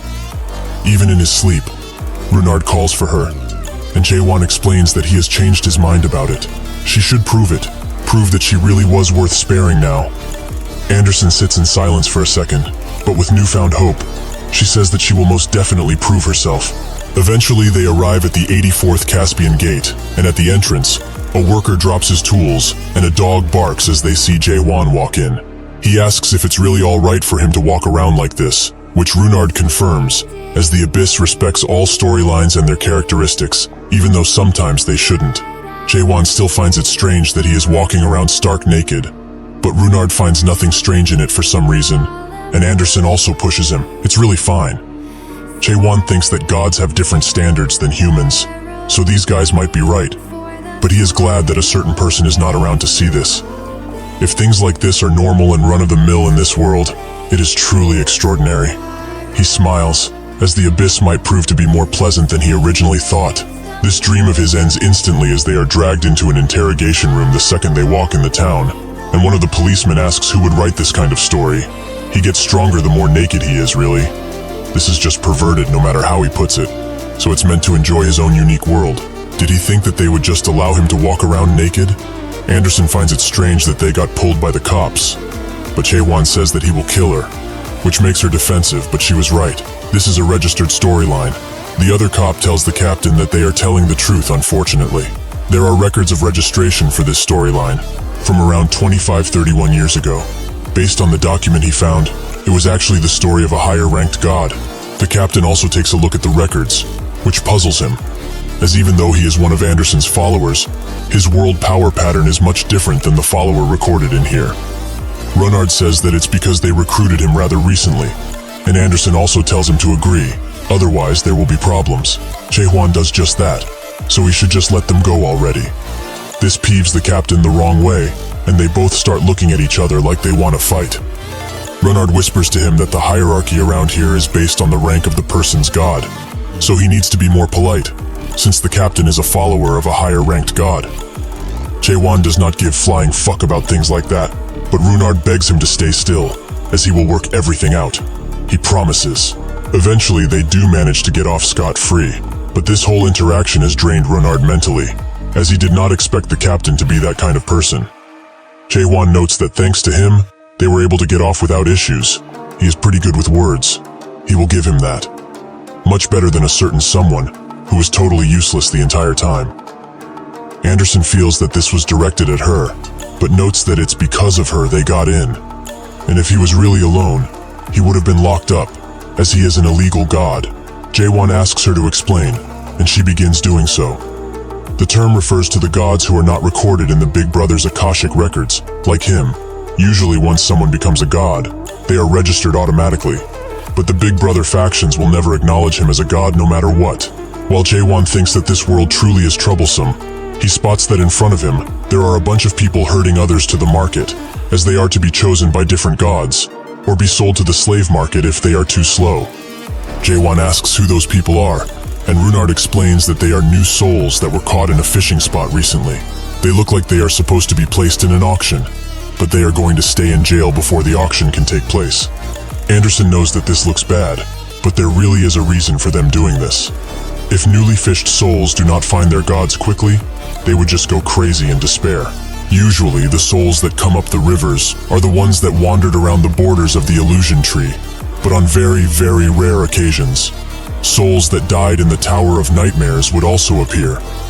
Jae-hwan's eyes widen with shock as he remembers his dearest friend, who has died alone while looking at the sunset. Why is he here? Why is Kim Yoon-hwan here? He continues to walk with the other slaves, and they are finally put in the facility, much to the guards' gladness, and as they walk behind Jae-hwan, they talk about the different souls that came this time around, with one noting that they will all be sold at the slave market most likely. They all look frail and weak. Jae-hwan asks how many followers he can take in, which makes her ask why the sudden question. Jae-hwan pulls out his sword, and Anderson finally gets it. Will he really try to save his friend? Inside of the cells where the souls are kept, some of them scream out as they think they have been captured by their respective enemies. But a guard there explains that this place is not the Murim, nor the Central Plains, so they should shut up and sit if they don't want to really die. This is a confinement facility that is dark and humid. Yoon-hwan came up with a simple thought. Just how did he turn out in this place? It's been a week since he appeared in this place, and he tried desperately to find out what happened, but he couldn't remember a single thing, no matter how long he looked. Just what is he doing in a place like this? Was the world not destroyed, like he remembers? Suddenly, a single name breaks his vision of the world as he knows it. Jae-hwan. He does not know why he remembers that name, or who that person even is, as the coldness that enveloped him ever since he has entered the abyss is now even colder, and it prevents Yoon-hwan from remembering anything whenever he tries to. He also feels an uneasiness in the air that feels like it's going to break and collapse at any point. A lowly sheep that has entered the abyss where the water pressure is high. Their whole existences are like those of insects, waiting to explode by being squished. Without even knowing why, he keeps calling out this name, Jae-hwan, as if he was calling out to the true name of a god. Eventually, a guard calls him over, as a god is looking for him, and for someone else too, a woman who seems just as confused as Yoon-hwan. He reluctantly gets up, and the god appears, asking if this person really came from a tower of a master. The guard explains that they are certain that these two are, since the mayors of the association had guaranteed this as a fact. The woman only went to the 76th floor, which is not much, but she is very beautiful. The man also failed to clear the tower, but he was able to climb to the 99th floor. He must say, this would not be a purchase he would regret. The god notes that he expected more people from the tower, but the guard notes that unfortunately, they were made to give the rest of them to the Mayor Association. The only people on whom the memory shroud did not work that well were only these two. With that, the guard leaves the god to his new toys and he calls out Yoon-hwan first, as he wants him to follow from now on. Jae-hwan wants to go in, but he is stopped by Anderson's loud screaming. He asks why she is doing this, and she notes that it's because he's literally trying to destroy the confinement facility. Jae-hwan just wants to save his friend from there, but Anderson explains that there are tons of avatars of high-ranked gods in that place. And there is also something in this place called the World Power Suppression Bureau. This bureau was created with the sole purpose of ensuring the safety of the site, and because of them, no god or avatar will be able to use their powers or storylines in this city. Jae-hwan simply does not care, and approaches the facility gate, where a tall man stops him, as this area is off-limits to civilians. Jae-hwan says that he only wants to meet his friend, which makes the guard more aggressive, as he already told him this is a prohibited area, so he should scram. Jae-hwan pulls on his sword and tells him to step aside already, while thinking of Yoon-hwan. He was his dear comrade who climbed to the 99th floor with him. He wants to ask him why he didn't return, like the rest of their dead comrades. Just what exactly happened to him while he was gone. That's when a strange power cuts off Jae-hwan's connection to his world power, which makes him look around, as surely this was done by someone trying to corner him. The guard sighs, as he cannot believe that he is so unlucky to meet such a bum at this boring job. Anderson warned him, but she will put it more bluntly now. He cannot fight in this place. If he even tries to use world power, the huge storyline that was put in place by the Bureau will seal away his powers before they can be activated. Jae-hwan asks how he can save his friend, and Anderson says that there might be a way, but they should move to the big building that is in front of them. If they go there, they might be able to save his friend. It's much better than charging a random guard anyway, like he did. At the same time, in the Caspian World Power Suppression Bureau, the director runs throughout the halls as something bad has happened. Once they arrive at the place where that thing happened, the director is shocked as he sees tons of people knocked out with a purple energy around them. The employee who led him here explains that there are around 80+ followers that have disappeared, A strange energy reaction occurred near the Caspian confinement facility, which resulted in this. The director thinks that the World Power Seal is a powerful storyline that is maintained in shifts by 100 or so followers that serve various gods. After the Bureau was successfully created, there has never ever been an instance where the storyline has been broken to this level. The employee also points out the disaster level, which is 8. The director thinks that a month ago, half of the followers fainted. That was the result of a fierce battle between the avatars of higher-ranked gods. But even that wasn't to this level. He tells the employee to request for reinforcements, a battalion full of at least grade 3 world power people. They should also request these people from the higher-ranked gods. This should be considered a citywide security risk. Eventually, Jae-won arrives right in front of the spheric building, and Anderson explains that it is an auction house, so there will be a rather high chance that his friend will be in that place, waiting to be sold. Jae-won wonders if that's true, and notes that they are all going in, which Anderson is ready for, as she keeps explaining things to him.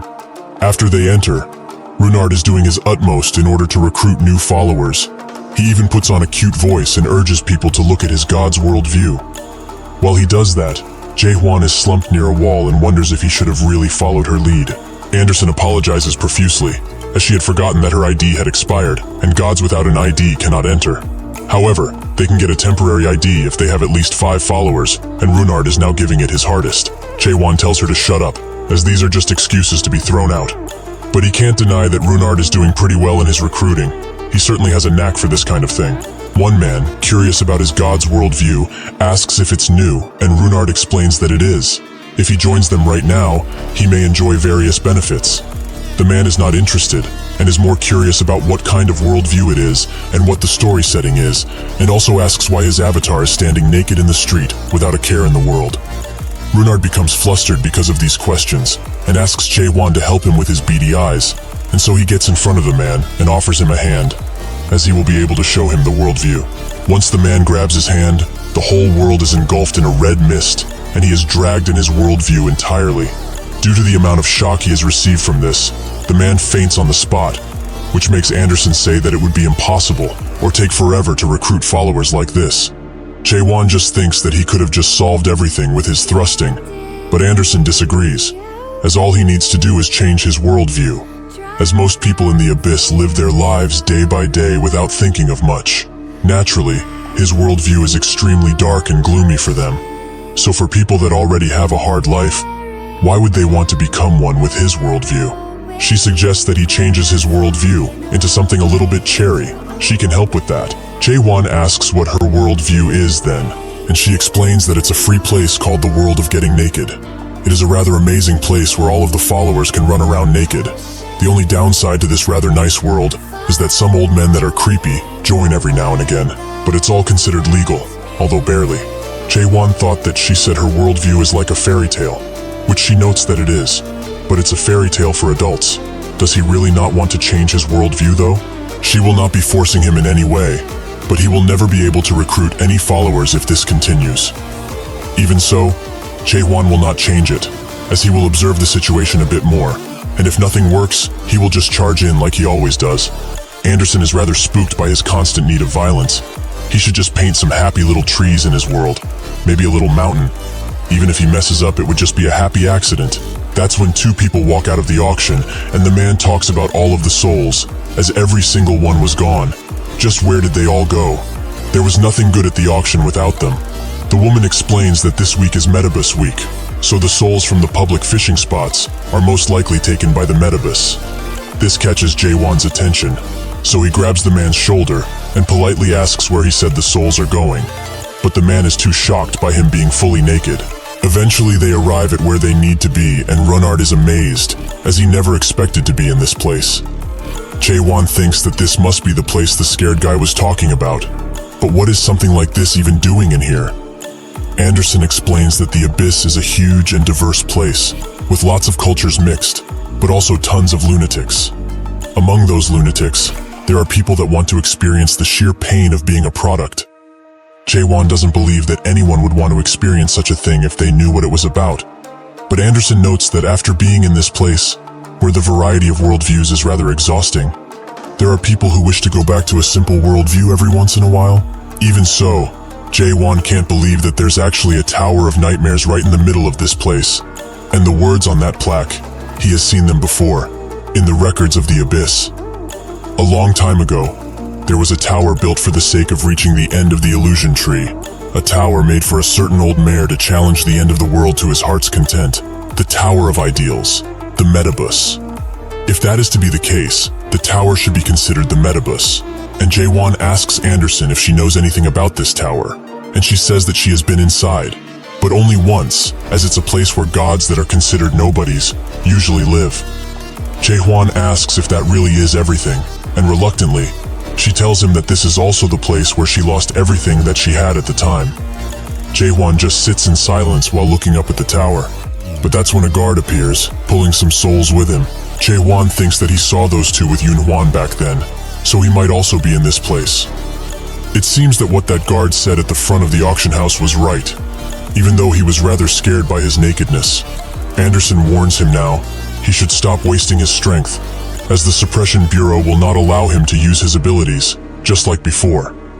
He ignores her pleas and asks what will happen to those two. She explains that they will most likely become the puppets of gods.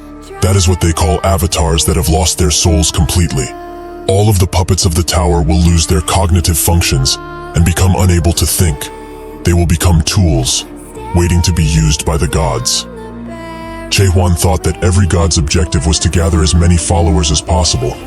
But Anderson says that this is just how the world is. There are tons of lunatics in here, bored out of their minds, and the gods that live in the tower specifically, they hate followers.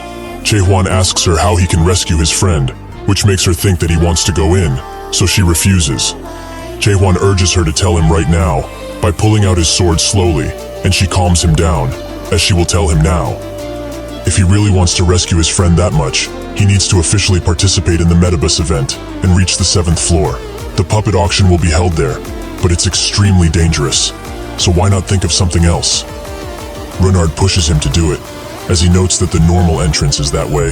He also needs to buy the ticket from the center over there.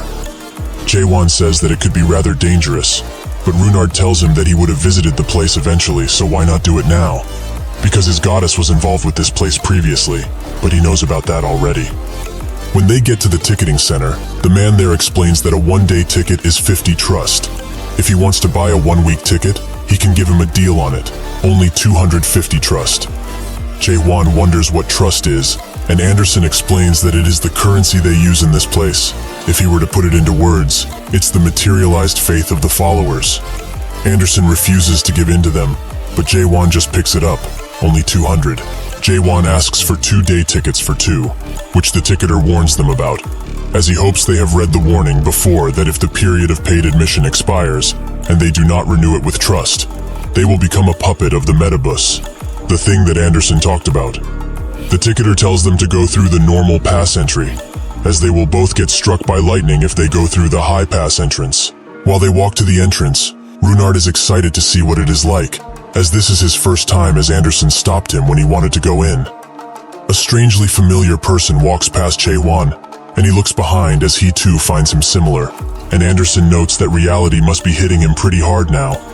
He will be competing against all kinds of monsters inside of that place, and the gods are also dangerous. He should just leave even though he bought the tickets already. Jae-won refuses her offer, as he wants to go in despite everything, but he knows that she does not want to go in. Anderson gets flustered, but Jae-won thinks that Anderson is or was a cultivator that once worked in the Tower of Nightmares. He does not know why, but she hates the tower with a passion. If that's true, he knows what to do. He notes that if she lost everything in the tower, they should just go and take it back. Back at the slave prison, the bureau director arrives as his men lead him to this place, since it's where the world power was unleashed. Even though it is rather faint, they are getting signals that there was a storyline used around here. But it's strange, as they should have felt much more since the world power was at level 8. There are no physical traces around here, but they do have an eyewitness who was in the area when that thing occurred. They pull the guard that was on duty at the time, who explains that he did not see any fighting in front of this place, but some naked dude just appeared and tried to cause some ruckus. The director asks if someone died, but the guard says that nothing of the sort happened. He was just holding his sword menacingly. One of the employees is mad at him for reporting such a trivial matter to such an important investigation. but the director shuts him up and asks what exactly happened. Does he happen to have recorded that encounter? The guard says that he has, as he used the storyline auction cam to record it. He gives them the recording, and the director notices something shocking, that it happened the exact same time as the incident happened. They all think that it's impossible, as how can a level 8 alert be shown because somebody just held his sword menacingly? The director thinks so too, it would be impossible. But the abyss is a place where there are people strong enough to defy all rules, so he can't just think that and be done with it. Just a month ago, there was a kid awakened who took out the followers of high-ranked gods and disappeared without a single trace left of him. He asks the guard why the recording is so low quality, but he is not entirely sure, as the problem didn't come from his part. The director thinks that this must be video interference, but a god that is fully capable of such a thing would be one of the highest-ranked gods out there. However, in the worst case, it's probably a vassal of the 7 great constellations. That is wrong too though, as someone as strong as one of those people should have been detected by the inspection center when they came in. He tells his man to gather all of the inspection captains who have had any strange experiences over the past few days, and they immediately get to it. Eventually, one turns up with a captain of a gate, who explains that he ran into a unique naked avatar who kept talking about worldviews. But he was only a newbie and a follower of a rather forgotten god, so he didn't suspect him of much and let him through. The director has become suspicious, as not only was the guy naked, but the situation also involved a worldview. He asks the captain if the god that he was serving was Anderson, which he confirms. But how did he know that? He asks one of his men where that man was spotted recently, and one of his men explains that it was the entrance of the Metabus. The director looks up to the sky, as so much time has passed since then, so people must have forgotten who getting naked Anderson truly is. If her avatar truly is here, a mighty disaster will occur in Caspian soon enough. Inside of the Metabus passageway, Anderson keeps telling Chae-Hwan that they should not be in this place, as they have a damn kid with them, who doesn't seem to be all that scared, but rather quite cherry. Chae-Hwan just tells her to shut up, which makes her note that she won't help him at all. This is her last warning to him. Chae-Hwan tells her to do as she damn pleases. He will climb the Metabus even without her help, so she should keep quiet and watch. While at the forked path though, she tells him in which direction to go, which makes him ask if what she said isn't valid anymore. She gets on his case, as she just spat it out unknowingly, since she has been here before. Chae-Hwan says that she is talking like a real regressor, but considering she failed her climb, it would be more accurate to call her a dropout, but she might still be useful nonetheless. Anderson does not like this ridiculed aim towards her, and says that he has a really bad personality, but whatever. This path is faster, so he should follow her instructions and shut it. Chae-Hwan does just that while noting that she works really hard to guide him. But that's when a system notification appears in front of him, but he cannot read it, as all of the text is grumbled. Anderson explains that it's because he isn't awakened. The system interface is now an unknown to him, but she will share her vision with him, as he will be at a disadvantage if he cannot read the notifications. The system notification clears, and it welcomes him to the first floor of the Metabus. He is now at the 1-5 bus stop. Chae-Hwan doesn't feel anything different, however, so he wonders if it worked. But when he looks behind, he spots that the space is changing, and they are both slowly pulled into the first floor, a colorful place. They are in the safe zone, and their world power will be displayed in real time, and anyone can check out that information. The system wants to measure his world power so that it can put him on a leaderboard, while Chae-Hwan wonders if such a thing as world power can really be put into a number, but it's not much different than spirit energy, so who knows? Unfortunately, the system cannot estimate his current world power, which makes Anderson think that it's a glitch influenced by him being an awakened.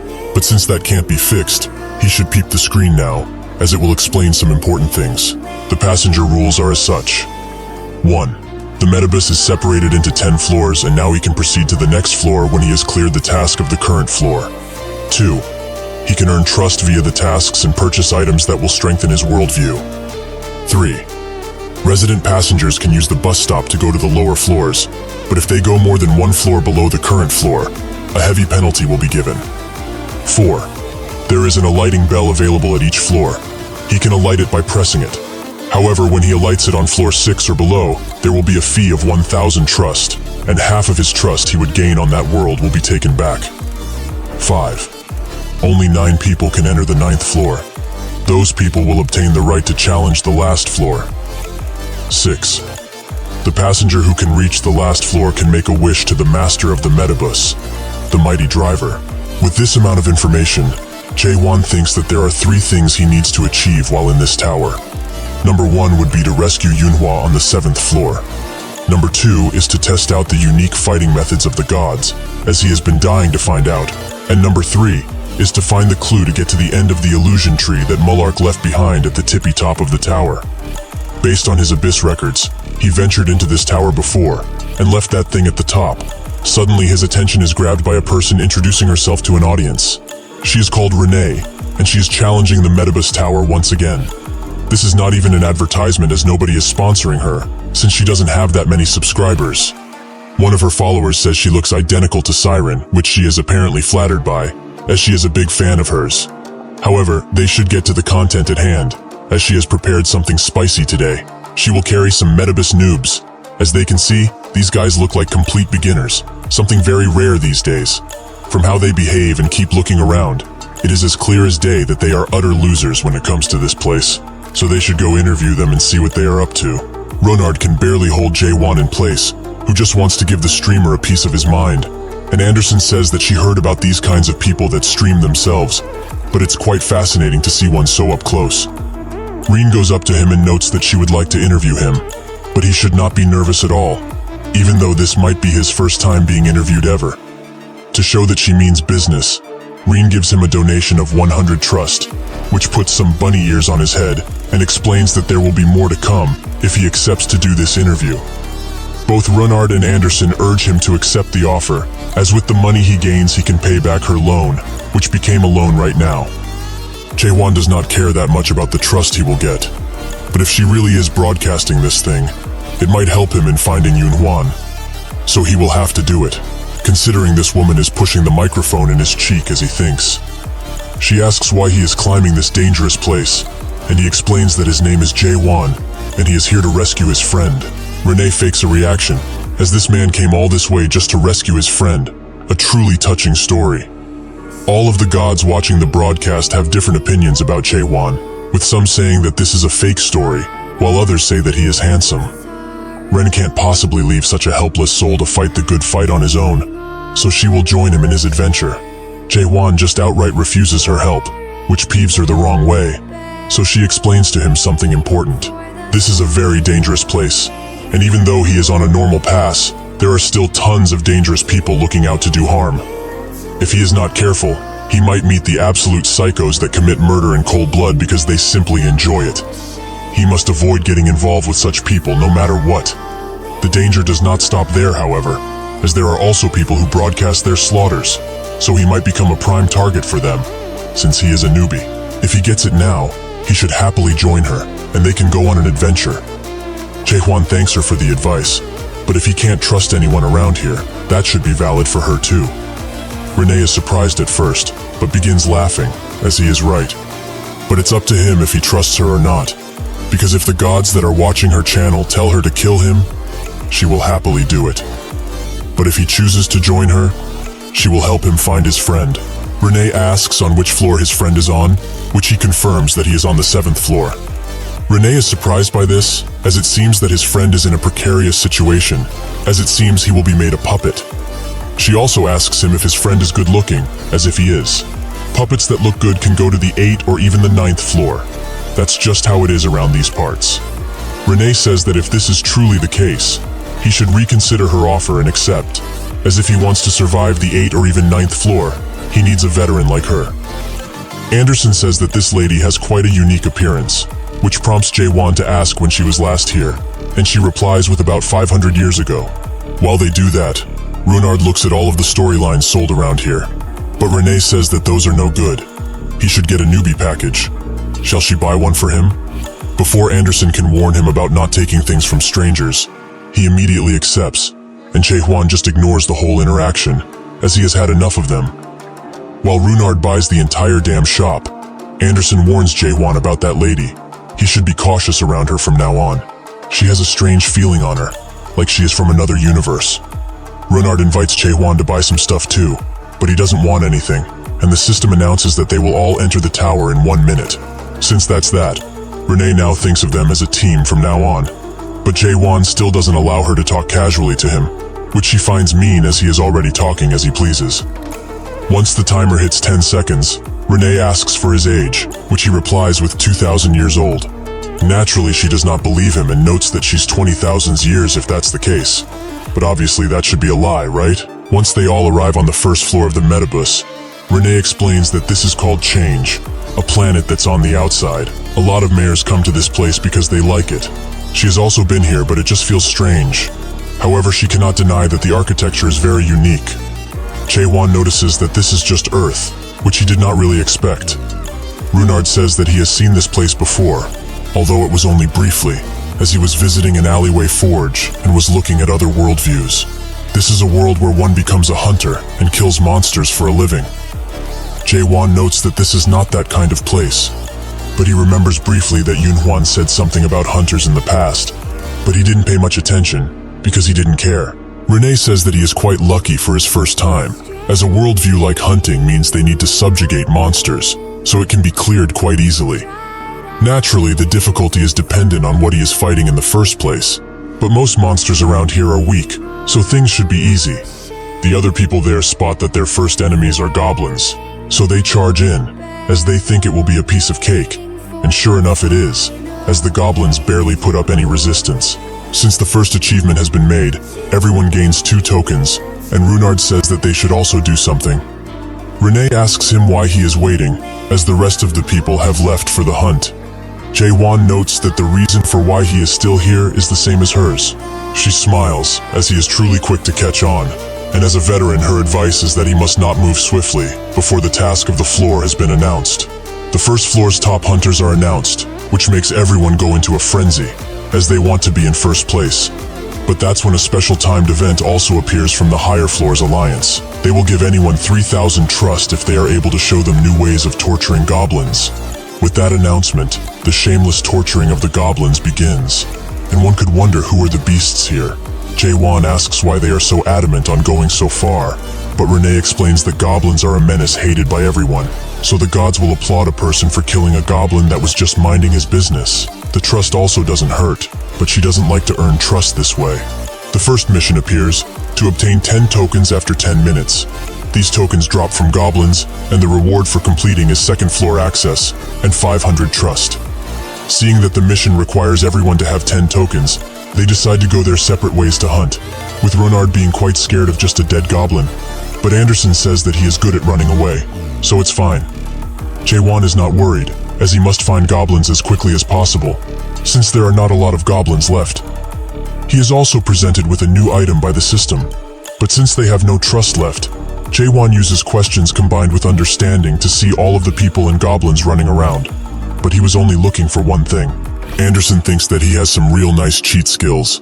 Eventually, the first man to complete the quest called Aim Beast appears, and he brags around, as they need to hurry up if they don't want to be left in the dust. That's when a goblin that has 10 tokens appears. But strangely enough, everyone looks at the beast, as there is something above his head. When he looks in the mirror to see what it is, he spots that he is marked as a goblin, which he becomes extremely scared of. But the people come to him with evil grins. As for them, he is now just a lowly goblin to be hunted. The gods are now cheering for this new goblin hunt. Aim Beast continues to run from the other people, as they are all thirsty for the coins that he has. Jae-won just watches as this happens, seemingly not interested in the new goblin hunt, something which would disappoint the gods, but they are too focused on other things. Eventually, Aim Beast is driven into a corner, and one of the people pulls out his sword while noting that they should end this chase for good, as he doesn't want to waste any more energy on him. Aim Beast pleads with them, as if they kill him, they will also become goblins, and the tables will turn on their heads. Do they really want that? The man isn't fazed by his threat, as he can easily last for 20 minutes, while another prepares his weapon, saying that they will just slay him and get going. Seeing that he cannot get out of this situation anymore, Aim Beast throws the coins that he has gathered all around the area, as this will make him not be targeted anymore. Sure enough, everyone starts to grab as many coins as they can. But again, Jae-won isn't interested in the slightest, which makes Anderson ask if they shouldn't grab coins while they still can. Runard is also there, and he grabs Jaewon's attention by noting that he collected 9 tokens already. He should also go ahead and grab as many as he can. That's when he is also being targeted as a goblin, but this doesn't happen only to him, as everyone who has tokens is transformed. Starting from the lowest token holder to the highest, they do not know what is going on, but Jaewon just coldly analyzes and finds out that one does not need 10 tokens in order to become a goblin. If he thinks about it now, the system didn't mention a single thing about how many coins one would need to become a goblin. Additionally, given that the mission on the first floor is to hunt goblins and gather tokens, it seems that it was crafted in such a way that would make the different passengers fight each other fruitlessly. Everyone wonders what to do now, as they are all goblins, so they could just attack each other, but they decide to do something which humans have done since their existence: bully the weak. A group of 12 people forms, and they tell Runard to hand over his tokens, or else. He is reluctant to do so, but seeing the situation, Jaewon finally steps up to protect him with his sword ready to be unleashed on these fools. They check to see if he has any tokens, which he has not, making the others think that he's weak. But what god does he serve in the first place? Jaewon does not respond. Instead, he analyzes their numbers and thinks that this is great, as now he can test his powers in this place and see if they work just as well. That's when Anderson stops him, as she feels that something is amiss. Out of the dark alleys behind the group, a tentacle appears and snags the group leader. After he is pulled in fully, only screams and blood can be heard, making even more tentacles appear out of the alley and grab the remaining people of the group. Even if they plead, there is nothing that can save them from their fate. As the perpetrators slowly reveal themselves, Runard recognizes them, as they are the same guys that were after him before, when he was carrying his unconscious body. As Jaewon looks at the perpetrators, he remembers Renee's warning, that around this place, there are absolute psychos who enjoy committing murder quite a lot, so he should avoid getting involved with them, no matter what, because there is a very high chance that they all serve a god that has at least one sight. Anderson recognizes their attire. They are the apostles of Belkin, much stronger than followers, but weaker than avatars. Still dangerous though. One of the apostles analyzes both Runard and Jaewon with a token scanner, explaining to his leader that the kid has 9 tokens, while the naked guy that's in front has 0. His command? The leader orders him to get rid of that useless bum in front and bring the kid in, as he will be useful. As he finishes speaking, the apostle jumps in on Jaewon and strikes his blade with great force, thinking that this guy is done with already. The normal scythes of Belkane aren't able to do this, but apostles can use melting, which melts other weapons that the scythe touches. This bum will be without a weapon soon enough. Unfortunately for him, he has underestimated Jaewon's blade, as it's not melting at all, and it's actually stuck in place. Try as he might, he cannot pull his scythe out. Sensing a nice meal, Jaewon's sword comes to life, and it swallows the scythe whole, as it hasn't eaten in quite a long time, which Jaewon apologizes for. Seeing what happened, one of the apostles starts checking Jaewon's world power amount, under the command of another, but again, the system gives an error as his world power cannot be estimated. They think that the device they are using is just broken, which makes Jaewon wonder why everyone thinks that way. One of the apostles tells their leader, who is an avatar, that he knows who that guy is, as there were some low-rank followers at the fishing spot a while back, and that naked guy is one of them. Surely, as his appearance is visually striking to say the least. The avatar slowly takes off his robes, and explains that if he dared to mess with his people like this, then he will need to face the consequences of his actions. Anderson explains that an avatar like him is on a completely other level than normal followers. Jaewon uses his eyes to look directly at the god of scythes, Belkane, who notices what he's doing and he is not that happy with him, to say the least. Jaewon thinks that his energy detection must have gotten weaker, as he cannot tell how strong this guy is. But Anderson explains that a main avatar like that guy is able to use around 90% of their god's powers. And since there is a huge difference between low-rank and middle-rank gods, he needs to avoid fighting them, if possible. Even if she is saying this, Jaewon feels that she wants to say something else, but he thought that she wanted to see him fight, as they talked about previously. Anderson says that it is true. She does want to see the people who dared to bully Runard beaten up. But what she is very curious about is to see how strong the Awakened that she chose truly is. Additionally, if the rumors of him being the Monarch Slaughterer are true, and also, maybe if he's strong, he will have a chance to take revenge on the tower, on her behalf. If that is what she truly wants, Jaewon shares his vision with her, and she can see particles around the avatar, along with a little brother message, but Jae-won gets ready to attack before she can explore any further. Seeing as he does not want to talk things through, the avatar orders his men to slaughter him, and they all jump in at once, ready to take his life at all times. Renee just watches from above as this happens, noting that it feels like a scenario, but some gods don't know what she's talking about, so she changes the subject by saying that she recognizes that person. He is Belkane's avatar, Diners. People around here call him the promotion avatar. He is a part of a so-called death squad, a general term for people who always take any opportunity to kill others, and they serve a middle-ranked god, Belkane, while also always starting from the first floor upwards. Honestly, she hates running into these bullies. But that's when one of the gods, the god of flame, Ignis, says that Jae-won has been hiding his strength up until now, to be able to resist so much. Renee thinks that such a thing is impossible, and it's true that spirit weapons are amazing, but such replica weapons are everywhere these days, with most gods agreeing with her. They are also constantly surrounding him, so if he's really hiding his strength, then she also is doing just that. It's just that easy to say but not prove. Anyhow, she feels that now it's the perfect opportunity to go and help him. But when she gets up, Jae-won unleashes a small amount of energy and lets it all out in the ground, causing Renee to fall down and stop in a nearby half wall. She wonders what happened. But when she looks, her eyes widen, as that guy was really hiding his strength all along. As Jae-won stands triumphant before the pile of bodies he amassed, the challenge timer ticks down to 10 minutes, and Diners is awestruck. Just who the hell is that guy? Some gods are also paying close attention to what is happening on this floor, but Diners doesn't pay it any mind, as he thinks that all 5 of the people who attacked him are the apostles of Belkane, who is a middle-ranked god. So how was he able to knock all of them down with only a single thrust? Jae-won notes that a middle-ranked god seems to be able to withstand his normal thrust at least, while some gods just cannot believe that he is winning, and even more gods join to watch the battle. Diners thinks that he didn't want to use any strength on the first floor, but if he decides to retreat here, Belkane will never forgive him, as he is already mad because his underlings were weak, or so he thinks. With no other choice, Diners prepares to attack, while telling the remaining underlings he has to stand behind to not get in his way. As he approaches, he asks Jae-won where he is from. Is he from the association, or is he someone who is a part of the promotion for the climb? Jae-won doesn't understand a single word that came out of his mouth, but Diners thinks that he is feigning ignorance, as there is no way someone as powerful as him would appear on the first floor just out of pure chance. If he's honest, he just might spare his life this time, but he has to be quick, as his patience is running thin. Some gods are also curious about Jae-won's identity, but he just asks Diners how high someone of his caliber can climb.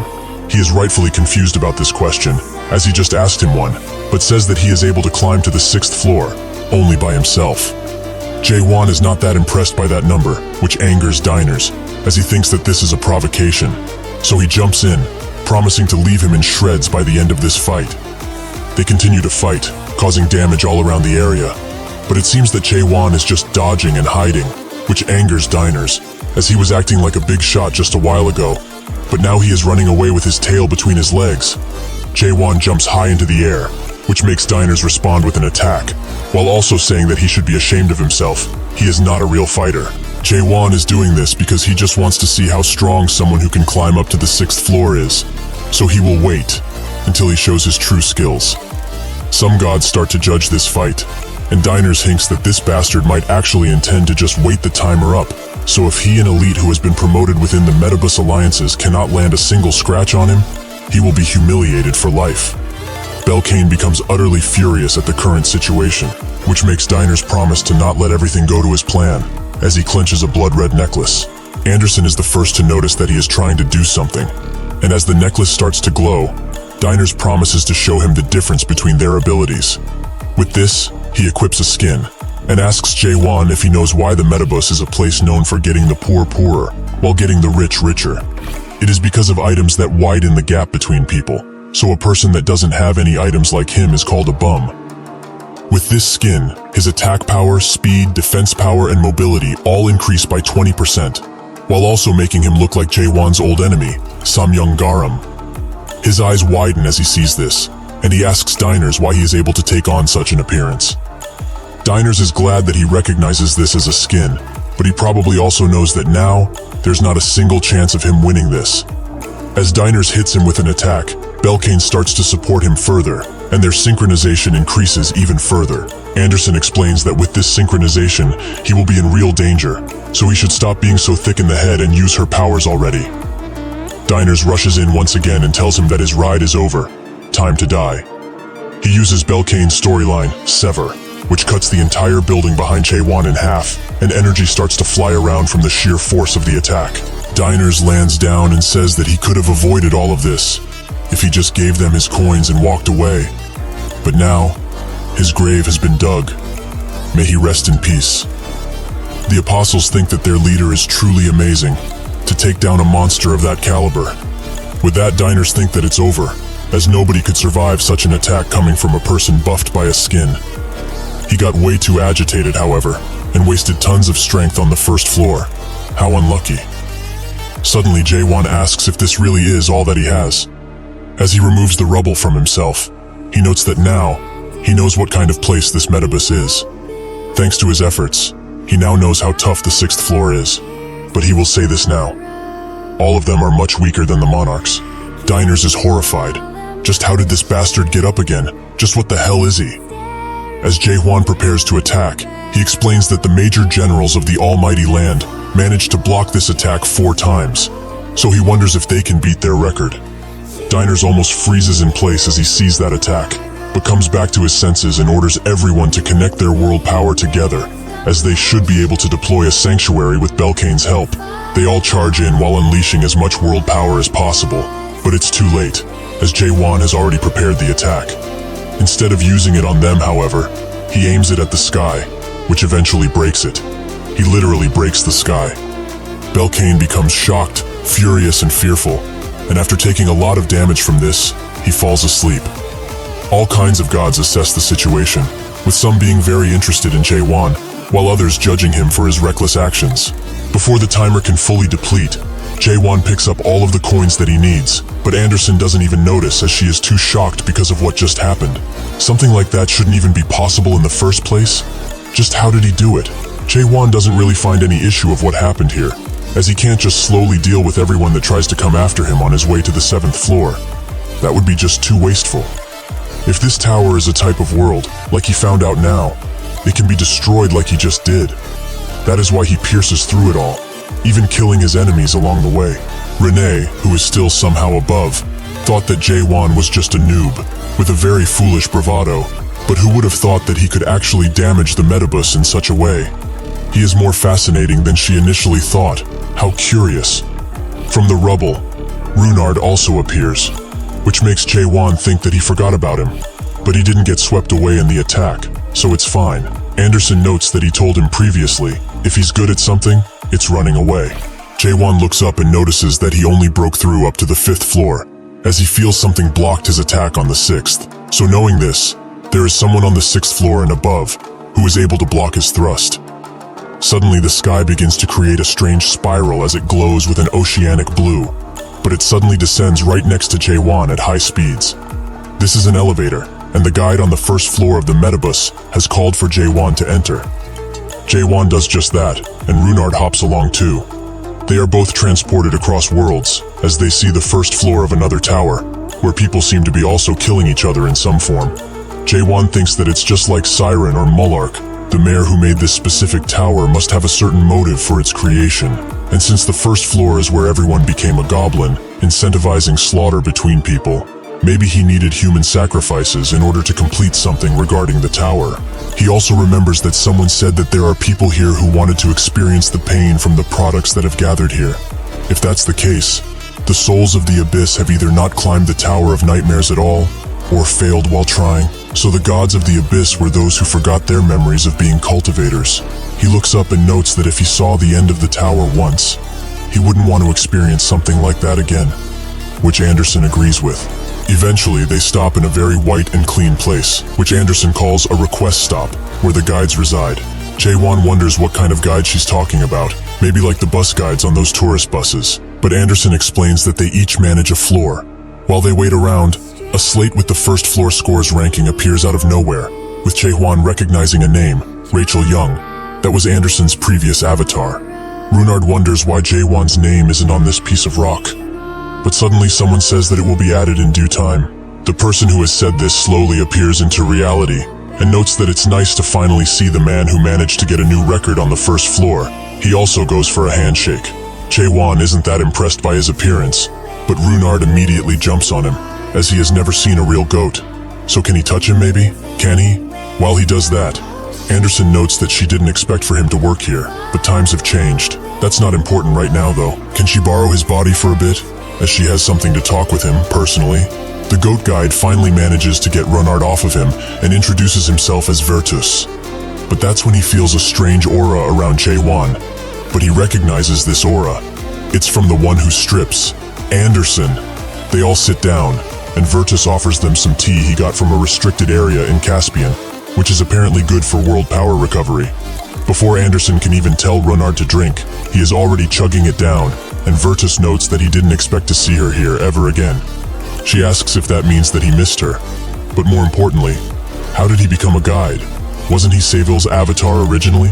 Virtus explains that she knows this, but Seville has died, and since there aren't many paths for an avatar that lost their god, Anderson doesn't support his choice, as this means he's a slave to the tower. But if he didn't, he couldn't have survived alone. Anyways, why did she come back anyway? Anderson asks if there's a problem with her coming back, which surprises Virtus as he didn't expect her to forget. So he gets serious. If she decides to go back there, she will die because of the promise she made with the association. But Anderson wonders if the association kept their end of the deal.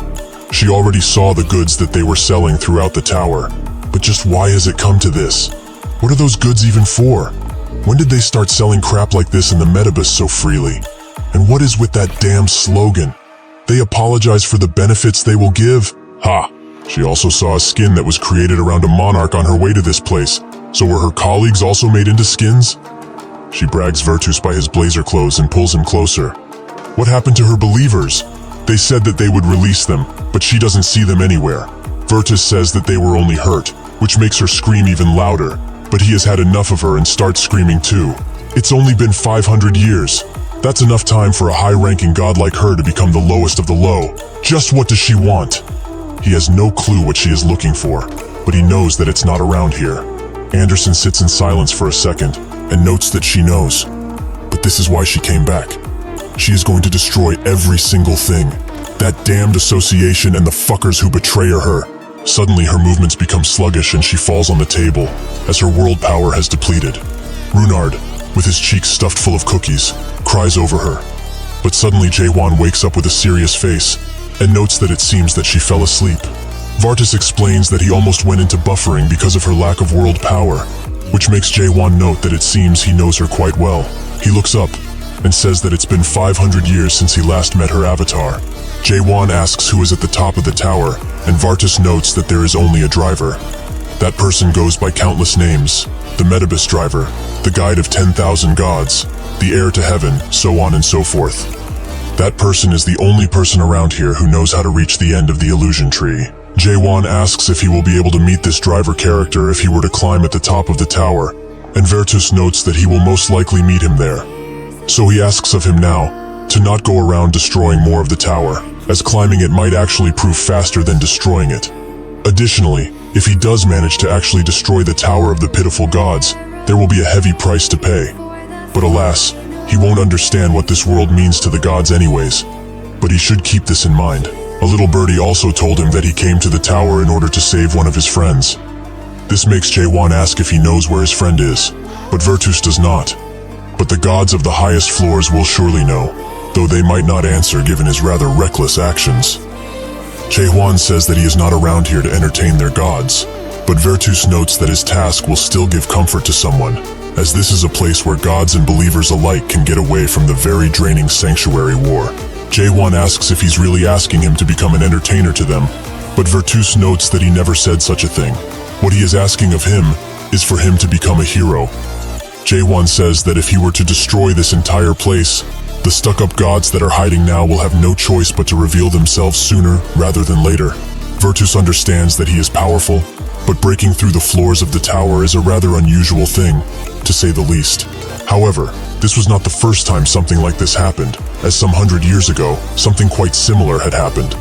When the Lord and leader of Crack came through here, he also did something very similar to him, and he also heard that one of the members of Crack joined in this most recent climb.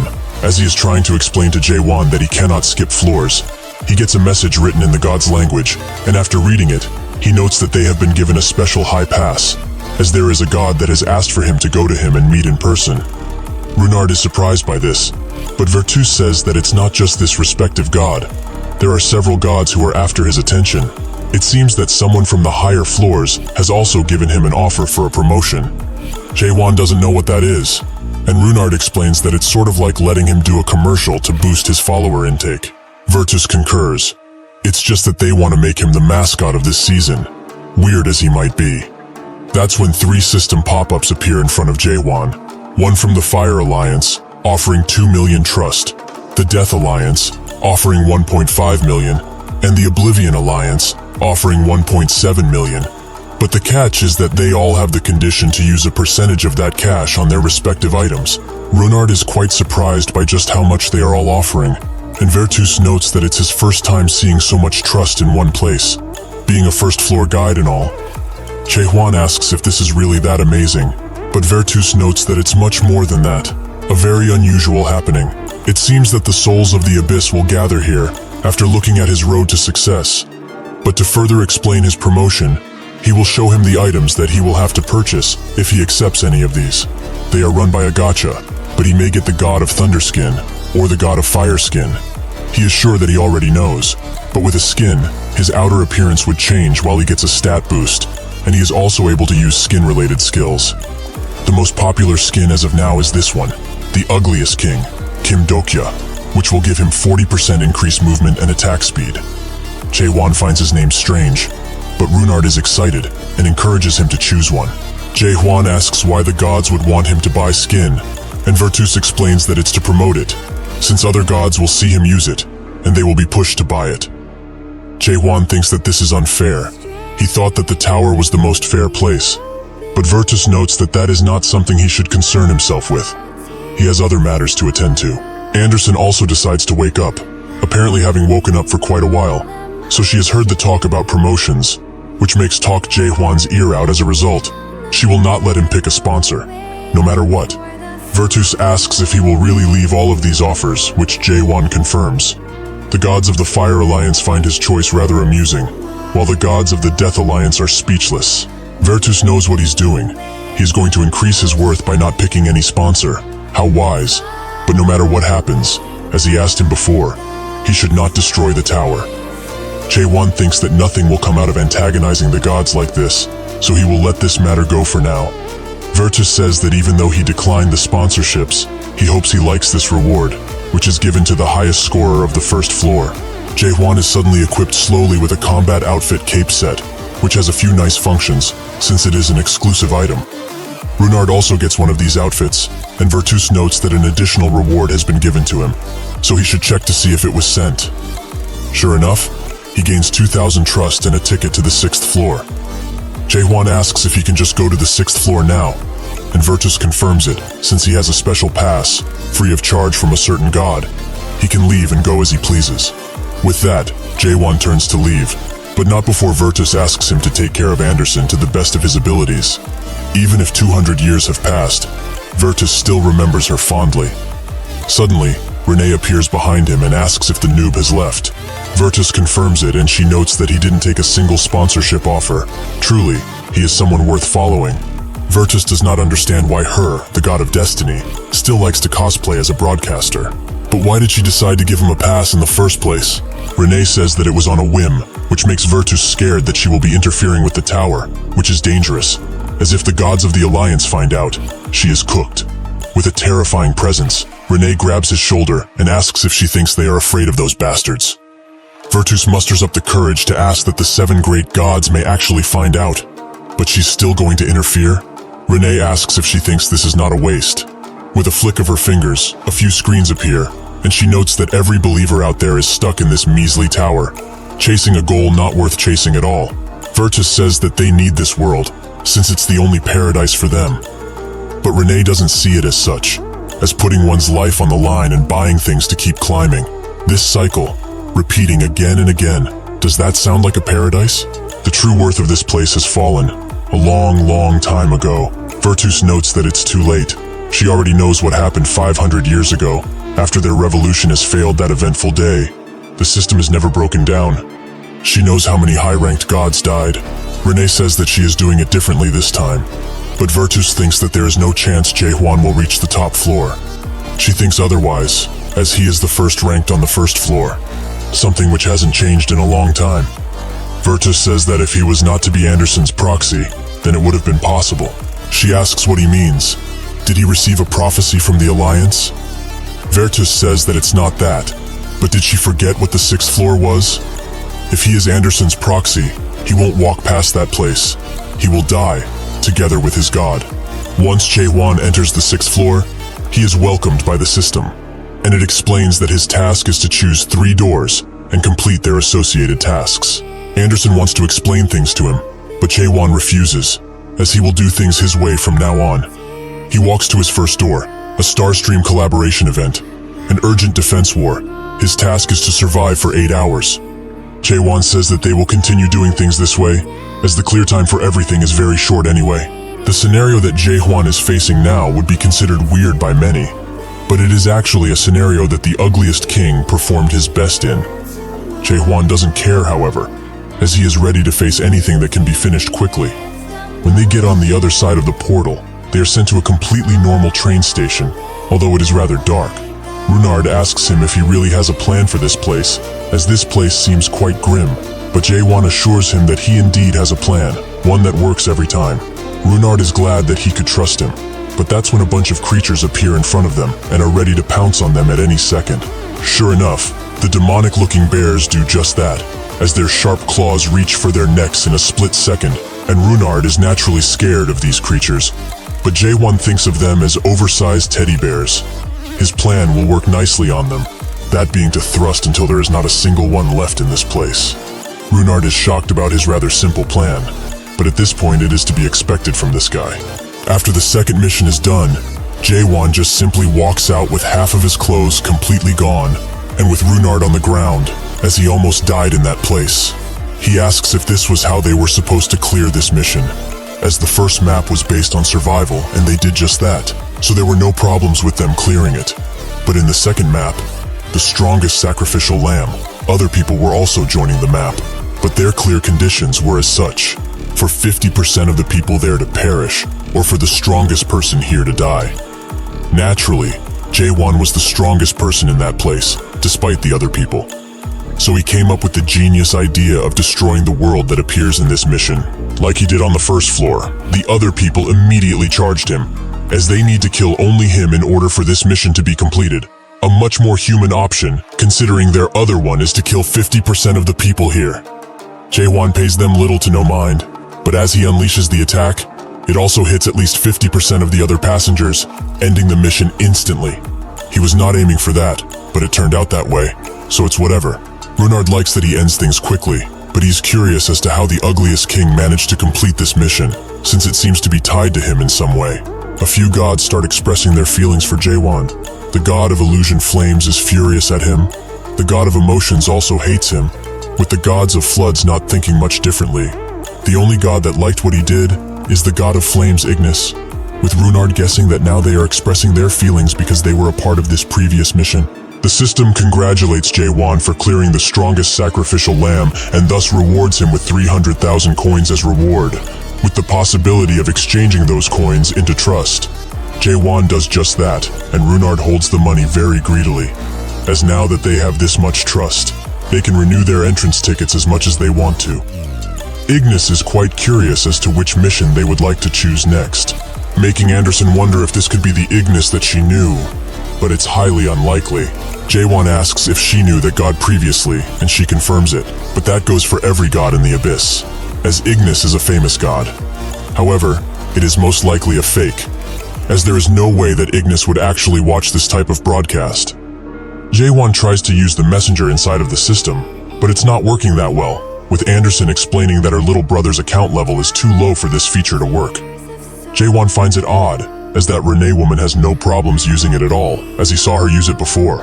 Anderson finds this insulting, so she starts pouting and tells him to go with her if that's the case, as it seems he only likes women with message capabilities.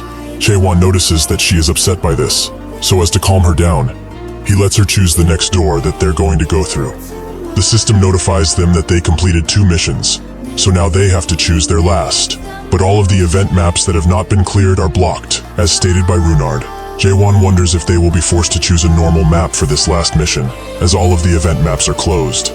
Anderson closely analyzes the versions of the unlocked missions, and Jaewon thinks that the version they were previously in was 9.61. These are very old versions, so old that even version 1.54 is in here. Anderson explains that this is simply the nature of the 6th floor, as when a large update occurs, the previous version would disappear and be transferred to the 6th floor.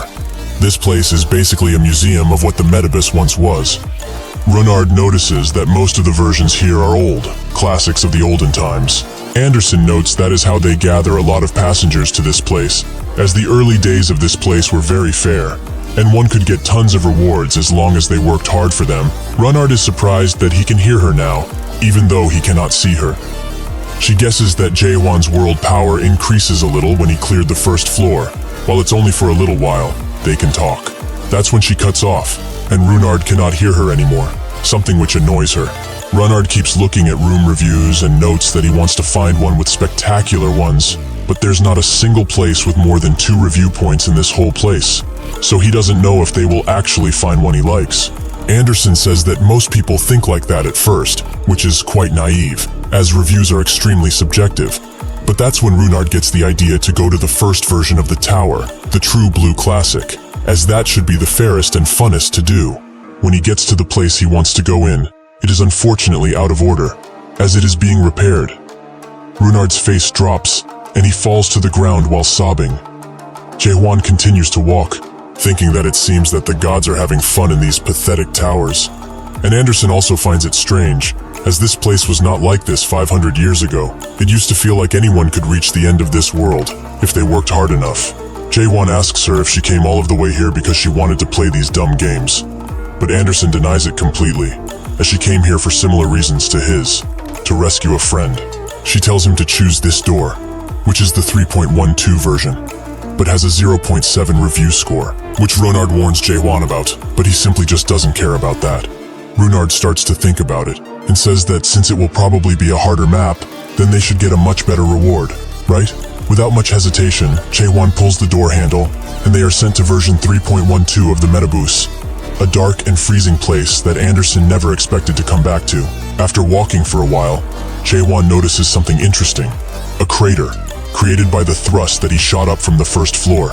It seems that it pierces through this world too, but the sky is clear of any damage, so the person who managed to stop his attack must be in this place. The system explains that the world view of this entire floor is 500 years ago, the age of the Great Revolution. They get their objective, but it is riddled with question marks, as it seems that not even the system knows what they have to do, or it's just withholding that information for some odd reason. Anderson notes that this place never changes, and the revolution wasn't great to begin with. Why are they even naming it as such? Haewon thinks about their objective, to destroy something, which makes Anderson wonder what they will even have to destroy, considering that this place is already a destroyed world. Jaewon asks what if she knows anything about this place, and she explains that this floor is similar in appearance to the one that was on the 8th floor of the Metabus, that she challenged previously, but passengers there would either die or run away in fear to another floor.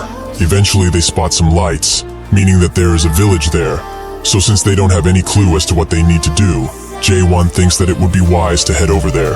Runard is hesitant, as the review on this place told them to not go to the village. Will they really be okay?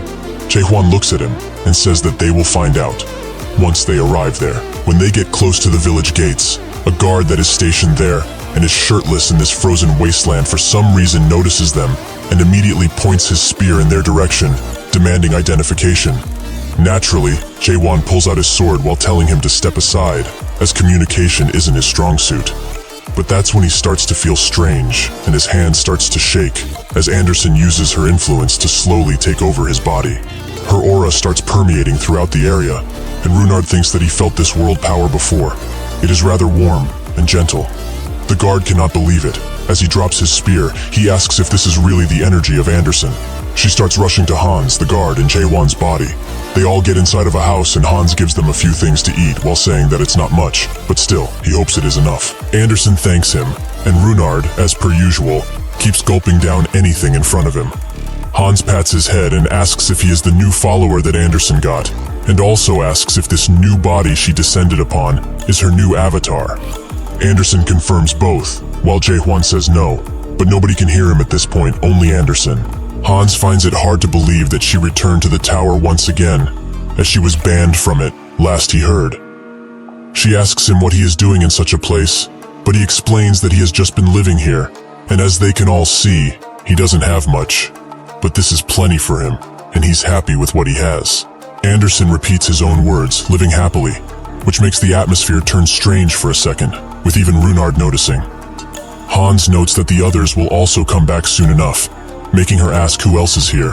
Hans tells her that it's Christian and Marianne, with some of the others also being around here. They are all out working, since it's midnight now, but they should be back soon enough. Anderson finds it strange, just who would make them work like this? Hans tells her to not get the wrong idea about this, as they are actually volunteering to do it, in order to maintain what remains of this world. Anyways, like he said, they are about to come back, so they should go outside and meet them. They do just that, and Hans was right, as they are very near. Anderson asks what they are carrying with them, and Hans notes that it's ores that they found in the ruins, or from the corpses of the hunted monsters that are nearby. She also asks why they would be carrying such a thing.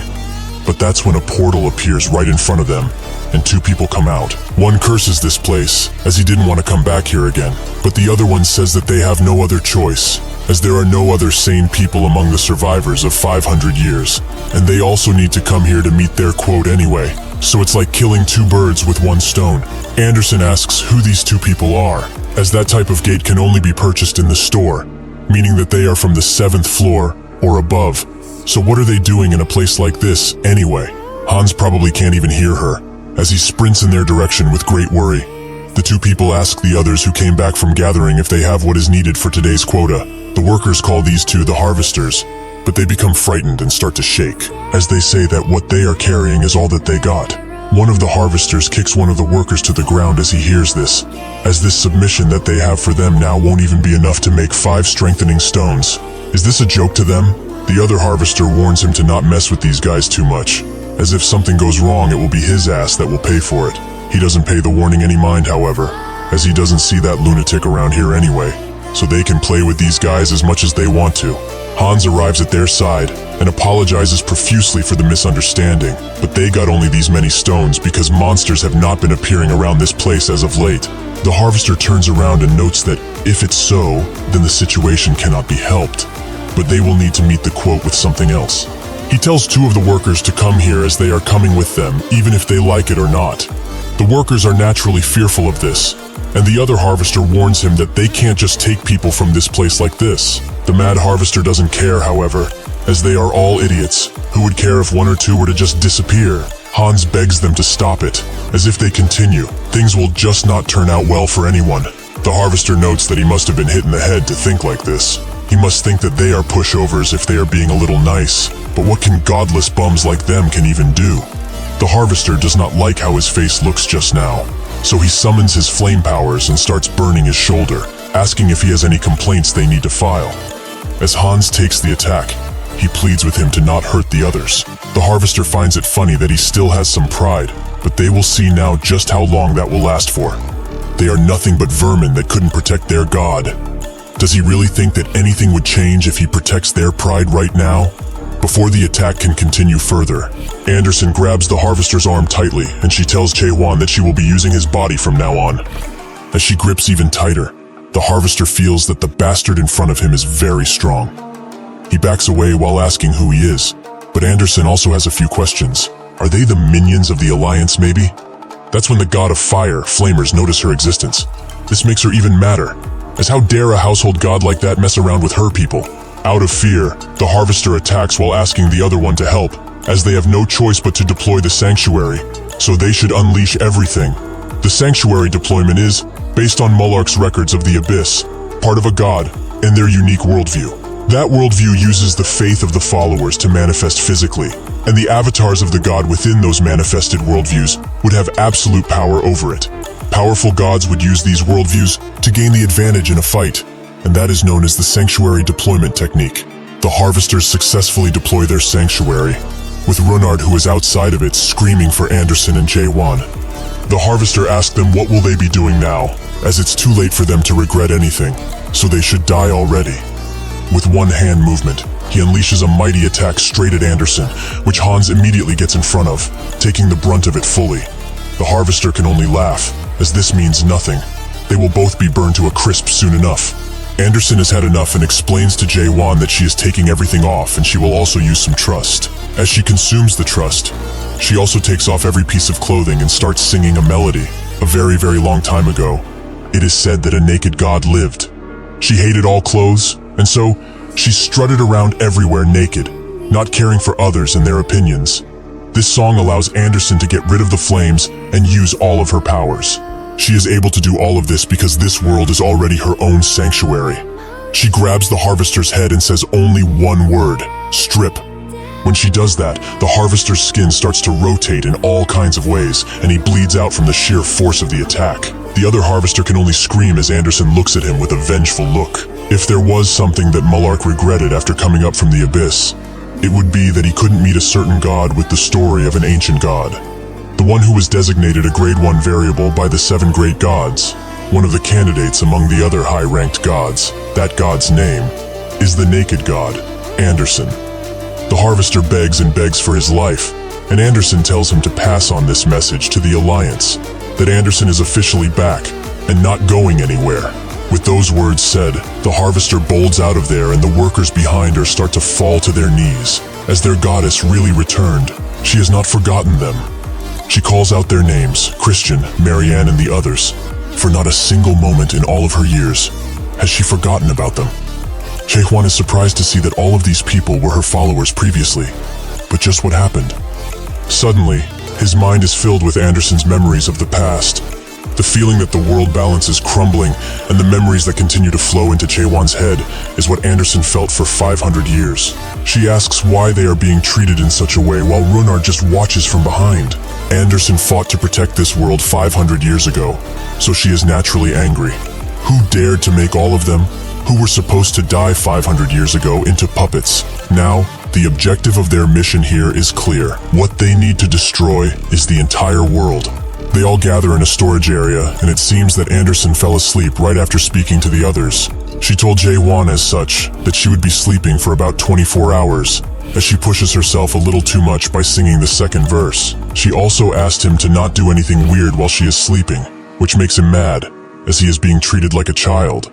Jae-won asks Hans if they will just leave this guy here, who says that it will be fine, since he can barely breathe and his link to his god has been completely cut. Anderson has never destroyed anyone's existence fully, since the past, regardless of the people that think of her as a villain. They also can't kill the harvesters of the Alliance whenever they want, so the punishment for what this person did will be decided by that person. Jae-won wonders who that could be, but Hans notes that he must be tired, so he will bring him to the place that he will be staying at for his stay in this world. As they walk the snowy streets, Jae-won thinks that this place is certainly unique if nothing else, as there are modern street lamps, but the outside of the houses looks quite medieval. He also remembers that the person who stopped his thrust from going further is around here. It might even be one of these people. Knowing this, he starts using his abilities to analyze each of them, but he doesn't see anyone who would possess enough energy to block his attack. Suddenly, Runard notes that he has something to say, but he stops himself and says that it's nothing as they will talk about it tomorrow, since now wouldn't be the right time. They eventually arrive at the place they are going to stay out and also get a change of clothes, which Runard is very happy about, as even the bed is very cushy. As Jae-won takes his sword off, he notices another lap in their room, which feels very out of place in this tavern-like room. What are technologies not fitting of this world doing in this place? He also notices that Runard fell asleep instantly, making him think that he should go ahead and rest too. He tries to do just that, but he can't seem to fall asleep. making him wonder if it's because he had a bunch of information beamed into his head because of Anderson's memories. This makes him reminisce of the past, as he remembers the times he was climbing the Tower of Nightmares, his first successful hunt of monsters, his first time falling asleep in the inn after selling some monster leather, the times he struggled day by day to survive, the memories he rarely thinks about anymore. This makes him wonder, though, how he looked back then. But it's not all bad, as he all remembers his comrades, the ones he worked very hard to climb the tower with, and Yun Huan, who he now needs to save. But even in his dreams, he seems to be too far away for him to grasp.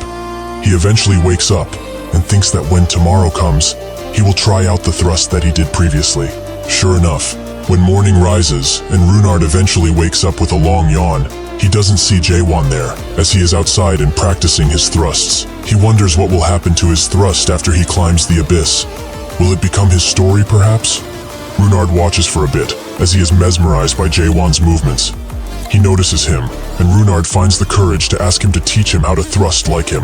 Jae-won explains that a thrust like this was forged over thousands of years. It is not something that can be learned in a day.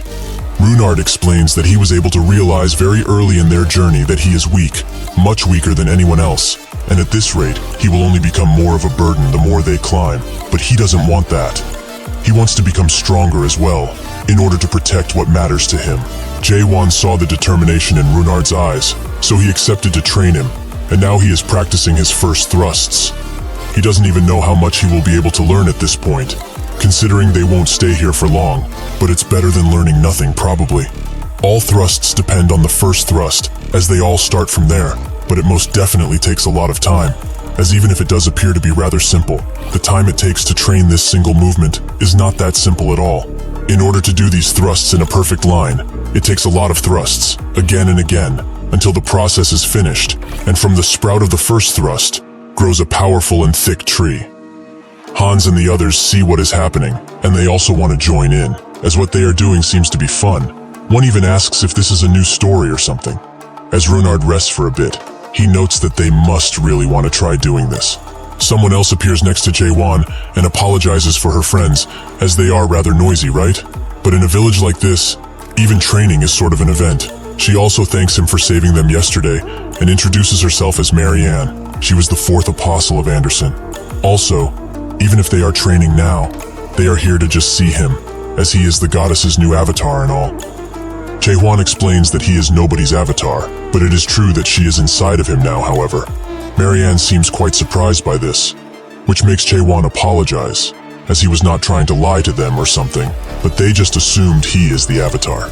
She already thought that something like that might have happened, but even with this, just the simple fact that she is here with him is like an amazing gift to these people. In response, Jae-won smiles. After the sun starts to set, Hans notices that the time passed, so they should go. Jae-won asks where they are going, and Marianne tells him that it's festival day today, at the temple, so he should join them if he would like. Jae-won says that he is too lazy, based, but Marianne insists, as everyone looks forward to his presence there, and it will surely be fun. Runard, who barely crawls to Jae-won's leg to exhaustion, says that he wants to go too, even though he looks like he's about to pass any second now. Jae-won has been remembering tons of memories from a long time ago, but he does not know why. Maybe because the Metabus is also a Tower of Nightmares? If Yun-hwan or Seo-yul were here, they would tease him, as he does not know how to say no most of the time. As they walk to the temple, Jae-won notes that the worldview of this place is rather unique, and Marianne agrees, as Anderson was also a very unique god, as even though she was a god, who stood above others, she also had a more human side to her. She also called her fellow gods friends, and it was one of those gods who built this entire village. Jae-won asks her, if they were her followers previously, will they go back to being her followers now? Marianne notes that she would very much like that, but it would be impossible because they are in no position to become anyone's followers right now.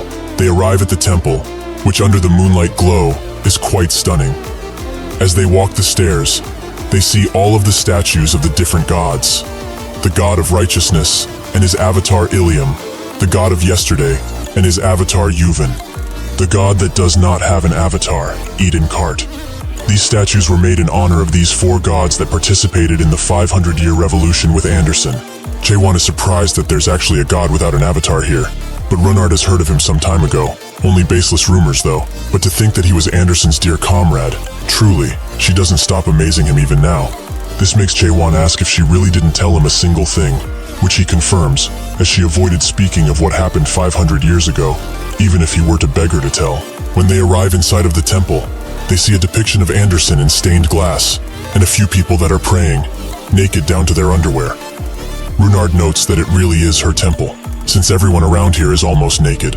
Jae-won agrees, and notes that it would be respectful to have the right dress code for this place, with Runard concurring, as the goddess always said that they shouldn't be ashamed of being naked after all. They both ask Hans where they should sit, but when he turns around he is shocked at what he sees, and asks what he's doing here. Jae-won then asks if they are not supposed to take it all off here, since Anderson's worldview is getting naked. Hans explains that the heart of getting naked is pretty important, but there is no need to take off his clothes like this, really. Jae-won dresses himself back up and sits down, swearing to kill Anderson for all of the embarrassment he has received because of her dumb worldview. While Runard also dresses himself back up, he says that it's been a while since he last came to a temple like this, as in his hometown, he could not enter because of the nobles that would prevent the commoners from entering. This is why he likes the fact that in the abyss, anyone can have their own god, no matter what. Jae-won looks at him and thinks that he knows, although roughly, about Runard's past because of the memories that flowed into his mind. He got chased as he stole a loaf of bread, and he also got chased by nobles while protecting his younger sister from them. That's when he was dragged into the Tower of Nightmares, just like he was. So they all had no choice but to rely on a god in the end. Jae-won tells him that even if he puts his trust in him like this, nothing will happen. But Runard still feels that it's important to have faith, so he prays for him to obtain the ugliest king skin. This also makes him ask Jae-won if he has prayed before, which makes him say that in the tower that he cleared, there was a person who was a part of a religion from another country. In the hometown of that person, there was a device that chanted prayers their way, and even if one didn't speak the language, the device would still pray for them, so that could be a sort of prayer. But who knows if any god heard it. Runard notes that it's certainly a unique way of praying, but he's not so sure that it will count as a true prayer. Jae-won asks what a true prayer is in this case, but Runard can't really answer, so this makes Jae-won wonder. Everyone in this place is praying for something, but regarding those who are no longer the followers of Anderson, just who are they praying to? What are they even praying for? He guesses it would be better just to look using question, but what he sees surprises him, as he finally gets what Anderson meant. 500 years ago, she lost every single one of them, and to die in the abyss means that their soul will fully vanish, a shell of a transparent soul, with nothing inside. Can these cries of help, can these silent screams even be considered praying? These people are no longer people, they are mere puppets.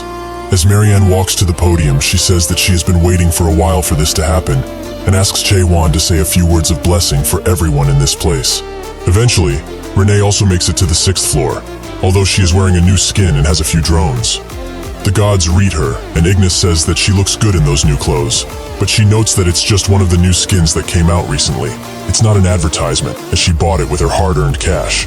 The god of flashes, Ray Ray, asks for the skin name, and Renee says that it's called the Moonlight Girl, Yu Sanga. She got it from a gacha collab event in the Star Stream. Ray Ray notes that he also used that gacha, but he only got the bicycle thief, Han Myung-oh. Renee agrees that the drop rates are atrocious, as she also has like 20 of those, and she doesn't even know what to do with them. Ray Ray also asks how she climbed up to here, with the god of wisdom, Higmatun saying that she must have brought the special high pass to enter.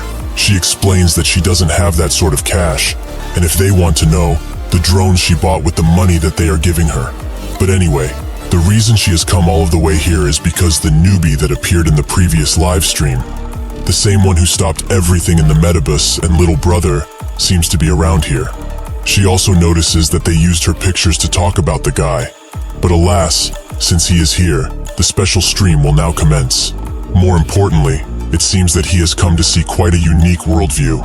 But they should all know already that the 6th floor of the Metabus is a mix of the old version maps. Ignis notes that this place is where that puppet weirdo lives, and before Renee can answer, one of the drones finds Jae-won. As Marianne asks him to speak for the people once again, Jae-won says that he is not Anderson. This makes all of the puppets there start to mumble the exact same sentence. Will the foreigner who possesses Goddess Anderson pray for everyone? Jae-won thinks that these things aren't able to comprehend what he is saying right now. They are just answering with the memories that have been injected into them from the start. He doesn't like to repeat himself, but he now understands what Anderson meant. This makes him remember the religious person that died in the Tower of Nightmares, as they asked him to turn on this music box occasionally if they were to die. When they finally did, he obliged, but he always wondered if his god even heard the melody that came from that music box. Even if he did hear it, would the god have been able to say something to him at this point? Even if he did say anything, wouldn't the music box have no meaning now? Are the gods not lonely beings? He also can guess the reason why these puppets keep on praying, as it's just like that religious person in the Tower of Nightmares, as he also kept praying and praying. Gods only exist as long as they have followers that pray to them. This is probably why they have been doing so without rest for 500 years, so that their god can continue to exist in this world, so that they will be reminded of their precious god, so that they do not forget themselves completely. Jae-won comes up to Hans and tells him to stop praying, as he has done plenty already and it's time for him to rest now. In response, Hans looks at him with his soulless eyes and asks if he will pray for everyone here. Without any other choice, Jae-won closes his eyes and starts pulling out his sword, making Runard scream at him, as what is he trying to do right now? Suddenly, Anderson intervenes and stops his hand from moving, but this makes him madder and he asks what she thinks she's doing right now. She does not respond, so he says that these things are no longer the people she used to know. It's time to let them go, to set them free. She is now just being selfish and greedy, as she wants them around even though they are not here. Anderson starts shaking, and with tears in her eyes, she asks if he could do such a thing if his friend became a puppet, like these people are. Jae-won grits his teeth and says that if that were to happen, he would kill him with his own hands. Anderson pleads with him. Even if there was a way to turn these people back to normal, would he still slay them without mercy? Jae-won's hand stops, and he asks if there really is a way to do that, or is she just trying to stop him by lying? She explains that there is a way, although she is not 100% sure, but it could be entirely possible for the person who made these puppets. Suddenly, someone enters through the temple door and says that it's been quite a while since a stranger ventured into this place. All of the puppet strings are tied right to her waist, and as she asks who he is, it is clear as day that she is the one who made all of these puppets. Jae-won looks at her face and thinks that he definitely saw it before, in Vartus's office. He asks her if she's the previous avatar of Anderson, Rachel Young. The woman does not respond to his question. She instead says that he has a familiar energy around him, so she knows who is inside of him. However, it sure took a long time for her to get here. He was rather concerned, as her friend. It seems that Rachel Young is also a vessel, an empty, soulless puppet, just like the others are. But who is occupying the vessel? A god, perhaps? Anderson gets extremely mad, and while cursing at the top of her lungs, she uses her world power to transform the place around them into her worldview. The person notes that she seems to like the presents he made for her, but it also seems that she has gotten far, far weaker over these past 500 years. Anderson is extremely mad and asks Eden why he even turned Rachel into a puppet. Jae-won remembers that name, Eden Cart, one of the 6 strongest gods in the current Metabus, and the first puppet maker, the god without an avatar, also known as the King of Crows, a god who Anderson once called a dear friend. Eden isn't that impressed with her new avatar, as he is quite bulky for his states. But Jae-won doesn't even hear him, as he demands that he turn the people in this village back to what they were originally. 500 years ago, Anderson's revolution had failed utterly, and the gods that belonged to Anderson's group had either been removed from the Alliance or scattered somewhere else. Among these punished gods, Eden was the only one who was the exception, causing other people to gossip, with some saying that it was because he betrayed Anderson in some way. There were also rumors that Eden possessed skills that could be very useful to the Alliance, but one thing is for sure, that for whatever reason that helped him survive all of this time, he was still among the strongest gods in Metabus. Unlike the other gods who were utterly destroyed, he still has the power of a high-ranking god, even now. As Jae-won asks him to turn back the puppets back into normal people, he says that he has some nice spirit, but he has no chance against him, as he has overcome numerous challenges in the 2,000 years that he lived. So he has faced people much stronger than him, more than a few times. He starts using Crow's Eyes, his own story, which is a story based on rules, an ability that allows him to see the stats of all followers and avatars in simple numbers. In the past, His best trait was that he was always able to select avatars or followers that had better stats. Up until this point, numerous avatars have been caught by his eyes and turned into mindless puppets. Unfortunately for him, when he tries to analyze Chaewon, there is a countless string of numbers around him that doesn't seem to have an end. This makes him smile, as it seems that Anderson has brought an interesting thing to his doorstep. Chaewon then notices that he was the one who managed to block his thrust, as there is a crack on her Shamshir sword that only his thrust would be able to leave behind, it seems. Eden didn't expect to meet the being who managed to do that so soon, but Chaewon has had enough of talking, so he tells Anderson to not let her guard down no matter what, as he will kill this bastard and climb to the 7th floor. Eden finds it interesting that he wants to have a fight using world power, as it has been a few hundred years since he did something like this, so it will be quite interesting. Chaewon tells Runard to stay as far as possible, as he won't want to get caught up in this attack, so he immediately takes cover and stays behind him. Eden asks why he keeps on talking and not attacking. Is he afraid that his attack will get blocked once again? As he says that, he looks at the puppets that are almost out of the building, which makes him wonder if he was waiting for those puppets to leave before attacking, but that's just too ridiculous. Seeing that everyone is far away, Chaewon starts creating attack after attack after attack, making Eden's eyes bloodshot as they are open wide. He begs Chaewon to wait a second, but as he begs and begs, Chaewon only puts in more power into his attacks. Even with his begging, Chaewon uses the world thrust, 7 consecutive shots, his own story. The attacks all land perfectly on Eden, and the whole temple blows up into a red light as rubble starts to fly around. The explosion eventually subsides, and as the rubble falls from the roof, Eden, who is still alive because he used Crow's armor, asks what his name is. He says that it's Chaewon, but Anderson says that this isn't good, as Eden doesn't normally ask for the names of followers, but when he does, it is because he wants to make them into his own puppet, and this also seems to be the case right now. He thanks Anderson for bringing in such an interesting avatar to him, but Chaewon says that he is not an avatar, making Eden ask what he thinks he is then. He explains that he is Anderson's comrade, and nothing less. Eden is quite puzzled by his choice of words, as he distinctly remembers that her comrades died on the battlefield 500 years ago. Hell, he watched die. Every single one of them is now dead and buried.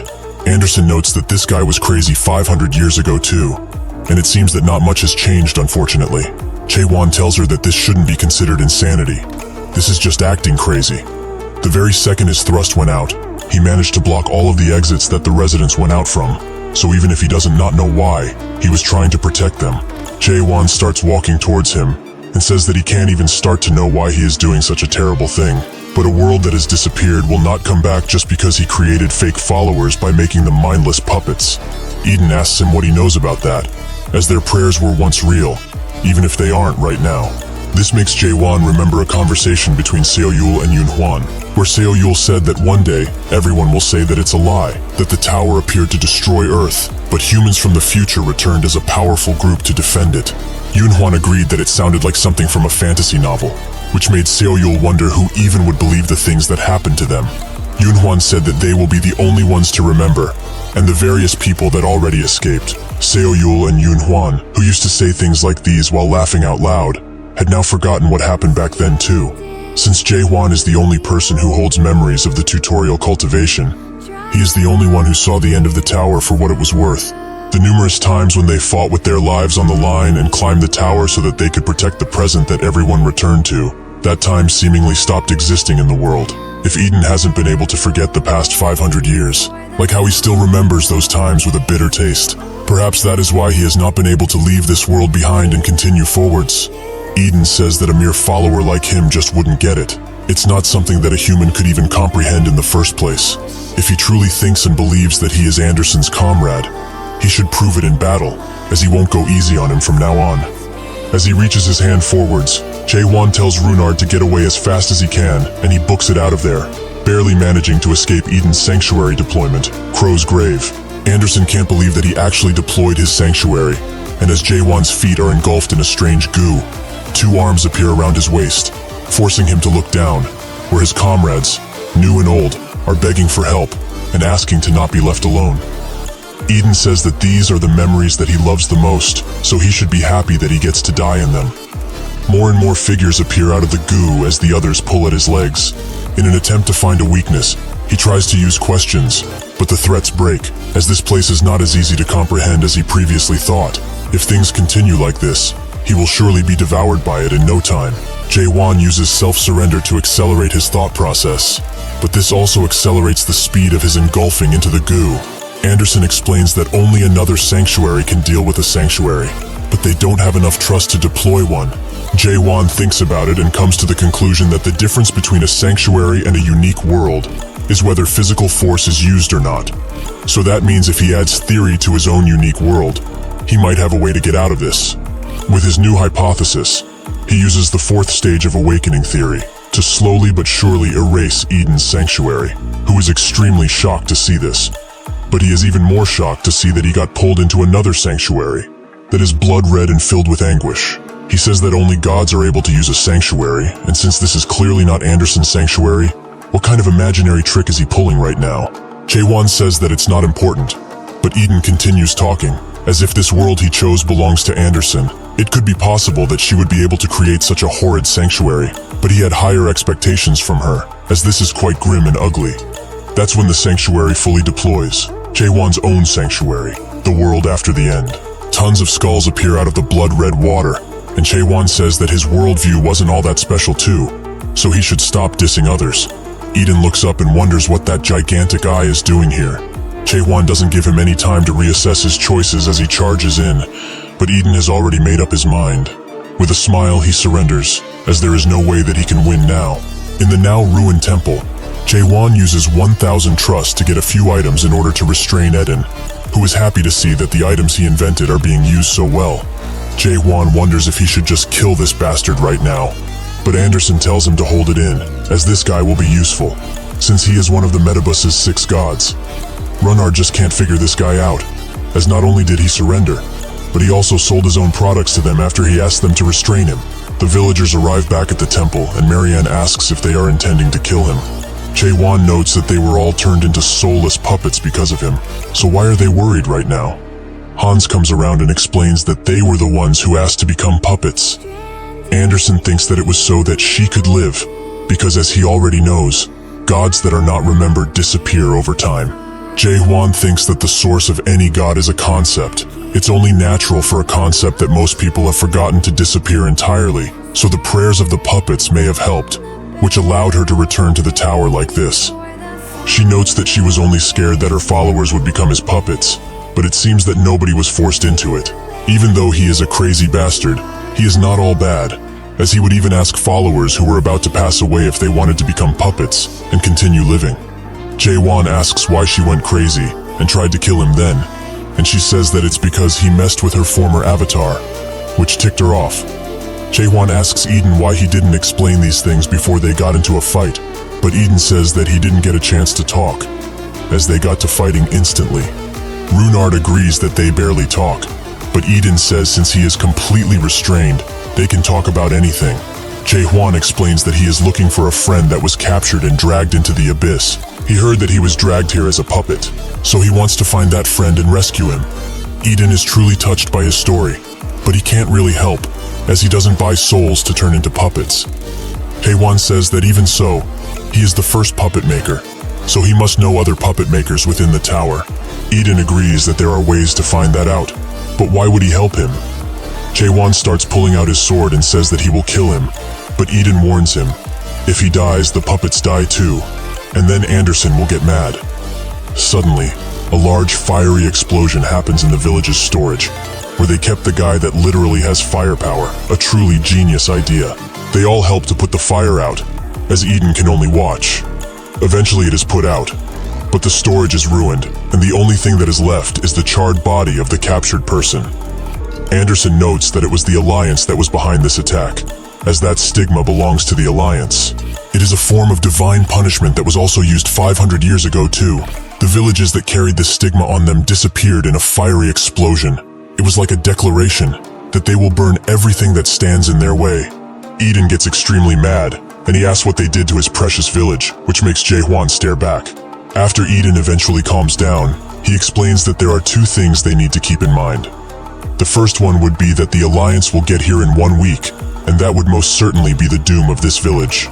Jae-won notes that he previously heard he is one of the strongest gods in the tower, which Eden agrees with, as he is one of the 6 Metabus gods, and that surely means something. If that is the case, Jae-won suggests that all they need to do is fight and win, simple and easy. Eden is quite tired of his simple ideas, as if that were possible, he would have had a position in the Alliance a long time ago. Secondly, he wants them to leave before those Alliance people arrive, unless they want to meet a brutal death, that is. Additionally, he has prepared one more thing, regarding his friend Yoon-hwan. He dug around for a bit and he found his records, which are quite interesting. He explains that at least for now, he has been moved out of the Caspian containment facility. Since the only Metabus transaction record was his, he should have already been transported to the tower, if nothing went wrong, that is. Jae-won asks if he is still alive, and Eden says that one does not die if they have become a puppet, because fortunately, there are puppets on the higher floors that are still in possession of their souls, and there are also a few who have the hobby of making living puppets, with their synchronization rate being very high too. Jae-won says that he didn't ask about this mumbo-jumbo, he just wants to know if his friend is alive. Eden confirms that he is, as he has not become a puppet just yet, as he looked through the puppetification list recently, and he was not in there. Jae-won thinks that it's a relief, as that means he still has a chance to save him. Anderson asks if he will be fine though, as his friend will probably not remember a single thing about him. Jae-won's eyes widen at this conclusion, but deep inside he already knew, as everyone who dies in that place gets their memory wiped. However, for him, it does not matter since he didn't live his life for people to remember him. That might have been the case at one point in life, but right now, it's just not the case. Suddenly, Runard grabs his hand as he probably saw his grim expression and smiles. Eden notes that it seems that he has a very nice relationship with his only follower, so he is going to leave right away, right? Jae-hwan says that first, he has a thing that he must do. That thing being to destroy this place, as that is the mission for this floor. Eden tells Anderson to get this buffoon out of here, as he doesn't know what he's talking about. She knows full well how the Alliance is. Jae-won tells him that she can talk only when he allows it, so she can't right now. Eden expected this, because he is not her avatar after all. But he should wait a bit, as he has an item that he was experimenting with a long time ago. He didn't put it in the store because he didn't think that anyone would find it useful. But in their case, it should be a nice addition.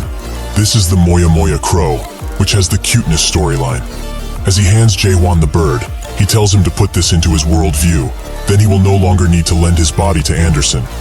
After Jae-won winds the bird up, it makes a link connection to Anderson, and she jumps high into the air, as finally she can talk of her own volition. She tells Eden that it's been a while since they talked, 500 years to be exact. Somewhere else on the 7th floor, a man named Varys is quite annoyed at the drop rates of the gacha that he rolled, as he didn't get a single good thing from it after so many rolls, besides some growth skins. But to him they are useless. The god of shame, Ned notes that his luck is not on his side on this day, while the god of gambling, Vakara, urges him to buy more trust and continue to gamble. Varys says that he already spent too much, as 50,000 trust just went down the drain today. Ray bets 1,000 trust that he can't pull a legendary skin today, but Varys just tells him to be patient, as he will have a legendary by the end of the week.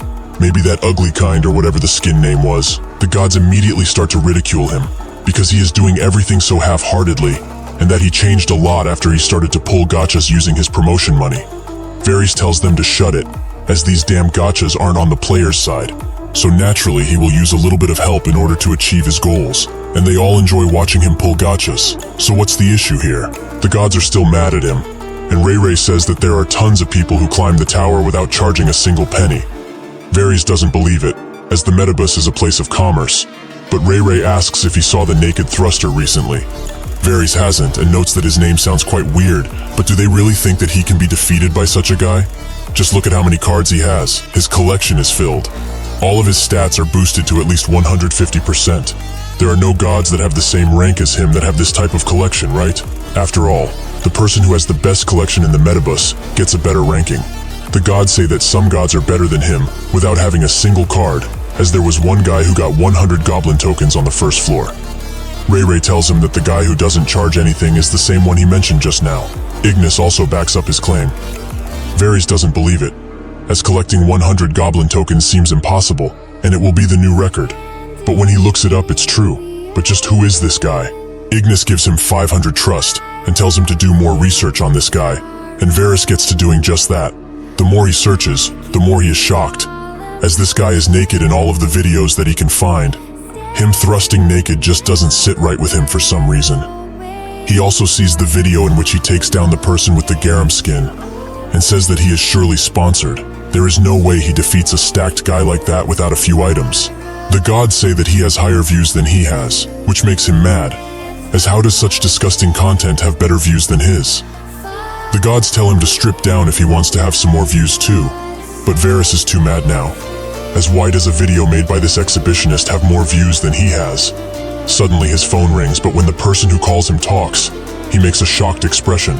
The gods ask what it is, and Varys shows them that Galathian called the leader of the Metabus 6 Gods Alliance.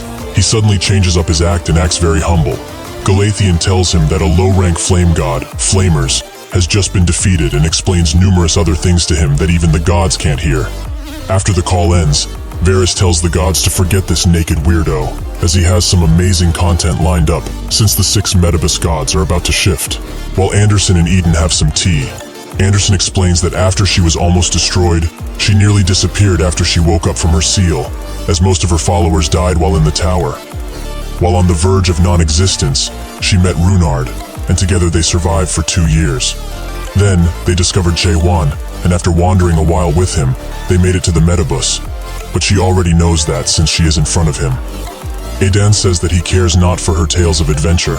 What happened to the harvesters that came to her village anyway? Anderson says that was entirely her doing, which makes Eden call her a lunatic. But still, she should leave this village if she doesn't want to suffer real death.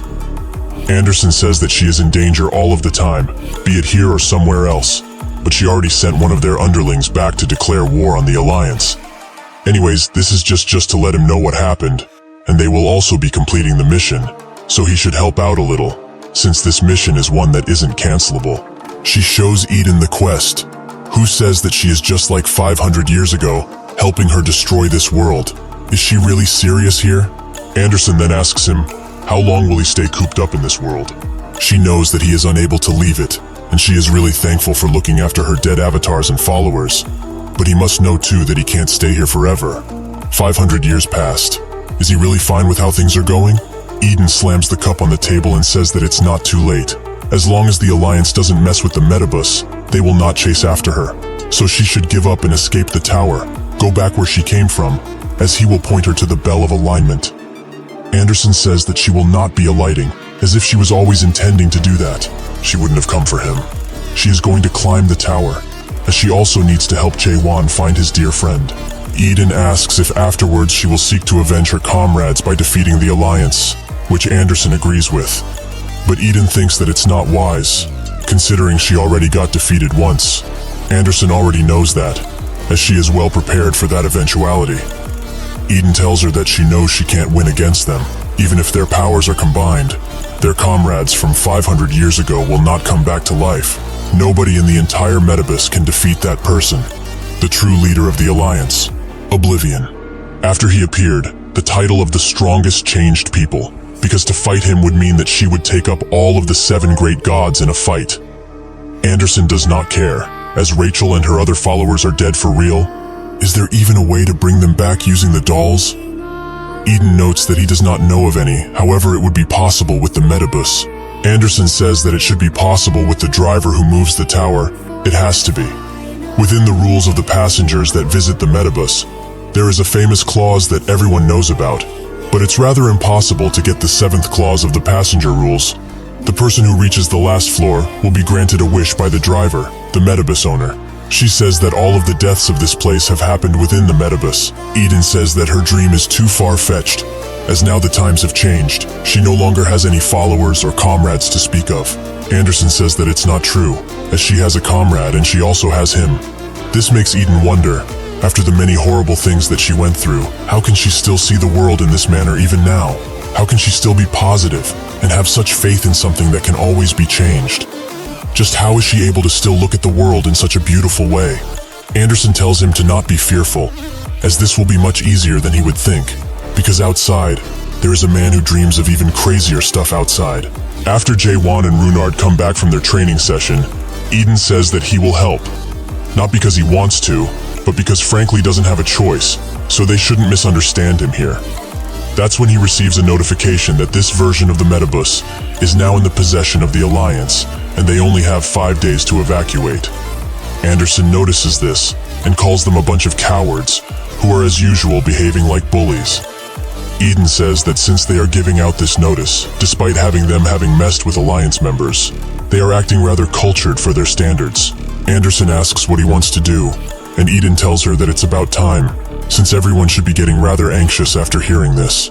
He was intending to bring the dolls out of this world after he confirmed that she lives anyways. Anderson asks if he will climb together with them, which Eden agrees with, but they must not fight with the Alliance right now no matter what, as they will most definitely be defeated. So they will clear this mission before the Alliance arrives and climb to the 7th floor. Only then will they have the slimmest chance of winning. If they get to the 7th floor, there are some gods that still remember her, so if they can borrow some power from them, they can have a shot at it. Jae-hwan notes that getting to the 7th floor and destroying the 6th are their top priorities, so he will start doing just that. Eden tells him that it's not so simple, as just destroying the village wouldn't do anything, it wouldn't even make a dent. Jae-hwan picks up his sword and notes that he just needs to destroy the world if that is the case. But Eden tells him to stop if he's going to try to pierce through the ceiling again, as he is not the only person that is able to block his thrust.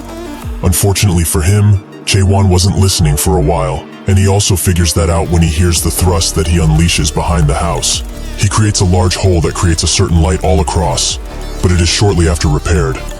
Eden says that this is what would happen, as even if he is strong, it's hard for him to destroy the world with only a single thrust. Even with a more powerful attack, it would be hard, as this world wasn't made for people to clear in such a crude manner. Jae-hwan asks if there is another way, and Eden explains that 500 years ago, this world was destroyed, as there is a volcano in the center of the map, and when a meteor fell into that volcano, it caused pandemonium. So if he can cause the volcano to explode, he will destroy the world, but it has been dormant all of this time, so activating it will prove to be a challenge, although if he puts enough world power into it, he should be fine. Suddenly, Jae-hwan's eyes widen as he looks up, as tons of electric energy appears from the sky and tons of portals appear. The others are shocked to see them so early, but it seems that this was caused by Jae-hwan's thrust, as it was all a meticulous trap set up by Varys, who seems to be a part of the hunting squad. The hunting party charges in all at once, but Jae-hwan uses his storyline to create small but powerful attacks that tear through the weaker attackers like butter. As Jae-hwan defends, Eden deploys his sanctuary around the village, which stops the attackers for a second, but they notice that they are intending to turn this village into a world view, which they can hide in, so they all rush to stop them. As they run, Eden asks Jae-hwan if he really thinks that this plan will work, but he notes that there's no other way, and since it has come to this, they have no choice but to try and see what happens. Tons of gods join Varys' stream, and he welcomes them all warmly, as they must have been attracted by the title he put. Ignis is quite sarcastic, as this seems like another stream of just bullying weaklings, something very unoriginal. But Varys tells him that it's not just any walking, as their target is the famous Naked Thruster, but he has some spicy insider information, as if they remember that certain god that caused the disaster from 500 years ago, the legendary Anderson who killed 3 of the 6 Metabus gods. That naked person is her avatar. Some of the gods are rather confused by this, but Varys continues to explain that he heard a rumor that one of the current 6 Metabus gods, the King of Crows, is teaming up with them. So this can only mean one thing, that this group full of evil people is scheming to once again try and destroy the Metabus. In actuality, the situation was far away from Varys' yapping that sounded true, as the Alliance didn't even consider the situation to be serious. Based on the results by the World Power Measuring Center, Anderson dropped to a low-ranked god, and while the Naked Thruster was indeed powerful, he was just an avatar, so there was no need to only be worried about him. In their eyes, the only opponent that they should be scared of is the King of Crows, as while he is one of the current 6 Metabus gods, his powers were last checked 500 years ago, as he was isolated for that time. There is close to 0 chance that he would be able to maintain his prime strength when he hasn't had any new followers. But the reason that Varys is making such a big deal out of this is because this will earn him tons of cash, something which he is desperate for. He tells his audience that the leader of the Alliance, Galateon, has been generous enough to warn him about the situation already, and thus he also dispatched forces to this place. He also warned him that the revolution that took place 500 years ago would most likely happen again. Ignis asks if they are the ones that attacked first, but Varys says it's not so, as they started it by killing some harvesters, so they just need to exert their justice, like they have always done. The gods do not agree with his vision of justice and continue to berate him for going after a newbie, which makes Varys end the stream, as these guys act high and mighty, but when the fighting starts, they will like it. He asks the person next to him, Jihan, if the brilliant spear is not here yet, who says that he will be in the cleanup party, since he is now meeting with the 6 gods. Varys says that this Anderson god must be quite powerful, since he's meeting with them, and Jihan explains that 500 years ago, she murdered 3 of the strongest gods in cold blood, while almost pushing past the door to the 10th floor that the Alliance was guarding with their life. If she came back with the strength from her prime, even if the entire death squad were to attack, they would not be able to slay her. Varys didn't expect for her to be that strong, but Jihan tells him to relax, as right now she is just a low-ranking god with little to no power. Even so, Varys notes that he, the second in command of the death squad, is here, because of Eden, who he seems to know well. Jihan stares at him as he says this, so he apologizes, as he was saying it because everyone involved in that incident was envious of him. But is it really okay for them to be here, since the brilliant spear told them to sit tight? Jihan says that they will do just fine, as they gave them the date to evacuate, but they have justification, as they told them to leave the world, not try and destroy it. Varys asks if it will really be okay with Eden around, but Jihan says that he has countermeasures for him, as today will be the last day of the Crow. The group continues to run from the countless attackers, with Anderson telling them to move faster, as the attackers have combat skins. Runard warns Jaewan whenever the attackers come too close, allowing him to get rid of them. But Eden tells him to remember the plan, to not kill any of them. Anderson notes that it wouldn't matter since there are so damn many. But this sure takes her back to the good old days, where there were countless people going after her. So he should be careful. After they pass some trees, they finally see their destination, the mountain, with Eden explaining that they must make them go towards the crater. Jaewan thinks that its size is really impressive. If such a large volcano blows up, it will certainly be the end of this world. The attackers continue to follow after them as they attack, until eventually the group makes it to the crater, and Eden says that they can start now. He puts his hands on the ground and prepares something as Jaewan unleashes countless attacks to defend him. Jihan notes that they won't be able to keep this up for long, as the cleanup squad will be here in 10 minutes.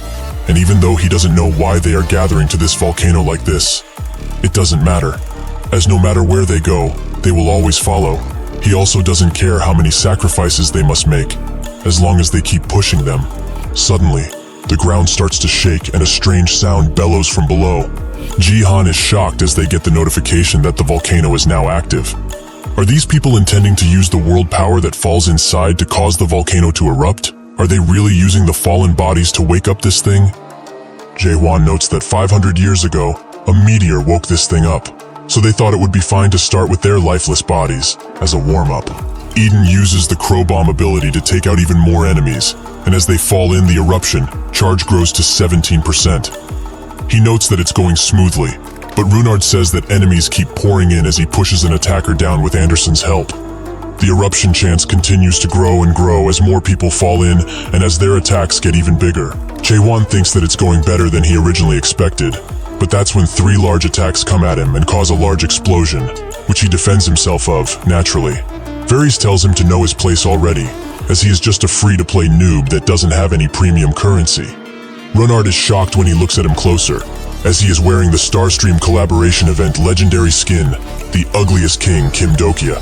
Varys says that this is a skin a beggar like him can never get, but besides Runard, nobody understands the hype around it.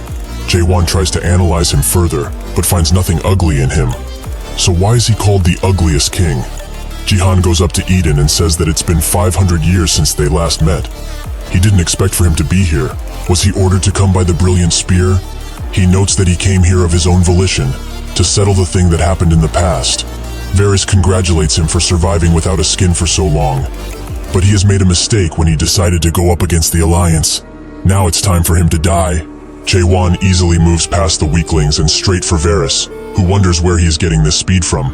Before he can yap further about his superiority, Chaewon grabs him by his jaw and puts him to the ground, asking why he was trashing him for being free to play when he is so weak. Varys thinks that this isn't real. How could he defeat a legendary skin so easily? He starts begging for his life, which Runnard looks down on, as his subordinates must think that he's a loser now. In the sky, Eden and Jihan fight, with Eden noting that the fighter below him seems to have given up. It seems that the Alliance's expectations have fallen. He tells him to not worry about that loser, as he brought him only for show. But enough about that, as he has heard rumors that he has been creating puppets, which made him nostalgic, as he also remembers when he used to do that, while he was his avatar 500 years ago. It seems that at one point, they were very close. Close enough for Eden to teach him how to make puppets, something that he is using now to serve his new god. High Circle, the god he is following, is someone with no personality that only gives him power, someone perfect for him. Eden agrees that they go hand in hand, since he is also a snake who betrayed him. Jinhan says that he just made the right decision, as he has become too weak to even do anything of importance. They both start smiling as they charge one another in a manic display of strength. Jihan gains the upper hand by unleashing his world power in a large circle, making Eden dodge and then fall on him, while noting that nothing has changed about him. He falls to the ground, creating a large explosion, but he doesn't seem to be damaged at all, and as he pushes Eden back, he notes that he is quite disappointed by this display of strength, but it's to be expected from such a weakling. He can't believe that he was once his avatar. As he is being kicked away, Eden hastily unleashes his sanctuary on the ground, which makes Jihan laugh, as his sanctuary looks worse than ever. How pathetic. These are just the remnants of the village he absorbed while running away, but it seems that he didn't get to absorb it fully. As creatures start to come out of the goo, Eden says that still does not know a thing about his powers. More and more gigantic beings start appearing, which easily push the weaklings to the crater as they kill them. Eden says that a sanctuary like this, which has been deployed with haste, is more than enough to deal with a weakling like him. The creatures continue to appear, which makes Varys ask Jihan when he's going to use that thing, which makes Jaewon pay attention to him. Jihan notes that it's not that he doesn't understand his power. He understands them better than anyone, in fact, as if he used his full power to deploy the sanctuary. Then there is not a single god in the Metabus that could challenge him. He never expected to defeat him with his own strength to begin with. He allowed them to go on this rampage, but now, it's time to put them to bed for good. As he activates the mysterious cube, Eden's eyes widen and he tells Jaewon to get as far as humanly possible. But it seems to be too late, as they are both slowly dragged into the cube, without a trace left of them. Runnard is shocked when he sees this, and Anderson asks where he got that damn time cube. Jihan is surprised that she knows of its existence, but even so, even the gods of the Metabus would have a difficult time with this thing. Some might never get out. As Varys drags both Anderson and Runnard with him, he damns this legendary skin, as its durability is trash. But it's fine, as their plan seems to have been a success. Varys notes that the cube is really an amazing item, which Jihan agrees with, as it's the same one that subdued Anderson 500 years ago. Suddenly it starts to shake, as even if it's said that it can hold one of the 6 Metabus gods inside, it seems that it won't last long, so they should wrap things up. They will feed Anderson to the Alliance and kill this brat in order to make him into a mindless puppet. Varys then equips another legendary skin, the Illusion Demon, Khan Namwoon, as it's the perfect skin for butchering. Before he can do anything, Anderson escapes his grasp and attacks, while telling Runnard to run away as fast as possible. She tells him to last as much as possible since that item doesn't last long. Varys has had enough of her, so he slaps her to the ground and starts kicking her again and again, wishing that he could just kill her and be done with. Her plan was stupid to begin with. Where could have the brat run to, considering they are surrounded? Ignis points his finger at him and calls all of them a bunch of worthless cowards, with Ray Ray saying that they will unsubscribe if they do anything to Runnard. He tells them to relax, as he's only taking care of a terrorist group that wants to destroy their way of life. They should just look at how this child is already holding his sword. But now, they should like and hit that notification bell, something that you should do too, dear viewer, as he will show them some really good techniques that will cause a lot of pain. One of Renee's drones hides as it records this, and Renee herself tells the gods that they must do something, otherwise Runar will die. Ignis and Ray Ray want to come and help, but it will take a while for them to get to that place. The god of doom, Thanatos, says that everything that exists perishes at one point, while an anonymous god notes it wouldn't be a big deal, and other gods agree with him. So they leave the stream. The streaming platform of the gods, called Little Brother, appears as a public platform that challenges the Big Brother. So it includes nonsense, as it is a collective intelligence platform that can face off against the 7 great gods. But in the end, this is how gods truly are. Renee would like to not get involved because she promised the information girl she wouldn't, but now, does she really have a choice? Suddenly someone asks for their location, which she is happy about, but when she sees who it is, she is shocked. Siren TV has inquired about her information. After she met Chaewon, went through what she went through with him, and then got separated for 2 years, Siren has become a renowned pirate in the 5th site, named Ragnarok. As she lazes about, Carlton, who is a part of her crew, tells her to get her feet down, as it's prohibited by the rules. But she ignores him and asks when that old man is coming back. He says that he should arrive soon, which makes her say that the higher-ranked gods will find their location if they dilly-daddle around here, so they should move quickly. She is also mad that she can't stream or upload anymore since they are on the run. Carlton notes that she is also not watching any other streams, with her saying that it is because everyone uploads the same stuff. There is not a hint of originality in their videos. She opens up her message box where tons of people are spamming her to upload, showing that people really do like her. Since she also opened up the interface, she gets to look through the most popular clips on trending and spots one girl named Renee that copies how she talks. Even her hairstyle is similar. What a joke. Carlton asks if that's not how many streamers dress, but Siren says that he wouldn't know, since he doesn't watch any streamers to begin with. He tries to say that he watches informative ones, but Siren interrupts him and says that she needs to be taught a lesson, so she will post a mean comment. Surely that will show her. Carlton says that doing that would break the law, but she says that being a pirate is also a crime, more so than posting a mean comment, making him sit in a corner as he can't believe that he's actually a criminal. As she looks through her videos, Siren spots something strange, as a certain silhouette looks similar, and when they get a closer look, they notice who he is. The old man, Chung Hyo, who was behind them apparently, jumps on them as he screams out Jaewon's name. He begs her to tell him where he is located, while Carlton says that he didn't change a bit. Even in this world, he is already at war with the biggest alliance there is. Chung Hyo starts to cheer him on, but that's when they get to the part of the video where he is sucked into the cube, and they also hear Renee's invitation to help, as they cannot allow things to end like this. Siren finally find the location, that being on the 6th floor of the Metabus, which is too far for them. Even if they ignore the gods that will certainly tail them, it will take a whole 15 days to get there, so they can't get there in time. Siren bites her nail as she thinks that they have wandered everywhere in order to look for him. They even stole the treasure of the 7 great gods and made the unofficial destruction ship, just so that they could find him. But now, there's nothing that they can do. Chung Hyo gets off of the chair and says that there is a place which could help Jaewon. He pulls out a broken coin and says that it's this place. Both Carlton and Siren are shocked by the coin. He explains that there is only one group that can help him, that is within the illusion tree. The terrorist group, Crack. Varys has been playing with Runnard for a while now, slashing him all over and telling the gods that this is just punishment to a terrorist, who is probably not even a kid. Who knows how old he is? The gods agree with him, and Runnard charges him once again. But Varys takes him down again with a single punch that makes him fall to the ground and cough up blood. He feels like his whole body will fall apart at the seams, just because of this single punch. With this, he can finally understand what Chaewon was fighting this entire time. One of the gods tells him to finish him off already, which Varys agrees with, as his viewership isn't increasing at all now.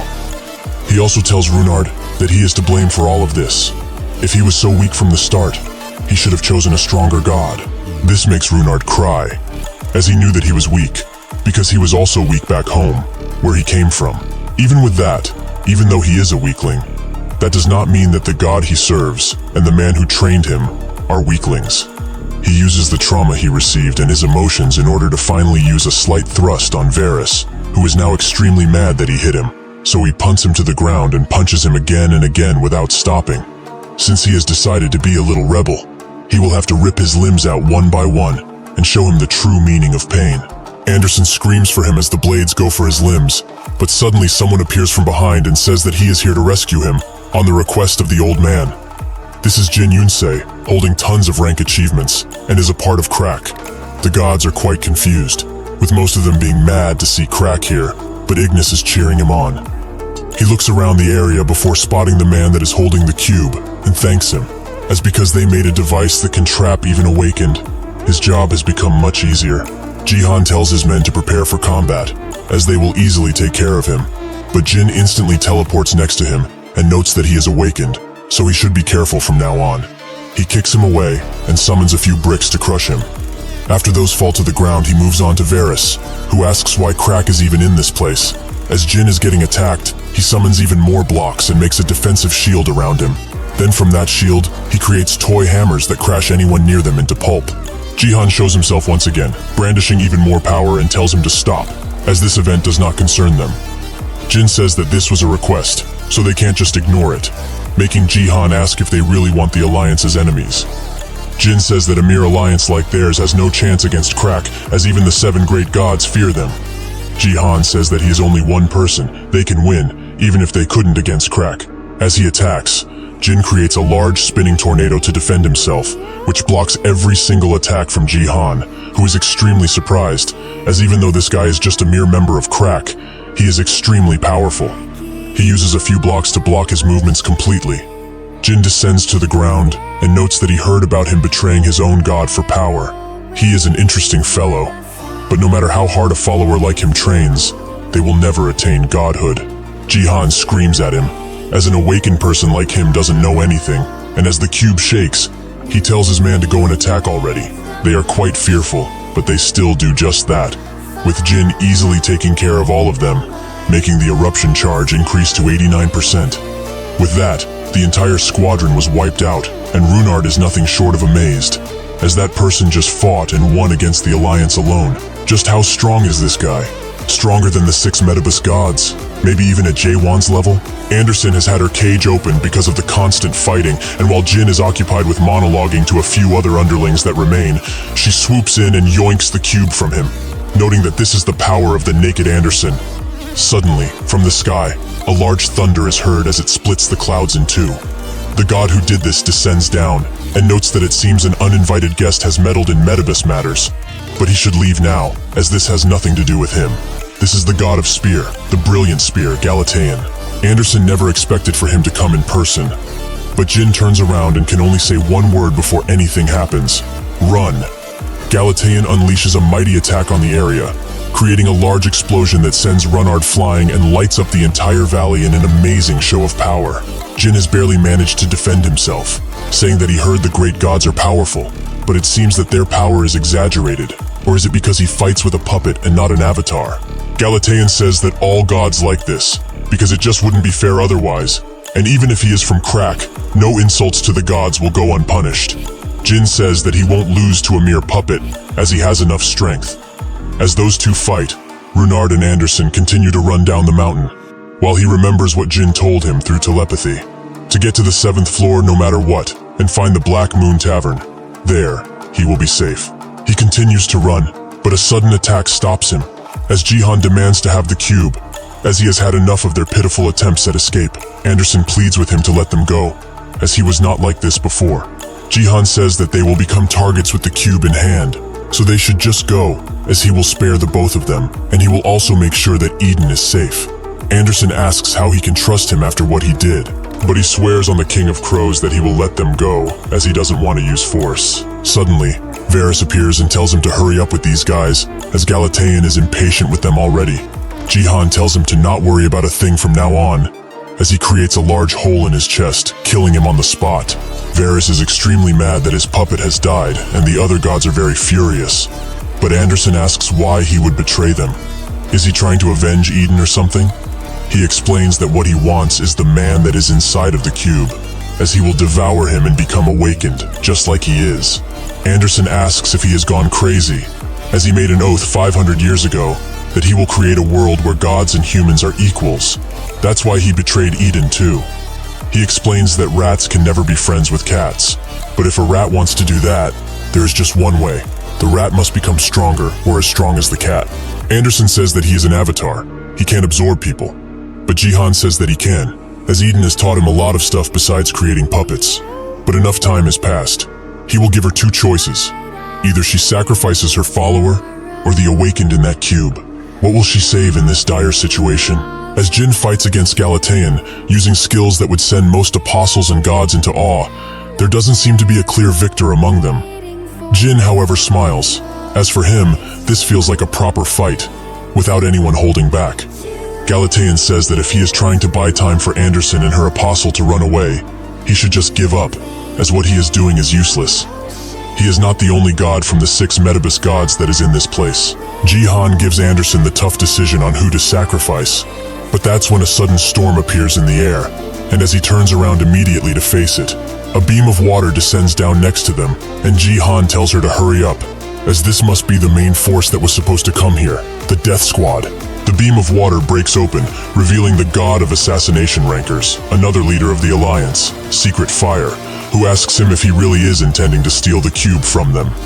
Jihan grits his teeth and thinks that he did not expect for 2 leaders of the Alliance to bother coming here, but now, no matter what he says, they will certainly not let him go. The god of assassination removes his beads from his neck and points them at Jihan, demanding an answer. Did he really intend to betray the Alliance? At that moment, Jihan feels like his head has already been cut off cleanly, which makes him unable to breathe for a second. He screams at Anderson to give him the damn cube already, as if she doesn't, they will all die here, including her damn disciple. Inside of the cube world, Chaewon tries to thrust and thrust again, which makes Eden tell him to simply give up, as if he uses a large amount of power in this place, he will suffer damage from that power. There are also signs of interference shown in the creation setting of this manipulated plane. It was most certainly made by a renowned artisan. Chaewon asks if this was really made by a mare, which Eden confirms, as it seems like the tears of the time waterfall were used in the making of this place, although he is not fully certain. Chaewon then asks how they get out, but Eden has no ideas, as it would take at least 10 days for him to disassemble this place. Chaewon says that they need something faster, as Anderson and Runard are in danger right now, and he will also not be able to save Yunhwan if he just waits around like this. Eden tells him to not worry so much, as the flow of time here is much different than the outside world. Even if a whole day has passed in here, it has only been a single minute outside. Chaewon asks why she is taking her time, but Eden explains that this is just a way for him to survive, as she needs to consume trust in order to maintain existence. Unlike him, Chaewon finds it strange, as that does not seem to be true for all the other gods, as Anderson has eaten trust before, but it was only to charge up her world power. Eden explains that gods who have followers don't need to eat trust, since their world power will increase and recover just by doing essentially nothing. But he is different, as he is a god without an avatar. His world power only decreases as time goes by, and it doesn't ever recover on its own, which is exactly why if he doesn't charge it, his existence will be no more. Chaewon notes that this must have been why he avoided fighting him earlier, but why doesn't he have any avatars? It's obvious that he got betrayed, could not bear the pain of the betrayal, and chose to not take an avatar ever again. Eden says that what he is talking about is a tad too romantic, but it was true that he was betrayed 500 years ago. Chaewon says that it's okay for him to not explain anything, but he continues nonetheless. He was someone who stole his production method of puppets, and he is also the one that went to the Alliance. Even though his personality isn't really that nice, he isn't a bad person, as he had previously made some good decisions before.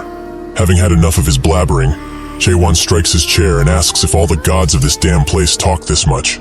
Eden explains that there are some like him and some that are not, as most Alliance members did not have an avatar. The gods of the tower also do not like followers, as they think that they are insects, who only leech off of their existence. Those kind of gods want to become gods by their own merit. That is why they make things like puppets to use as an avatar, because they don't like other people. Chaewon says that without these insects, the gods wouldn't have existed in the first place. Eden agrees, as that is why the gods have no choice but to still raise those insects, to maintain their existences. Chaewon finds it really pathetic, as the followers need this, but they still serve the gods. Eden says that all followers need gods, because a worldview is needed to survive the abyss. Chaewon knows that, but what he is asking is, why don't they just follow better gods? As much as he doesn't like to admit it, Anderson is a pretty good god. She is kind and cherishes her followers, even if she doesn't have many left. Eden agrees that he is right, as there are some kind gods, but not all followers want kind gods, since followers need a strong god in order to prove their own worth. Did he really think that the followers act solely on behalf of their god? Did he think about the possibility that the gods could act on behalf of their followers? Jae-won thinks about the different experiences he had, and now gets what he is saying. Gods need followers and vice versa.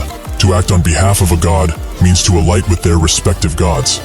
In short, the abyss is a world where those who cannot achieve a thing with their own strength rely on others. Eden says that this is why the followers of gods and monarchs despise him, because he acts on his own. His existence is only his. But he became curious after he saw him in the sanctuary. Does he truly act for himself? Or is he simply a follower that acts on behalf of his worldview? Garam once said that an adapter and an awakened are just opposites of the same coin. They are simply believing in a different world, meaning that just like how Garam was bound by the system's shackles, Jae-won might also just be shackled by his own world that he believes in. Eden asks if he can truly say that his world is his, but Jae-won only says that he will know once he sees it better in person. With that, he drags Eden into his world, who is quite shocked by its true appearance. He asks if this is where he has been living every day, and he also knows what that eye must represent. Jae-won notes that everyone who has seen it up until now had the same feeling, but Eden tells him that this is expected. Everyone in the abyss knows what that thing is, and would not dare to look directly at it. However, a long time ago, he met someone who had the same sky as him. This was 700 years ago, that person also being the one who cleared the final Metabus floor. But the key thing here is that he had the same thing as him, although what he had was not an eye, but something else. Jae-won wonders if a god could really have the same worldview as him, and asks who it was. Eden explains that he was a part of the worst terrorist organization of the Illusionary, the Crack Sovereign of Crack. Jae-won is pretty tired of hearing about that place, but Eden continues. His worldview was rather grim like his, but the difference is that his worldview was not just dark, it was also extremely lonely too. But the question is now, will he really try to fight something like that? Is this why he's dead set on destroying the illusion tree? Even if that's true, why does he plan on rescuing his friend if he intends to destroy the world? Isn't that selfish and contradictory?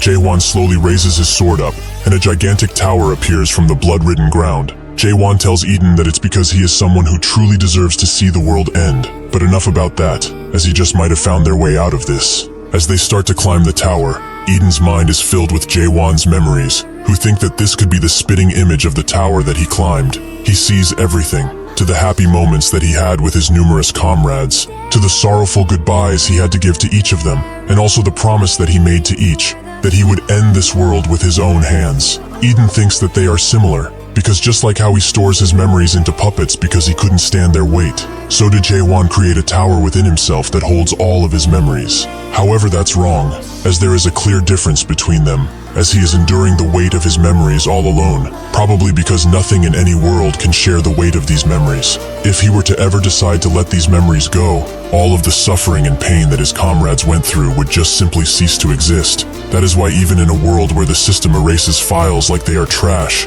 he still remembers everyone, every emotion, be it despair or rage, he keeps them inside. He now gets just how a human like him could become this strong, and how a god like Anderson, who only had a single follower, could possess such world power. This tower is the story and the product that he has. The memories from the tower have become his direct power. He pays with this by enduring all of those horrible nightmares, but he gets amazing strength from it. Was he a god before he even knew of this? Or is it more fair to call him a martyr? As they get to the exit, Jae-won answers Eden's previous question. He doesn't know if his worldview belongs to him, but there is one thing that he can tell him with certainty, that he will see the end of this world one way or another. As they approach the exit, Jae-won feels something going on outside, something bad. Rakers makes a hole through Jihan's chest, and notes that he never trusted him, from the start in fact, and he expressed objection, even when the 6 gods agreed, because a snake like him who is used to betraying people is bound to betray again. He has left him to live as a human for far too long than needed. Perhaps now he will turn him into a puppet and be done with it. Anderson says that all of the attention is on that guy now, so they should try and run away while they are distracted. That's when the sky lights up in a beautiful green show, and someone calls Raker's name from above. Rakers notes that he already told him that Galatean and him would be enough for this bunch, but the person behind him says that it would be nice to just guarantee their success, right? This is the leader of the Fire Alliance 6 Metabus gods, rank 3, someone who Anderson knows much about, as he was one of the 4 heroes from over 500 years ago, the god of justice, simply named Justice. Anderson can't ignore her unbridled rage and tries to unleash a crow cannon on him, but Justice just slaps it away and says that she has truly become too weak. Jihan can't believe that 3 of the 6 gods would appear for this. It's all fucking over. Renard looks at the box and talks directly to Jae-won. Even though he has only been a god for a short time, he just knows that he is more incredible than anyone. So this time, he will place his trust in him fully. He suddenly throws the box to Ji-han, with Rakers trying to cut his hand off cleanly at the sight. But the sudden surge of energy as Ji-han starts opening the box cuts his fingers right off. The box starts to open in a violent fashion, with Renard and Anderson barely being able to get out of the way. As the box starts to heal Ji-han's wounds, the entire mountaintop is lighted up by the explosion. The newly empowered Ji-han notes that he will destroy Rakers, as he looked down on him the most. But they shouldn't worry, as they will get their turn as well. He starts charging up an attack, which makes the lackeys attack, but they can't hope to even approach him, as this one single attack cuts up everyone into tiny bits, with none of them being able to dodge. Ji-han smiles, as he has finally tasted the power of an awakened. It is truly intoxicating. He thinks that nobody in the Alliance can beat him anymore. Not even his contracted god, High Circle, would be able to withstand this amount of power, as he's breaking down just by being associated with it. This is true power. Raker says that he understands he is powerful now, but is this truly all that he can do? He uses his superhuman regeneration story to grow back his fingers, with Ji-han wondering how he is still alive after that amazing attack. In an instant, Rakers grabs his head and says that an insect is still an insect, though he congratulates him for reaching his limit. He smashes Ji-han into the ground with extreme power, who wonders how he's still losing. As he has finally awakened, he has achieved power that is on a completely different level. How is he losing? Rakers asks him if he truly thought that he obtained everything from just that. He looks extremely ridiculous for bragging with power that's not even his, but he will make sure that he wakes up from his stupid dream one way or the other. He pulls the box out of Ji-han, who thinks that he has given up everything for power. 500 years ago, he abandoned his comrades without mercy, and even betrayed the god that was kind enough to bring a failure like him in. But all that resulted from these pathetic actions is a pathetic end.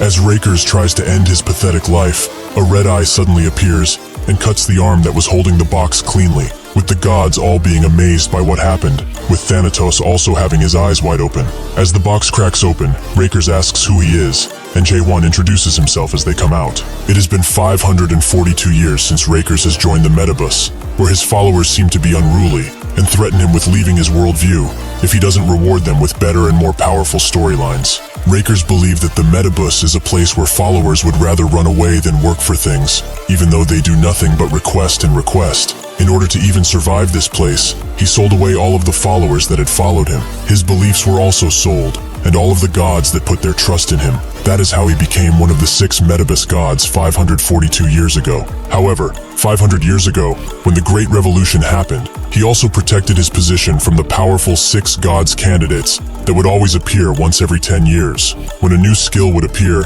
he would go on stream and get promotions. He would also reinvest the trust that the Alliance gave him to grow his world power. It has been centuries since he has lived in this way and ruled as a strong god, but now, when he is fully at the top, he finally understands that what he did was worthless, since he is sick and tired of everything. He notes that he previously thought that the only one able enough to entertain him would be the King of Crows. He must be that naked thruster that he heard a lot of things about. He can't lie. He's as interesting as people make him out to be. He has waited for a long time for someone to appear that would actually dare to challenge him.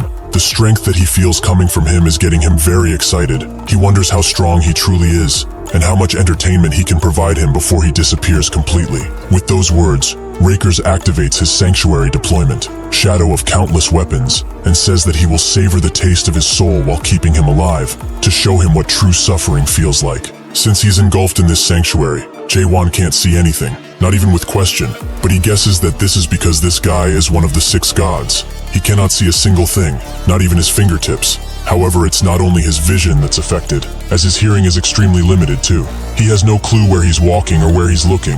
All that he feels and sees is darkness, like he is imprisoned in some shadow realm. Fortunately for him though, he can still feel the pain coming from the attacks. Rakers thinks that he doesn't plan on killing him slowly, as he finally got a good toy to play with, so he will savor his pain in this darkness. Countless swords start to fly around Jae-won, with them inching closer and closer, but that's when Jae-won directly looks at one of the blades and deflects every single one of them with a swing of his sword. Rakers is shocked by this, as he shouldn't be able to see a thing. So how is he doing all of this? The blades don't stop coming, but Jae-won doesn't stop deflecting them, almost as if he truly sees them. Rakers thinks that this must be because of his amazing reflexes, but this is also pretty fortunate for him, as this hunt will be even more fun than he expected at first. He pulls his arm out of his body and starts to draw something using his own blood, as he wants to get serious for him, but he better put in the effort this time too. As he finishes drawing, tons of large swords come out of the sky, with them crashing everywhere around Jae-won, creating tons of rubble. However, Jae-won is not out of the fight just yet, as he has used his story, the Sword of Destruction, to unleash his sword, which is eating all of the weapons that are coming their way, something which Rakers most definitely did not expect. He damns Jae-won for eating his weapons and asks how he dares to do something like this, but Jae-won tells him that he should have kept them safe if he cared so much about them. Rakers continues to draw symbols while swords keep falling, but when he is finished, he enchants one of the swords with amazing power, which makes Jae-won dodge, but Rakers continues to use strikes to make him dodge. He tells Jae-won that he will not be able to dodge forever, as he uses another one of his stories, the infinite lightning strikes. Jae-won isn't that impressed by this, and says that even if he tries his best, his strength doesn't seem to go above that of a lieutenant general, so he will end this now. He charges up his sword with world power, and then unleashes all of it towards Rakers, who can't seem to defend himself as his sanctuary deployment is shattered into pieces. As he falls to the ground, Rakers can't believe what he's seeing, as this was not a sanctuary clash, yet a mere story completely annihilated his sanctuary. All of the gods are shocked to see what happened, with more and more coming to watch the current stream. One god thinks that Rakers is a pathetic work, with the driver of the metabus also watching intently. Rakers' mind is shattered, as he can't believe that all of the strength he has gained over such a long period of time would only amount to only this. He cannot fail. He must kill him right now. He tries to deploy his sanctuary once again, but it doesn't come out, as he is too afraid right now. As he looks up to Jae-won, something crosses his mind, that a monster that is out of this world would flip the tower upside down. 9 centuries ago, that monster was the legendary mare that reached the end. 7 centuries ago, it was the monster of Crack, who destroyed the 9th floor completely and annihilated all 6 gods. 6 centuries ago, it was the chief commander of the current alliance, who was given his nickname as one of the 7 great gods. Since 3 monsters appeared in the past millennia, he thought that he wouldn't be seeing one in his era, but he was wrong. At first, he thought that Jae-won was just a plaything that he would throw away after use, that he was just a fearless dumbass who would fail in his quest. He thought that at his best he would be at candidate level, but he is wrong, as the one who is standing in front of him now is a true monster. Jae-won asks him if there's anything else for him to thrust. Since tons of gods are watching the stream, Renee becomes the #1 stream on Little Brother, with all of the gods at the edge of their seats, as they want to know what will happen to Jae-won next. Renee also notices that 2 of the 7 great gods are here. One isn't surprising, as Ignis has always watched, but even Dorian, the ruler of the pit, the owner of the storyline Black Flame Dragon, is also watching. That's not all, however, as the anonymous gods can't watch anymore since they are low level, so avatars and followers are using secondary streams to watch her stream, with more and more popping up as time goes by. The defeat of Rakers was enough to create huge news that would happen only once every few centuries. However, the real reason as to why this fight is so popular is because this incident won't end with just a change in the 6 god lineup. 5 of the current 6 gods belong to the Alliance, so the fact that one of them was defeated by a presumed god means that this could mean the defeat of the Alliance. In the last 600 years, the Alliance that rules over the tower is now wavering, so it's only natural that low-ranking gods are watching too, as they want to see the tower change. She tells her viewers that they are about to take part in something that might change everything. Jin continues to fight Galatean, but he seems pretty tired, as the battle has been raging on for quite some time. Galatean notices this too and charges in again, but that's when the volcano starts to rumble, with Jin having completely forgotten about it because of the fight, but it is bound to blow up soon, in 20 minutes in fact. He opens a portal and tells Galatean that he isn't running away, he is retreating only because of the volcano. Galatean just calls him a pesky worm, but Renee takes this as Jin having lost, which is not good at all, as even though Rakers will be defeated, Galatean will now join the main forces, and Jae-won will have much more trouble. However, if he defeated Rakers, he might have a chance. That's when a large ship starts to shadow over her, as it seems that the cavalry has arrived. Seeing that he has no hope of winning, Rakers runs away, with Eden noting that it ended before he could be of any use. Jae-won looks at Runard and asks if he's okay, to which he replies with a smile, that he's fine, but what about him? Jae-won says that he's good, but Eden does not like their cheery attitude. as they didn't taste the feeling of betrayal just yet. Anderson tells her to let it go as it's been 500 years, but then Justice says that there is no time for reunions here, as this is a battlefield, so they should treat it as such. They all get the news that the eruption is about to happen, and Justice says that since they don't have any time to chat about other things, they should focus on fighting, as they have also gone back to their full fighting power. Renard sees Galatean and wonders if that strange kid really lost. Justice thanks them for showing him their struggle, but he definitely wasn't expecting for Raker's sanctuary to be destroyed without another sanctuary, so he would like to propose something to Yewan, that he should join the alliance, as he will give him the best spot there is, directly under him. Anderson asks how he dares to suggest something like that. Who would believe him who betrayed his comrades 500 years ago? Justice also throws in the guarantee that Anderson and her followers will be safe, but Anderson notes that this won't happen. He will definitely hold them hostage. Since it has come to this, Justice pulls out a contract to prove how serious he is about it, with Eden noting that he signed it himself, which makes his name even look more stooped, as he named himself Justice like a fool. He should have known the moment he saw him, as even the God of Flames and the God of Darkness aren't real, just like him. Justice asks for an explanation, but Eden refuses, as their minds would break if they would hear this. Justice breaks the contract as he hears this and notes that his tone is too laxed right now. Does he want him to fix it? Eden asks how he can still be so confident after seeing Jaewon's amazing skills, but Justice notes that even if he is impressive, he must have forgotten what the Alliance is, as they won't fight him alone. That's when a super gate appears, and the Alliance's great war weapon named Nebula appears, with Justice asking if they are willing to negotiate now. Eden cannot believe that he brought a great war weapon just to fight them. Is he mad? Is he going to wage war now? Jaewon stops him from talking and says that his negotiating attitude is wrong in this case, as they don't need to be that fearful. If they truly want negotiations, their leader should come down here personally. Justice asks if he really doesn't get in what type of situation he is, but Jaewon puts his sword in the grounds and says that they have only 5 minutes. They will bring him the friend they dragged to the 7th floor as a puppet. Only then, he will even consider sparing their worthless lives. Justice notes that his demands are extremely ridiculous in this situation, but he relents and asks the name of his friend so he can search it up. Jaewon says Kim Yoon-hwan, which Justice starts looking for, but he doesn't appear in the search results. Either he was registered as a puppet already, or he's on standby for registration. Jaewon takes this as him not wanting to negotiate, but Justice told him he can't find that guy. Jaewon points his sword at them and says that he will only know if he climbs the tower and gets to that floor. His business is at the top of the tower anyways, so this doesn't matter anymore. Justice asks what he's trying to achieve by going there, with Jaewon noting that he just has some business to attend to. But Justice tells him that no matter what he wants, wealth, glory, or power, he can have it all if he joins them. But Jaewon tells him that what he wants can't simply be given by someone like them. Justice says that their conversation has been meaningless from the beginning, and they all start charging in as a result, with Eden starts to summon crows that Jaewon jumps onto to get a boost. Justice slashes with his sword and calls him an awakened fool. This is not their first time dealing with his kind. Jaewon is pushed back by Eden's abilities, but even with these attacks, Justice doesn't relent and charges in again, with Jaewon almost taking his head off because of his misguided blows. Justice just grins at this and asks him if he knows what weakens people who have become gods. That would be prayers. Nebula starts to swing wide open, and Renard can only watch as the mighty war weapon charges up a horrifying attack. Anderson tells Jaewon to get away, but the attack is too fast and hits him directly. This breaks the world completely, and tons of messages wishing for his demise and suffering pop up. The messages don't stop as he falls to the ground and the others barely catch him. Justice's demented laugh can be heard everywhere as he asks what he thinks of their world, the world of a god.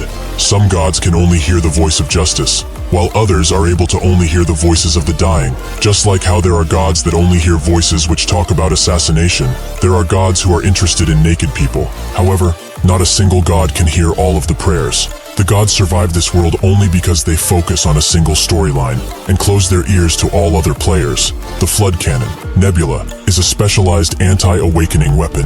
It forcefully opens the world of a god into an awakened mind. For people like him who read, disassemble, reassemble, and stuff like that, they can avoid hearing the prayers. So in order for him to completely shut them up now, he needs to shut down all of his senses, meaning he would not be able to use his powers anymore. This weapon was developed when the second leader of Crack turned the Metabus on its head, as the Alliance wanted to make sure that when they meet a rebellious little awakener like him, they would be able to easily deal with him.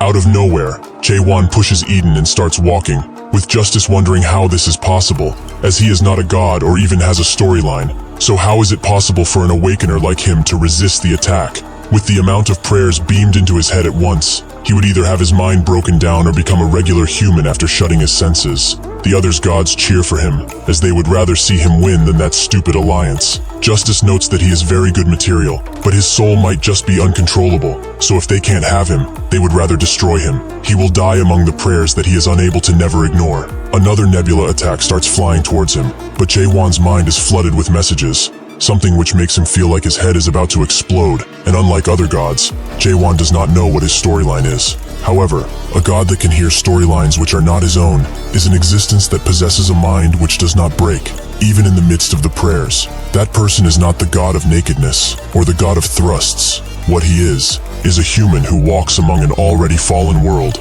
Jae-won prepares a large attack which blocks the nebula attack for a while, but it starts pushing him back.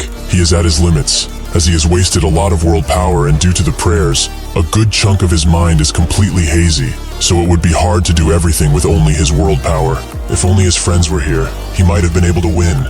That's when Runard and Anderson appear, and they start using their powers too, as even if they die, they will all be dying together. Their attacks engulf Jae-won's attack, but Justice thinks of them as worthless fools. Do they really think that little amount of mana will change a single thing?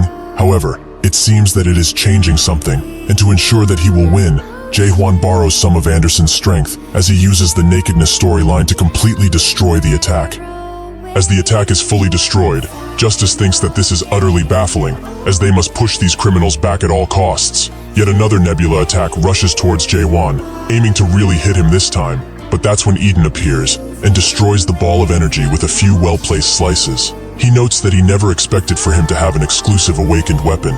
Non-gods truly live quite a tiring life, do they not? Justice asks Eden if he actually dares to stand in front of his objective once again, and Eden starts speaking with Jae-won, telling him that it's hard to say now that he's a good person, as his words are harsh and do not show respect to his elders. Additionally, he takes off his clothes as he wishes, but he doesn't dislike him for this. Jae-won asks a question too. How does he have enough power to do what he just did? Eden notes that he never said he didn't have followers, and he also never said that his world power was too low. With that, he charges Justice, who has had enough of this damn crow, but his attacks don't stop. Jae-won thought that he was bluffing before, when he said that he was holding back, but seeing him now, he must be above Garam, perhaps even at Lieutenant General level. Seeing that the situation has become too dangerous, Justice orders Rakers and Galatean to defend the ship, as they cannot allow the nebula to be destroyed. As soon as he finishes that, a purple blade encroaches on his personal space and almost cuts him down.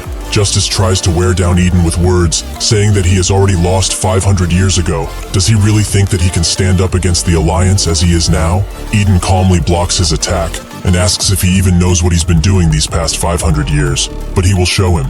Tons of system messages appear, showing that Eden has gathered 100,798 trust again and again, with the number constantly increasing. This shocks Justice, as he never expected him to have so much. How did he even gather so much? He tells him that when he was isolated under the Alliance, he bought and sold a good number of items, and now, he will show him what being one of the 6 gods truly means. He converts all of his trust into world power, and the entire area becomes filled with his aura as he activates his sanctuary. Jae-won looks at this and thinks that if he had to fight this true sanctuary before, he wouldn't have had a chance.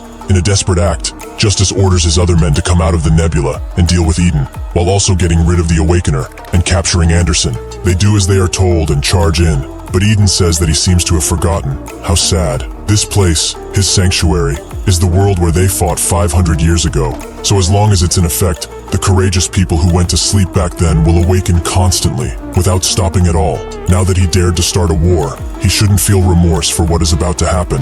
Among those who fell in battle are a few familiar faces, who charged in without any fear or hesitation, showing that Eden's words were true. Justice knows that this ability is probably the best one for a war, as defeating these puppets will result in nothing. He must defeat Eden, who is the one summoning them. He suddenly rushes in his direction and notes that he is surprised he dared to get distracted, but he also says that he has always hated him. Justice tells him not to worry, as he still hates him. With a passion, Eden grabs his head and says that the feeling is mutual. His petty mindset was one thing, but he never expected for him to stoop so low and betray his comrades. Why did he do that? Why betray them for this utterly pathetic power? Eden pummels him into the ground, and Justice thinks that with this amount of strength, it wouldn't be far to say that Eden is back in his prime. He continues to attack Justice until he has had enough, and then picks him up by his hair, asking if it isn't time he got out of his rebel phase. If he does not stop now, he has no choice but to end him. Justice tells him to stop talking, as he has no idea what it took for him to climb to where he is now. He has no clue about what he would do for his goals. Eden asks how he turned out like this. Just what did the Alliance promise him? He betrayed the people who loved him and took him in when he was about to disappear. He stabbed the backs of everyone who thought of him as a friend. Is what they promised so valuable that this much blood needed to be spilled? Did he just want to act like a dog to the Alliance and live in his castle that amounts to nothing? Suddenly, Justice grabs his hand, and as there are 10 more minutes until the volcano erupts, he says that he has another reason for his actions. A timer appears on his hand, and he deploys his sanctuary, the Sanctuary of Justice. He hugs Eden and says that he is the one who did all of this, as he was the one who took Anderson away from him.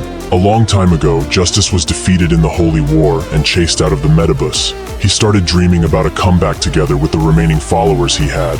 One of his followers named Benzin refused to give up, as despite their defeat, they just needed to grow stronger together. And with him, he knew that they could. What went into the Metabus were the followers who trusted their god with every fiber, and the young god who still had a fighting spirit, and most importantly, passion. However, the cruel reality of the Metabus soon befell all of them. Justice didn't want to give up, and with his only follower being Benzin, he told him that they must not fail, even if it takes longer. They need to walk the right path. Benzin apologized and dropped his praying necklace, as he is sick of his entire Justice act. That is how Justice lost his followers and was betrayed. He was on his way to becoming the god of defeat, but someone saved him. As he stood defeated, Eden's avatar and someone else came around and asked if he had lost his way. He fell silent for a second and then told them to get lost, which annoyed the avatar. These were his comrades. This was actually Anderson at the time, and they started to live like family, bickering about portion sizes and sleeping together under the moon with another unknown woman. Justice began to have a thought every now and then. If Anderson was not there for him, what would have become of him? But he also started to wonder something else. What if Eden hadn't taken his rightful place beside her? As Justice activates his sanctuary, stabbing Eden meets the conditions, and for the next 10 minutes, a new justice will take place in the relevant storyline, that being that the King of Crows, Eden, is weaker than the God of Justice. Eden looks at this and is surprised that he is capable of deploying his sanctuary on top of another, but it's the same old tricks with him. He should just call himself the Leech King or something, as that is all he does. Justice notes that he always made fun of him, but he told him a while back too that he is not the God of Justice. He is the God of definition. He is not the justice that protects the world order, but the definition that defines what things are in this world. His god name was given to him by other gods, who misunderstood him like they all did. Eden didn't know of this, but he could have explained it over the 500 years they had. Doesn't he think so? Still, with this in mind, shouldn't his name be changed to definition now? Justice kicks him away, as he has had enough of his provocations, and says that he shouldn't have ever dared to fight in his sanctuary. He must have gone senile from age after all. Even if it is only for a short moment, his storyline can change who has the advantage as long as all conditions are met. The only weakness the definition has is that it's quite short, as normally, one would be able to win if they got 10 minutes of power. But in that same amount of time, this world is going to blow up. It also seems that the compassion he showed him, which made him hesitate to kill him, has finally led to his death. Eden notes that if Anderson could see them now, she would be glowing with happiness, for sure. Justice says that the avatar he has now, Rachel Young, was Anderson's before. Did he know that Anderson actually came to this place to save him? She might be a little disappointed in him, but in the end, she will have no choice but to choose him. A real comrade, not a fake like him. Eden notices that he has gone completely insane, and notes that the one who was stuck in the past all of this time was him. Justice says that he can keep yapping, but he must say that he never expected for him to undermine his friendship with her. He will now die, with the worldview he loves so much. That's when Jae-won appears, which Justice didn't expect. As he was hit by the prayer flood cannon, he is truly a monster. Jae-won lets out a huge killing intent while telling him to get his hands off of Eden. But Justice says that he sure is strong in a 1 versus 1 fight. Only the leader of the Alliance could put up a fight. But that was before he activated his sanctuary. The conditions are again fulfilled, and Jae-won becomes weaker than Justice. As he revels in his victory, Jae-won punches him through the system screen with such power that it sends him flying. He also apologizes, as he did not hear a single word that he just said. As Jae-won continues to punch him, an error in the definitions appears, and it is revealed that his target cannot have his definition applied to him. Justice wonders why this is not working while eating some dirt. He already fulfilled all conditions of this storyline to come into contact with the target's soul. Jae-won notes that Eden was right. Even gods are just the avatars of a worldview. Suddenly, another nebula spam appears, and this one manages to hit him just in time for Justice to get away. He thinks that even if he has been hit, the state of their fight has been reversed. Unless Eden dies, he and his puppets will be revived again and again. If only he didn't have this bastard to be concerned about. Suddenly, Anderson calls out for him and says that he has done enough. He should have woken up by now. Does he really think that Eden was fighting seriously against his sorry ass? He already knew about his ability and wouldn't have lost against him. Justice calls that a bunch of bull. Does she really think that they are still the heroes of 500 years ago? Anderson says that it's not about that. Does he think that this is what they are talking about now? Does he truly not know? Did he come to fight them? He said earlier that he would guarantee the lives of her and her believers, but she can feel that he didn't come here to fight. The reason he is here is because he wants to protect her from the Alliance. After finding out about her, she knows that he is a coward, but he is still kind. Unfortunately, she cannot accept his proposal, as they are all going to fight the Alliance. Justice looks at her and notes that they will definitely lose, but Anderson knows that this is why she's speaking to him now. She will not ask why he betrayed them. She will not even hold a grudge, as he can redeem himself by helping them right now. Justice thinks about the reason he betrayed them and cannot bring himself to reveal the truth, so he just smiles and says that he has forgotten. As Anderson tries to get on his case, the mountain starts to rumble, and soon after fire starts to spew out in all directions, engulfing everyone who dares to be below it. This leaves a sea of lava and fire around the area. Justice says that this world is about to end. All of them will die if they dare to climb the higher floors, so they should get off now while they still can. As soon as he says that everyone sees a mighty sight, 2 more battleships have appeared, and they all start to prepare a special attack, something that Anderson recognizes as the world bomb that was used 500 years ago to wipe out half of the Revolutionary Army. Eden tells Anderson that she has done enough, and there is no other way now, since there is not much time left, more specifically only 3 minutes before the world ends. He will tell them where the bell to get off is, as they must leave now. Jae-won notes that before, he spoke like he was able to overcome anything in his way, but now he's just giving up. Eden notes that ideals are different from reality most of the time, and they just need to challenge them again. That is better than dying for no reason. Jae-won tells him that if he's going to run away like a coward, he better do it alone. Anderson tells Runard to give Jae-won all of the trust he stole from those Alliance bastards, and with this, they are ready to go to the very top. Minerva says that it's impossible, while Ray Ray and Ignis are more worried about Jae-won. Runard transfers the trust, and as Jae-won eats it, Eden says that if it's him, he might be able to do it, so he will lend him his world. Anderson tries to stop him, but it's too late. A sanctuary is the result of a god's unique perspective on the world, a place made up of the bias and obscenity that have accumulated over a long time. The thought of linking 2 such worlds would be ridiculous, and to make things even worse, Jae-won's worldview was built on the desire to destroy all other worlds, including Eden's too.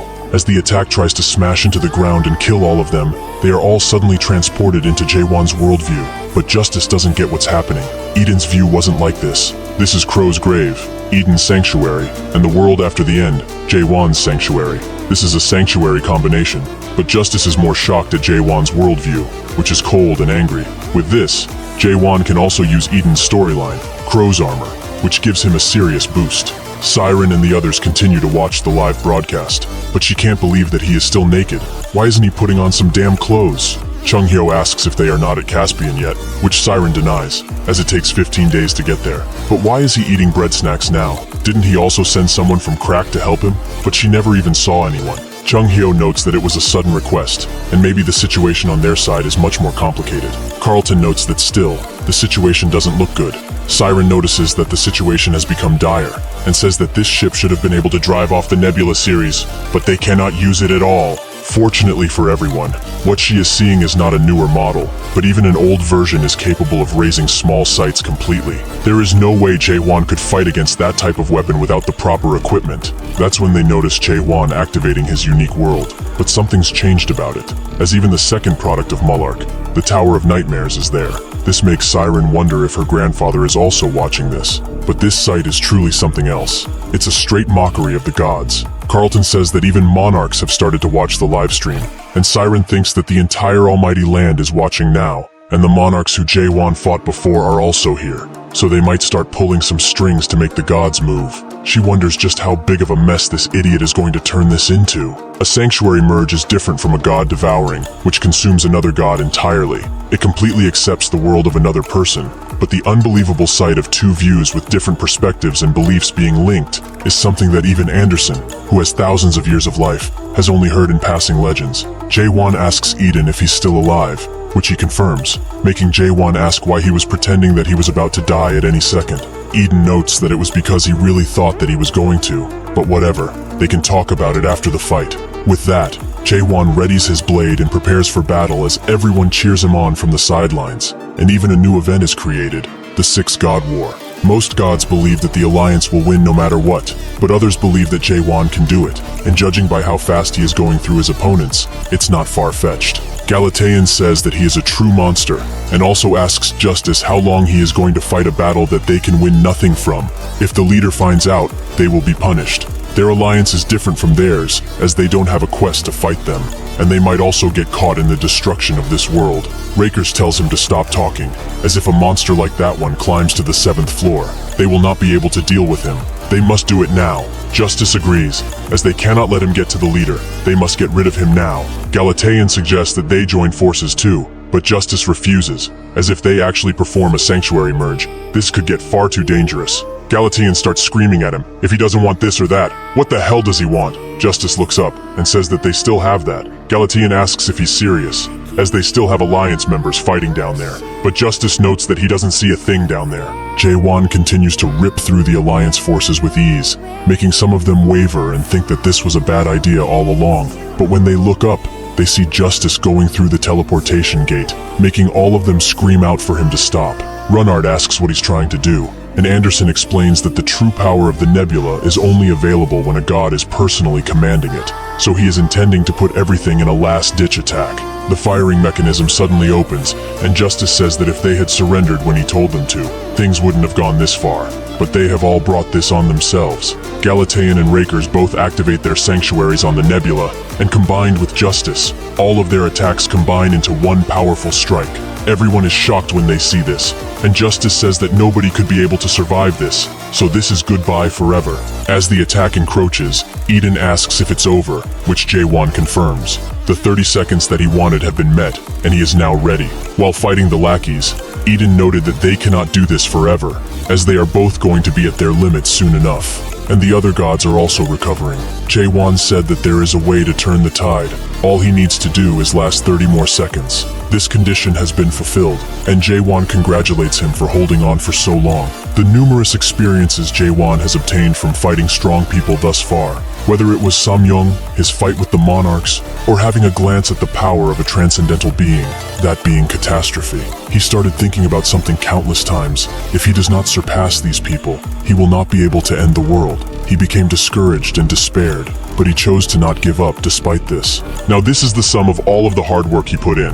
Jaewon style. First technique. The attack goes through the nebula attack and tries to impale it constantly, which Justice thought was impossible. How can one Awakener challenge 3 of the 6 gods? Eden tells Justice that they didn't stop at combining their worlds, they accepted them too, creating a constellation mutilation.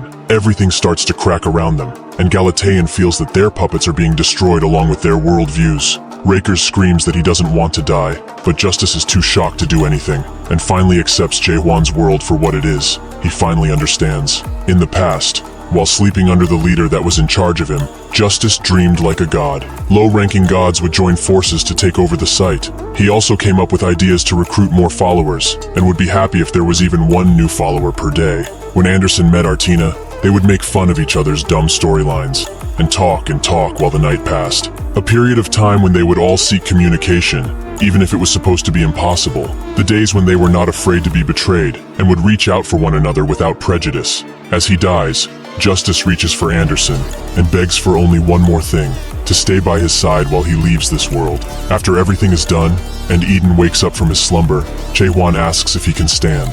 He notes that he will in a few minutes, but he sure feels sorry for Rachel. Suddenly, behind them, craters start to burst with lava, as the world they once knew comes to a complete end. Eden asks Jae-won if he created this view in all of the worlds he visited, and he clearly remembers the world he saw when they performed the sanctuary merge. His world was truthful and lonely. No followers would want to live in that kind of world. He just hopes that the humans of this world will never have to see his, and hopes that the ending he dreams of will never come. Jae-won says that if he has the strength to spew nonsense, he can put him down, but Eden also hopes that he is less lonely. He also knows that no matter what he may say, his wish will probably come true, and in that case, he should do him a favor and protect Anderson until he destroys the world. He doesn't know if this is enough payment, but he will pass him his storyline, as it will be pretty useful.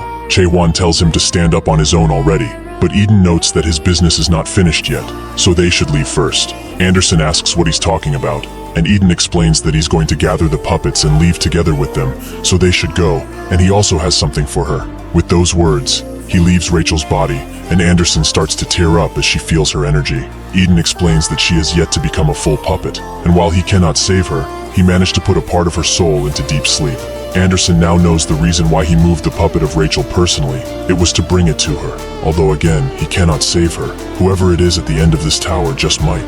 Jae-won notes that he will put her in his sanctuary, and Eden tells them to go, as there is not much time left. Anderson asks if he's really coming afterwards, which he confirms as he still has some trust left. With that, the door to the 7th floor opens, and they all start leaving. But Eden tells Jae-won to not forget about their promise. He just nods and leaves, letting Eden say his final goodbye to Anderson. Insufficient trust pop-ups continue to appear, as Eden thinks that he fought for 500 long years. He gathered trust over a long time and managed with the puppets, and although he used everything, he is glad that he is able to see the end of this fight. However, he really paid too much for this kind of view. Suddenly, someone appears and notes that this is too pathetic to be the crow's grave, but Eden is surprised to see that he has survived all of that chaos. Was he waiting to devour him all of this time? Jihan notes that he won't be able to survive even if he does that, and his hands are also gone, meaning he can't do anything. This body is a goner anyway, as Rakers took his concept God. Even if he somehow survives, he will just become a dark soul. He sits next to Eden, who tells him to get lost, but Jihan asks if he really is satisfied with just this. He must want to see the world after it's destroyed, and since he believes he has not flown enough, he should make him into his crow, as he has enough world power and trust to leave. This way one of them can live on. Eden tells him to stop speaking nonsense and go to the next floor, as his wounds are severe. Yes, but he can survive. Jihan knows the condition of his body best, and knows that he doesn't have much. He also wonders if the rumor about a god without an avatar, being able to make followers that are dying into these puppets, is true. Eden tells him to regret this later, but Jihan tells him not to not worry about that, though he's kind of glad he can pray without hands, but he probably doesn't care about that either. He thinks that things like gods and humans being equal are something he has completely forgotten about. However, it's not even important now, as the era they lived in is all gone and dusted. The passion they held back then has been gone for too long, and even the people around them died.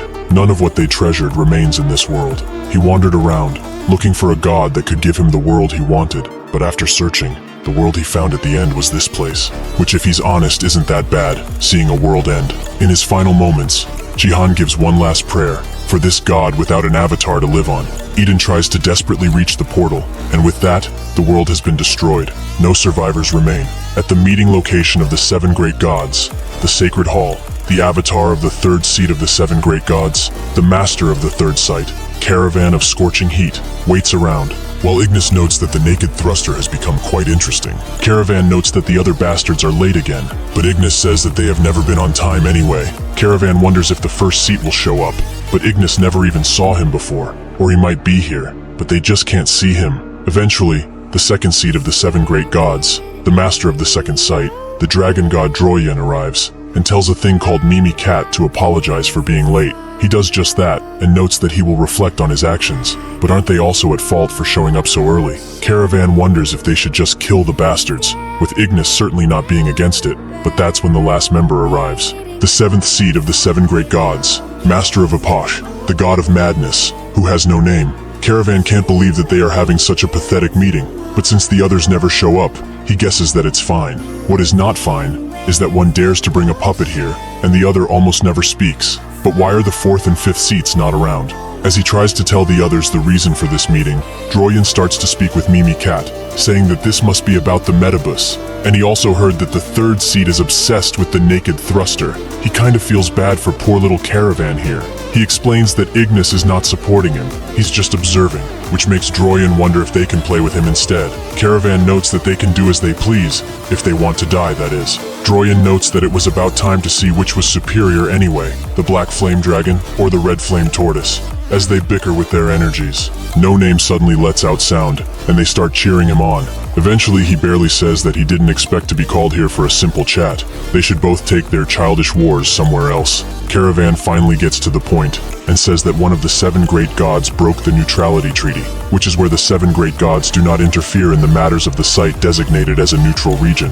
The location mentioned in the treaty was Caspian. Droyan asks who it is, and Caravan reveals that it was the 5th seat, the god of time, Kronos. Droyan asks for the evidence, so Caravan starts telling them about the Caption Alliance, which has been controlling the Metabus for a long time, and that the leader of this alliance is actually the right-hand man of Kronos. Although the leader isn't the level of a god, when people talk about the top 50 strongest gods within the Abyss, his name is frequently mentioned. The alliance led by this leader earned more than 100 billion trust from the Metabus. No Name says that the Metabus is a place where everyone can freely compete, and the alliance is the private army of this leader. He believes that this isn't enough for them to interfere, but Caravan asks if he will have the same thought when he finds out that the trust earned by the alliance is being leaked. They have recently discovered that the trust from Metabus has been flowing towards the 5th site. The Metabus is called the playground of the defeated, and the dump of the gods. The reason why the 7 gods have never interfered is because so far, the matters of Metabus have been taken care of and isolated there. However, if the Metabus starts to mess with reality, that would change the situation. Caravan notes that they are almost sure this is the case, but they discovered another strange thing. A few days ago, Kronos' strategy team, the Blind Watchmakers, illegally entered Caspian, and from what he got, they seem to be heading for the Metabus. Droyan thinks that they want to go and defeat the Awakener, which Caravan concurs with, as he cut down 3 of the 6 Metabus gods. But Droyan wonders what he wants them to do. Caravan would like to suggest a vote. The leader has brought the Alliance and Kronos into this. This is evidence that this alliance is not unrelated to the 5th site that Kronos controls. It's his belief that Kronos mobilized his squad in order to interfere in the neutral region. And if that really is true, the 3rd seat of the 7 great gods, Ignis, will have to personally get involved in the Metabus incident. At the bus stop on the 7th floor, Runard wonders if it's alright for them to go on ahead like this, as they have waited for a few hours by now. A newly armored Anderson says that it's fine.